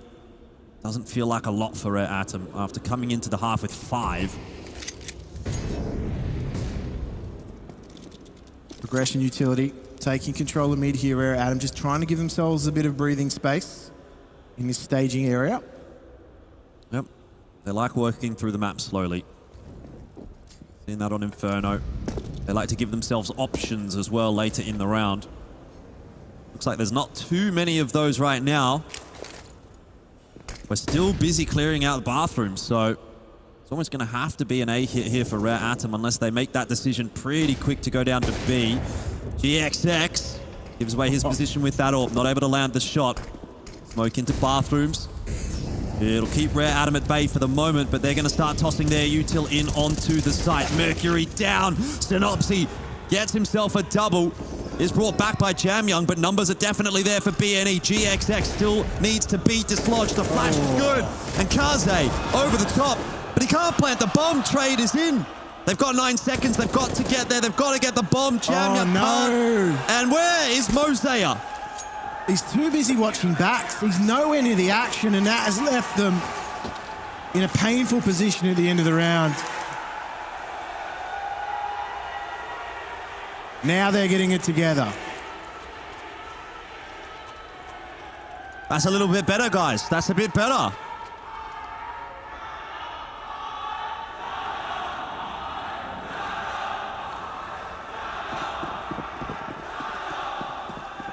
But Jim, of course, it's not really a contest in the crowd, is it? It's quite one-sided there. In the server, however, very tight. And GXX wants to have his impact on the round early. Oh, yeah. Spotted out. He was stinging for that kill. Defaulting back to B for Rare Atom this time. Bit of info gathering happening for BNE, though. On long, 2 players have been sent searching. It'll be the perfect time for Rare Atom to actually hit B, because it will take a long time for BNE to get their extra players down. And it looks like they're going to take the bait. Oh, that's a little bit too clean from Rigon. Yeah, he's collected Mosea as well. Just a sweet little bonus. Jamyoung, well, he's not allowed anywhere either. The Rare Atom have been cordoned off. Oh, well, you really sense a shift in momentum now that BNE are on the CT side. Flawless so far.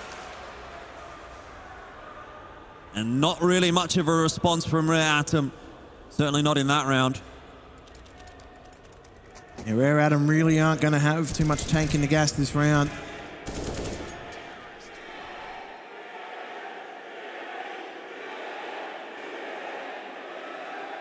Well, you asked, they delivered. They are delivering. BNE are also delivering, and maybe that's why they're winning a few fans over. Things can still go wrong, though. Pistols out for Rare Atom. Armor for a few. If kills come through and guns are retrieved, Rare Atom can make good use of them.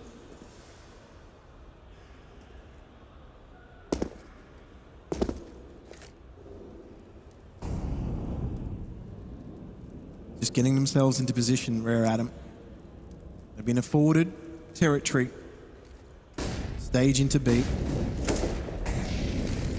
Well, Flash is starting to come on through. It's going to force Rigon back. One Flatro still wants to take the challenge, and he does a pretty good job of it. Little bits of chip damage here and there from Rare Atom, but only now does Kaze strike, and that's obviously not enough to get into the B bomb site. Clean hold from BNE. Ooh. They're not doing any damage here, Rare Atom, are they? Nothing substantial. I mean, they pick up the single, and that's about it. So they're not pressuring Bad News Eagles' economy. They're not stimulating their own by getting the bomb plants in. They're relying on the loss bonus now. So where do they go from here? Yeah, first time in a long time that Rare Atom have actually fallen behind in this map. And if I'm Rare Atom right now, I'm thinking about that first half, and I'm wondering if we did enough.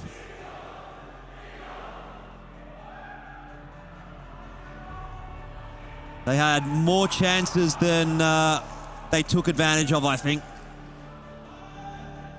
Bad News Eagles got away with a couple of very interesting rounds in that first half. And the battle of the crowds continues. Yeah, I think we're going to really heat it up as this map continues. More news at 6. Big round ahead here for Rare Atom. So far winless on the T side, but they need to strike soon. Otherwise, Bad News Eagles run away with it. Bit more of a default setup from Rare Atom this time around. One flat throw, aggressive, is going to get the better of Jam Young. It's just slipping away from Rare Atom, isn't it? You don't get the sense that they're looking dangerous. These players aren't hitting their shots.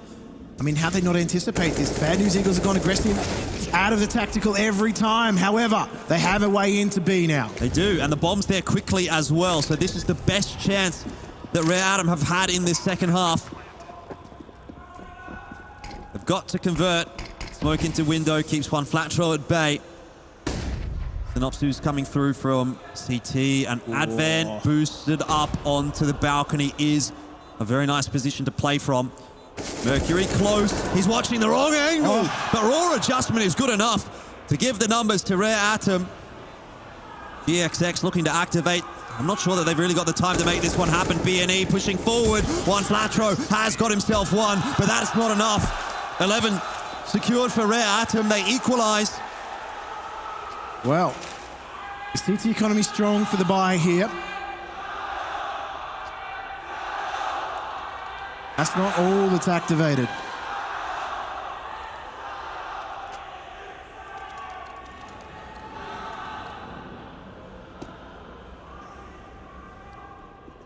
Money not too great for Bad News Eagles on that CT side. If they lose here, no buy in the next.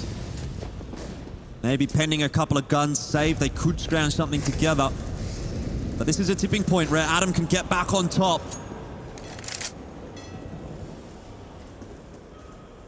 Look at how aggressive Mercury is getting. They're taking a lot of territory here. They've been afforded it, actually. Bad News Eagles haven't gone super aggressive on the CT side. They've put numbers, they've stacked numbers towards B. Could that be a mistake, given how fast Rare Atom are charging towards A? Certainly could be. Synopsy is making his way back up, but oh, is he a little bit too little too late? Mercury not landing his shots. It'll be the end of Jam Young, but at least Mercury's able to get the trade. Still, could have perhaps been a bit cleaner for Rare Atom, and that is what you're looking for. Yeah. From Mercury in particular. Mosea here to cut off the rotations, gives away his position. GXX misses the shot, and Rare Atom will get themselves another round and get back on top. Rare Atom were ready for that. They had a layer on upon a layer. So Scenari, well, he needs to save. The money's looking pretty pitiful.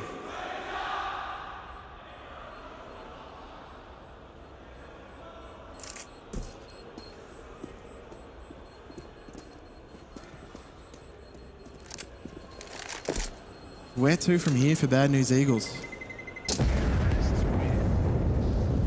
Yeah, I mean, they don't really have enough to force. Or at least not to get a great buy through if they do. Yeah, this is a pretty poor time to lose control of your economy a little bit. That's the danger of the CT side, though, isn't it, right? It's making that comeback happen on the CT side. You can't afford to be making mistakes at really any time, but particularly when Rare Atom is now at 12. If they get this next round, because Bad News Eagles don't force, they get 13. If they do force, then they don't have money the next round. And you're starting to look at like maybe 14 for Rare Atom. I mean, this is very awkward. There's a lot of intricacies going on here for Bad News Eagles. That's why they've called the TAC timeout to discuss it. Yeah. So what is the option of choice? A little bit of an investment from Bad News Eagles, but definitely not all in. It's a half buy. But if you lose this, you're down 13-11. Money's still definitely a problem for Bad News Eagles at that point. It's funny, though, because, you know, they won the first 6 rounds of this half. They were strong onto the comeback. All it takes is 1 or 2, though, for the T side to break CT economy, and then it's a different story. One flat throw pushed forward into the Molotov and into Advent's gun. Rare Atom have turned over a new leaf, and they're hunting for 13.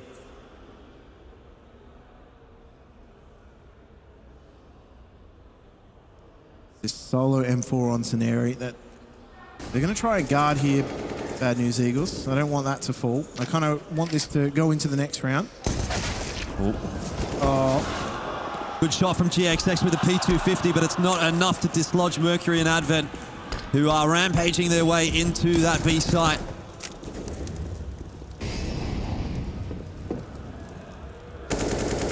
nothing here for Bad News Eagles. They're not even really going to have an opportunity to get exits nor claim any weapons. What do? You're kind of locked out. You're kind of got to go for it. Rigon tries his luck. Synopsy's not getting out of here alive, I don't think. Jam Young is definitely on the hunt and spots his man. So that will be 13 for Rare Atom. Now let's have a very serious look at this round. 2.9k loss bonus for BNE. They will fully invest, Jim. Yeah. Which means if Bad News Eagles lose here, 14 up for Rare Atom, BNE have about 3k, less than 3k, let's be real, to play with next round. The utility is going to be a little bit light for them. That's the issue. So it's not going to allow them passage for aggressive plays with exit plans. It's a hugely important round here for BNE. Let alone the fact that they have no kit. So if it goes to post-plant scenario, they kind of have to be there when it goes down. This is it. This is the round that Rare Atom needs. This is the one that sends them to tomorrow. And it also sends BNE packing. It's a long flight home for those lads. But they're not prepared to give it up just yet. Long control being established by Rare Atom early on in the round. Advent working his way through connector. Doesn't spot anyone out there either.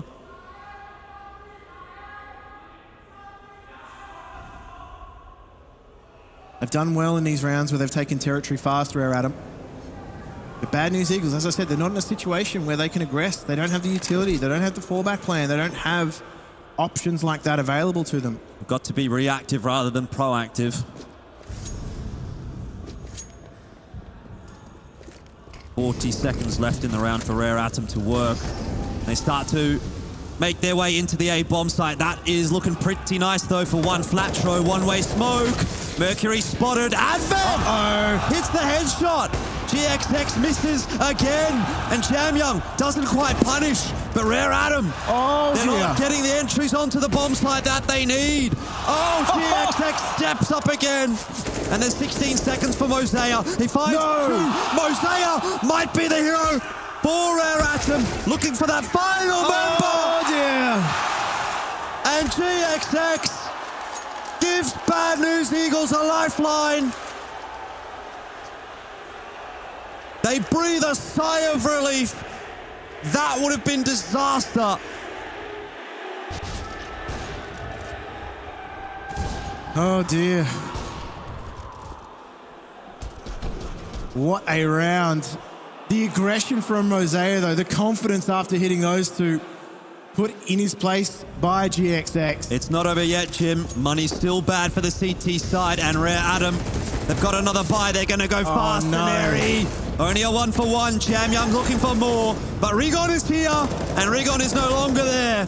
It's 3-on-3. Juan Flatro down to 22 HP, has been traded by Kaze. Rotation still a little bit off as well, so they will have the chance to get themselves the bomb plant. Oh, Mosea is in a good position here.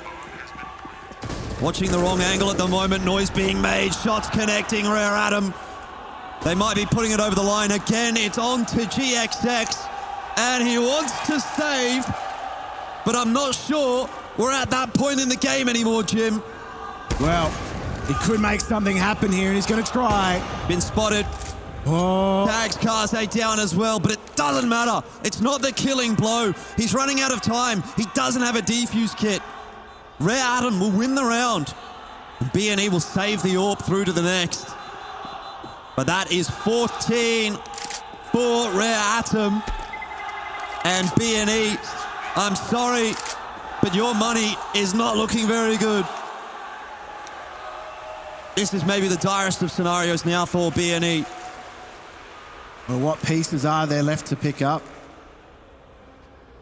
Now we are seeing the Bad News Eagles take their final tactical pause. And that's exactly what they're working out. What can we do in this round? If you've got any words of wisdom as Devil Walk, you better be saying them now, but he's already sat down with 15 seconds left in the tac timeout, so maybe those words aren't going to be coming from him.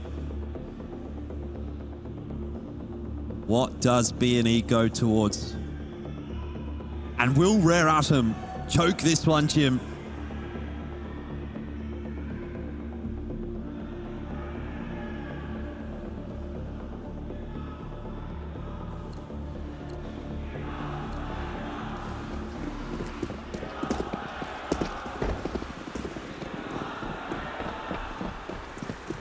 Couldn't agree more. Round 27, though. Hanging very much in the balance for Rare Atom. But this is their chance. This is it. They did the hard job in the last round. Can they get it over the line here? Force it to 15 and then completely ruin BNE. They're taking a lot of map control quite quickly out there toward long. Yeah, Bad News Eagles do not have the utility or the weaponry to try and contest this either, so... Orb boost. Could this be the difference maker? Oh, it could very well. GXX. He spots Advent. But Rare Atom might pick the pace up toward long as an answer to that. Synopsy, he's got that pop flash around. But Rare Atom, they're not stalling. Jamyong, he does what Mercury could not. Synopsy, however, will shut him down and take back control of the A bomb site. A lot of info. But he's ignored long. That flash will give him a chance to clear it out, but they go 1 for 1. So, Rare Atom back into a holding pattern here. 45 seconds to play with. Not sure 1 for 1 is enough there as Rare Atom. BNE have 2 members toward the A bomb site. Still, that is where Rare Atom is headed. Mosea leading. Kaze carrying the bomb behind. Jump spot coming through. Maybe Mosea's been seen. How do you cross this line? The Orb is watching. Mosea's gotten across, but Rigon is there to answer. And now it's just Kaze to try to clutch this out for Rare Atom. And with 20 seconds left, I don't know how quickly he can get himself into this B site, but he's going to give it a good nudge. He might just get in there in time. Oh, he's going to have to force the plant. Fakes it, catches Scenario. Now, not enough. The nade finishes it off, and Bad News Eagles will survive again.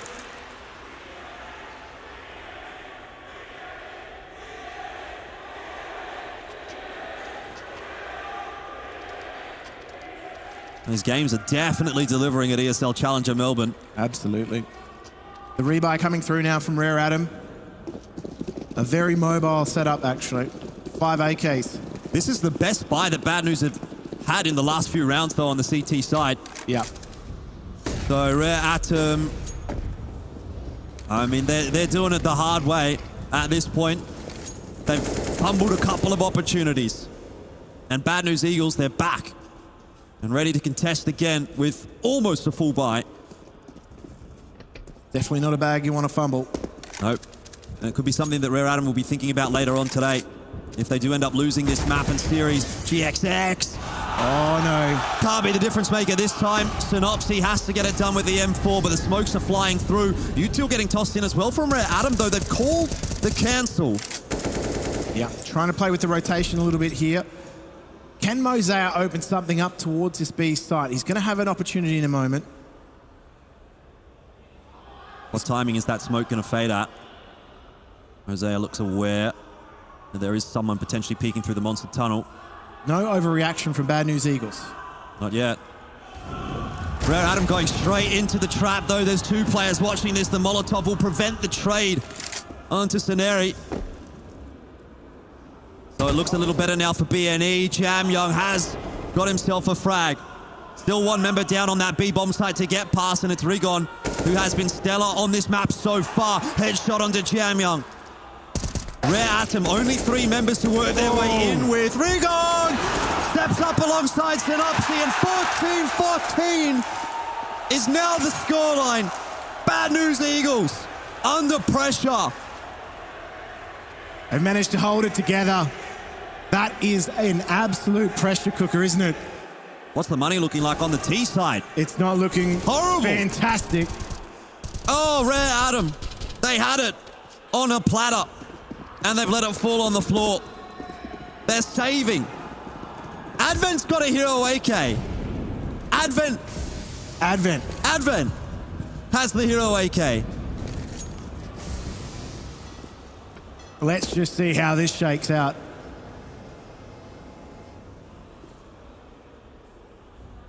It might not even be OT at this point. It might just be 16-14 BNE.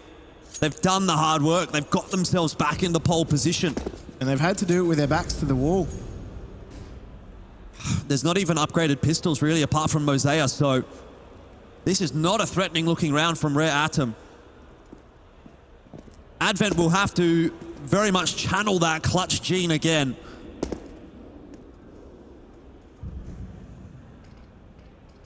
But he is not seeing much at all. What will work in their favour is the fact that Bad News Eagles don't have a lot of utility. And there we go. That's not a good start. AK's picked up by Kaze, though. And he is putting it to good use. So we're back to 4-on-4.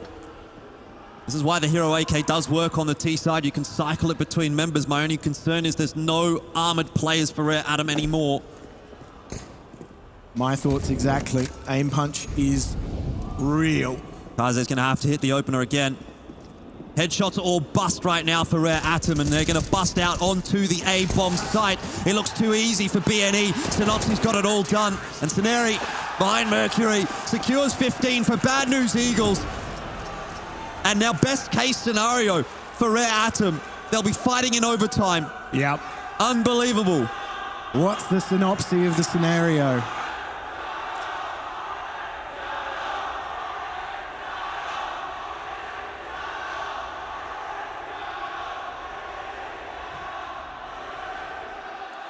Tag timeout for Rare Atom. As we know, Advent invested last round, so his money's not going to be great. But the rest will be able to buy.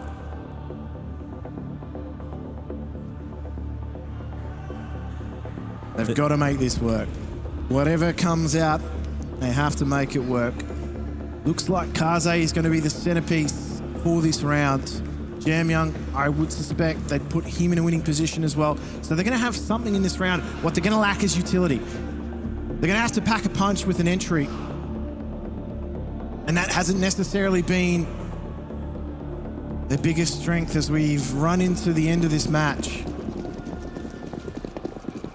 Well, util's actually not too bad there for Rare Atom. Advent on the Tech 9. Has been able to do a little bit of work actually with that gun. But BNE are trying to get aggressive. They're changing things up here, Jim. We've not seen them contesting Fountain and Playground a whole lot on this CT side. Every time out of a tactical pause, they've gone aggressive. CT or T, it doesn't matter. Advent's down. Advent down early. Jam Young nearly dies. Kaze falls with the bomb. Jam Young saves the day for a moment, but this is looking awful for Rare Atom. Jam Young and Mosea must salvage. And there you have Jam Young again with an important frag. But he knows there's someone in Playground. He knows it's dangerous. It's over, surely. 16-14, and Bad News Eagles have done it. They made it very, very difficult for Rare Atom in the closing stages there. They had the crowd. Bad News Eagles, they had to work for it, but they are deserving victors here in this series. Well, it's an all too familiar scenario for Rare Atom, I'll say. They do not play well under pressure, and there is another example of it. They had it on a platter. It was theirs to lose, and lose it they did. Bad News Eagles will continue forward. Rare Atom are out, and we'll go to the analyst desk. They did it the hard way. They battled back the reverse sweep, the comeback on Overpass, but you just can't keep a Bad Eagle down. And now they've booked their spot where they should have been all along on Sunday, Championship Sunday in the playoffs. Yeah, I mean, when we talk about kind of mentality monsters, right, from BNE, that is huge. They look down and out, 10-5 down at the half, and you're thinking they've thrown it away. The perfect opportunity in a map in which, you know, traditionally, Rare Atom aren't too good on against top-level EU teams, and somehow, some way, they just found this second win. There was a little bit of gas left in the tank, and my God, did they make it work.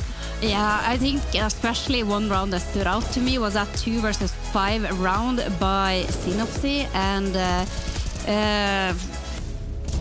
I don't remember. I am too high. You're mind blown. You're mind blown. And Scenery. Yeah. I mean, it's the face it factor that's coming into play. It's like Bad News Eagles, they're grinding FPL. This shows here when you are pugging because you don't have that constraints of that team setting, you will be exposed to more random events than normal, and you will also then get an exceptional understanding of when you have excellent timings. Yeah, you absolutely will indeed. And I mean, it was about the highlights, right? It was about the reels. It was about the replays here. It was all about the big moments in this game. We had them from both sides. Advent, man, he was farming clips. I don't even know. He's not supposed to do that. He picked up the Euro AK in the second to last round. That's not what Advent does. But over here for the Bad News Eagles, there were more of these highlight plays. There were more of these big moments. These are big time players, right? When the lights are brightest, they shine. And that to me is the difference between these two teams. And to mention as well for Rigon specifically, that pistol round completely flipped the script. Shell-shocked Rare Atom looked off the back of it. He comes in, it looking like it was done and dusted as well. At Rare Atom, they were going to pick up an 11th round, and essentially the story is going to continue of Rare Atom dominance on Overpass. Rigon comes through 3 kills in the pistol, and they just did not know what to do. There was no response, and it led to B&E finding 6 rounds in a row right off the back of that. Like we said, Rare Atom were just shell-shocked. They didn't know how to respond. You called him out. We called him out. Yeah. Rigon has to come online, and he certainly did. But the player of the match is none other than Juan Flatra. He had a little bit of a shaky start here on map 1, but on map 2, he was just phenomenal.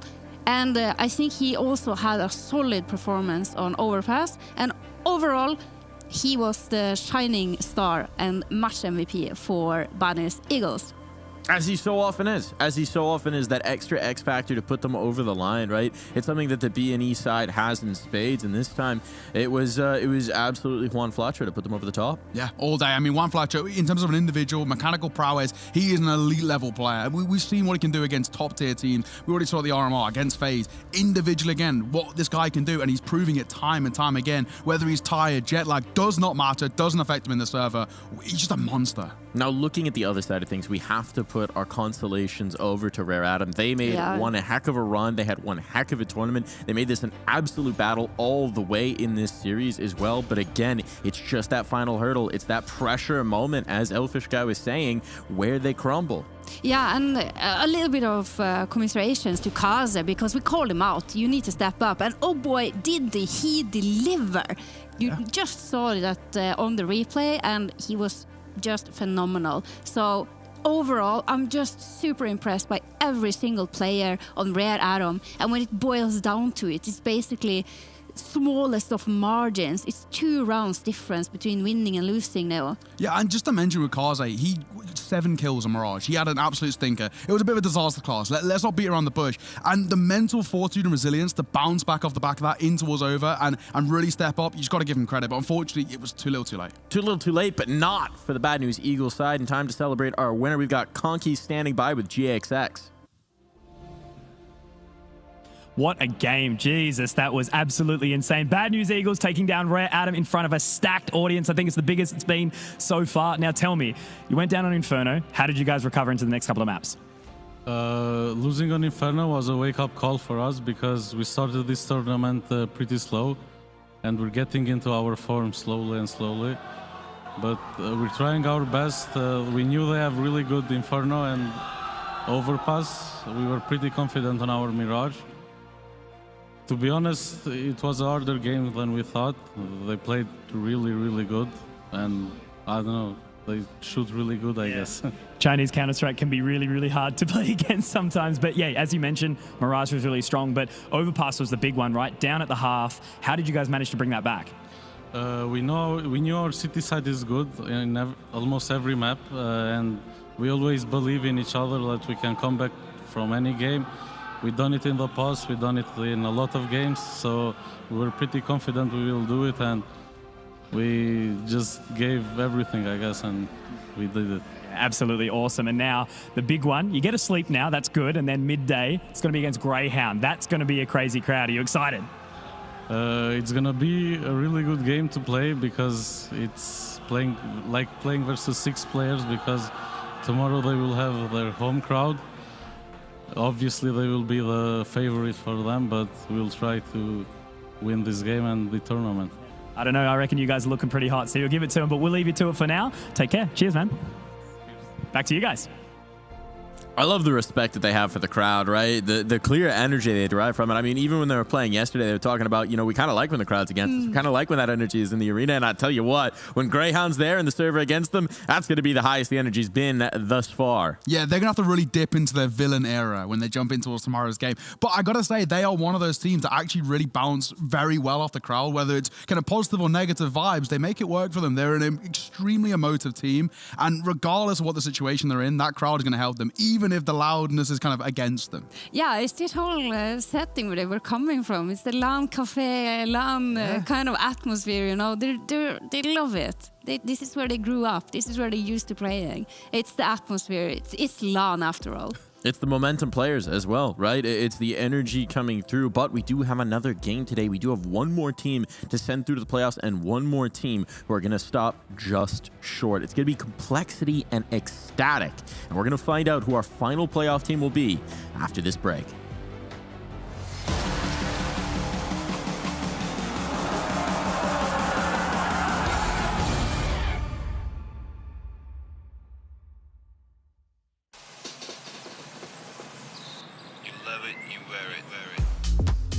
Wear your passion. Share your passion. Wherever, whenever. Gaming is a lifestyle. Get your merch at shop.eslgaming.com.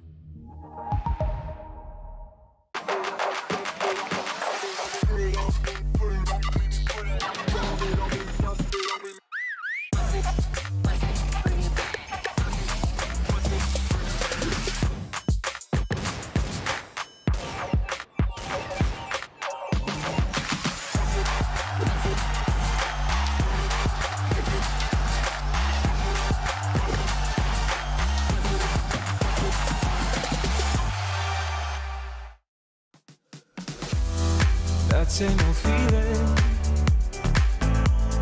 Don't know what's right or wrong. Searching for meaning. I've been thinking about it way too long. So whatever you long for, don't give up along the way. Just don't give up along the way, you know, and cherish the moment. Come on up and just let go. Come on up and just let go.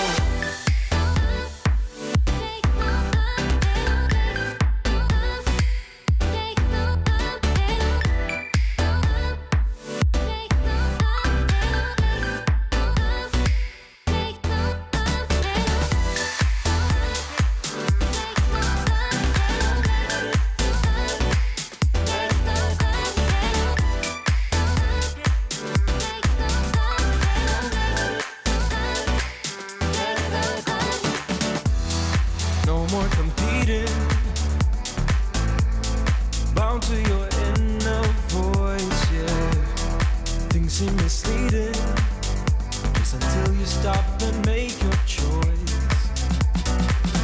So whatever you long for, don't give up along the way. Just don't give up along the way, you know, and cherish the moment. Come on up and just let go.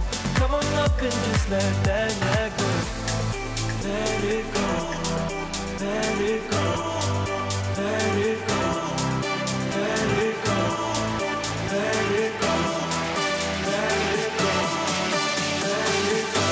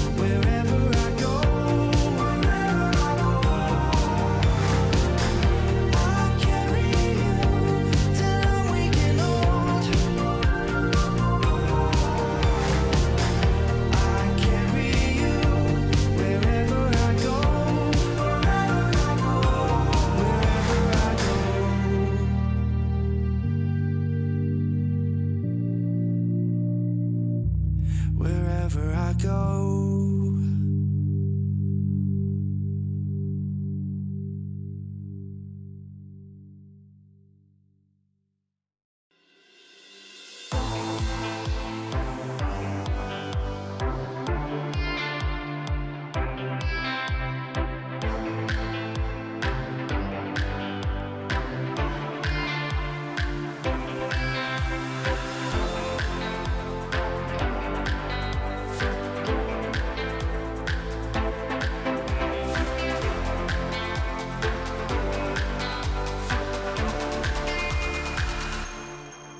Let's love for the night.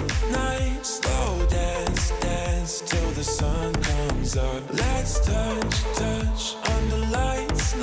Slow dance till we're high on love, high on love. Till we're high on love, high on love. Till we're high on love, high on love. Till we're high on love, high on love. Till we're high on love.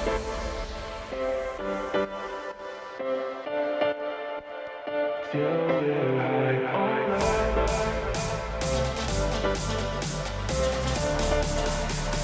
Till we're high on love, high on love. Till we're high on love, high on love. Till we're high on love.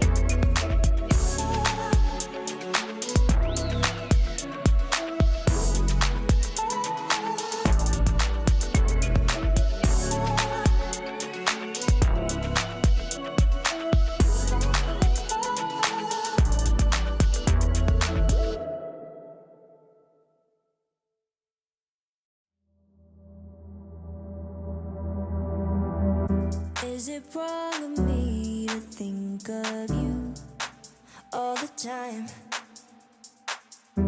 Even though I'm with somebody new every night, and I pray,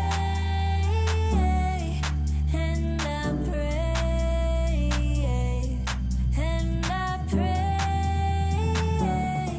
that you feel the same way.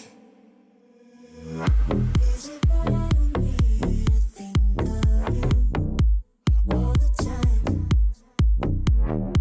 Even though I'm with somebody new every night, and I pray, and I pray, and I pray that you feel the same way. I don't know what you're thinking, but my mind is full of fear. 'Cause I felt this world without you. I feel safer when you're here. It's been a couple months now, feels like time's been moving slow. And I can't tell where my head's at, so can you let me know? Is it wrong of me to think of you all the time? Even though I'm with somebody new every night, and I pray, and I pray, and I pray that you feel the same way. Is it wrong of me to think of you all the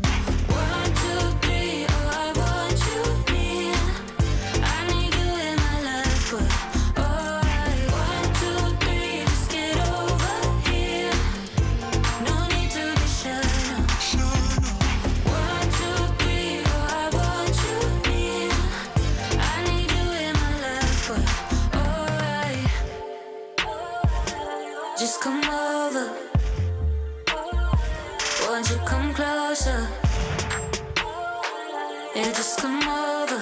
Oh, hey. 1, 2, 3, just get over here. No need to be shy now.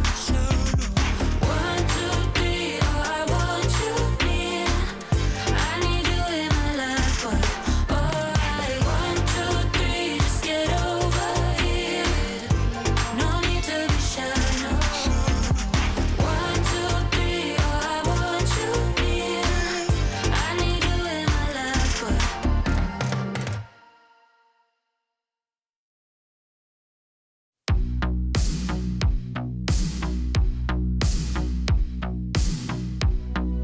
stay here this time.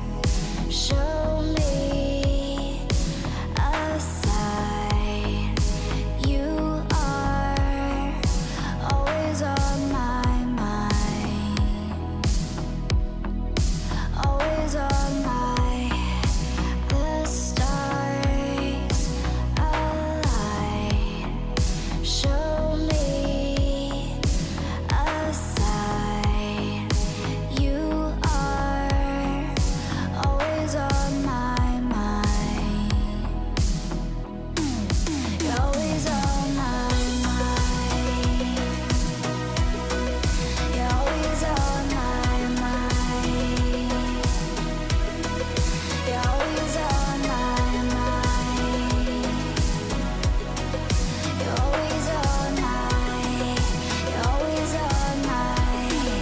You're always on my mind. Slow down.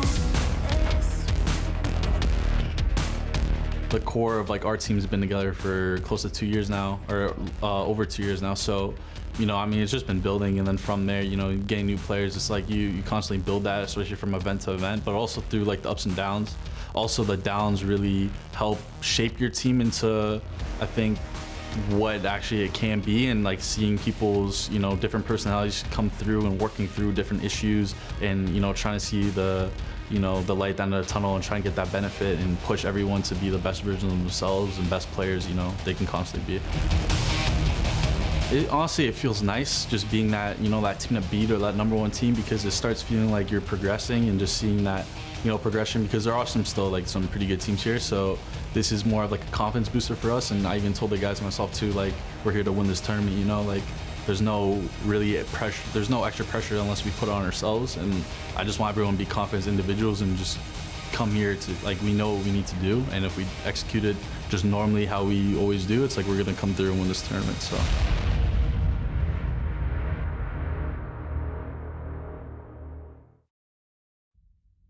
ESL Challenger is brought to you by Intel, Acer Predator, DHL, Monster Energy, 1xBet.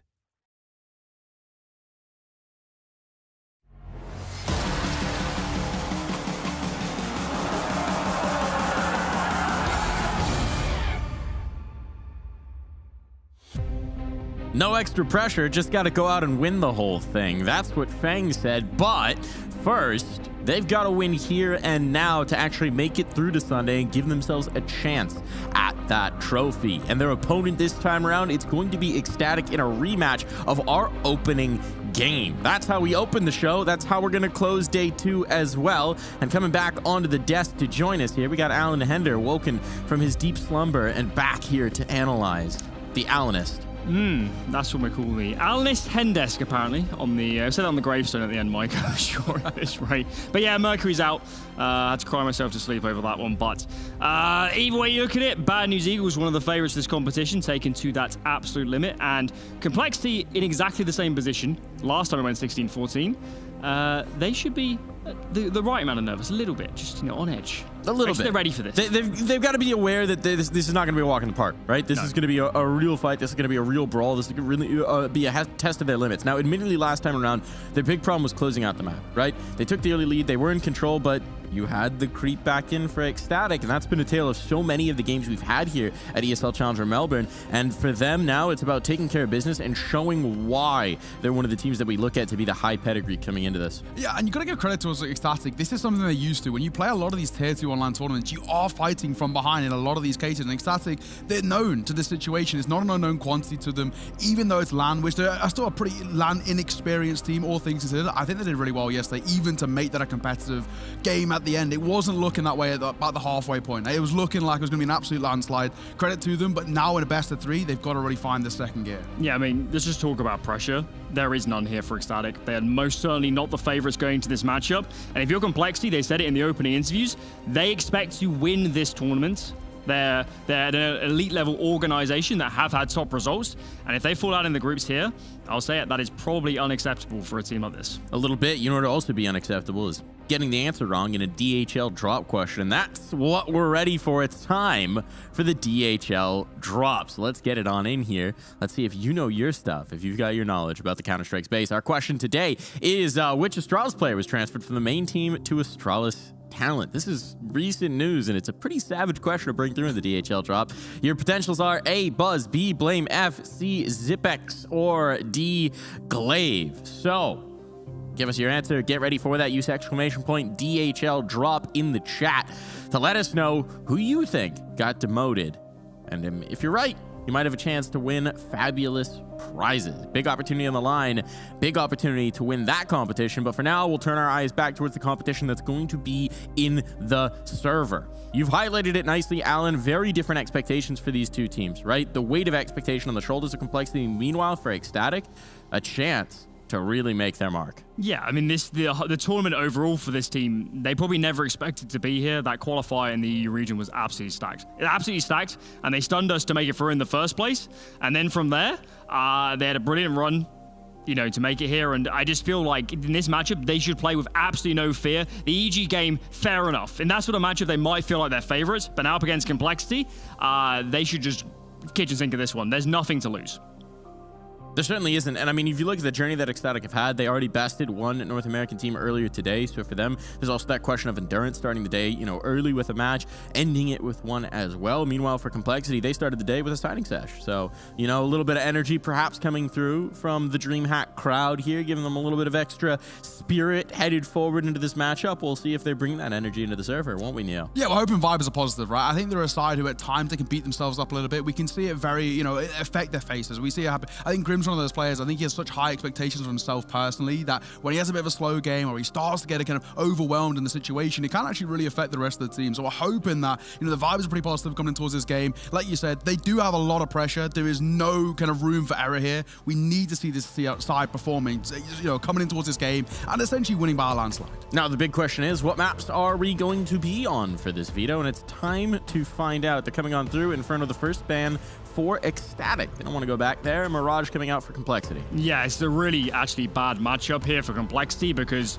they have to ban Mirage. They almost certainly have no practice on it, but Ecstatic hate that map. Ecstatic are a 7-map team, and it's probably the worst of all of them, so they lose that, and it opens up Anubis. Anubis has been a problem child for Complexity, albeit against some elite-level teams potentially on that map, but Anubis is a very good pick here for the Ecstatic squad. It forces the Overpass pick instead of Inferno because Ecstatic can flex their ban away from the most feared map into this one. So already those first two is a very, very good scenario if you're an Ecstatic fan. Yeah, and then even the decider as well, Ancient coming through, another map which on paper statistically is very good for Ecstatic. So all over, this veto looks very positive for the young Danes, right? I think coming through, that Anubis pick especially, it is such a problem for Complexity. On a 4-map losing streak, it's not been looking pretty. And normally if you're Ecstatic, more often than not, they like to pick in towards Nuke, but that itself is such a risk. We know Complexity are actually a pretty decent Nuke side, all things considered. Horzerk's a very, very prevalent Nuke player. We know what he's like as an AWPer, and I think that would have been too much of a risk. So they go towards the Anubis. It's such a punish for Complexity. I'm liking the chances here. Well, now having seen the veto, it's time for you to decide who you think is going to be taking it through in the server. Get in the Twitch chat, use the hashtags, let us know who you think. Hashtag or hashtag Cole for who's going to be taking this one through, who's going to be taking the dub and moving on into the playoffs. I do want to circle back on those maps because we're going to be starting on Anubis, right? And I've watched a lot of Complexity on Anubis, and it has been suspect at times. But to hear how they're feeling heading into this matchup, we've got a little bit of an interview. Conky caught up with Complexity to find out what they're thinking. And now, of course, from Complexity, Floppy here. Now, mate, you guys have had a pretty good event so far. You know, lots of fans here for you. You've had a bit of time to walk around Australia and that. What have you guys gotten up to so far? The first day, we pretty much had a day off. We went to the zoo. We saw a bunch of animals. And it was a fun time. Trying to adjust to the jet lag as well. So. Absolutely. And now, the event itself, right? Like, have you been enjoying Melbourne so far and everything that's been going on at DreamHack here? Yeah, this place is pretty nice. Besides the weather, like 1 minute it's like really sunny, another it's just raining the whole time. So it's a pretty nice place to be for the first time ever. So yeah. Awesome. And now, of course, Ecstatic, they took down your brothers in EG Black earlier on today. Do you guys think you can fight back and get some revenge? Yeah, I mean, these guys played their match at 10 a.m. and now it's like 6:30. Yeah. So I think we definitely have the advantage in terms of just, the mental drain of it all. So I think we'll try our best and we'll see what happens. Yeah, brilliant. All right, I'll leave you to it, man. Good luck. Thank you. Cheers. Mental energy advantage. Just a font of mental energy in that forehead in the top right. We see Ricky Floppy Kemery always bringing the mental advantage. Absolutely, yeah, and I think versatile player. Sounds from what you said, Mike, like he's willing to play any spot on any map. He's maybe a bit of a yes man in that sense, but you need some of those across a team. You can't have everybody in the positions they like. And the concerning part is, I think Fang is in the position he likes. I think he is playing the spots he has always thrived in the past, but of late, he's had some issues. He hasn't been the strong, aggressive rifler we want on this team, and he is a potential route for Complexity to have issues in this matchup if he can't stabilize his play, because it's not been great so far. I'm very curious to see what he's going to be doing on Anubis, because traditionally for him so far, he's been playing mid. He's been the mid player, and he, frankly, from what I've seen, doesn't have a great feel for the position, and it's very much one of those spots where you need to play it by feel sometimes. So I'm curious to see if Complexity's changed that, if he's still going to be in towards mid on Anubis, and if he might have a better handle on the spot. When you look at elite mid players on towards Anubis, it's instinct. That's how you have to play. You have to play it on the cost, right? You can't be going in with, this sort of formulated plan of how you're going to shut down mid, because it never pans out the way you're hoping to. When you're looking in towards water, it's always going to be a problem if you're trying to take water fights and mid fights at the same time. And for him individually, you can just see him get overwhelmed in those situations. The one thing that I'm also going to look at is this man on the screen, Holzerg. All thing on Anubis can be a little bit rough at times. You can be overwhelmed in certain situations. And when you look at the other side, Salazar, he's had some slow performances too. This is a prime opportunity for Holzerg to really flex his muscles, right? Really show that when you look at pound for pound comparisons between the two, he's just levels above. But he needs to really show it here.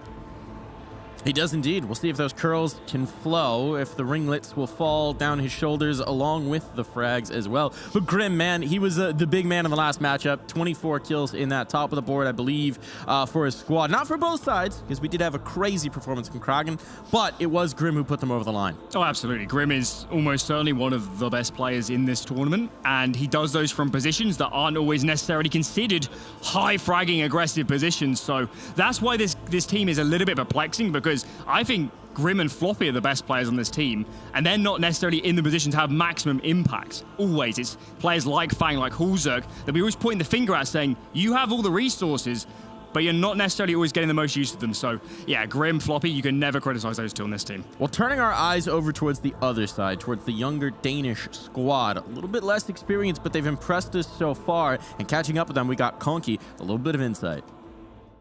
All right, down here now with Ecstatic, Salazar, Slytherin, the man himself. He is here. Now, you guys started the day. You went to overtime in your first map, 22-20, I think it was. Have you guys had time to relax and recover before this game?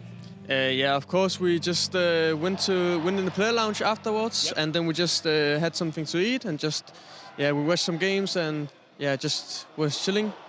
What do you think of the game that just happened before? That was crazy with the crowd. Yeah, yeah. I'm a little fan for Asian teams, I must admit. Yeah. So I hope for Rare to win, but sadly it didn't happen. That's okay. It absolutely happens. Now, of course, you guys have had an awesome run in this event so far. It's a big one for you guys. What would it mean to make the playoffs, let alone win an event for this, for you guys? It would mean a lot. I would say our expectation wasn't to win this event. But we hoped for a playoff spot. But of course, it was some hard teams in the group and just in the tournament overall. So yeah, it would mean a lot. Yeah, and you obviously beat one NA team this morning in EG Black. Do you think you've got what it takes to take another NA team in Complexity? Yeah, of course. We just need to play our own game and just have fun. Yeah, absolutely. Awesome. Well, I'll leave you to it. All right, man. Good luck. Thank you. Cheers. Sounds like they feel up to the task, but to be honest, I don't know if playing their own game is going to be the answer here. I think they've got to get a little weird with it.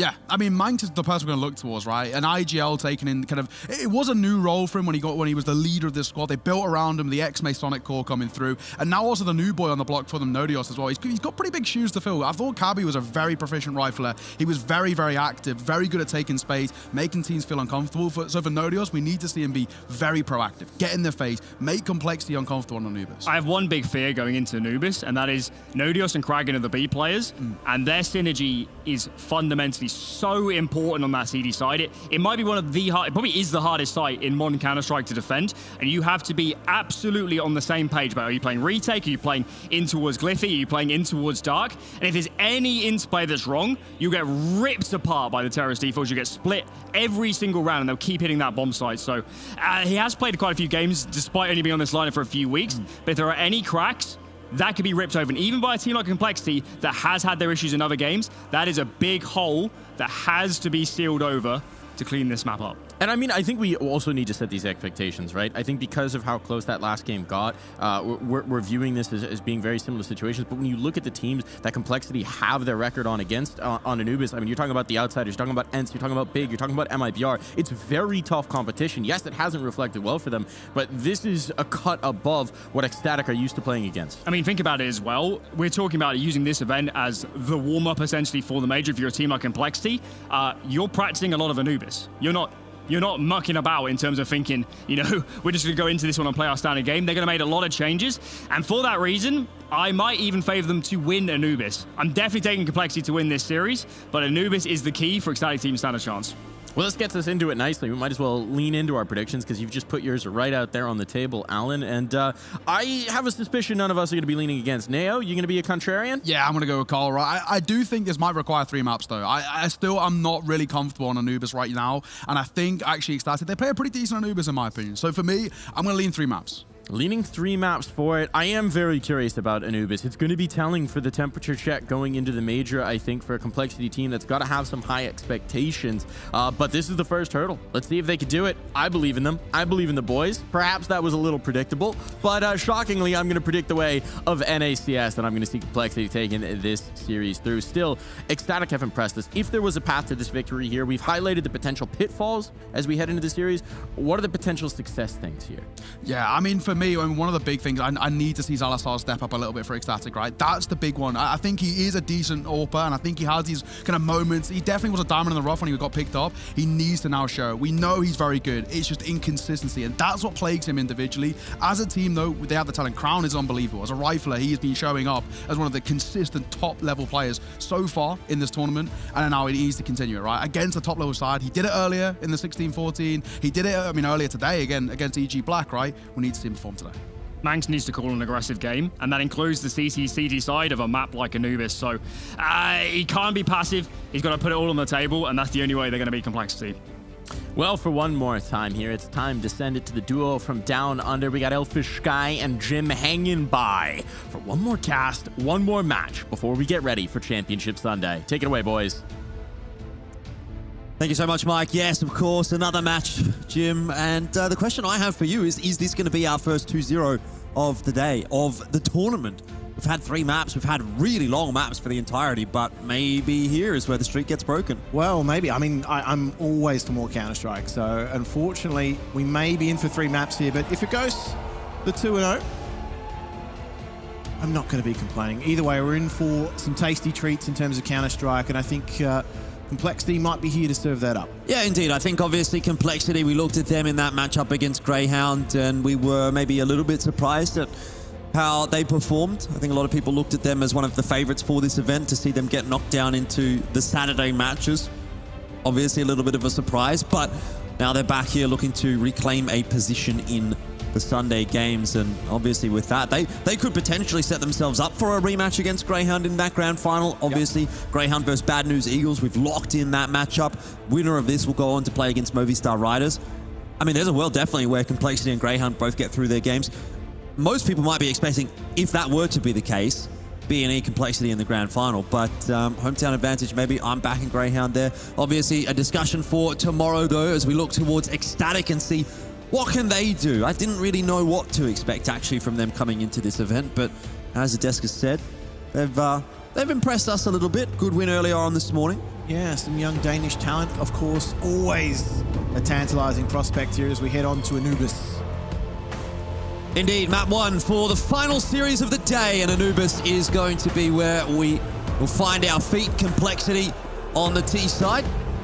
And Ecstatic to kick things off with Salazar in mid, USP in hand. He's helped out by Crown. It's a shooting gallery, and Grim has just absolutely clotheslined Crown. Oh, he's done the double as well, so this really opens up the map now, but I think they are on similar wavelengths here. They make their way slowly through up. Dark in the mid round now. It's a bit of a guessing game for Ecstatic. Yeah, Queenix might be looking for a little bit of info there, but not really getting a whole lot, unfortunately, for the CT side, which will allow Fang and Grim into the A-bomb site quite cleanly. And they've actually opted to progress a little bit further forward. I don't mind this from Grim, right? He's got to find a way to get a bit of damage done early on in the round. He's got the HP. Might even almost consider this one a 1-on-2. Playing it like it. Spotted out, but Fang able to get that job done pretty comfortably with the Glock. And so Queenix, the last alive now for Ecstatic, has also been spotted pretty early on in this clutch, so he'll waste no time charging forward. Headshot onto Fang. How much more can he get? Nothing against Grim, who secures 4 for the pistol.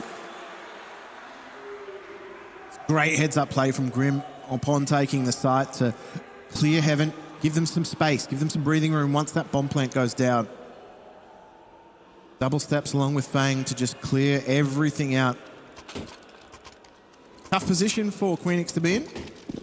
Yeah, investment coming through for Ecstatic. They've even managed to get a FAMAS together. So Crown has definitely played the money man role here. We're in for a bit of a wild ride, I think, in this round. Yeah, you'd think so, but lacking head armor on the CT side is a bit of a problem when there's MAC-10s around and Galils. Yeah, Complexity opting for contact play over everything else at the moment. Just seeing if they can catch out some CT aggression.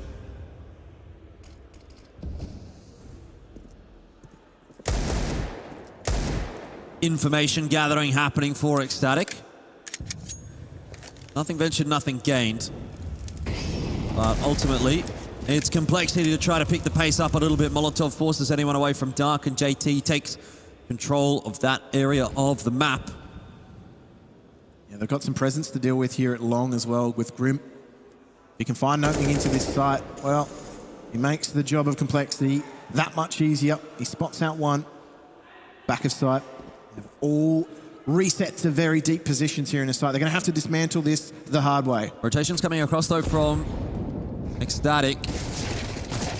And, well, now that the smoke fades, Complexity will make their way into the bomb site, and so far, no problems, really. Okay. Crown does have something to say, but ultimately, trades are good enough from Complexity. That's a nice shot. Unfortunate for Ecstatic, the FAMAS didn't really get to come into play until the 3-on-1. Fortunately, at the wrong side, so Queenix now repositions. Has to try and isolate 2 1v1s, and Floppy's got the info now. Oh, but Floppy's dead. So it's a 1v1, and Fang stoically holding. Has got it done. That was a little bit close for comfort, I'd say, for Complexity. Should prompt the save round for the CT side here, though. So we've got a bit of time to chat, it seems like. Yeah. Seems as though they're going to just head into a slight tech for the moment. So they won't get the chance to discuss it. But yeah, we will. I think the incentive's there potentially to buy it. What are your thoughts on the whole discussion around Ecstatic and their long day, right? They had to play a massive series earlier this morning. Started at 10 a.m. It's now 7 o'clock.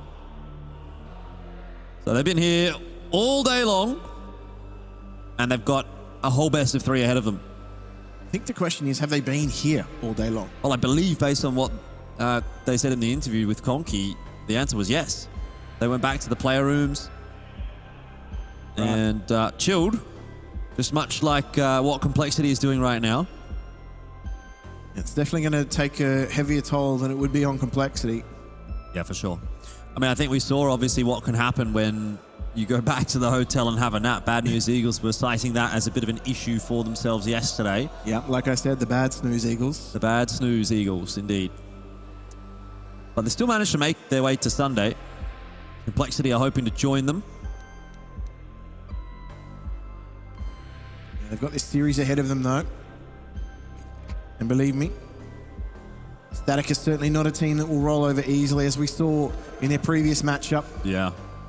Yeah, they fought very hard in that one. Very nearly went down to EG as well, but not the case. Still no investment from Ecstatic in this round, so should be relatively straightforward for Complexity. Moving their way through the map pretty quickly here. JT up canal into a dark. Trying to give themselves a little bit of space. As I said, the incentive for investment was there from Static, but they've opted just to upgrade some pistols, see if they can do some damage. If they can pluck an AK or two away from Complexity, that's going to bode very well for them as they head into the gun rounds. But execution here onto this B site, it's going to be difficult for a Static to do too much. That's a really nice smoke, isn't it? Just cuts off anyone that was thinking about looking into the bomb site. One piece of util and you've pretty much got the site. Yeah, you can't play around that. So it's potentially just for exits. Although I'm looking at the line of CTs. It's a clear exit plan for Complexity, and I just don't think there's going to be too much here. They may stick around to try and let them die after the timer. They're going to try and keep them in this site. Good shots coming through from the MAC-10, farming up a bit of cash. Crown, though. 5-7, thought he might be able to get a bit more done there. Still a couple of kills in that round. Nice. These have been by no means clean from Complexity. Yeah, the only positive there was the fact that the AKs that they had remained standing at the end of the round. So heading into the gun round now, of course, Salazar on that AWP is going to be a key difference maker for them. There is no direct competition for Complexity at the moment. They're opting for a faster and mobile setup.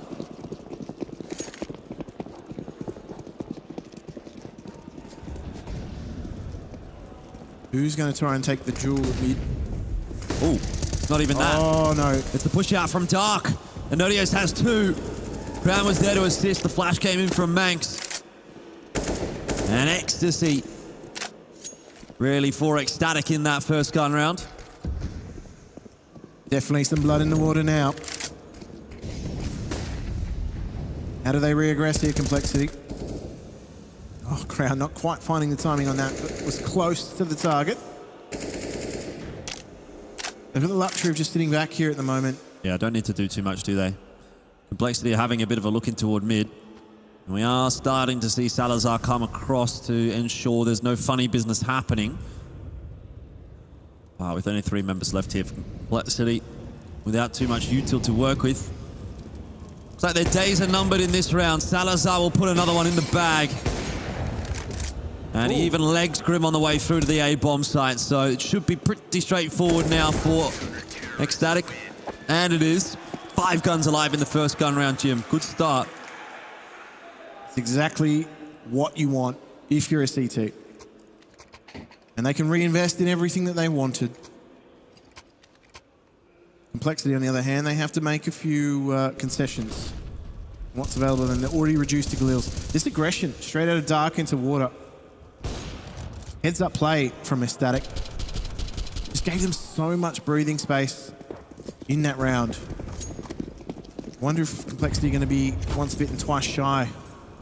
Already, they're doing the same thing again. Oh, yeah. Obviously, the same kind of success for Ecstatic right here. Very aggressive in through Dark, aren't they? Complexity are going to have to start to adapt toward that, and they do, but Crown will line a couple up. Just not giving up that fight, are they? Certainly not. And they're here to let Complexity know as well. What can Fang and JT do here to try and salvage something for Complexity? There has been an investment, so there must be a return. Going to try and progress their way into this A site.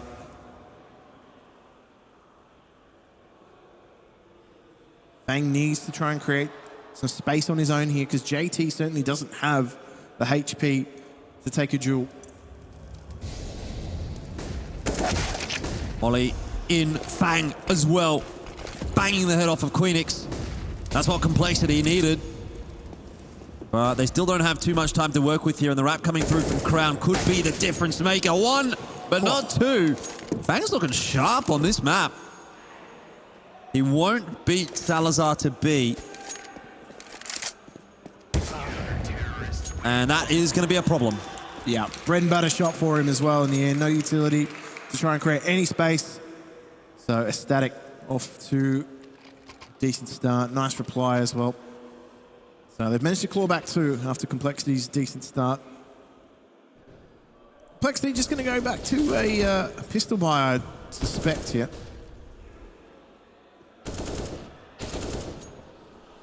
Yeah, Money's not really very good on the T side at the moment. Ecstatic are going to start to flourish on this CT side, aren't they? They've looked really good so far. And with an opportunity to start to build more money.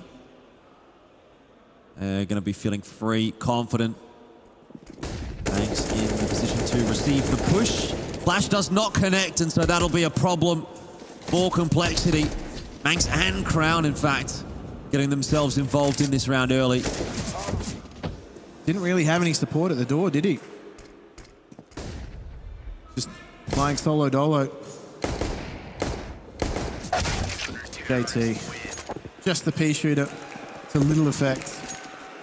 Wasn't really anything in that round for Complexity. A single Tech 9. It's not really a whole lot of volition there from Complexity. But let's just see what they bring to the table in this round. A tactical pause for Complexity. It's pretty early on in the piece, but things have started to take a turn for the worse. I want to try and mull this over. Not a bad time to pull one out. I mean, Ecstatic, on the other hand, they're getting aggressive in some of these areas of the map where Complexity are actually trying to take early control themselves. I mean, we've seen them take control of Dark straight into water, what, twice now? In succession, in successful attempts as well. It's really, really dictated the early round. Off we go again into another gun round. What does Complexity have to offer us on this map? Want to get Fang involved early. Yeah, they're a little bit more deeply set this time too, Complexity. They're waiting that push in the mid. It's not going to come. Not now. You can tell, though, there is an eagle eyes set firmly on Connector.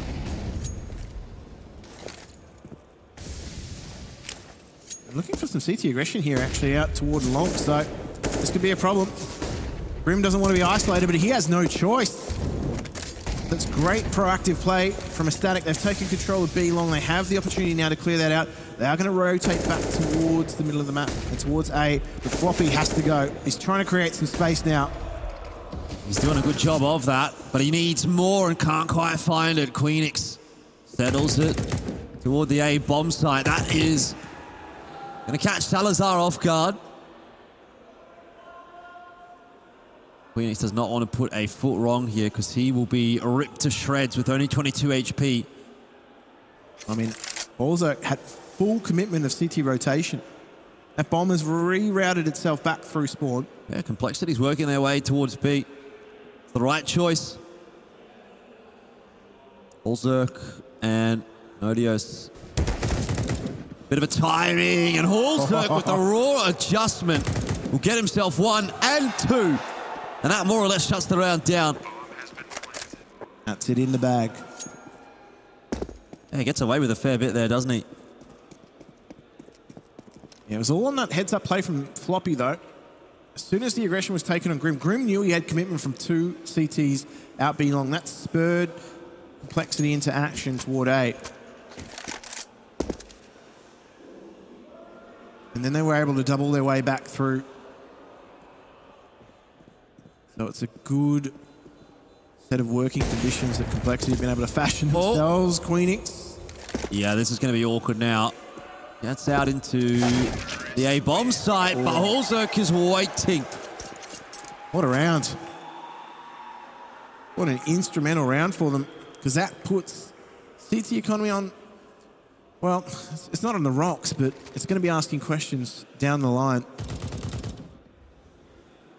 It's going to put Salazar on that AWP to try and counter Holzerk. They've finally got the big green in his hands as well. But if he's fashioning rounds like that with the SIG, well, probably able to pick up anything. This is a bit of a faster take, though. Yeah, AWP's out this time for Complexity. Holzerk very quickly posted on the line into the B bomb site, but Util's going to force Complexity back away. Ooh, and that is a shot and a half. And heavy is the head that wears the crown. Truer words never spoken. Complexity, though, not playing very quickly at all on their T side, are they? They are really exploring all that time. Even when they get their opening pick, they're not looking to accelerate anywhere. They're set up for CT aggression, though, in mid.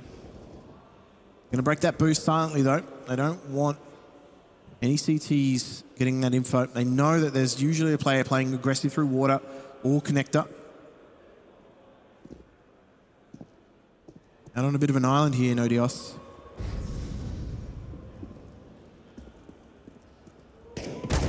Well, that is not going to be a very friendly local on the island.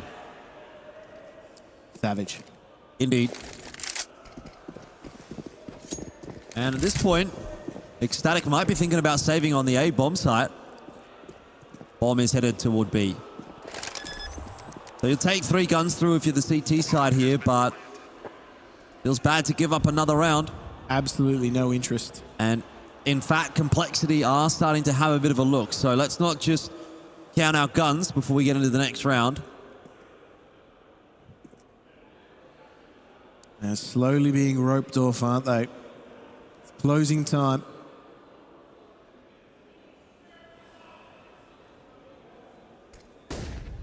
Salazar, he might just start to give away some information shortly. He misses that shot. So now they're under a little bit of pressure to hold on to these weapons.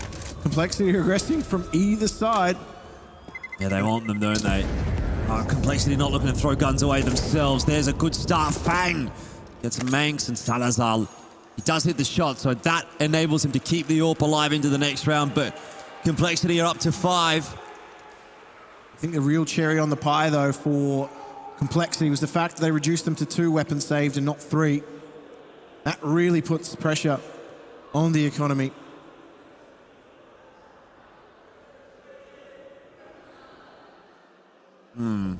Tactical timeout now from Static. Yep, tools down for the moment. Their first of the game. Complexity had to pull one out earlier, and it actually did result in a couple of rounds going their way. Maybe Ecstatic can have that same success.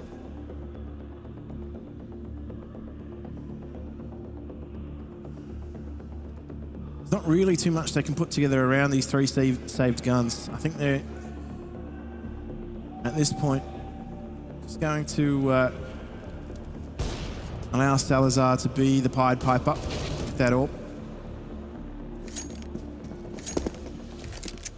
Yep, so no investment here from Ecstatic. This is just faith in the weapons that they have. So early aggression out of Complexity again towards Belong. They just want a presence shown there. It definitely looks like Complexity have got some faith in their weapons as well, Jim. Yep. Always looking to take these duels into B. Yeah, Floppy's also dealing with aggression out of Ecstatic. Out of A as well. So A main was where they were trying to put pressure on him. Well, Manx with the USP is not feeling too great about things. Neither is Nodios, but I spotted the info at least. JT, though, will shut him down. And, hey, Manx does get one. So I'll give him some credit there. For Salazar and Queenix, there's not a whole lot to say about the rest of this round. They'll be hoping to save their guns again, which is starting to become a bit too familiar territory for Ecstatic. It's starting to feel a little bit like Save Simulator.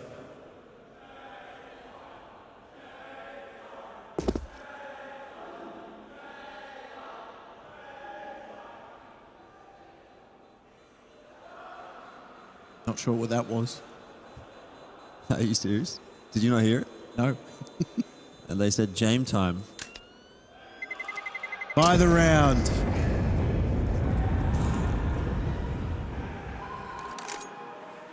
Well, they save those 2 weapons again.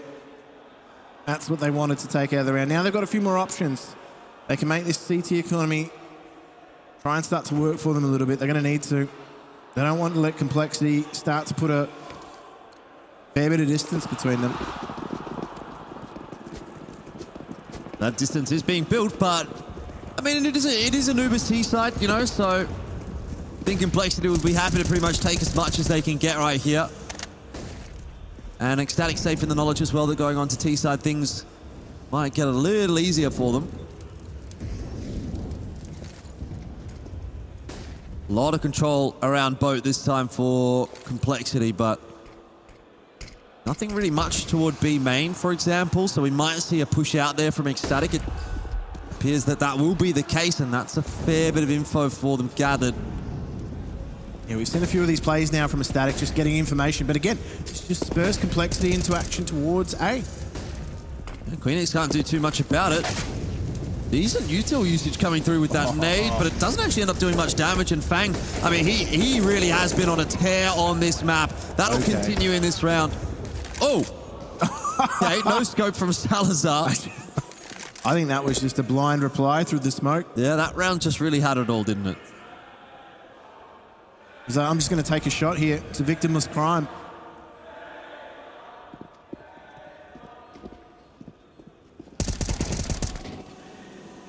Okay.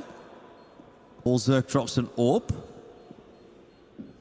This should be retrieved by Complexity at some point, but these CTs are quite close by still, so some damage could be done, and there it is. JT down to the hands of Salazar.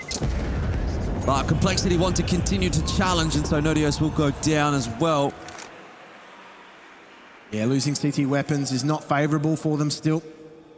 The loss bonus really not covering all of the losses, so Static trapped in this endless loop.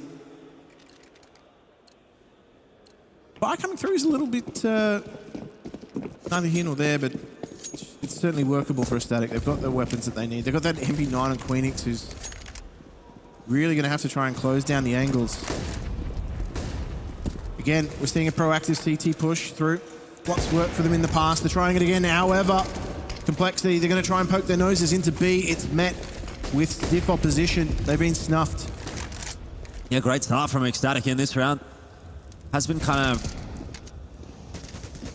slow in the last few rounds from Ecstatic. They haven't really been able to get too much on the board. But this is their chance to get back into the map and start to rejoin that conversation. JT, he's got Queenix, and Manx is making noise, but JT caught with a nade in hand. Can't lock down the A bomb site. You could see the thought process. If he gets that smoke down, calls Complexity across, they can get the bomb on A and play out the post plant, but just needed the gun in the hand for the aggression or from the pick up at the pace.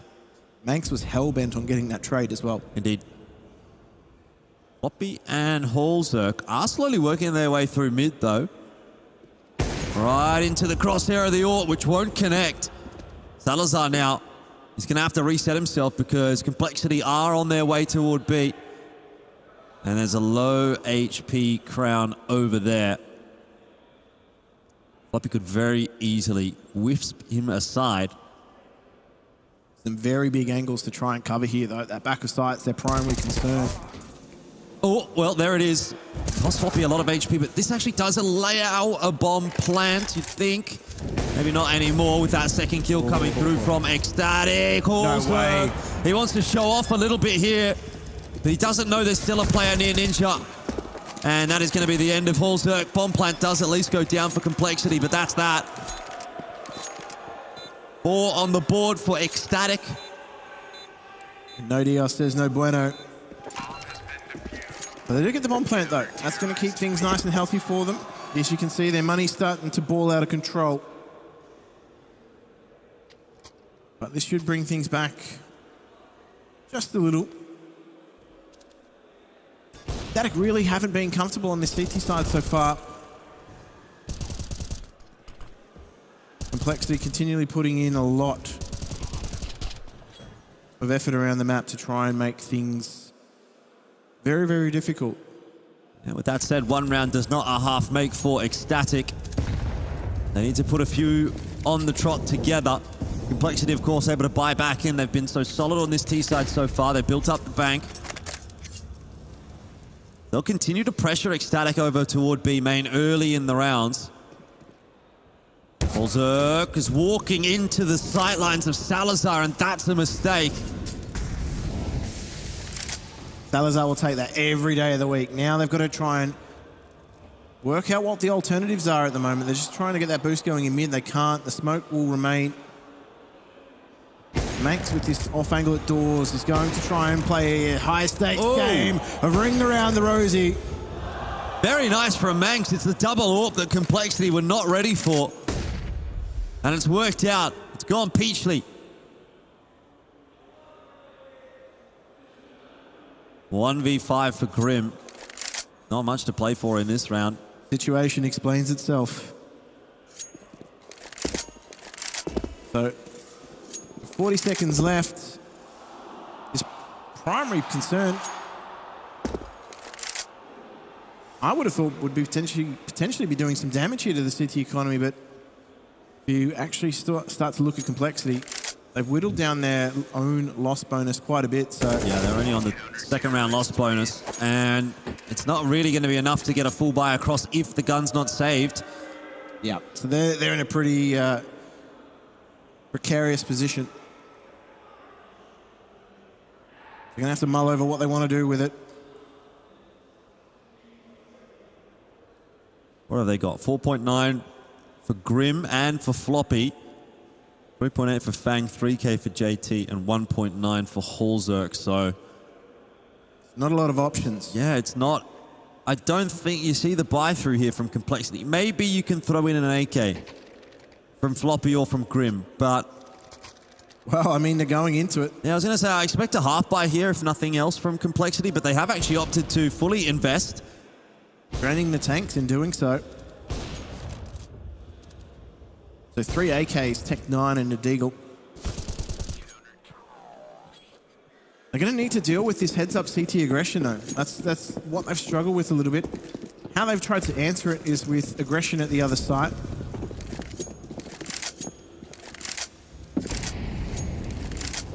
Well, faster play in the direction of A. That's a great grenade, just fraction too early. And that'd have been half a second later. May have collected far more damage. But look at this, they're aggressing through. Manx has got a lot of confidence. Yep. Does spot the first one and just gets out in time as well. Phoenix here with an MP9 is maybe not so perfectly poised to make a difference, but we'll see if he gets the timing right. That's going to be the big difference maker. Double kill from Queenix. And Manx is there as well to grab one. So Complexity, they're not clean into the site, but they are in the site. And now they need to get this bomb plant down. So Ecstatic are going to reroute themselves a little bit here. Oh, that's not going to help though. That's a nasty frag from JT. And Fang's the other player alive, who's been leading from the front for Complexity. This is a very winnable 2-on-2. And a round that could really pay dividends later on in the map if it goes the way of Complexity. Ecstatic do not want to let that happen, and now it's on to JT. His position now known, but at the cost of a life, it won't matter. The Salazar locks it. And Ecstatic will get their 6th. They're working nicely through this CT side now. Even though they took heavy losses in that win, their economy's relatively decent still, Ecstatic. And they're happy for the rounds at this stage. That's what they came for. That's what they want. So you're going to see them start to contest a lot of these late round scenarios. Complexity, well, I mean, they're going to have to put their thinking caps on. It's back to pistols for this round. It's actually been a quite healthy City side from Static so far. May just yet get healthier. That's a great piece of utility. Yeah. Momentum has certainly shifted in the favor of Ecstatic, hasn't it? Complexity can still right the tail end of this story in the half. Fangs opened it up. Nodio splashed fully. But there's just madness happening in mid and in dark as well. And that is just an absolute mess of a round. But Ecstatic do come out with a bit of an advantage after the flurry of frags. Floppy is not slowing down. So now it's on to Grim solo. He's been spotted, tries to plant the bomb. Will get away with it. Queenix is a stray gust of wind away from death. This could be big. Crown needs to win this duel and can't. Oh no. It's on to Queenix, who's only got 2 HP to work with, but he's got the timing and the positioning. He's found the angle, he's found the AWP, and managed to avoid the stiff breeze. 7-7 apiece. Equalizing scoreline. Ecstatic have been stoic in this first half.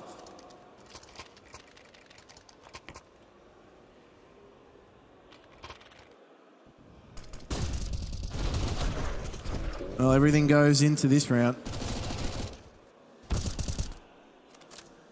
Some of these fights on the sides are actually quite scrappy. A lot of broken play at the moment, but Complexity, they were thriving in those scenarios, but I think Static have started to work them out a little bit. They've actually gone aggressive again, straight up the guts. Oh, first couple of exchanges do go the way of Complexity. They've got the man advantage for the first time in a while. Push out from B main for Crown. The timing is perfect. He wasn't spotted, and he's going to continue forward. Ecstatic are looking for info in multiple directions, but Fang will have a freebie onto Queenix, and that drives the nail a little bit deeper in the coffin of this round.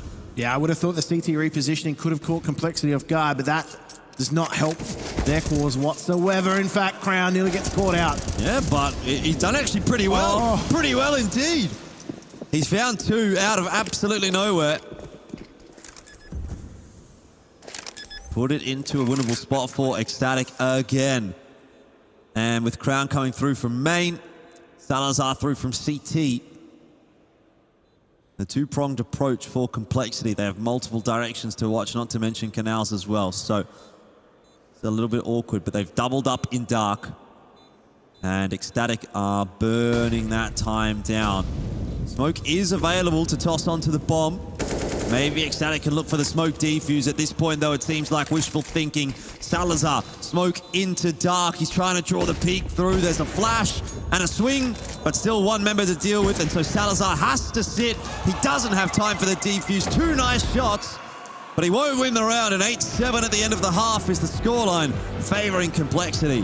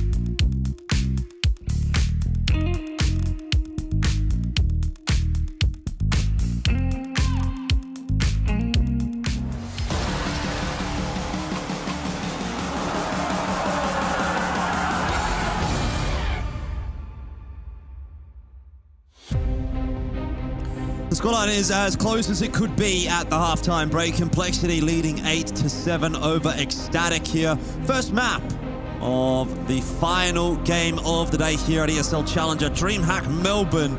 One of these teams says goodbye tonight. The other progresses forward tomorrow. It's playing its Movistar Riders in the second semi-final. It'll be a big day tomorrow. But first we've got to get there. The question is, Jim, who is going to get there? Well, that'll be decided in more than just this map, but it will get one of these teams off to a fantastic start. Already that drop into water has been eliminated, and it's actually opened up a timing for compression onto B. Yeah, good shots in from the players in dark there for the CT side, but not enough to stop Ecstatic from getting the plant, getting control of the bomb site. Salazar is now waiting with a USP. He's spotted out Fang. Two players, though, on the swing means a trade for Hulzerk. And Grim looking to have his own impact. Will take the duel against one more. Crown is spinning all over the place, trying to figure out where he needs to look, and it's up to Nodios now solo. Time is of the essence, actually, and Ecstatic might still find a way to win this round. Defuse is on. Nodios was not expecting Hulzerk. Close. And so Complexity get around, and Grim gets to have a good time. They weren't expecting Hulzerk to close the angle. But that he did. They do get the bomb plant, so they've got some options here, and they're going to go for it with the Mac 10s. 3 Mac 10s. That Galil. Yeah, well. 4 Mac 10s. Even better. 2 players lacking head armor for Complexity. Might be a factor. Seeing similar play coming out of Complexity now as we saw with Ecstatic. However, that Molotov is going to be a real pain. Max has opened up, and now, Grim, it's back and forth for the moment. They're trying to press their way into this B site. Grim needs help. He really needs help, and he really needs it badly. Does still well to get himself another one. 3 is almost heroic from that position. And it keeps Complexity in this round, where otherwise it looked like they should have just been absolutely battered out of it. Bang pushed away by the molly. I think the fact that they had only Mac 10s to enter into that side allowed Grim to do some handiwork with that M4, but the timer starts to tick down now. Floppy's got a smoke, and that's going to be nice. Tossed into main. I'll have to get on it quickly. Yeah, no defuse kit. They've got to do it. They've got to get some work done here quickly, and unfortunately, they're not really drawing out the T-side players just yet. Manx can't hold on for the double, but he does enough to win the round, and so Complexity will be sent packing in round 2. Well, they just close the gap further here, Ecstatic. And they're looking good on their T side. They need to start to put rounds together, though, because that's really going to put Complexity on the back foot. And they've got a chance to start doing that now with the economy not necessarily the best it can be. M4, Scout, MP9, Deagle, and a 5.7 to complete the bingo card. Yeah.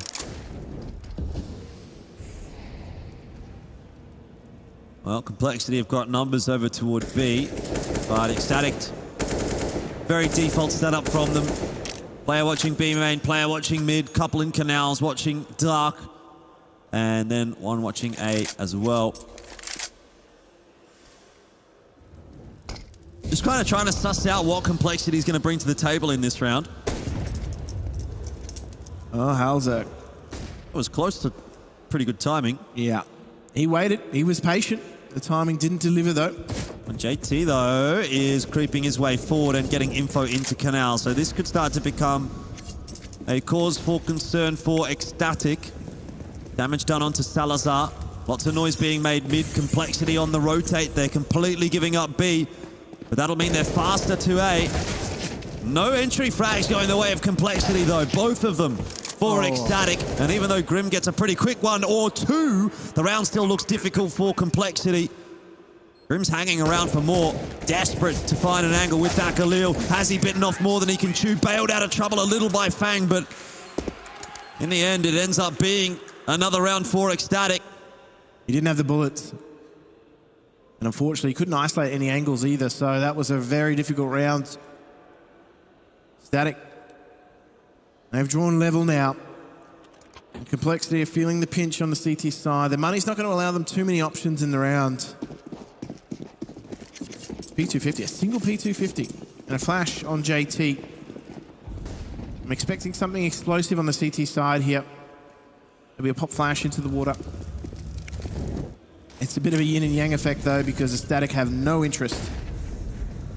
Yeah, Complexity all over the place on the A bomb site, but Ecstatic have gone B. So this should be another free round for the T side. Crown's going to get the smoke down, which will debilitate the push for Complexity back into B. And Odios, here comes a bit of stat padding for him. Very nicely done. You take those. Now, Grim. The only real investment from Complexity in this round also gets put to rest. So Static, they've worked themselves into a leading position now. Complexity finally have some money in the tank. They've been able to put Halzerk on that AWP.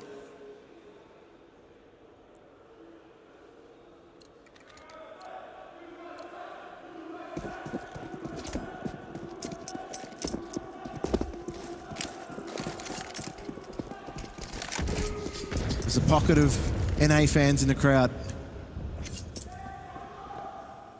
The irony is I'm pretty sure they're not from North America.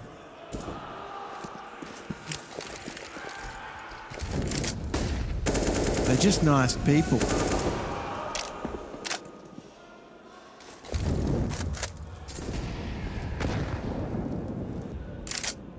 Well, at least Complexity has some fans today, because they certainly didn't have any yesterday against Greyhound.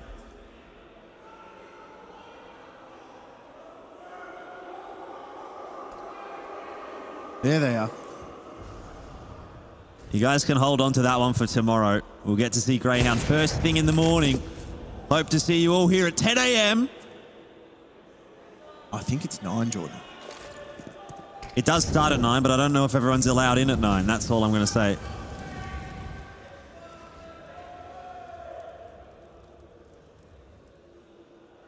Well, Crown's going to try and put some pressure on this B site.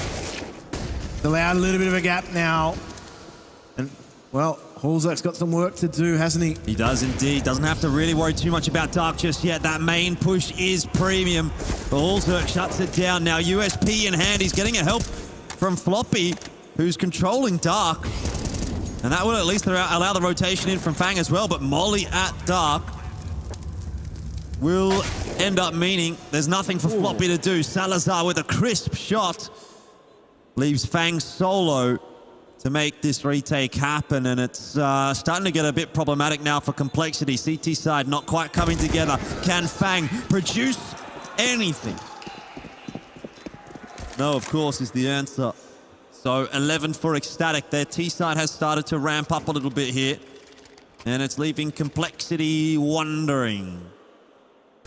Yeah, they definitely do have some searching to do. Maybe not soul searching just yet, but what they are searching for are some rounds, some economy, some stabilization.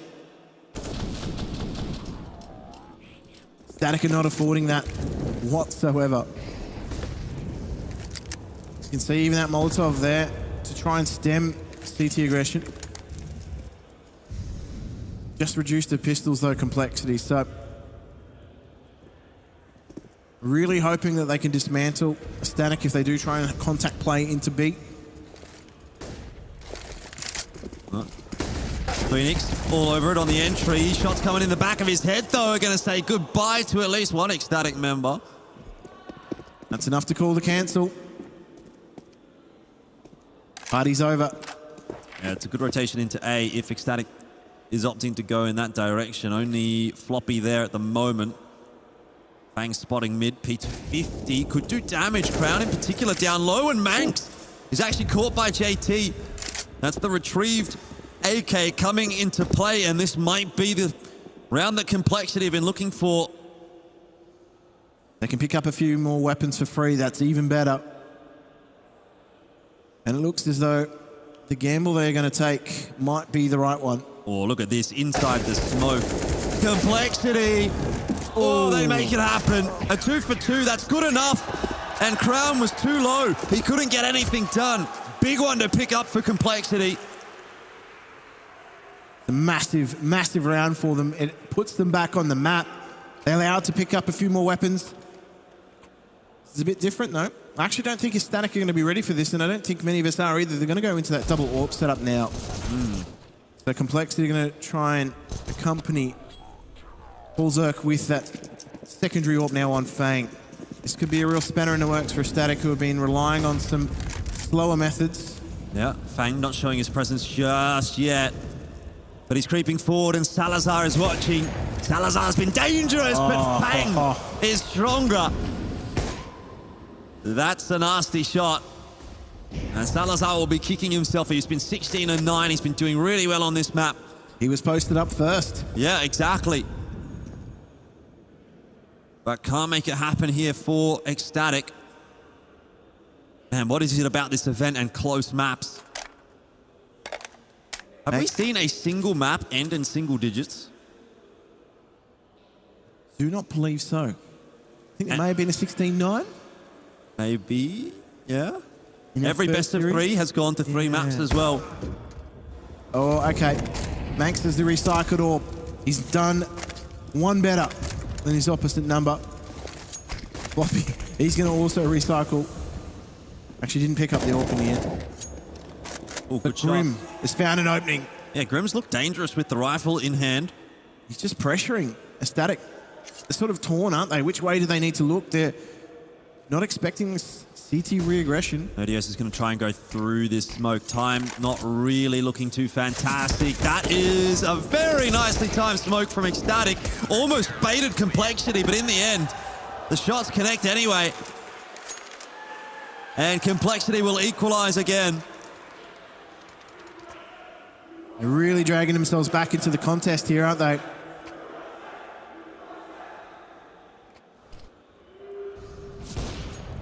And a momentary reprieve for them as well. They've earned themselves this. They've actually pushed Ecstatic's economy almost back to starting point. So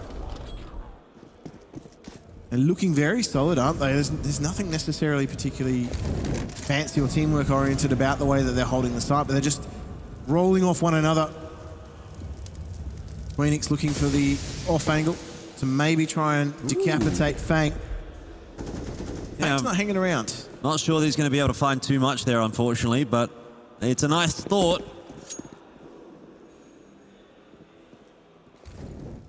Well, Complexity are happy to just sit back in their sights here, really. The only information gathering happening is JT taking a look into canals. Not able to draw out a peek with those shots either. And eventually his patience is rewarded by lots of info and a few potential frags here as well. He's got a teammate to help him out who maybe is just trying to steal all the eco frags away. Wow. Grim gets it done. Grim with his M4 has been squeaky clean, hasn't he? He's been the real cleanup crew for Complexity. Mop it, bucket, you name it. Mop it, bucket. Yep. That's some of your finest work, Jim. Look, I'm on Mac levels of fine work.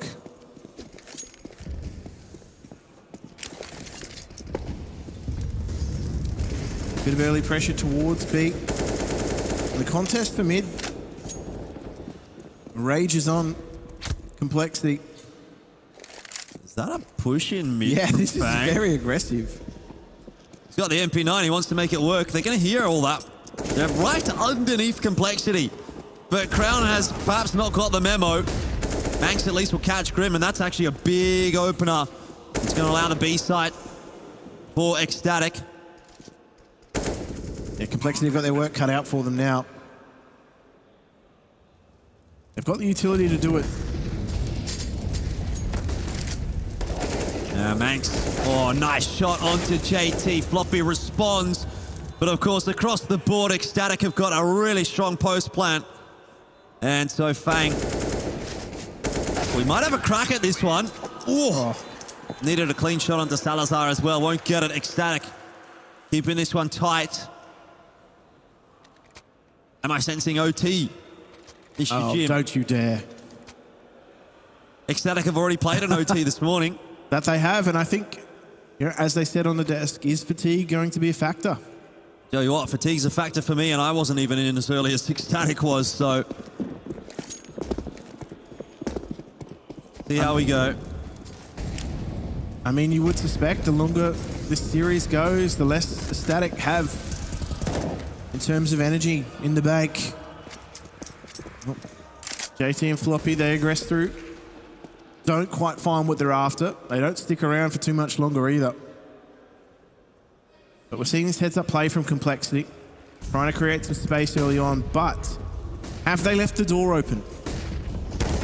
Oh, Manx, again, a nice clean entry, 23 and 18. He's quietly putting together a good map. Utility to respond from Complexity, but it doesn't do enough to get any kills, just some chip damage, really. Ecstatic are again into the bomb site, and Complexity seriously have to think about saving. You can't be retaking here with a double AWP. No, it's just not going to work. The angles that you have to try and dismantle in this site, it's never going to work for them. So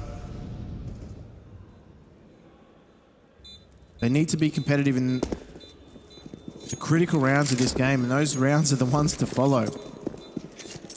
So let's just see what they're able to produce in the next round. But a double AWP setup. Static is starting to work things out. They managed to negate the fact that they are running double AWP setup. These faster aggressive plays are actually catching Complexity off guard. So you saw the aggression through connector into water. Manx realizes that there's a timing opportunity there, and he's essentially the pincer on that B bomb site. Grim, he was left on his lonesome. There was a lot of work to do for him. He's been fantastic, but there's only one position for him to play. Another tack timeout for Complexity. Still a bit of time left in this map. Still hanging in the balance. But Complexity running out of options. Got to make it happen in the next round or two. Otherwise, Ecstatic will secure their map choice of Anubis.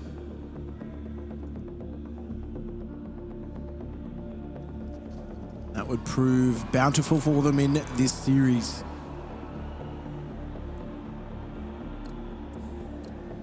$2.4K loss bonus, Complexity. Don't have too much money in the back pocket if they lose here.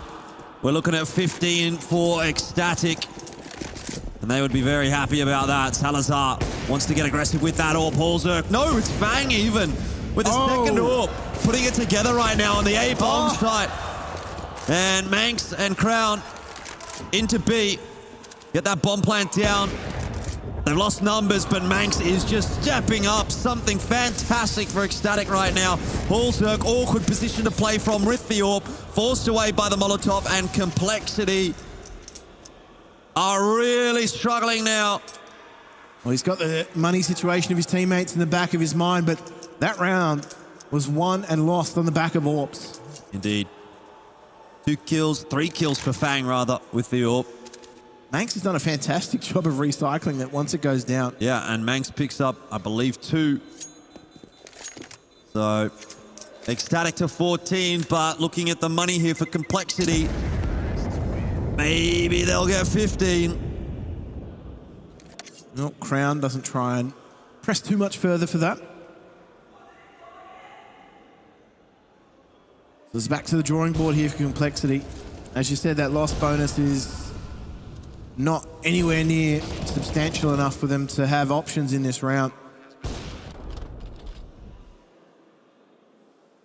feel like Manx is just in the zone this map. He is. He's been a nut on the T side. Absolute menace. He's going to go again. He's keen, he's confident, and ready to get those entries into the B-bomb site. Manx only the 1-for-1 this time, but gives Ecstatic a bit of space, and they're going to try to work that. All the util getting tossed in again from the T side. JT behind the smoke.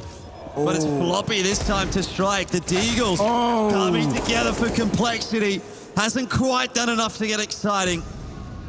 Fang's just not quite there in time. He's found the timing onto Nodios, but hasn't landed the shots. Oh dear. Well, 15 up for Ecstatic. We talked about it. It was going to be a tough round for Complexity to get through. Now they have to win 3 on the trot to secure OT. Ecstatic having flashbacks of their earlier overtimes. They just want to get it done here and now, and then focus on Overpass. Yeah, they don't want to fall victim to, I guess, perhaps a compromised mental position. But let's just see. They've got all the tools at their disposal. Complexity, they're the ones that have got to search for answers, and they're going to try and find those answers on the back of the double AWP once again. There's only one kit. Floppy is going to be critical. So keep an eye on that as this round plays out.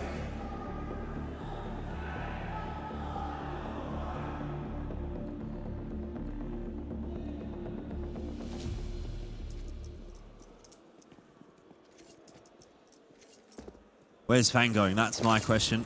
He has been a difficult player to get past for Ecstatic when he's had that secondary AWP. Oh. Currently in mid. Bit of info being gathered there by Complexity on B main.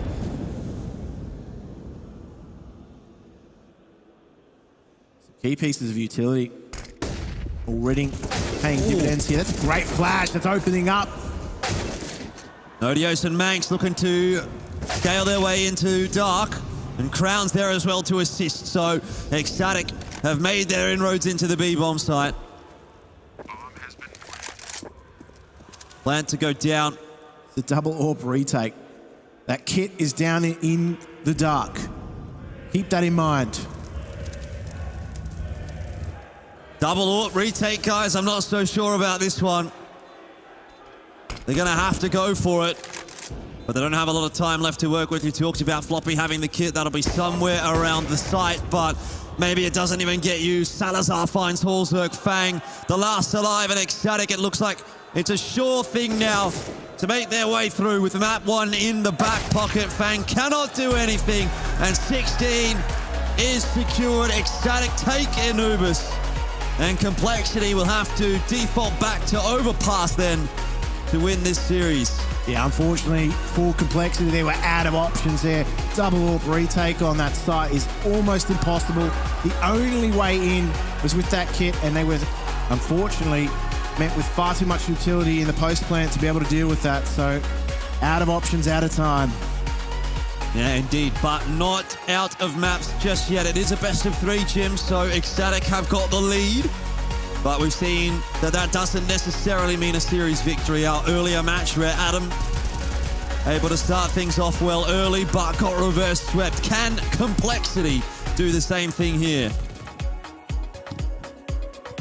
Well, quite the showing there for Ecstatic. There were some questions about how they would fare up against Complexity again. This time they take it a step further. They close things out. They look phenomenal, and they bring in the big performance that they needed to stymie Cole and make this a series. Yeah, and we said as well that when you look at this map, it is a bit of a punish pick over towards Complexity. It's not exactly one of their more favored maps. This now means it's 5 on the trot that they've lost. But granted, we kind of thought the caliber of opponents that Complexity have played recently might alleviate that discussion. It wasn't the case. Ecstatic played some really good Counter-Strike. A credit to them. And, Complexity, they're looking for a 3-mapper now. I think on the half swap is looking very good for Complexity. It just tends to be the truth on a map like Anubis. If you're going to have issues, and especially with inexperience, it is on that CD side. A few issues are slipping in the mix, and Ecstatic, Manx called a monster T side. That was aggressive, that was fast, that was punchy, and they found so many holes in the defense. I'm incredibly impressed by Ecstatic's offensive play. And he wasn't just calling it, right? Leading from the front. He was doing it. 28 kills. He was doing it all himself. I mean, he looked like the stronger opera at times, right? Picking up that secondary, doing just about everything for the squad. Yeah, he seems to be, a jack of all trades. He's always that pack player, of course, in-game leader, but he has kind of Karrigan vibes where if he feels like he wants to take the space himself, he will. He get in there aggressive. He loves to play, he's calling around himself in terms of where they want to go on the map, and Manx was sensational on that T side. He's clearly very comfortable going through the angles, and every time Complexity presented a gap, Manx was in the middle of it and giving them a very big problem.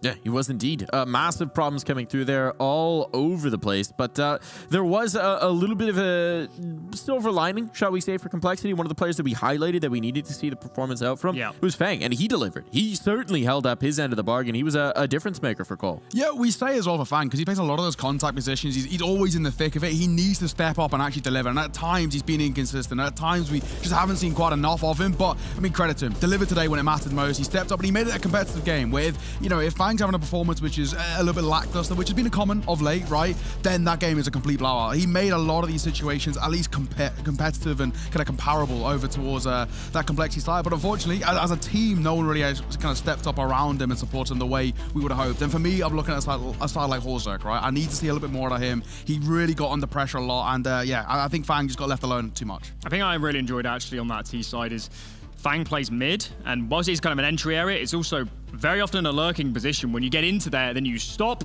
and then the team goes elsewhere onto a site instead. And I thought Fang was great, and the funny thing is, well, not the funny thing, but the interesting thing, I guess, is Overpass T side is basically the same. He's the AD faulter. It is an entry spot at the start of the round, but very often you're left alone, you're going to work around, you're going to let the B players make a bit of pressure and slip in. So if Fang can play a similar brand of Counter-Strike, it could be a brilliant T side from Complexity on Overpass.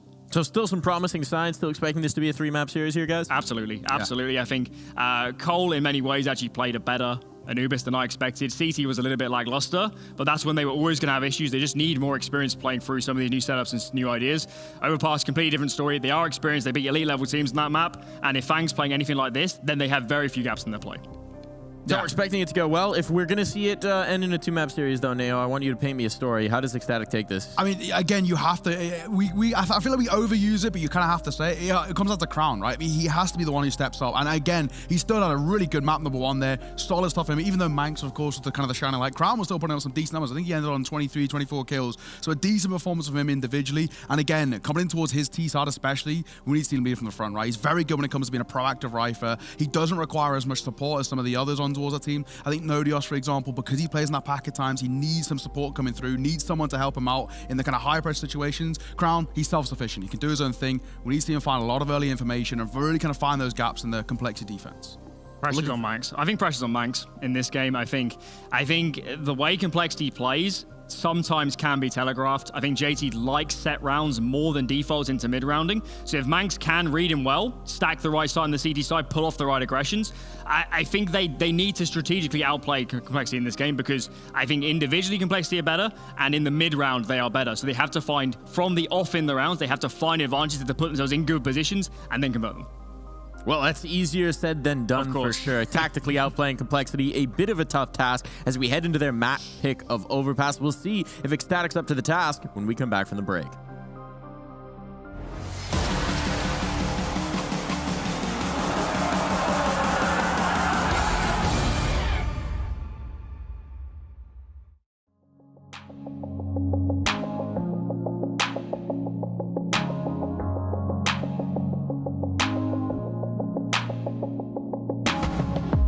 You came in with the tide, boy. Falling stars that collide. Oh, you and I, we were great too.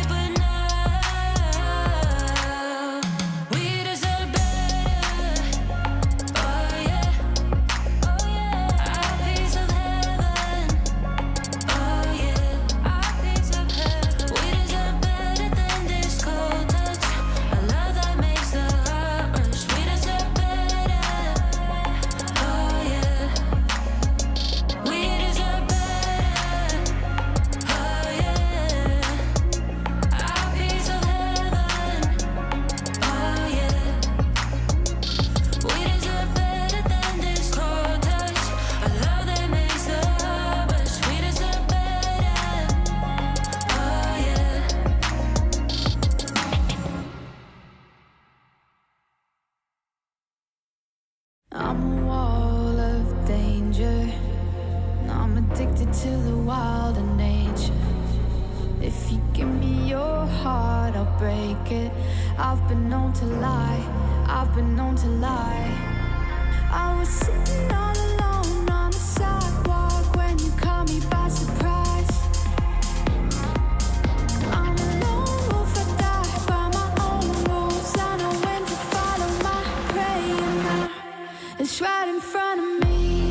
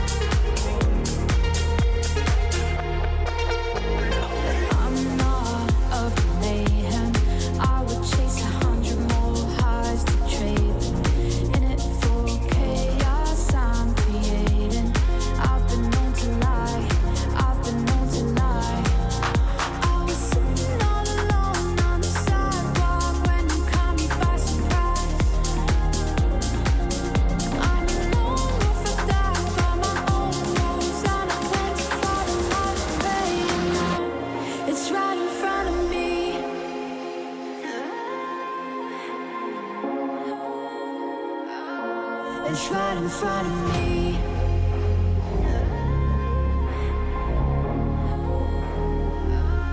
It's right in front of me.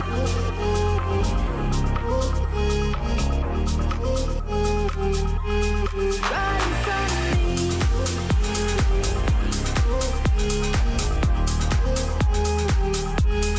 Right in front of me.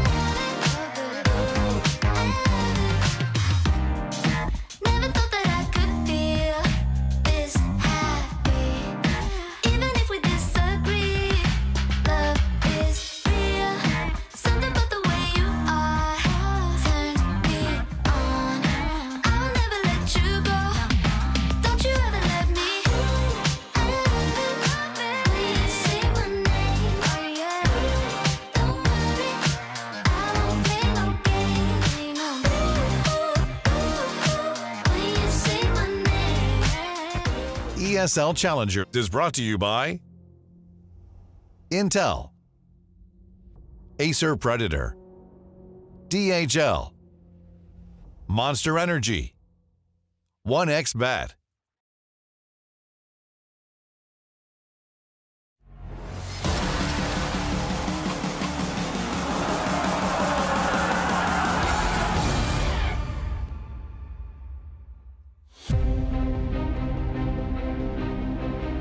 Back and ready for Complexity and Ecstatic Map 2 here at ESL Challenger Melbourne. It is Complexity down and Ecstatic feeling good after Anubis. They're both pretty good teams on this map, so it should be a bit of a banger, Jim.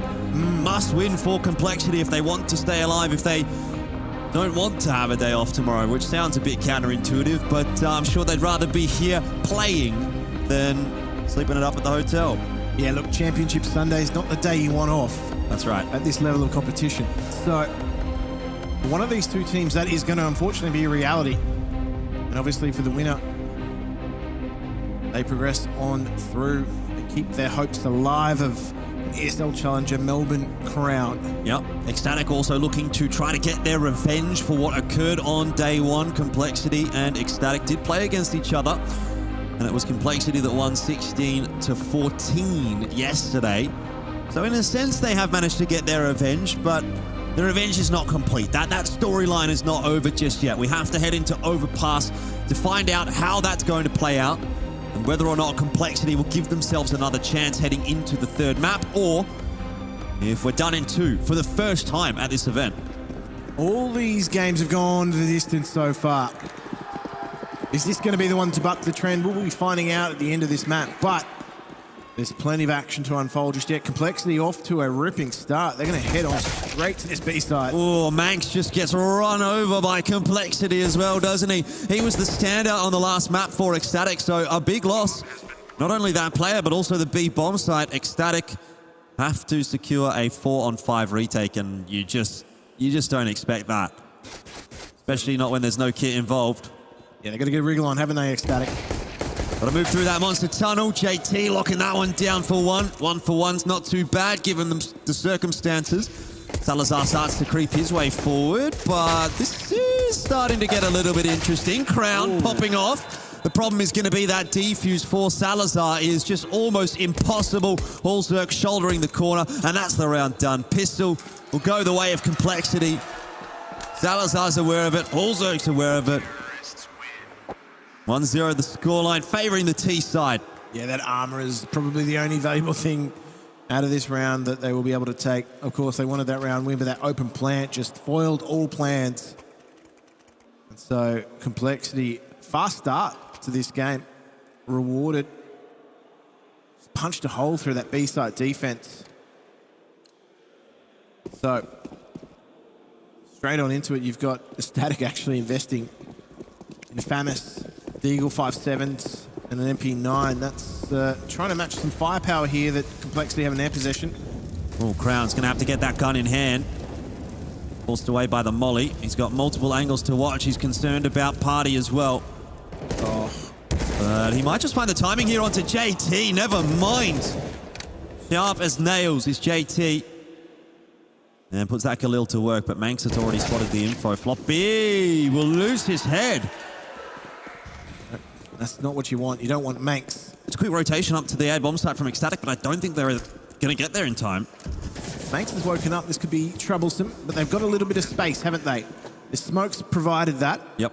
And I don't know if the retake prospects are that healthy. Well, Manx has got himself a flash. He's tossed the Galil over to Queen X, and so I think they're going to go for it.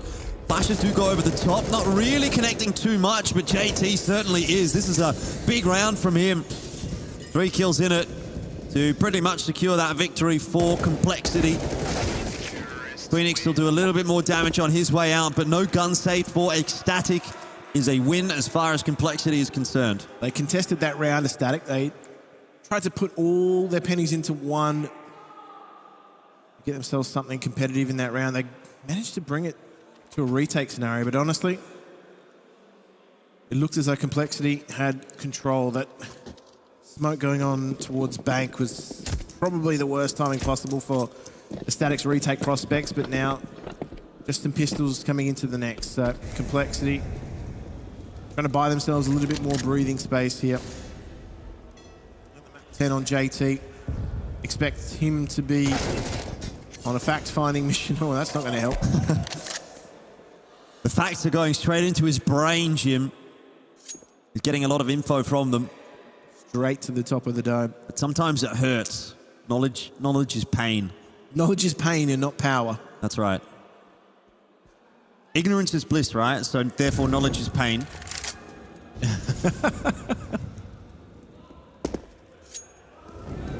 Everything is pain, to be honest. Oh, that's pain being handed out by Crown. Yeah. He's taking his crown off of Holzerk, that's for sure. And he's looking for a little bit more there. Does spot a player out on long. Knows he's in a bit of a pressure situation here in the bathrooms. But Complexity haven't really pushed the issue, and so Crown's going to go searching again. So not only does he get that numbers advantage, he also starts to get the informational advantage as well for Ecstatic. Look at that adjustment. Look at that rotation act over towards this B site.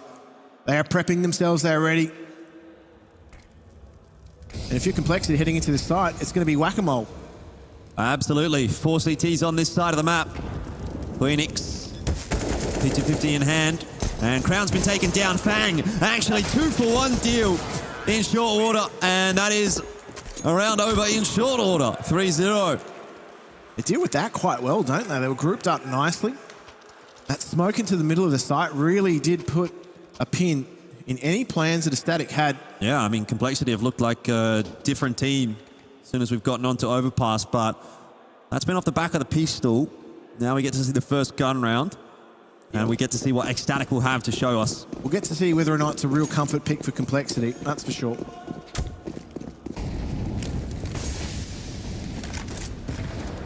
What kind of aggression are we going to get? There it is. Salazar straight into connector. Pops JT out of the round. That's bold, but it's beautiful. Sort of pushes Complexity back, doesn't it, to square one? They've got no controller connector, and nor are they interested in it.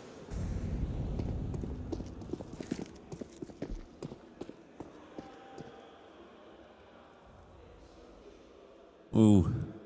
Manx. He was a danger man for Ecstatic in the last map, and here we go again. Let's see what he can do. Just the one. But still Ecstatic have the advantage. Starting to see those CTs pushed away a little bit, and Fang trying to work this smoke into the bomb site. Nodios, head removed by Holzerk. And we're back to the 3-on-3, but Queenix going to try from the same position, get some luck. Salazar as well. And it's just Holzerk now, who does a bit more damage on his way out, but that is the first round on the board for Ecstatic. I would agree. It's about time. Well, that's 4 rounds.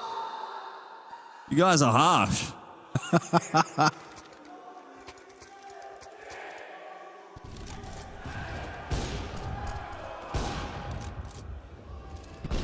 Hard to argue.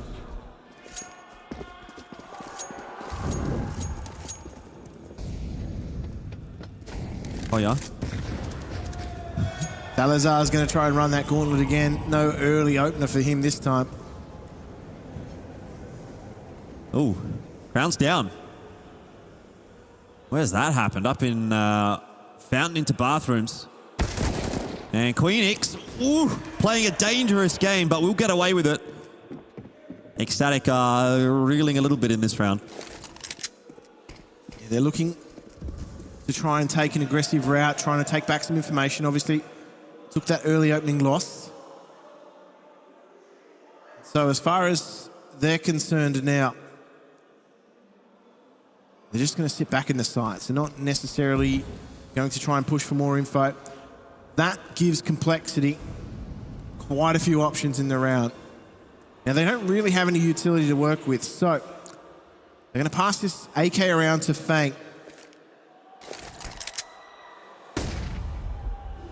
There's a pop flash from Manx to try to take some control of short, and he's done a good job of it. Floppy down. Fang's still got that AK in hand and needs to find a way to activate, but isn't being given anything by Ecstatic right now. He's boosted up. Now Queenix from behind executes Grim. He's got the info as well, I think, there that Fang is boosted up, but can't survive still. It's info for Ecstatic. And Complexity are going to try their hand at going A. This is a ballsy choice with 10 seconds left on the clock. Nodios, all he really has to do here is get one, and that'll be the round over. Polzerk had to just full send it onto the site. And of course, that's not going to work. So, second round on the board for Ecstatic. They save 2 guns through. That's the worst possible position for Complexity. Had to lick that stamp and send it, didn't he? So Complexity, okay. Polzerk, ironically, is the one ending out haircuts. They look good, though. That's the thing, Complexity. They just took far too much time in that mid to late round getting anywhere.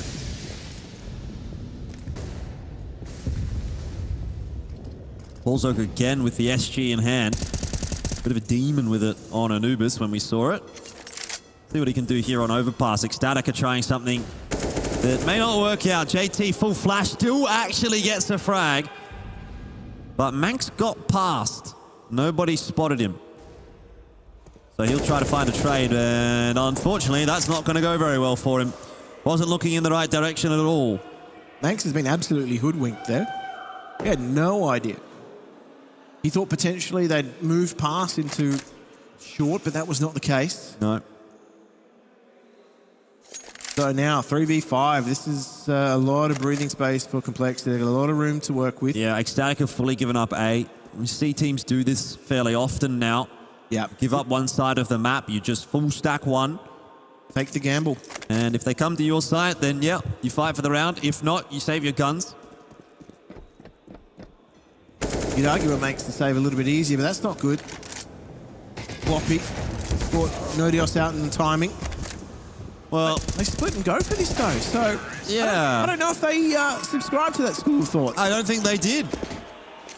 I don't think they did, but obviously they lose all their guns.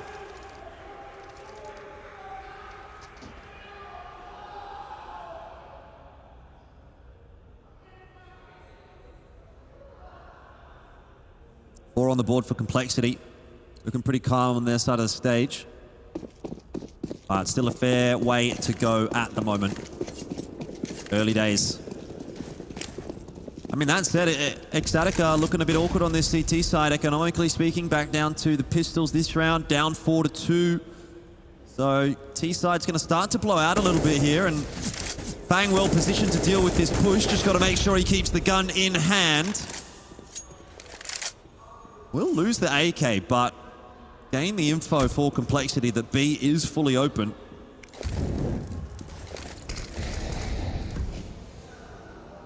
That's an invitation to plant. Grim lurking at the back of connector. Doesn't pick up Crown. Crown decides he's going to take another route. Nothing really on offer here for Ecstatic either. No opportunity for exits. Just Salazar that's got that AK. That'll be a difference maker for them. If they can pick up a second, hell, even a third, that would have been fantastic. And they're going to just try and keep as many Complexity in the start here as possible as the time starts to tick. Well, they get mowed down pretty quickly, don't they? Wasn't very successful in the end from Ecstatic, but at least they take the AK through.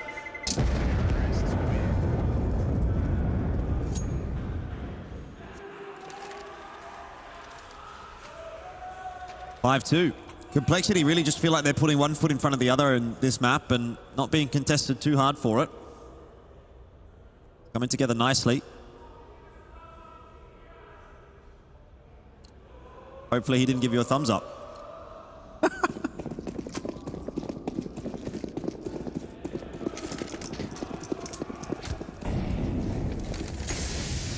That early battle for position. Crown looking to apply a little bit of pressure with that util. Doesn't opt to stick around though.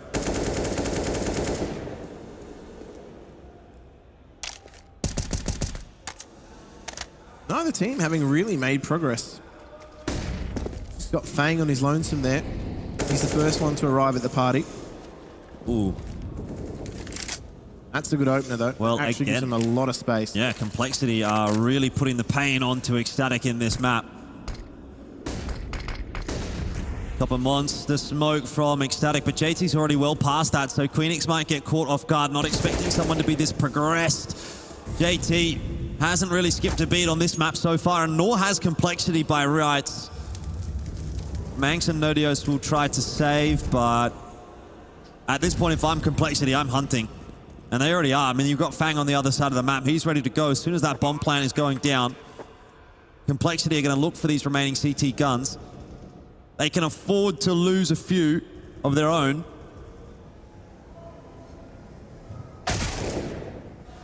Oh, okay, that's the poison chalice. Bang, not entirely toothless just yet.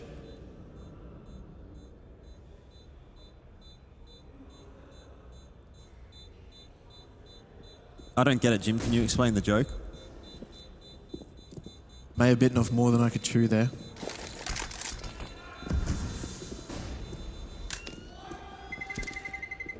The people want to know, Jim. Why was it funny? It's too lowbrow.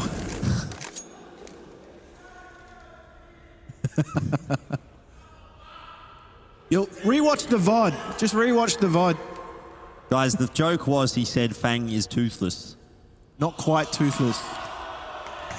That's the reaction I felt it deserved. Thank you. That's the kind of standing ovation we want to get. I didn't even get a golf clap.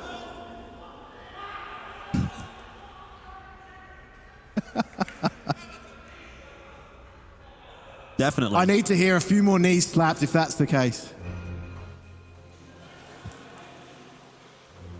Jesus. I rate that.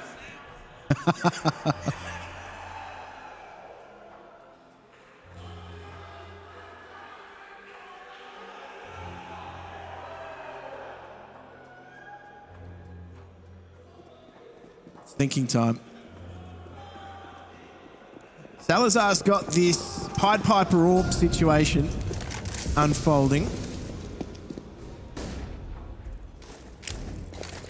Just some pistols to boot for Ecstatic. And they're not overly enthused about this situation either. Well, I mean, Salazar had so much impact on that last map with the Orb, and even though he's 7-4 right now, it doesn't really feel like that has been the case on Overpass so far.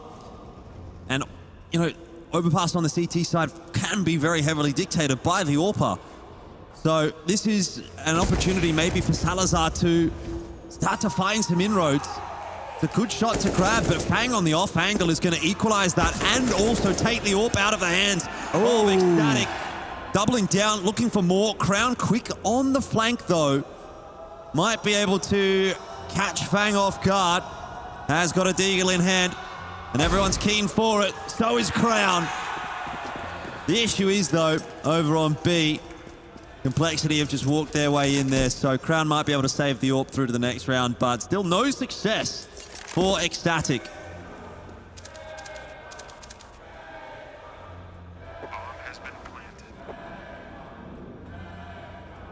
Still 35 seconds at least to wait out.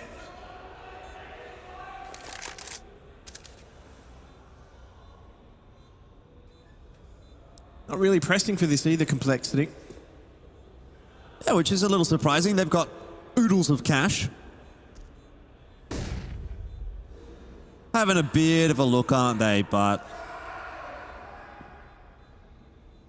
really only sending a couple of members forward. And it doesn't look like they're super duper committed to it. But in the end, look, I think Crown will get away with the AWP here.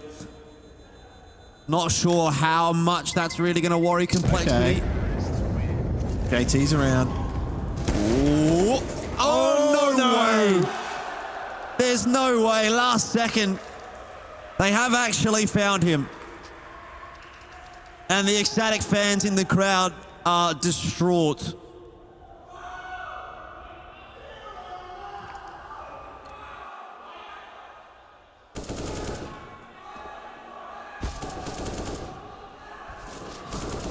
I don't even know what's happening in the crowd anymore. People are just yelling at each other. I think it's like the seagulls from Finding Nemo. Mine. That's all I can hear. In the meantime, Complexity, they've taken a few liberties here. Put Floppy in a position.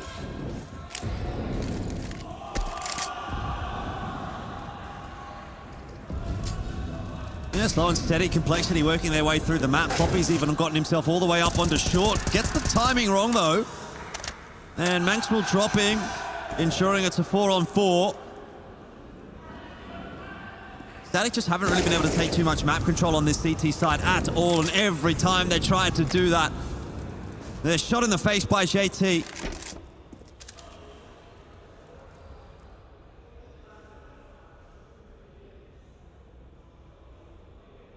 Quite a bit of time to play with, though. Crown retaining his position at long could be a problem for them if they choose to go A. With 35 seconds left, they do have controller connected. They can try and make some noise here and go back if it doesn't quite go their way. But Salazar takes contact. Everything's turning to gold for Complexity at the moment, but Crown...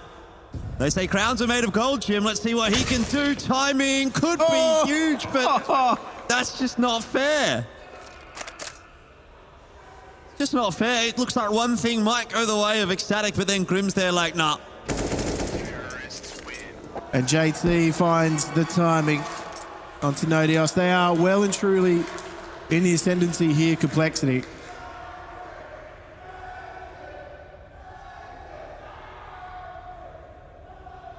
JT fans in the crowd. Mac's not even here, dude. You're gonna have to come back tomorrow. Or go to the League of Legends stage. If Mac hasn't kissed you, who has? Where did those kisses come from on the shirt? What did you say about League of Legends?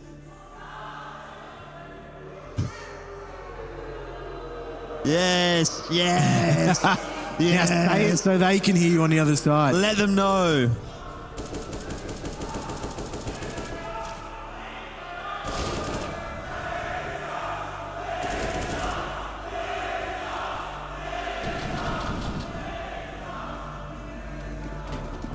That definitely came through on their microphones. Yes, I hope so. Well done, everybody. Keep up the great work. Complexity looking to keep up their great work in this map as well. 8-2 the scoreline. They are just flowing through Overpass. No problems at all. Oh, Manx tries to take a duel there. Falls. Monster control. Giving away to Complexity. I actually like the way that they were distributing utility over towards B. I don't know if you caught that. But they're literally throwing smokes over the hedge rather than trying to toss them through on spawn.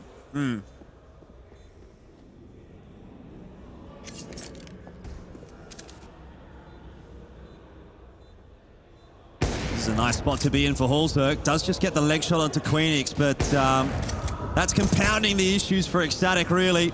P250 comes through for the finish up. This is looking all too easy for Complexity. Chalk and cheese, isn't it, between now and Anubis? Definitely more of a comfort pick for them, Complexity, as Fang puts the finishing touches on the round. 9-2. They might need to call a tactical pause. Tools down.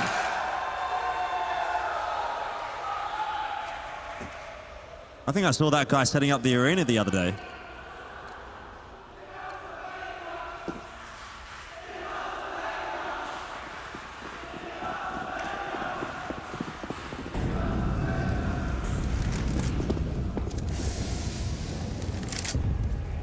All right, well, sounds like we're back into the round. Lots of util getting tossed out early on in the piece.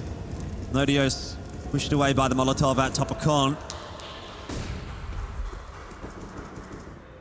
I mean, Ecstatic, they're trying, aren't they? They're trying to take map control. Yeah. But they're just meeting a brick wall every time. Complexity have everything. Everything covered. They're taking territory, providing absolutely no space for Ecstatic to take. Even now, just poking and prodding these bomb sites. Floppy, how many times has he got up over his opposite number there at the B site? Now Queenix has got work to do. Floppy, he's going to be able to continue his reign of terror. Yeah, again, Ecstatic are back up towards the A bomb site with really not a whole lot to be able to do about this round. It's painful to watch at the moment, Jim. Every single round, it just feels like Complexity are getting into one of the sites easily. Ecstatic are trying to save guns, and then Complexity chase them down, take a couple more guns away, and continue to basically pile drive Ecstatic out of Overpass.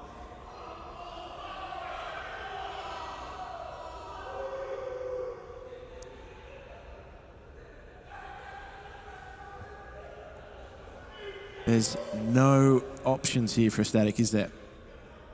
It's just save simulator for them.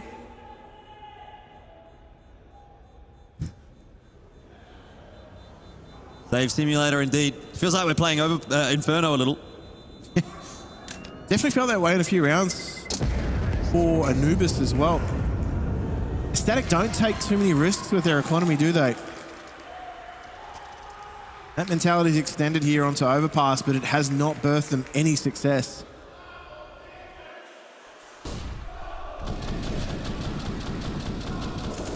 I mean, at this point, we're just cheering about anything, I think, because there's not much happening in the game, is there? Complexity are just working their way through. Cheer about anything. Cheer about anything.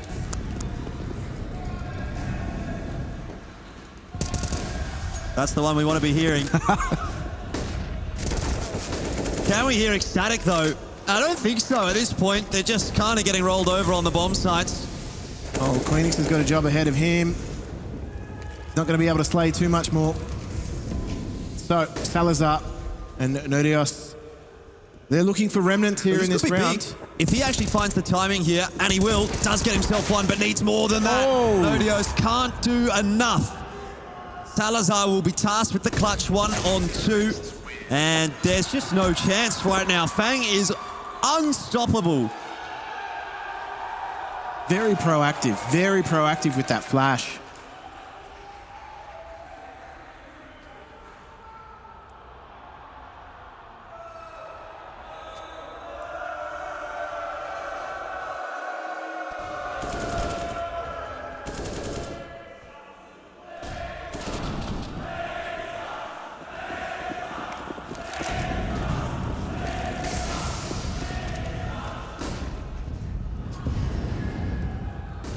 Well, I really hope they can hear that on their stage.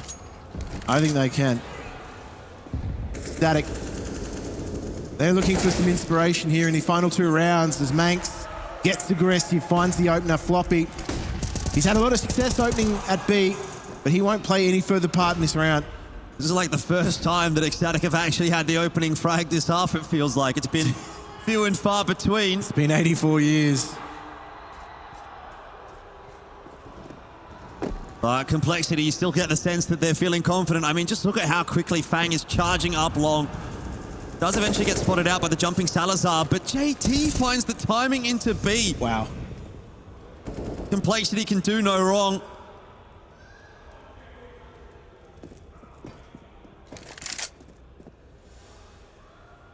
JT's just looking to see if he can maybe salvage something here as the rest of Complexity is set to join him.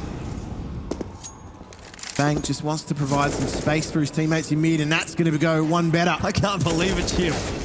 I can't believe it. Ecstatic just can't find a round anywhere, it seems like. JT. Oh, Manx is not even looking. He's going to get another freebie, isn't he? The flash in. JT gets the better of Manx, and now Queenix also traded. There is just nothing of value to say for Ecstatic. Every single round they're getting banged out. This might be it. We're looking for map 3, certainly at this point.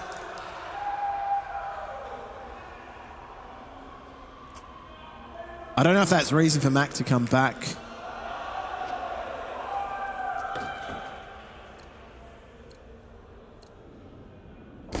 Static. Not too enthused with this half, that's for sure. Complexity, though, we've seen some really healthy signs out of them. They've been putting Floppy and Fang. Some pretty prime positioning. Fang certainly stepped things up.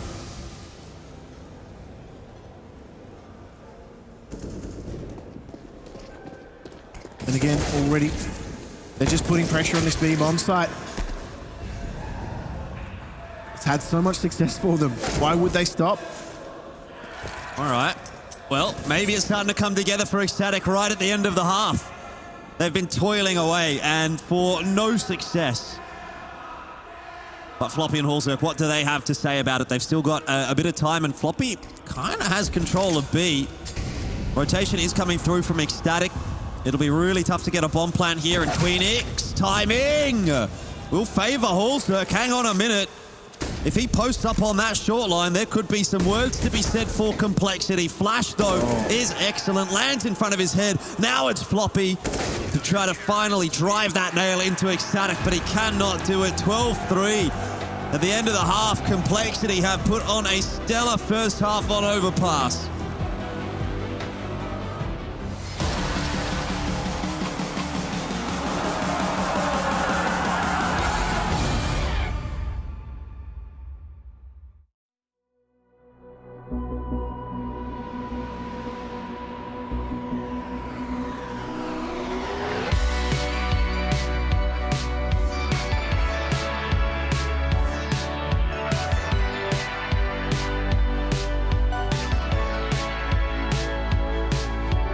Do you feel it coming day by day? Got to get the message, it's on its way. Listen to the beat, the sound of my heart. It will be alright, just to make a start. Feel it close to you, like a wind. Say it again, set me free. Feel it close to you, like a wind. Say it again, set me free. Set me free.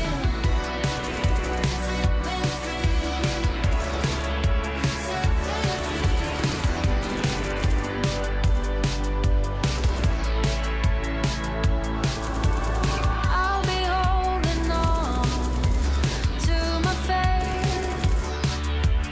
Freedom is calling, so show me the light. Listen to the beat, the sound of my heart. It will be alright, just to make a start. Feel it close to you, like a wind. Say it again, set me free. Feel it close to you, like a wind. Say it again, set me free. Set me free. Set me close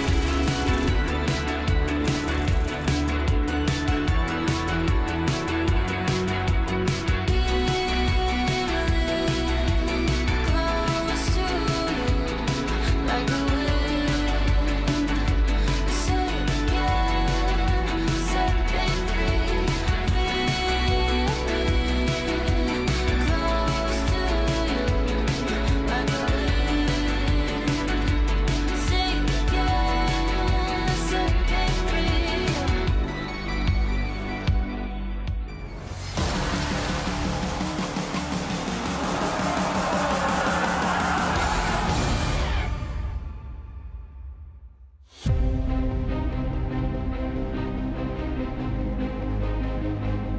Welcome back to beautiful Melbourne, where we dive into another half of Counter-Strike. This one might not last that long, Jim. You'd have to expect at this point, Complexity, they're going to run through this map. They had such a stellar first half. Ecstatic are looking beaten, battered, bruised, whatever other word you can conjure. 12-3. Complexity moving on to the CT side as well. This has been a demolition. Certainly going to be needing to be put in the recovery position if they do not get this pistol. Yep. And, well, CT aggression sort of runs through water, doesn't it? They're really trying to take initiative here, Complexity. Static, though, they're looking for this timing into B. Smoke to heaven, all to play for. Well, Grim, Floppy, both set up on short. If they can deal with Manx, then that'll be a start, but hasn't happened, and that's left Floppy high and dry. Oh, dear. Much better from Ecstatic. Floppy's going to be able to get one, and he needs another. He definitely needs that kill onto Manx to make it doable. Maybe that kill gives them a sliver of a chance in the round. It's onto Floppy solo now, though. And Ecstatic is giving him nothing at all. So Ecstatic pick up an important pistol. That was looking very good from the get-go for Ecstatic.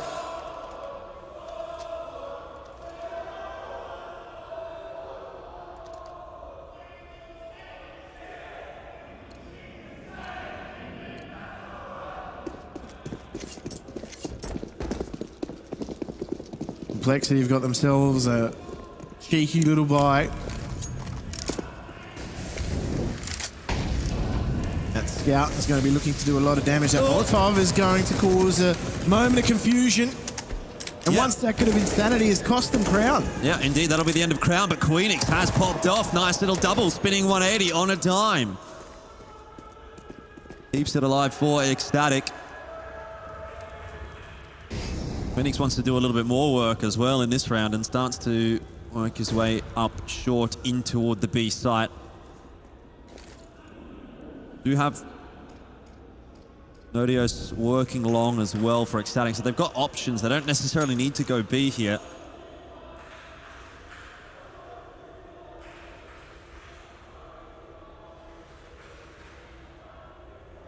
Nothing to work with Complexity in terms of cues.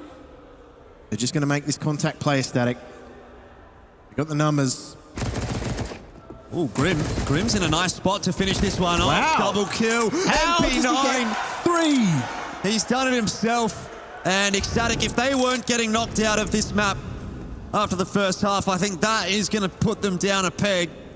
Pistol built them up a little bit, gave them some hope. But this round is going to rip all of that away. That's insane. Absolutely insane. There's nothing special about that off angle he's playing. There was no trades from Ecstatic.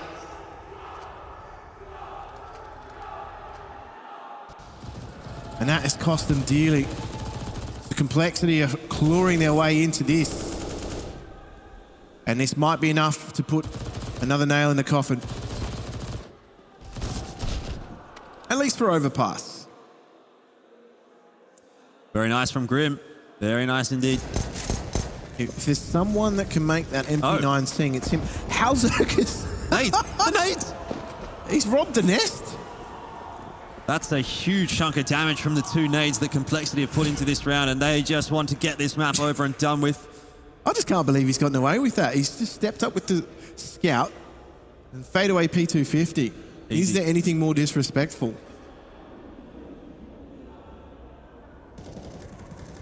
Fang is getting a bit frisky around the bathrooms right now. He's got a few squishy targets heading his way. Yep. Might be able to do a bit of stat padding here. There goes another one. And Fang locks it down for 3. Nodios miles away, can't even look for the trade. So Complexity almost assured 14 now. And there it is. Feels like a matter of time before we're headed onto map 3. They're getting on about it, aren't they, Complexity? Not messing around. Complexity are just giving the people what they want. Map 3. The people want Ancient.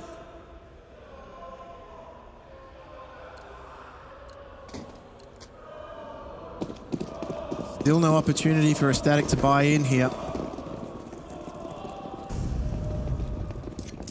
Crown might be able to get himself a better position here, but I think he is just going to be fodder. Well, very quickly into the B bomb site is what he's going to attempt to do. No fodder just yet from Crown, but eventually drops to JT. That's a very one-sided round. 15 on the board for Complexity. We've known exactly where we've been headed since the first half.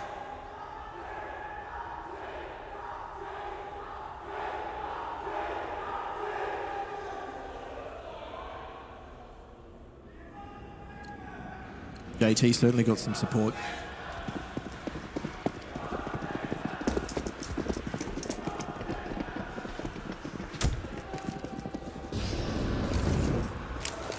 So what can Ecstatic do here now? This is backs to the wall. Oh, that's the great opener. Manx, he's been quiet. It's a good trade, though. It's a good trade. It doesn't really bail Ecstatic out of trouble just yet. And there you that's go. a little bit better. I was going to say Manx has been quite quiet compared to Anubis. But it might be too little too late here. Crown's found some timing here into B. This could be problematic. Yeah, indeed. Floppy's got no idea at all, but Fang and Hallzerk have just activated at the same time. The bomb's not even going to make it in just yet. Oh! No. Okay. Good win for Salazar. That could have been problematic. Well, this could still be problematic. Hallzerk could definitely get this one done. He's in the right place. He's gone down to B. Bomb plan is there. Can he deny the player exiting the site? That's a big start. Brings it down to the 1v1. He's got a smoke as well. If he gets that one onto the bomb, can start to play around with the defuse and maybe draw out the peak, but he's got absolutely no idea where Crown is coming from. So it might end up coming down to a smoke defuse, opts for an exchange of weaponry, and now spots out Crown, but he's taken so much damage that you'd think this nade might be enough. He don't away from it, but Crown hits the shot. And they survive for now, Ecstatic. The rebuy coming through is not particularly strong, though. They've had to forego the AKs, 4 Galils. And on the flip side of the coin, you've got Complexity who's coming through with a pretty strong buy themselves. Sure, they've had to forego some utility, but they've got the full complement. Could be a problem for them, though, as no kits. Bang. Oh, how does he get out of there alive? By the skin of his teeth. Get it, Jim? I see what you did there. Thought you'd like that one.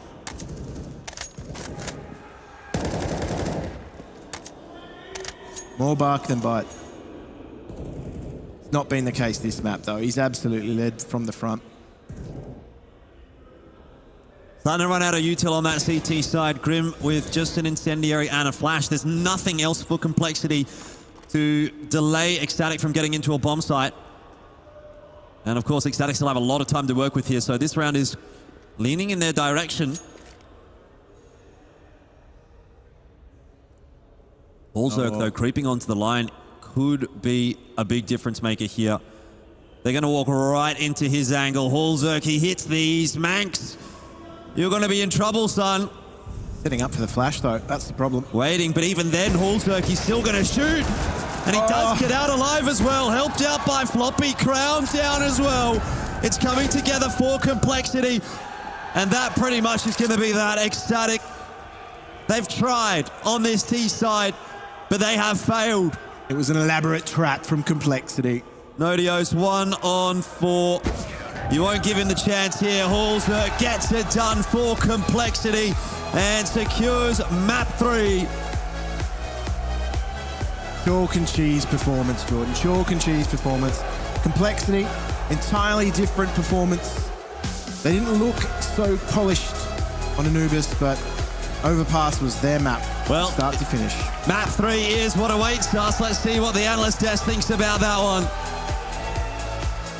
Pandering to the fans there, a little bit of cheers out for the boys, and it does seem like the crowd's on their side. Complexity taking care of business in map 2. That was in control from start to finish. It was boys versus men, right? Let's not beat around the bush out there. Complexity in control from the get-go, and we never really saw Ecstatic even scratch the surface. That was just a complete disparity in level. 10-5 in opening kills for that T side. You don't normally see that on the offensive side. It's the way CS should play is the CD gets the first kill, then he gets traded, but that was never a position that the Ecstatic guys could get into. They had no rhyme or rhythm to that CD side. Manx did his best. He tried to call into different setups, but too many gaps exploited time and time again. And Complexity riding a lot of the wrongs of Anubis.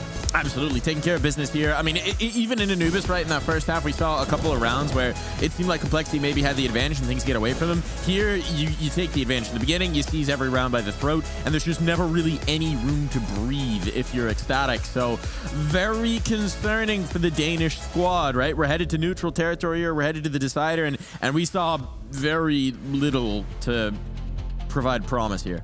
I think Ecstatic are a better team on the T side. I think it suits them more, and I think the transition to top-level play on CT is troublesome for them, where they don't have a good feel of when to get aggressive. CT side Overpass is a lot about being reactive and making good moves and seeing how they're defaulting and playing off it, and I didn't always see that kind of really thoughtful play from them in this game, and that concerns me going into Ancient, because that's another map where you need to be really on the ball with reading what your opponents are doing and making the right decisions.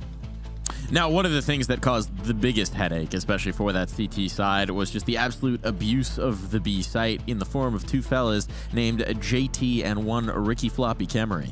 Yeah, we were kind of saying as well, for Floppy, he's individually an unbelievable player. And for the most part, Ecstatic just never knew what to do. They could never find these gaps in the two. The synergy, the cohesion, immaculate. And time again, when we talked about the T side of Ecstatic being lackluster, unable to find these gaps in the armor, it's a prime example. You've got to have a pretty solid B here if you want to be putting up anything on the T side. And it just never came to fruition. And the credit has to come down to these two. They absolutely locked it down. Yeah, of course, Floppy is the BD faulter. And in this game, I was amazed how willing he was to just consistently take Jules up short, and the amount of times he was picking those players. I mean, Manx and Nodios and Queenix, they were just having an absolute nightmare, just holding off the onslaught.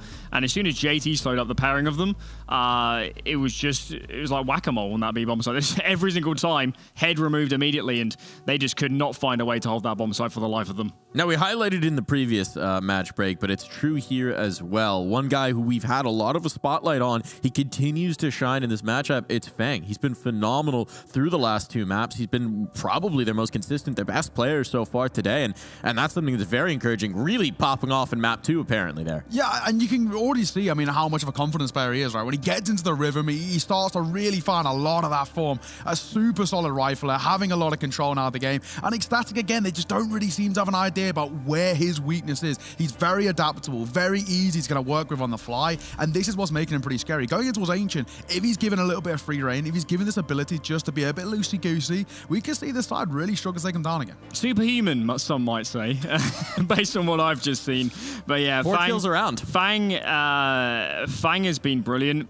I think the word Maui Snake likes to use is noob stomper for this sort of environment. And it's definitely true, sorry to say for a team like Ecstatic, that when Fang, an aggressive rifler, is playing a team that has weaker protocols, weaker fundamentals, it's a lot easier to just get up in the face and not be punished. And Fang, I mean, he's been a monster so far, and I don't know what his opponents in Ecstatic need to do, but they have to change something, or Fang is just going to keep feasting.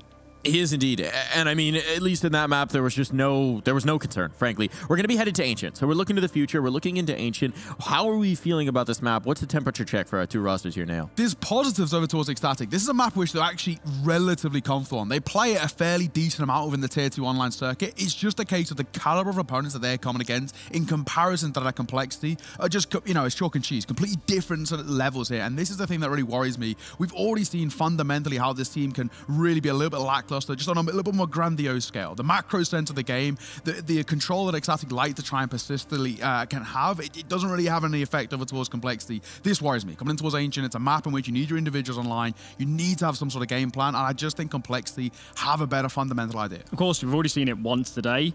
They did beat EG, but it was EG's second game ever on the map. And first half was good. T-side looked nice. But as I'm saying, I think CT is where this team struggles, especially against a team like Complexity that has more options, that has more depth to their T-side, that can push and pull them around the map. So if they play like they did against EG yesterday, it's going to be a bloodbath. They have to, no, yesterday, earlier on. It's going to be a bloodbath. They have to have made changes, and they have not had long between these series to watch that reflect and eat and rest and get ready to go again. Yeah, I think reflection may have gone by the wayside, but, you know, hopefully they've taken some lessons, some confidence, some energy perhaps, because they need to bring all of those to bear as we head into our decider. One more map in the day, one more team to send through to the playoffs. Which of these squads is it going to be? Find out after this break.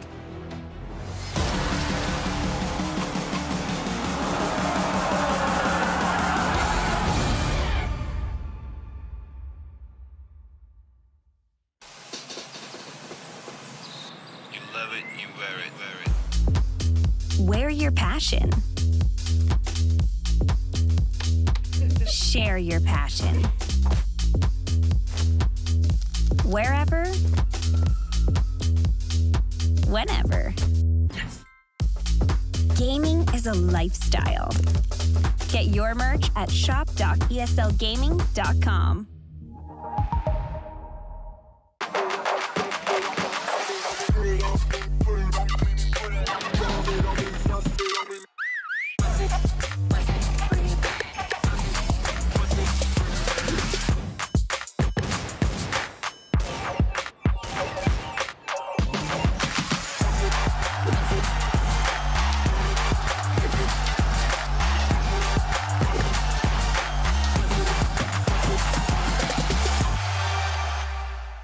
Do you think you know everything about CSGO? Then stay alert and look out for the DHL drop quiz on the ESL CSGO Twitch channel.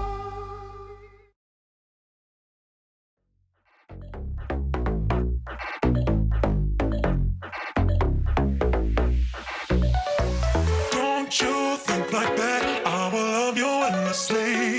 If you only believe in me, don't you be like that? I will love you forever. If you only believe in me, yeah. Don't you think like that? I will love you endlessly. If you only believe in me, don't you be like that? I will love you forever.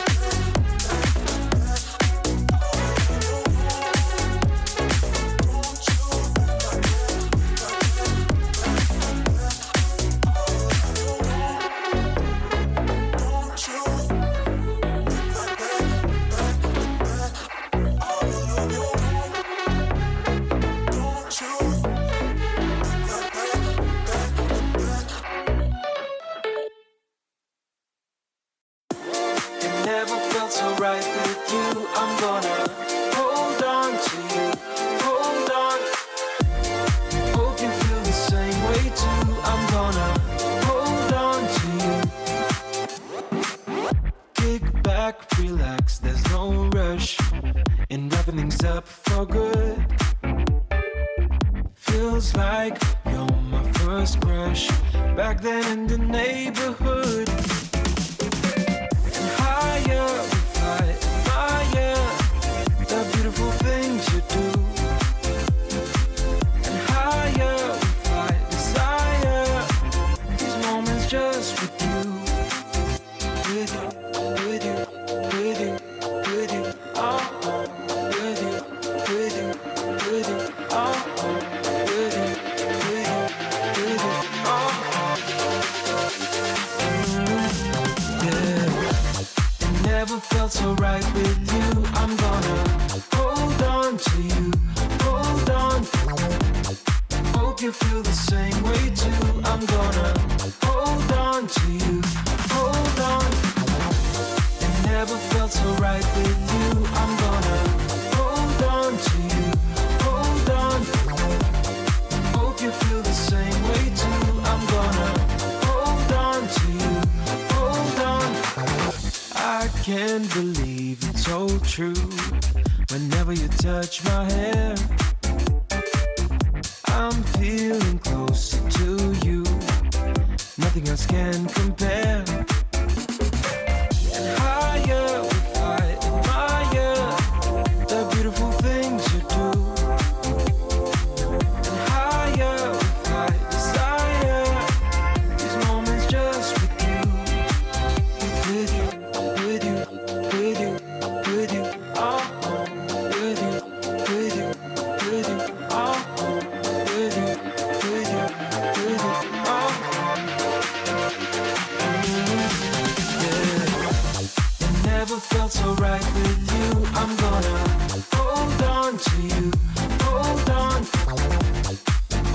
feel the same way too. I'm gonna hold on to you, hold on.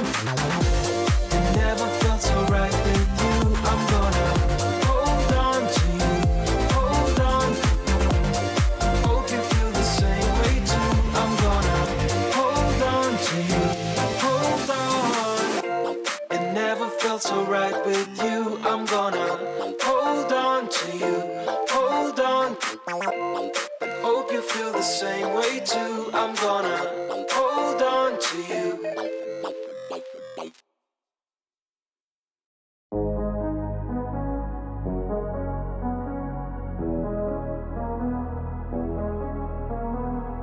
Show me love, show me love. Taking this pure heart of mine. High above, high above. We go off in the night. We live in the red lights. Man, let 'em need. You can see right, see right. We go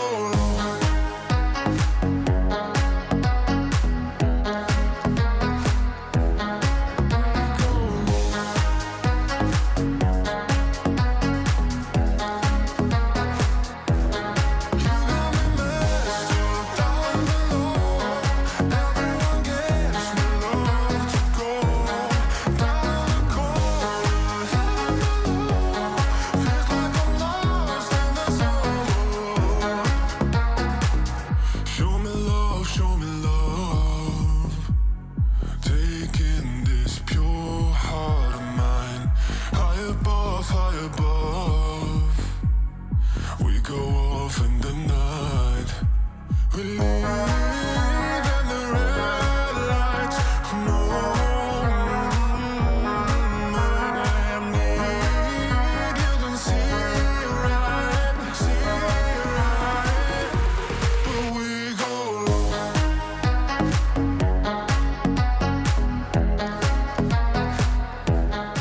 ESL Challenger is brought to you by Intel, Acer Predator, DHL, Monster Energy, 1xBet.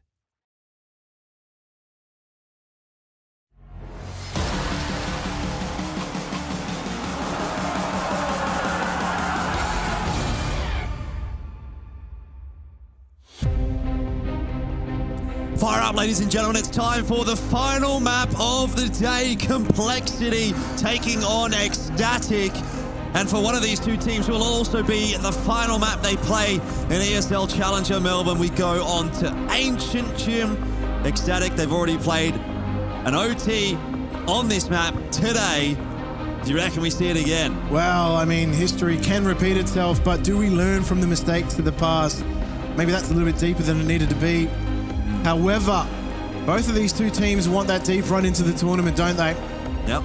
I think particularly in the case of Complexity, they would have considered themselves at minimum a grand finalist team at this event, if not even the first place team. Granted, they have already got the ESL Pro League spot, so they're not necessarily as concerned about that, but I mean, there's money on the line as well, and you don't fly all the way to Australia just to come third or fourth or even get knocked out before that. Surely they want more than just a trip to the zoo. But it's a bit of a menagerie in here, and I rate it. Indeed, we're getting rowdy, even though it's getting late in Melbourne. But it's time for Ancient. We all asked for it, we all hoped for it.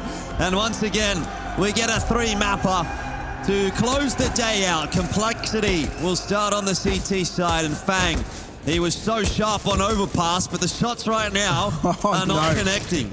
He's under a bit of duress as well, his Manx. Whoa! These Julies are going to work, aren't they? And they've certainly stemmed the flow of T's into the site, but they're going to get that plant. Well, they've still got to clear out Donut first, and JT does a pretty good job of that. Grim! Oh, dear. Dooley's on Dooley's action. He gets the better of Nadios, and now it's just Queen X up against Grim, who swings. Dooley's in hand. Of course he'll win it. And Complexity start with the pistol. What a confident round from him, picking up 3. And they know that the crowd's a factor here for them too, so that's a perfect start for Complexity. Ecstatic. They did get the bomb plant, so they have some options. Are they going to take what's afforded to them? Looks like they'll be coming in with some Galils now, but Julies really get the work done, don't they?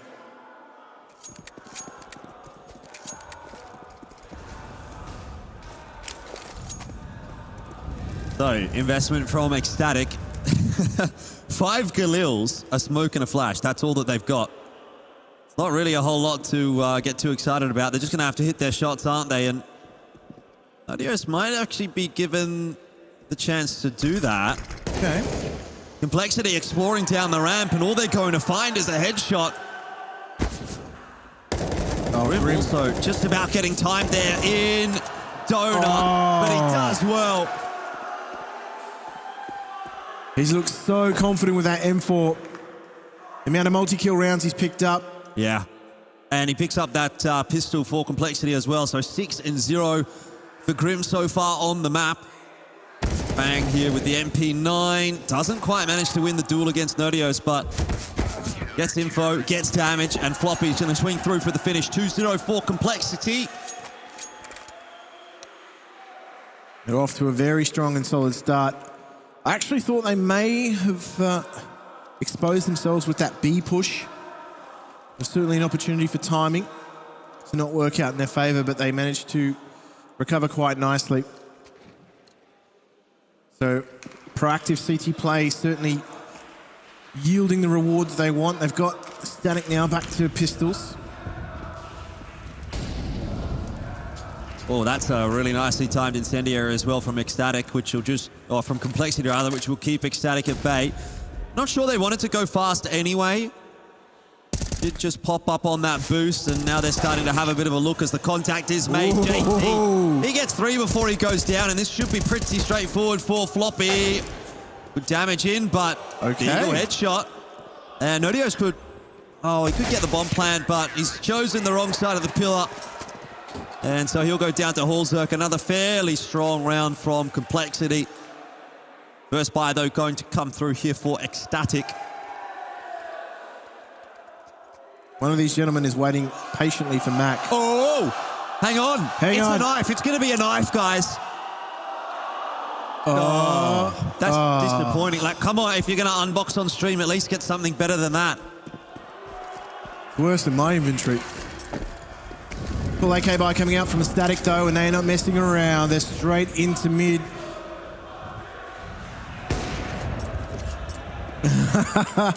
Well, Hallzerk's wasted no time. He's taken a very, very aggressive roll with that AWP through A Halls, and he's locked it down and will continue to hold it.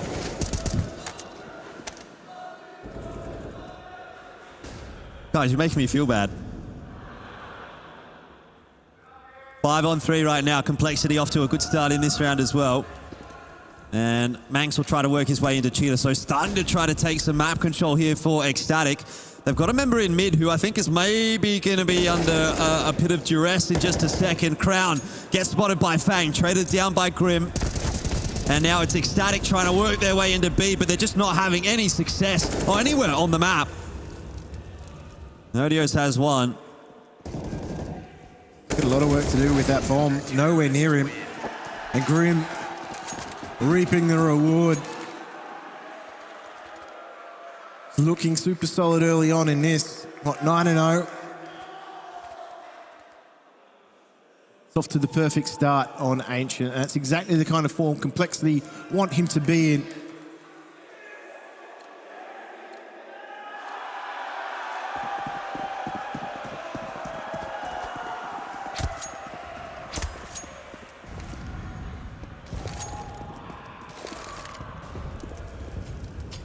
Tech 9s for Ecstatic. I mean, is this an all too familiar scenario for Ecstatic? I mean, they struggled on the CT side of Overpass. That's where Complexity was really sort of pushing them into the dirt. But now the same thing is happening on Ancient, even though the sides are reversed. It's still kind of feeling like Ecstatic are not getting anything done at the moment. So a sense of deja vu maybe for them at the start of the map, and It's not the way they would have foreseen this going. Well, I mean, one Molotov here has just put a halt to their plans on B. They do have a smoke in tow, though, so they do have an option to maybe put second wave of pressure on, but Floppy, he's going to clear that out. Yeah, JT spots a couple of members, tells Floppy what's happening, says, you have those, mate. Have all 5, in fact. Yeah, give him the ace. What a nice guy.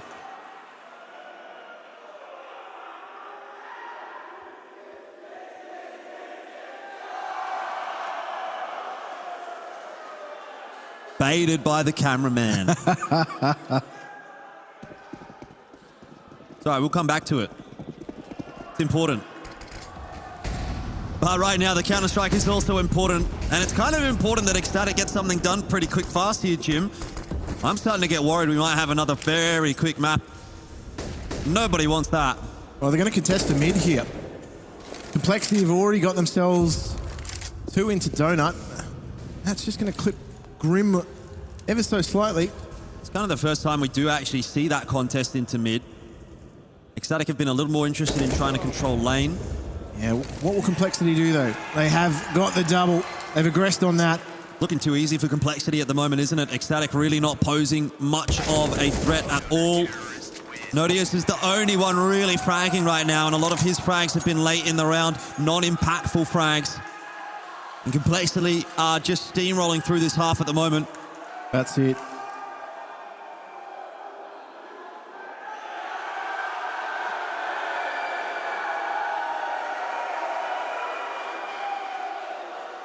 He accidentally the whole thing.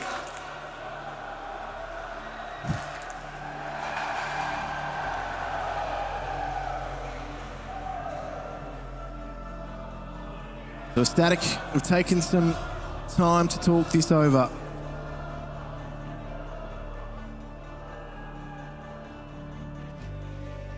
Not a lot of options available to them. You know you're down bad when you're doing that. Oh, have you seen Wander's Twitter feed? Yeah, I have, unfortunately. All right, off to the races again for Ecstatic. Hasn't been a good day for them just yet. Maybe things will turn around. Gambler's fallacy, Jim.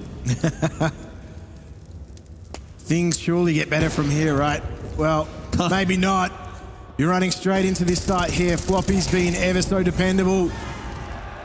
Nice little double from Floppy, making it look easy. Aim's on point today. Eventually does get taken down by Queenix, but of course, there's more CTs defending the bomb site. So, Ecstatic, they really need someone to step up. Maybe it's Nodios. Maybe a 1v4 with the Deagle would get them going. He has an AK now as well. And he has the bomb to play with, time as well. Gonna try and isolate some 1v1s, Jim. He needs to make this happen. Honestly, Ecstatic, they've been flat. But maybe, just maybe, Nodios can give them a glimmer of hope. Bang.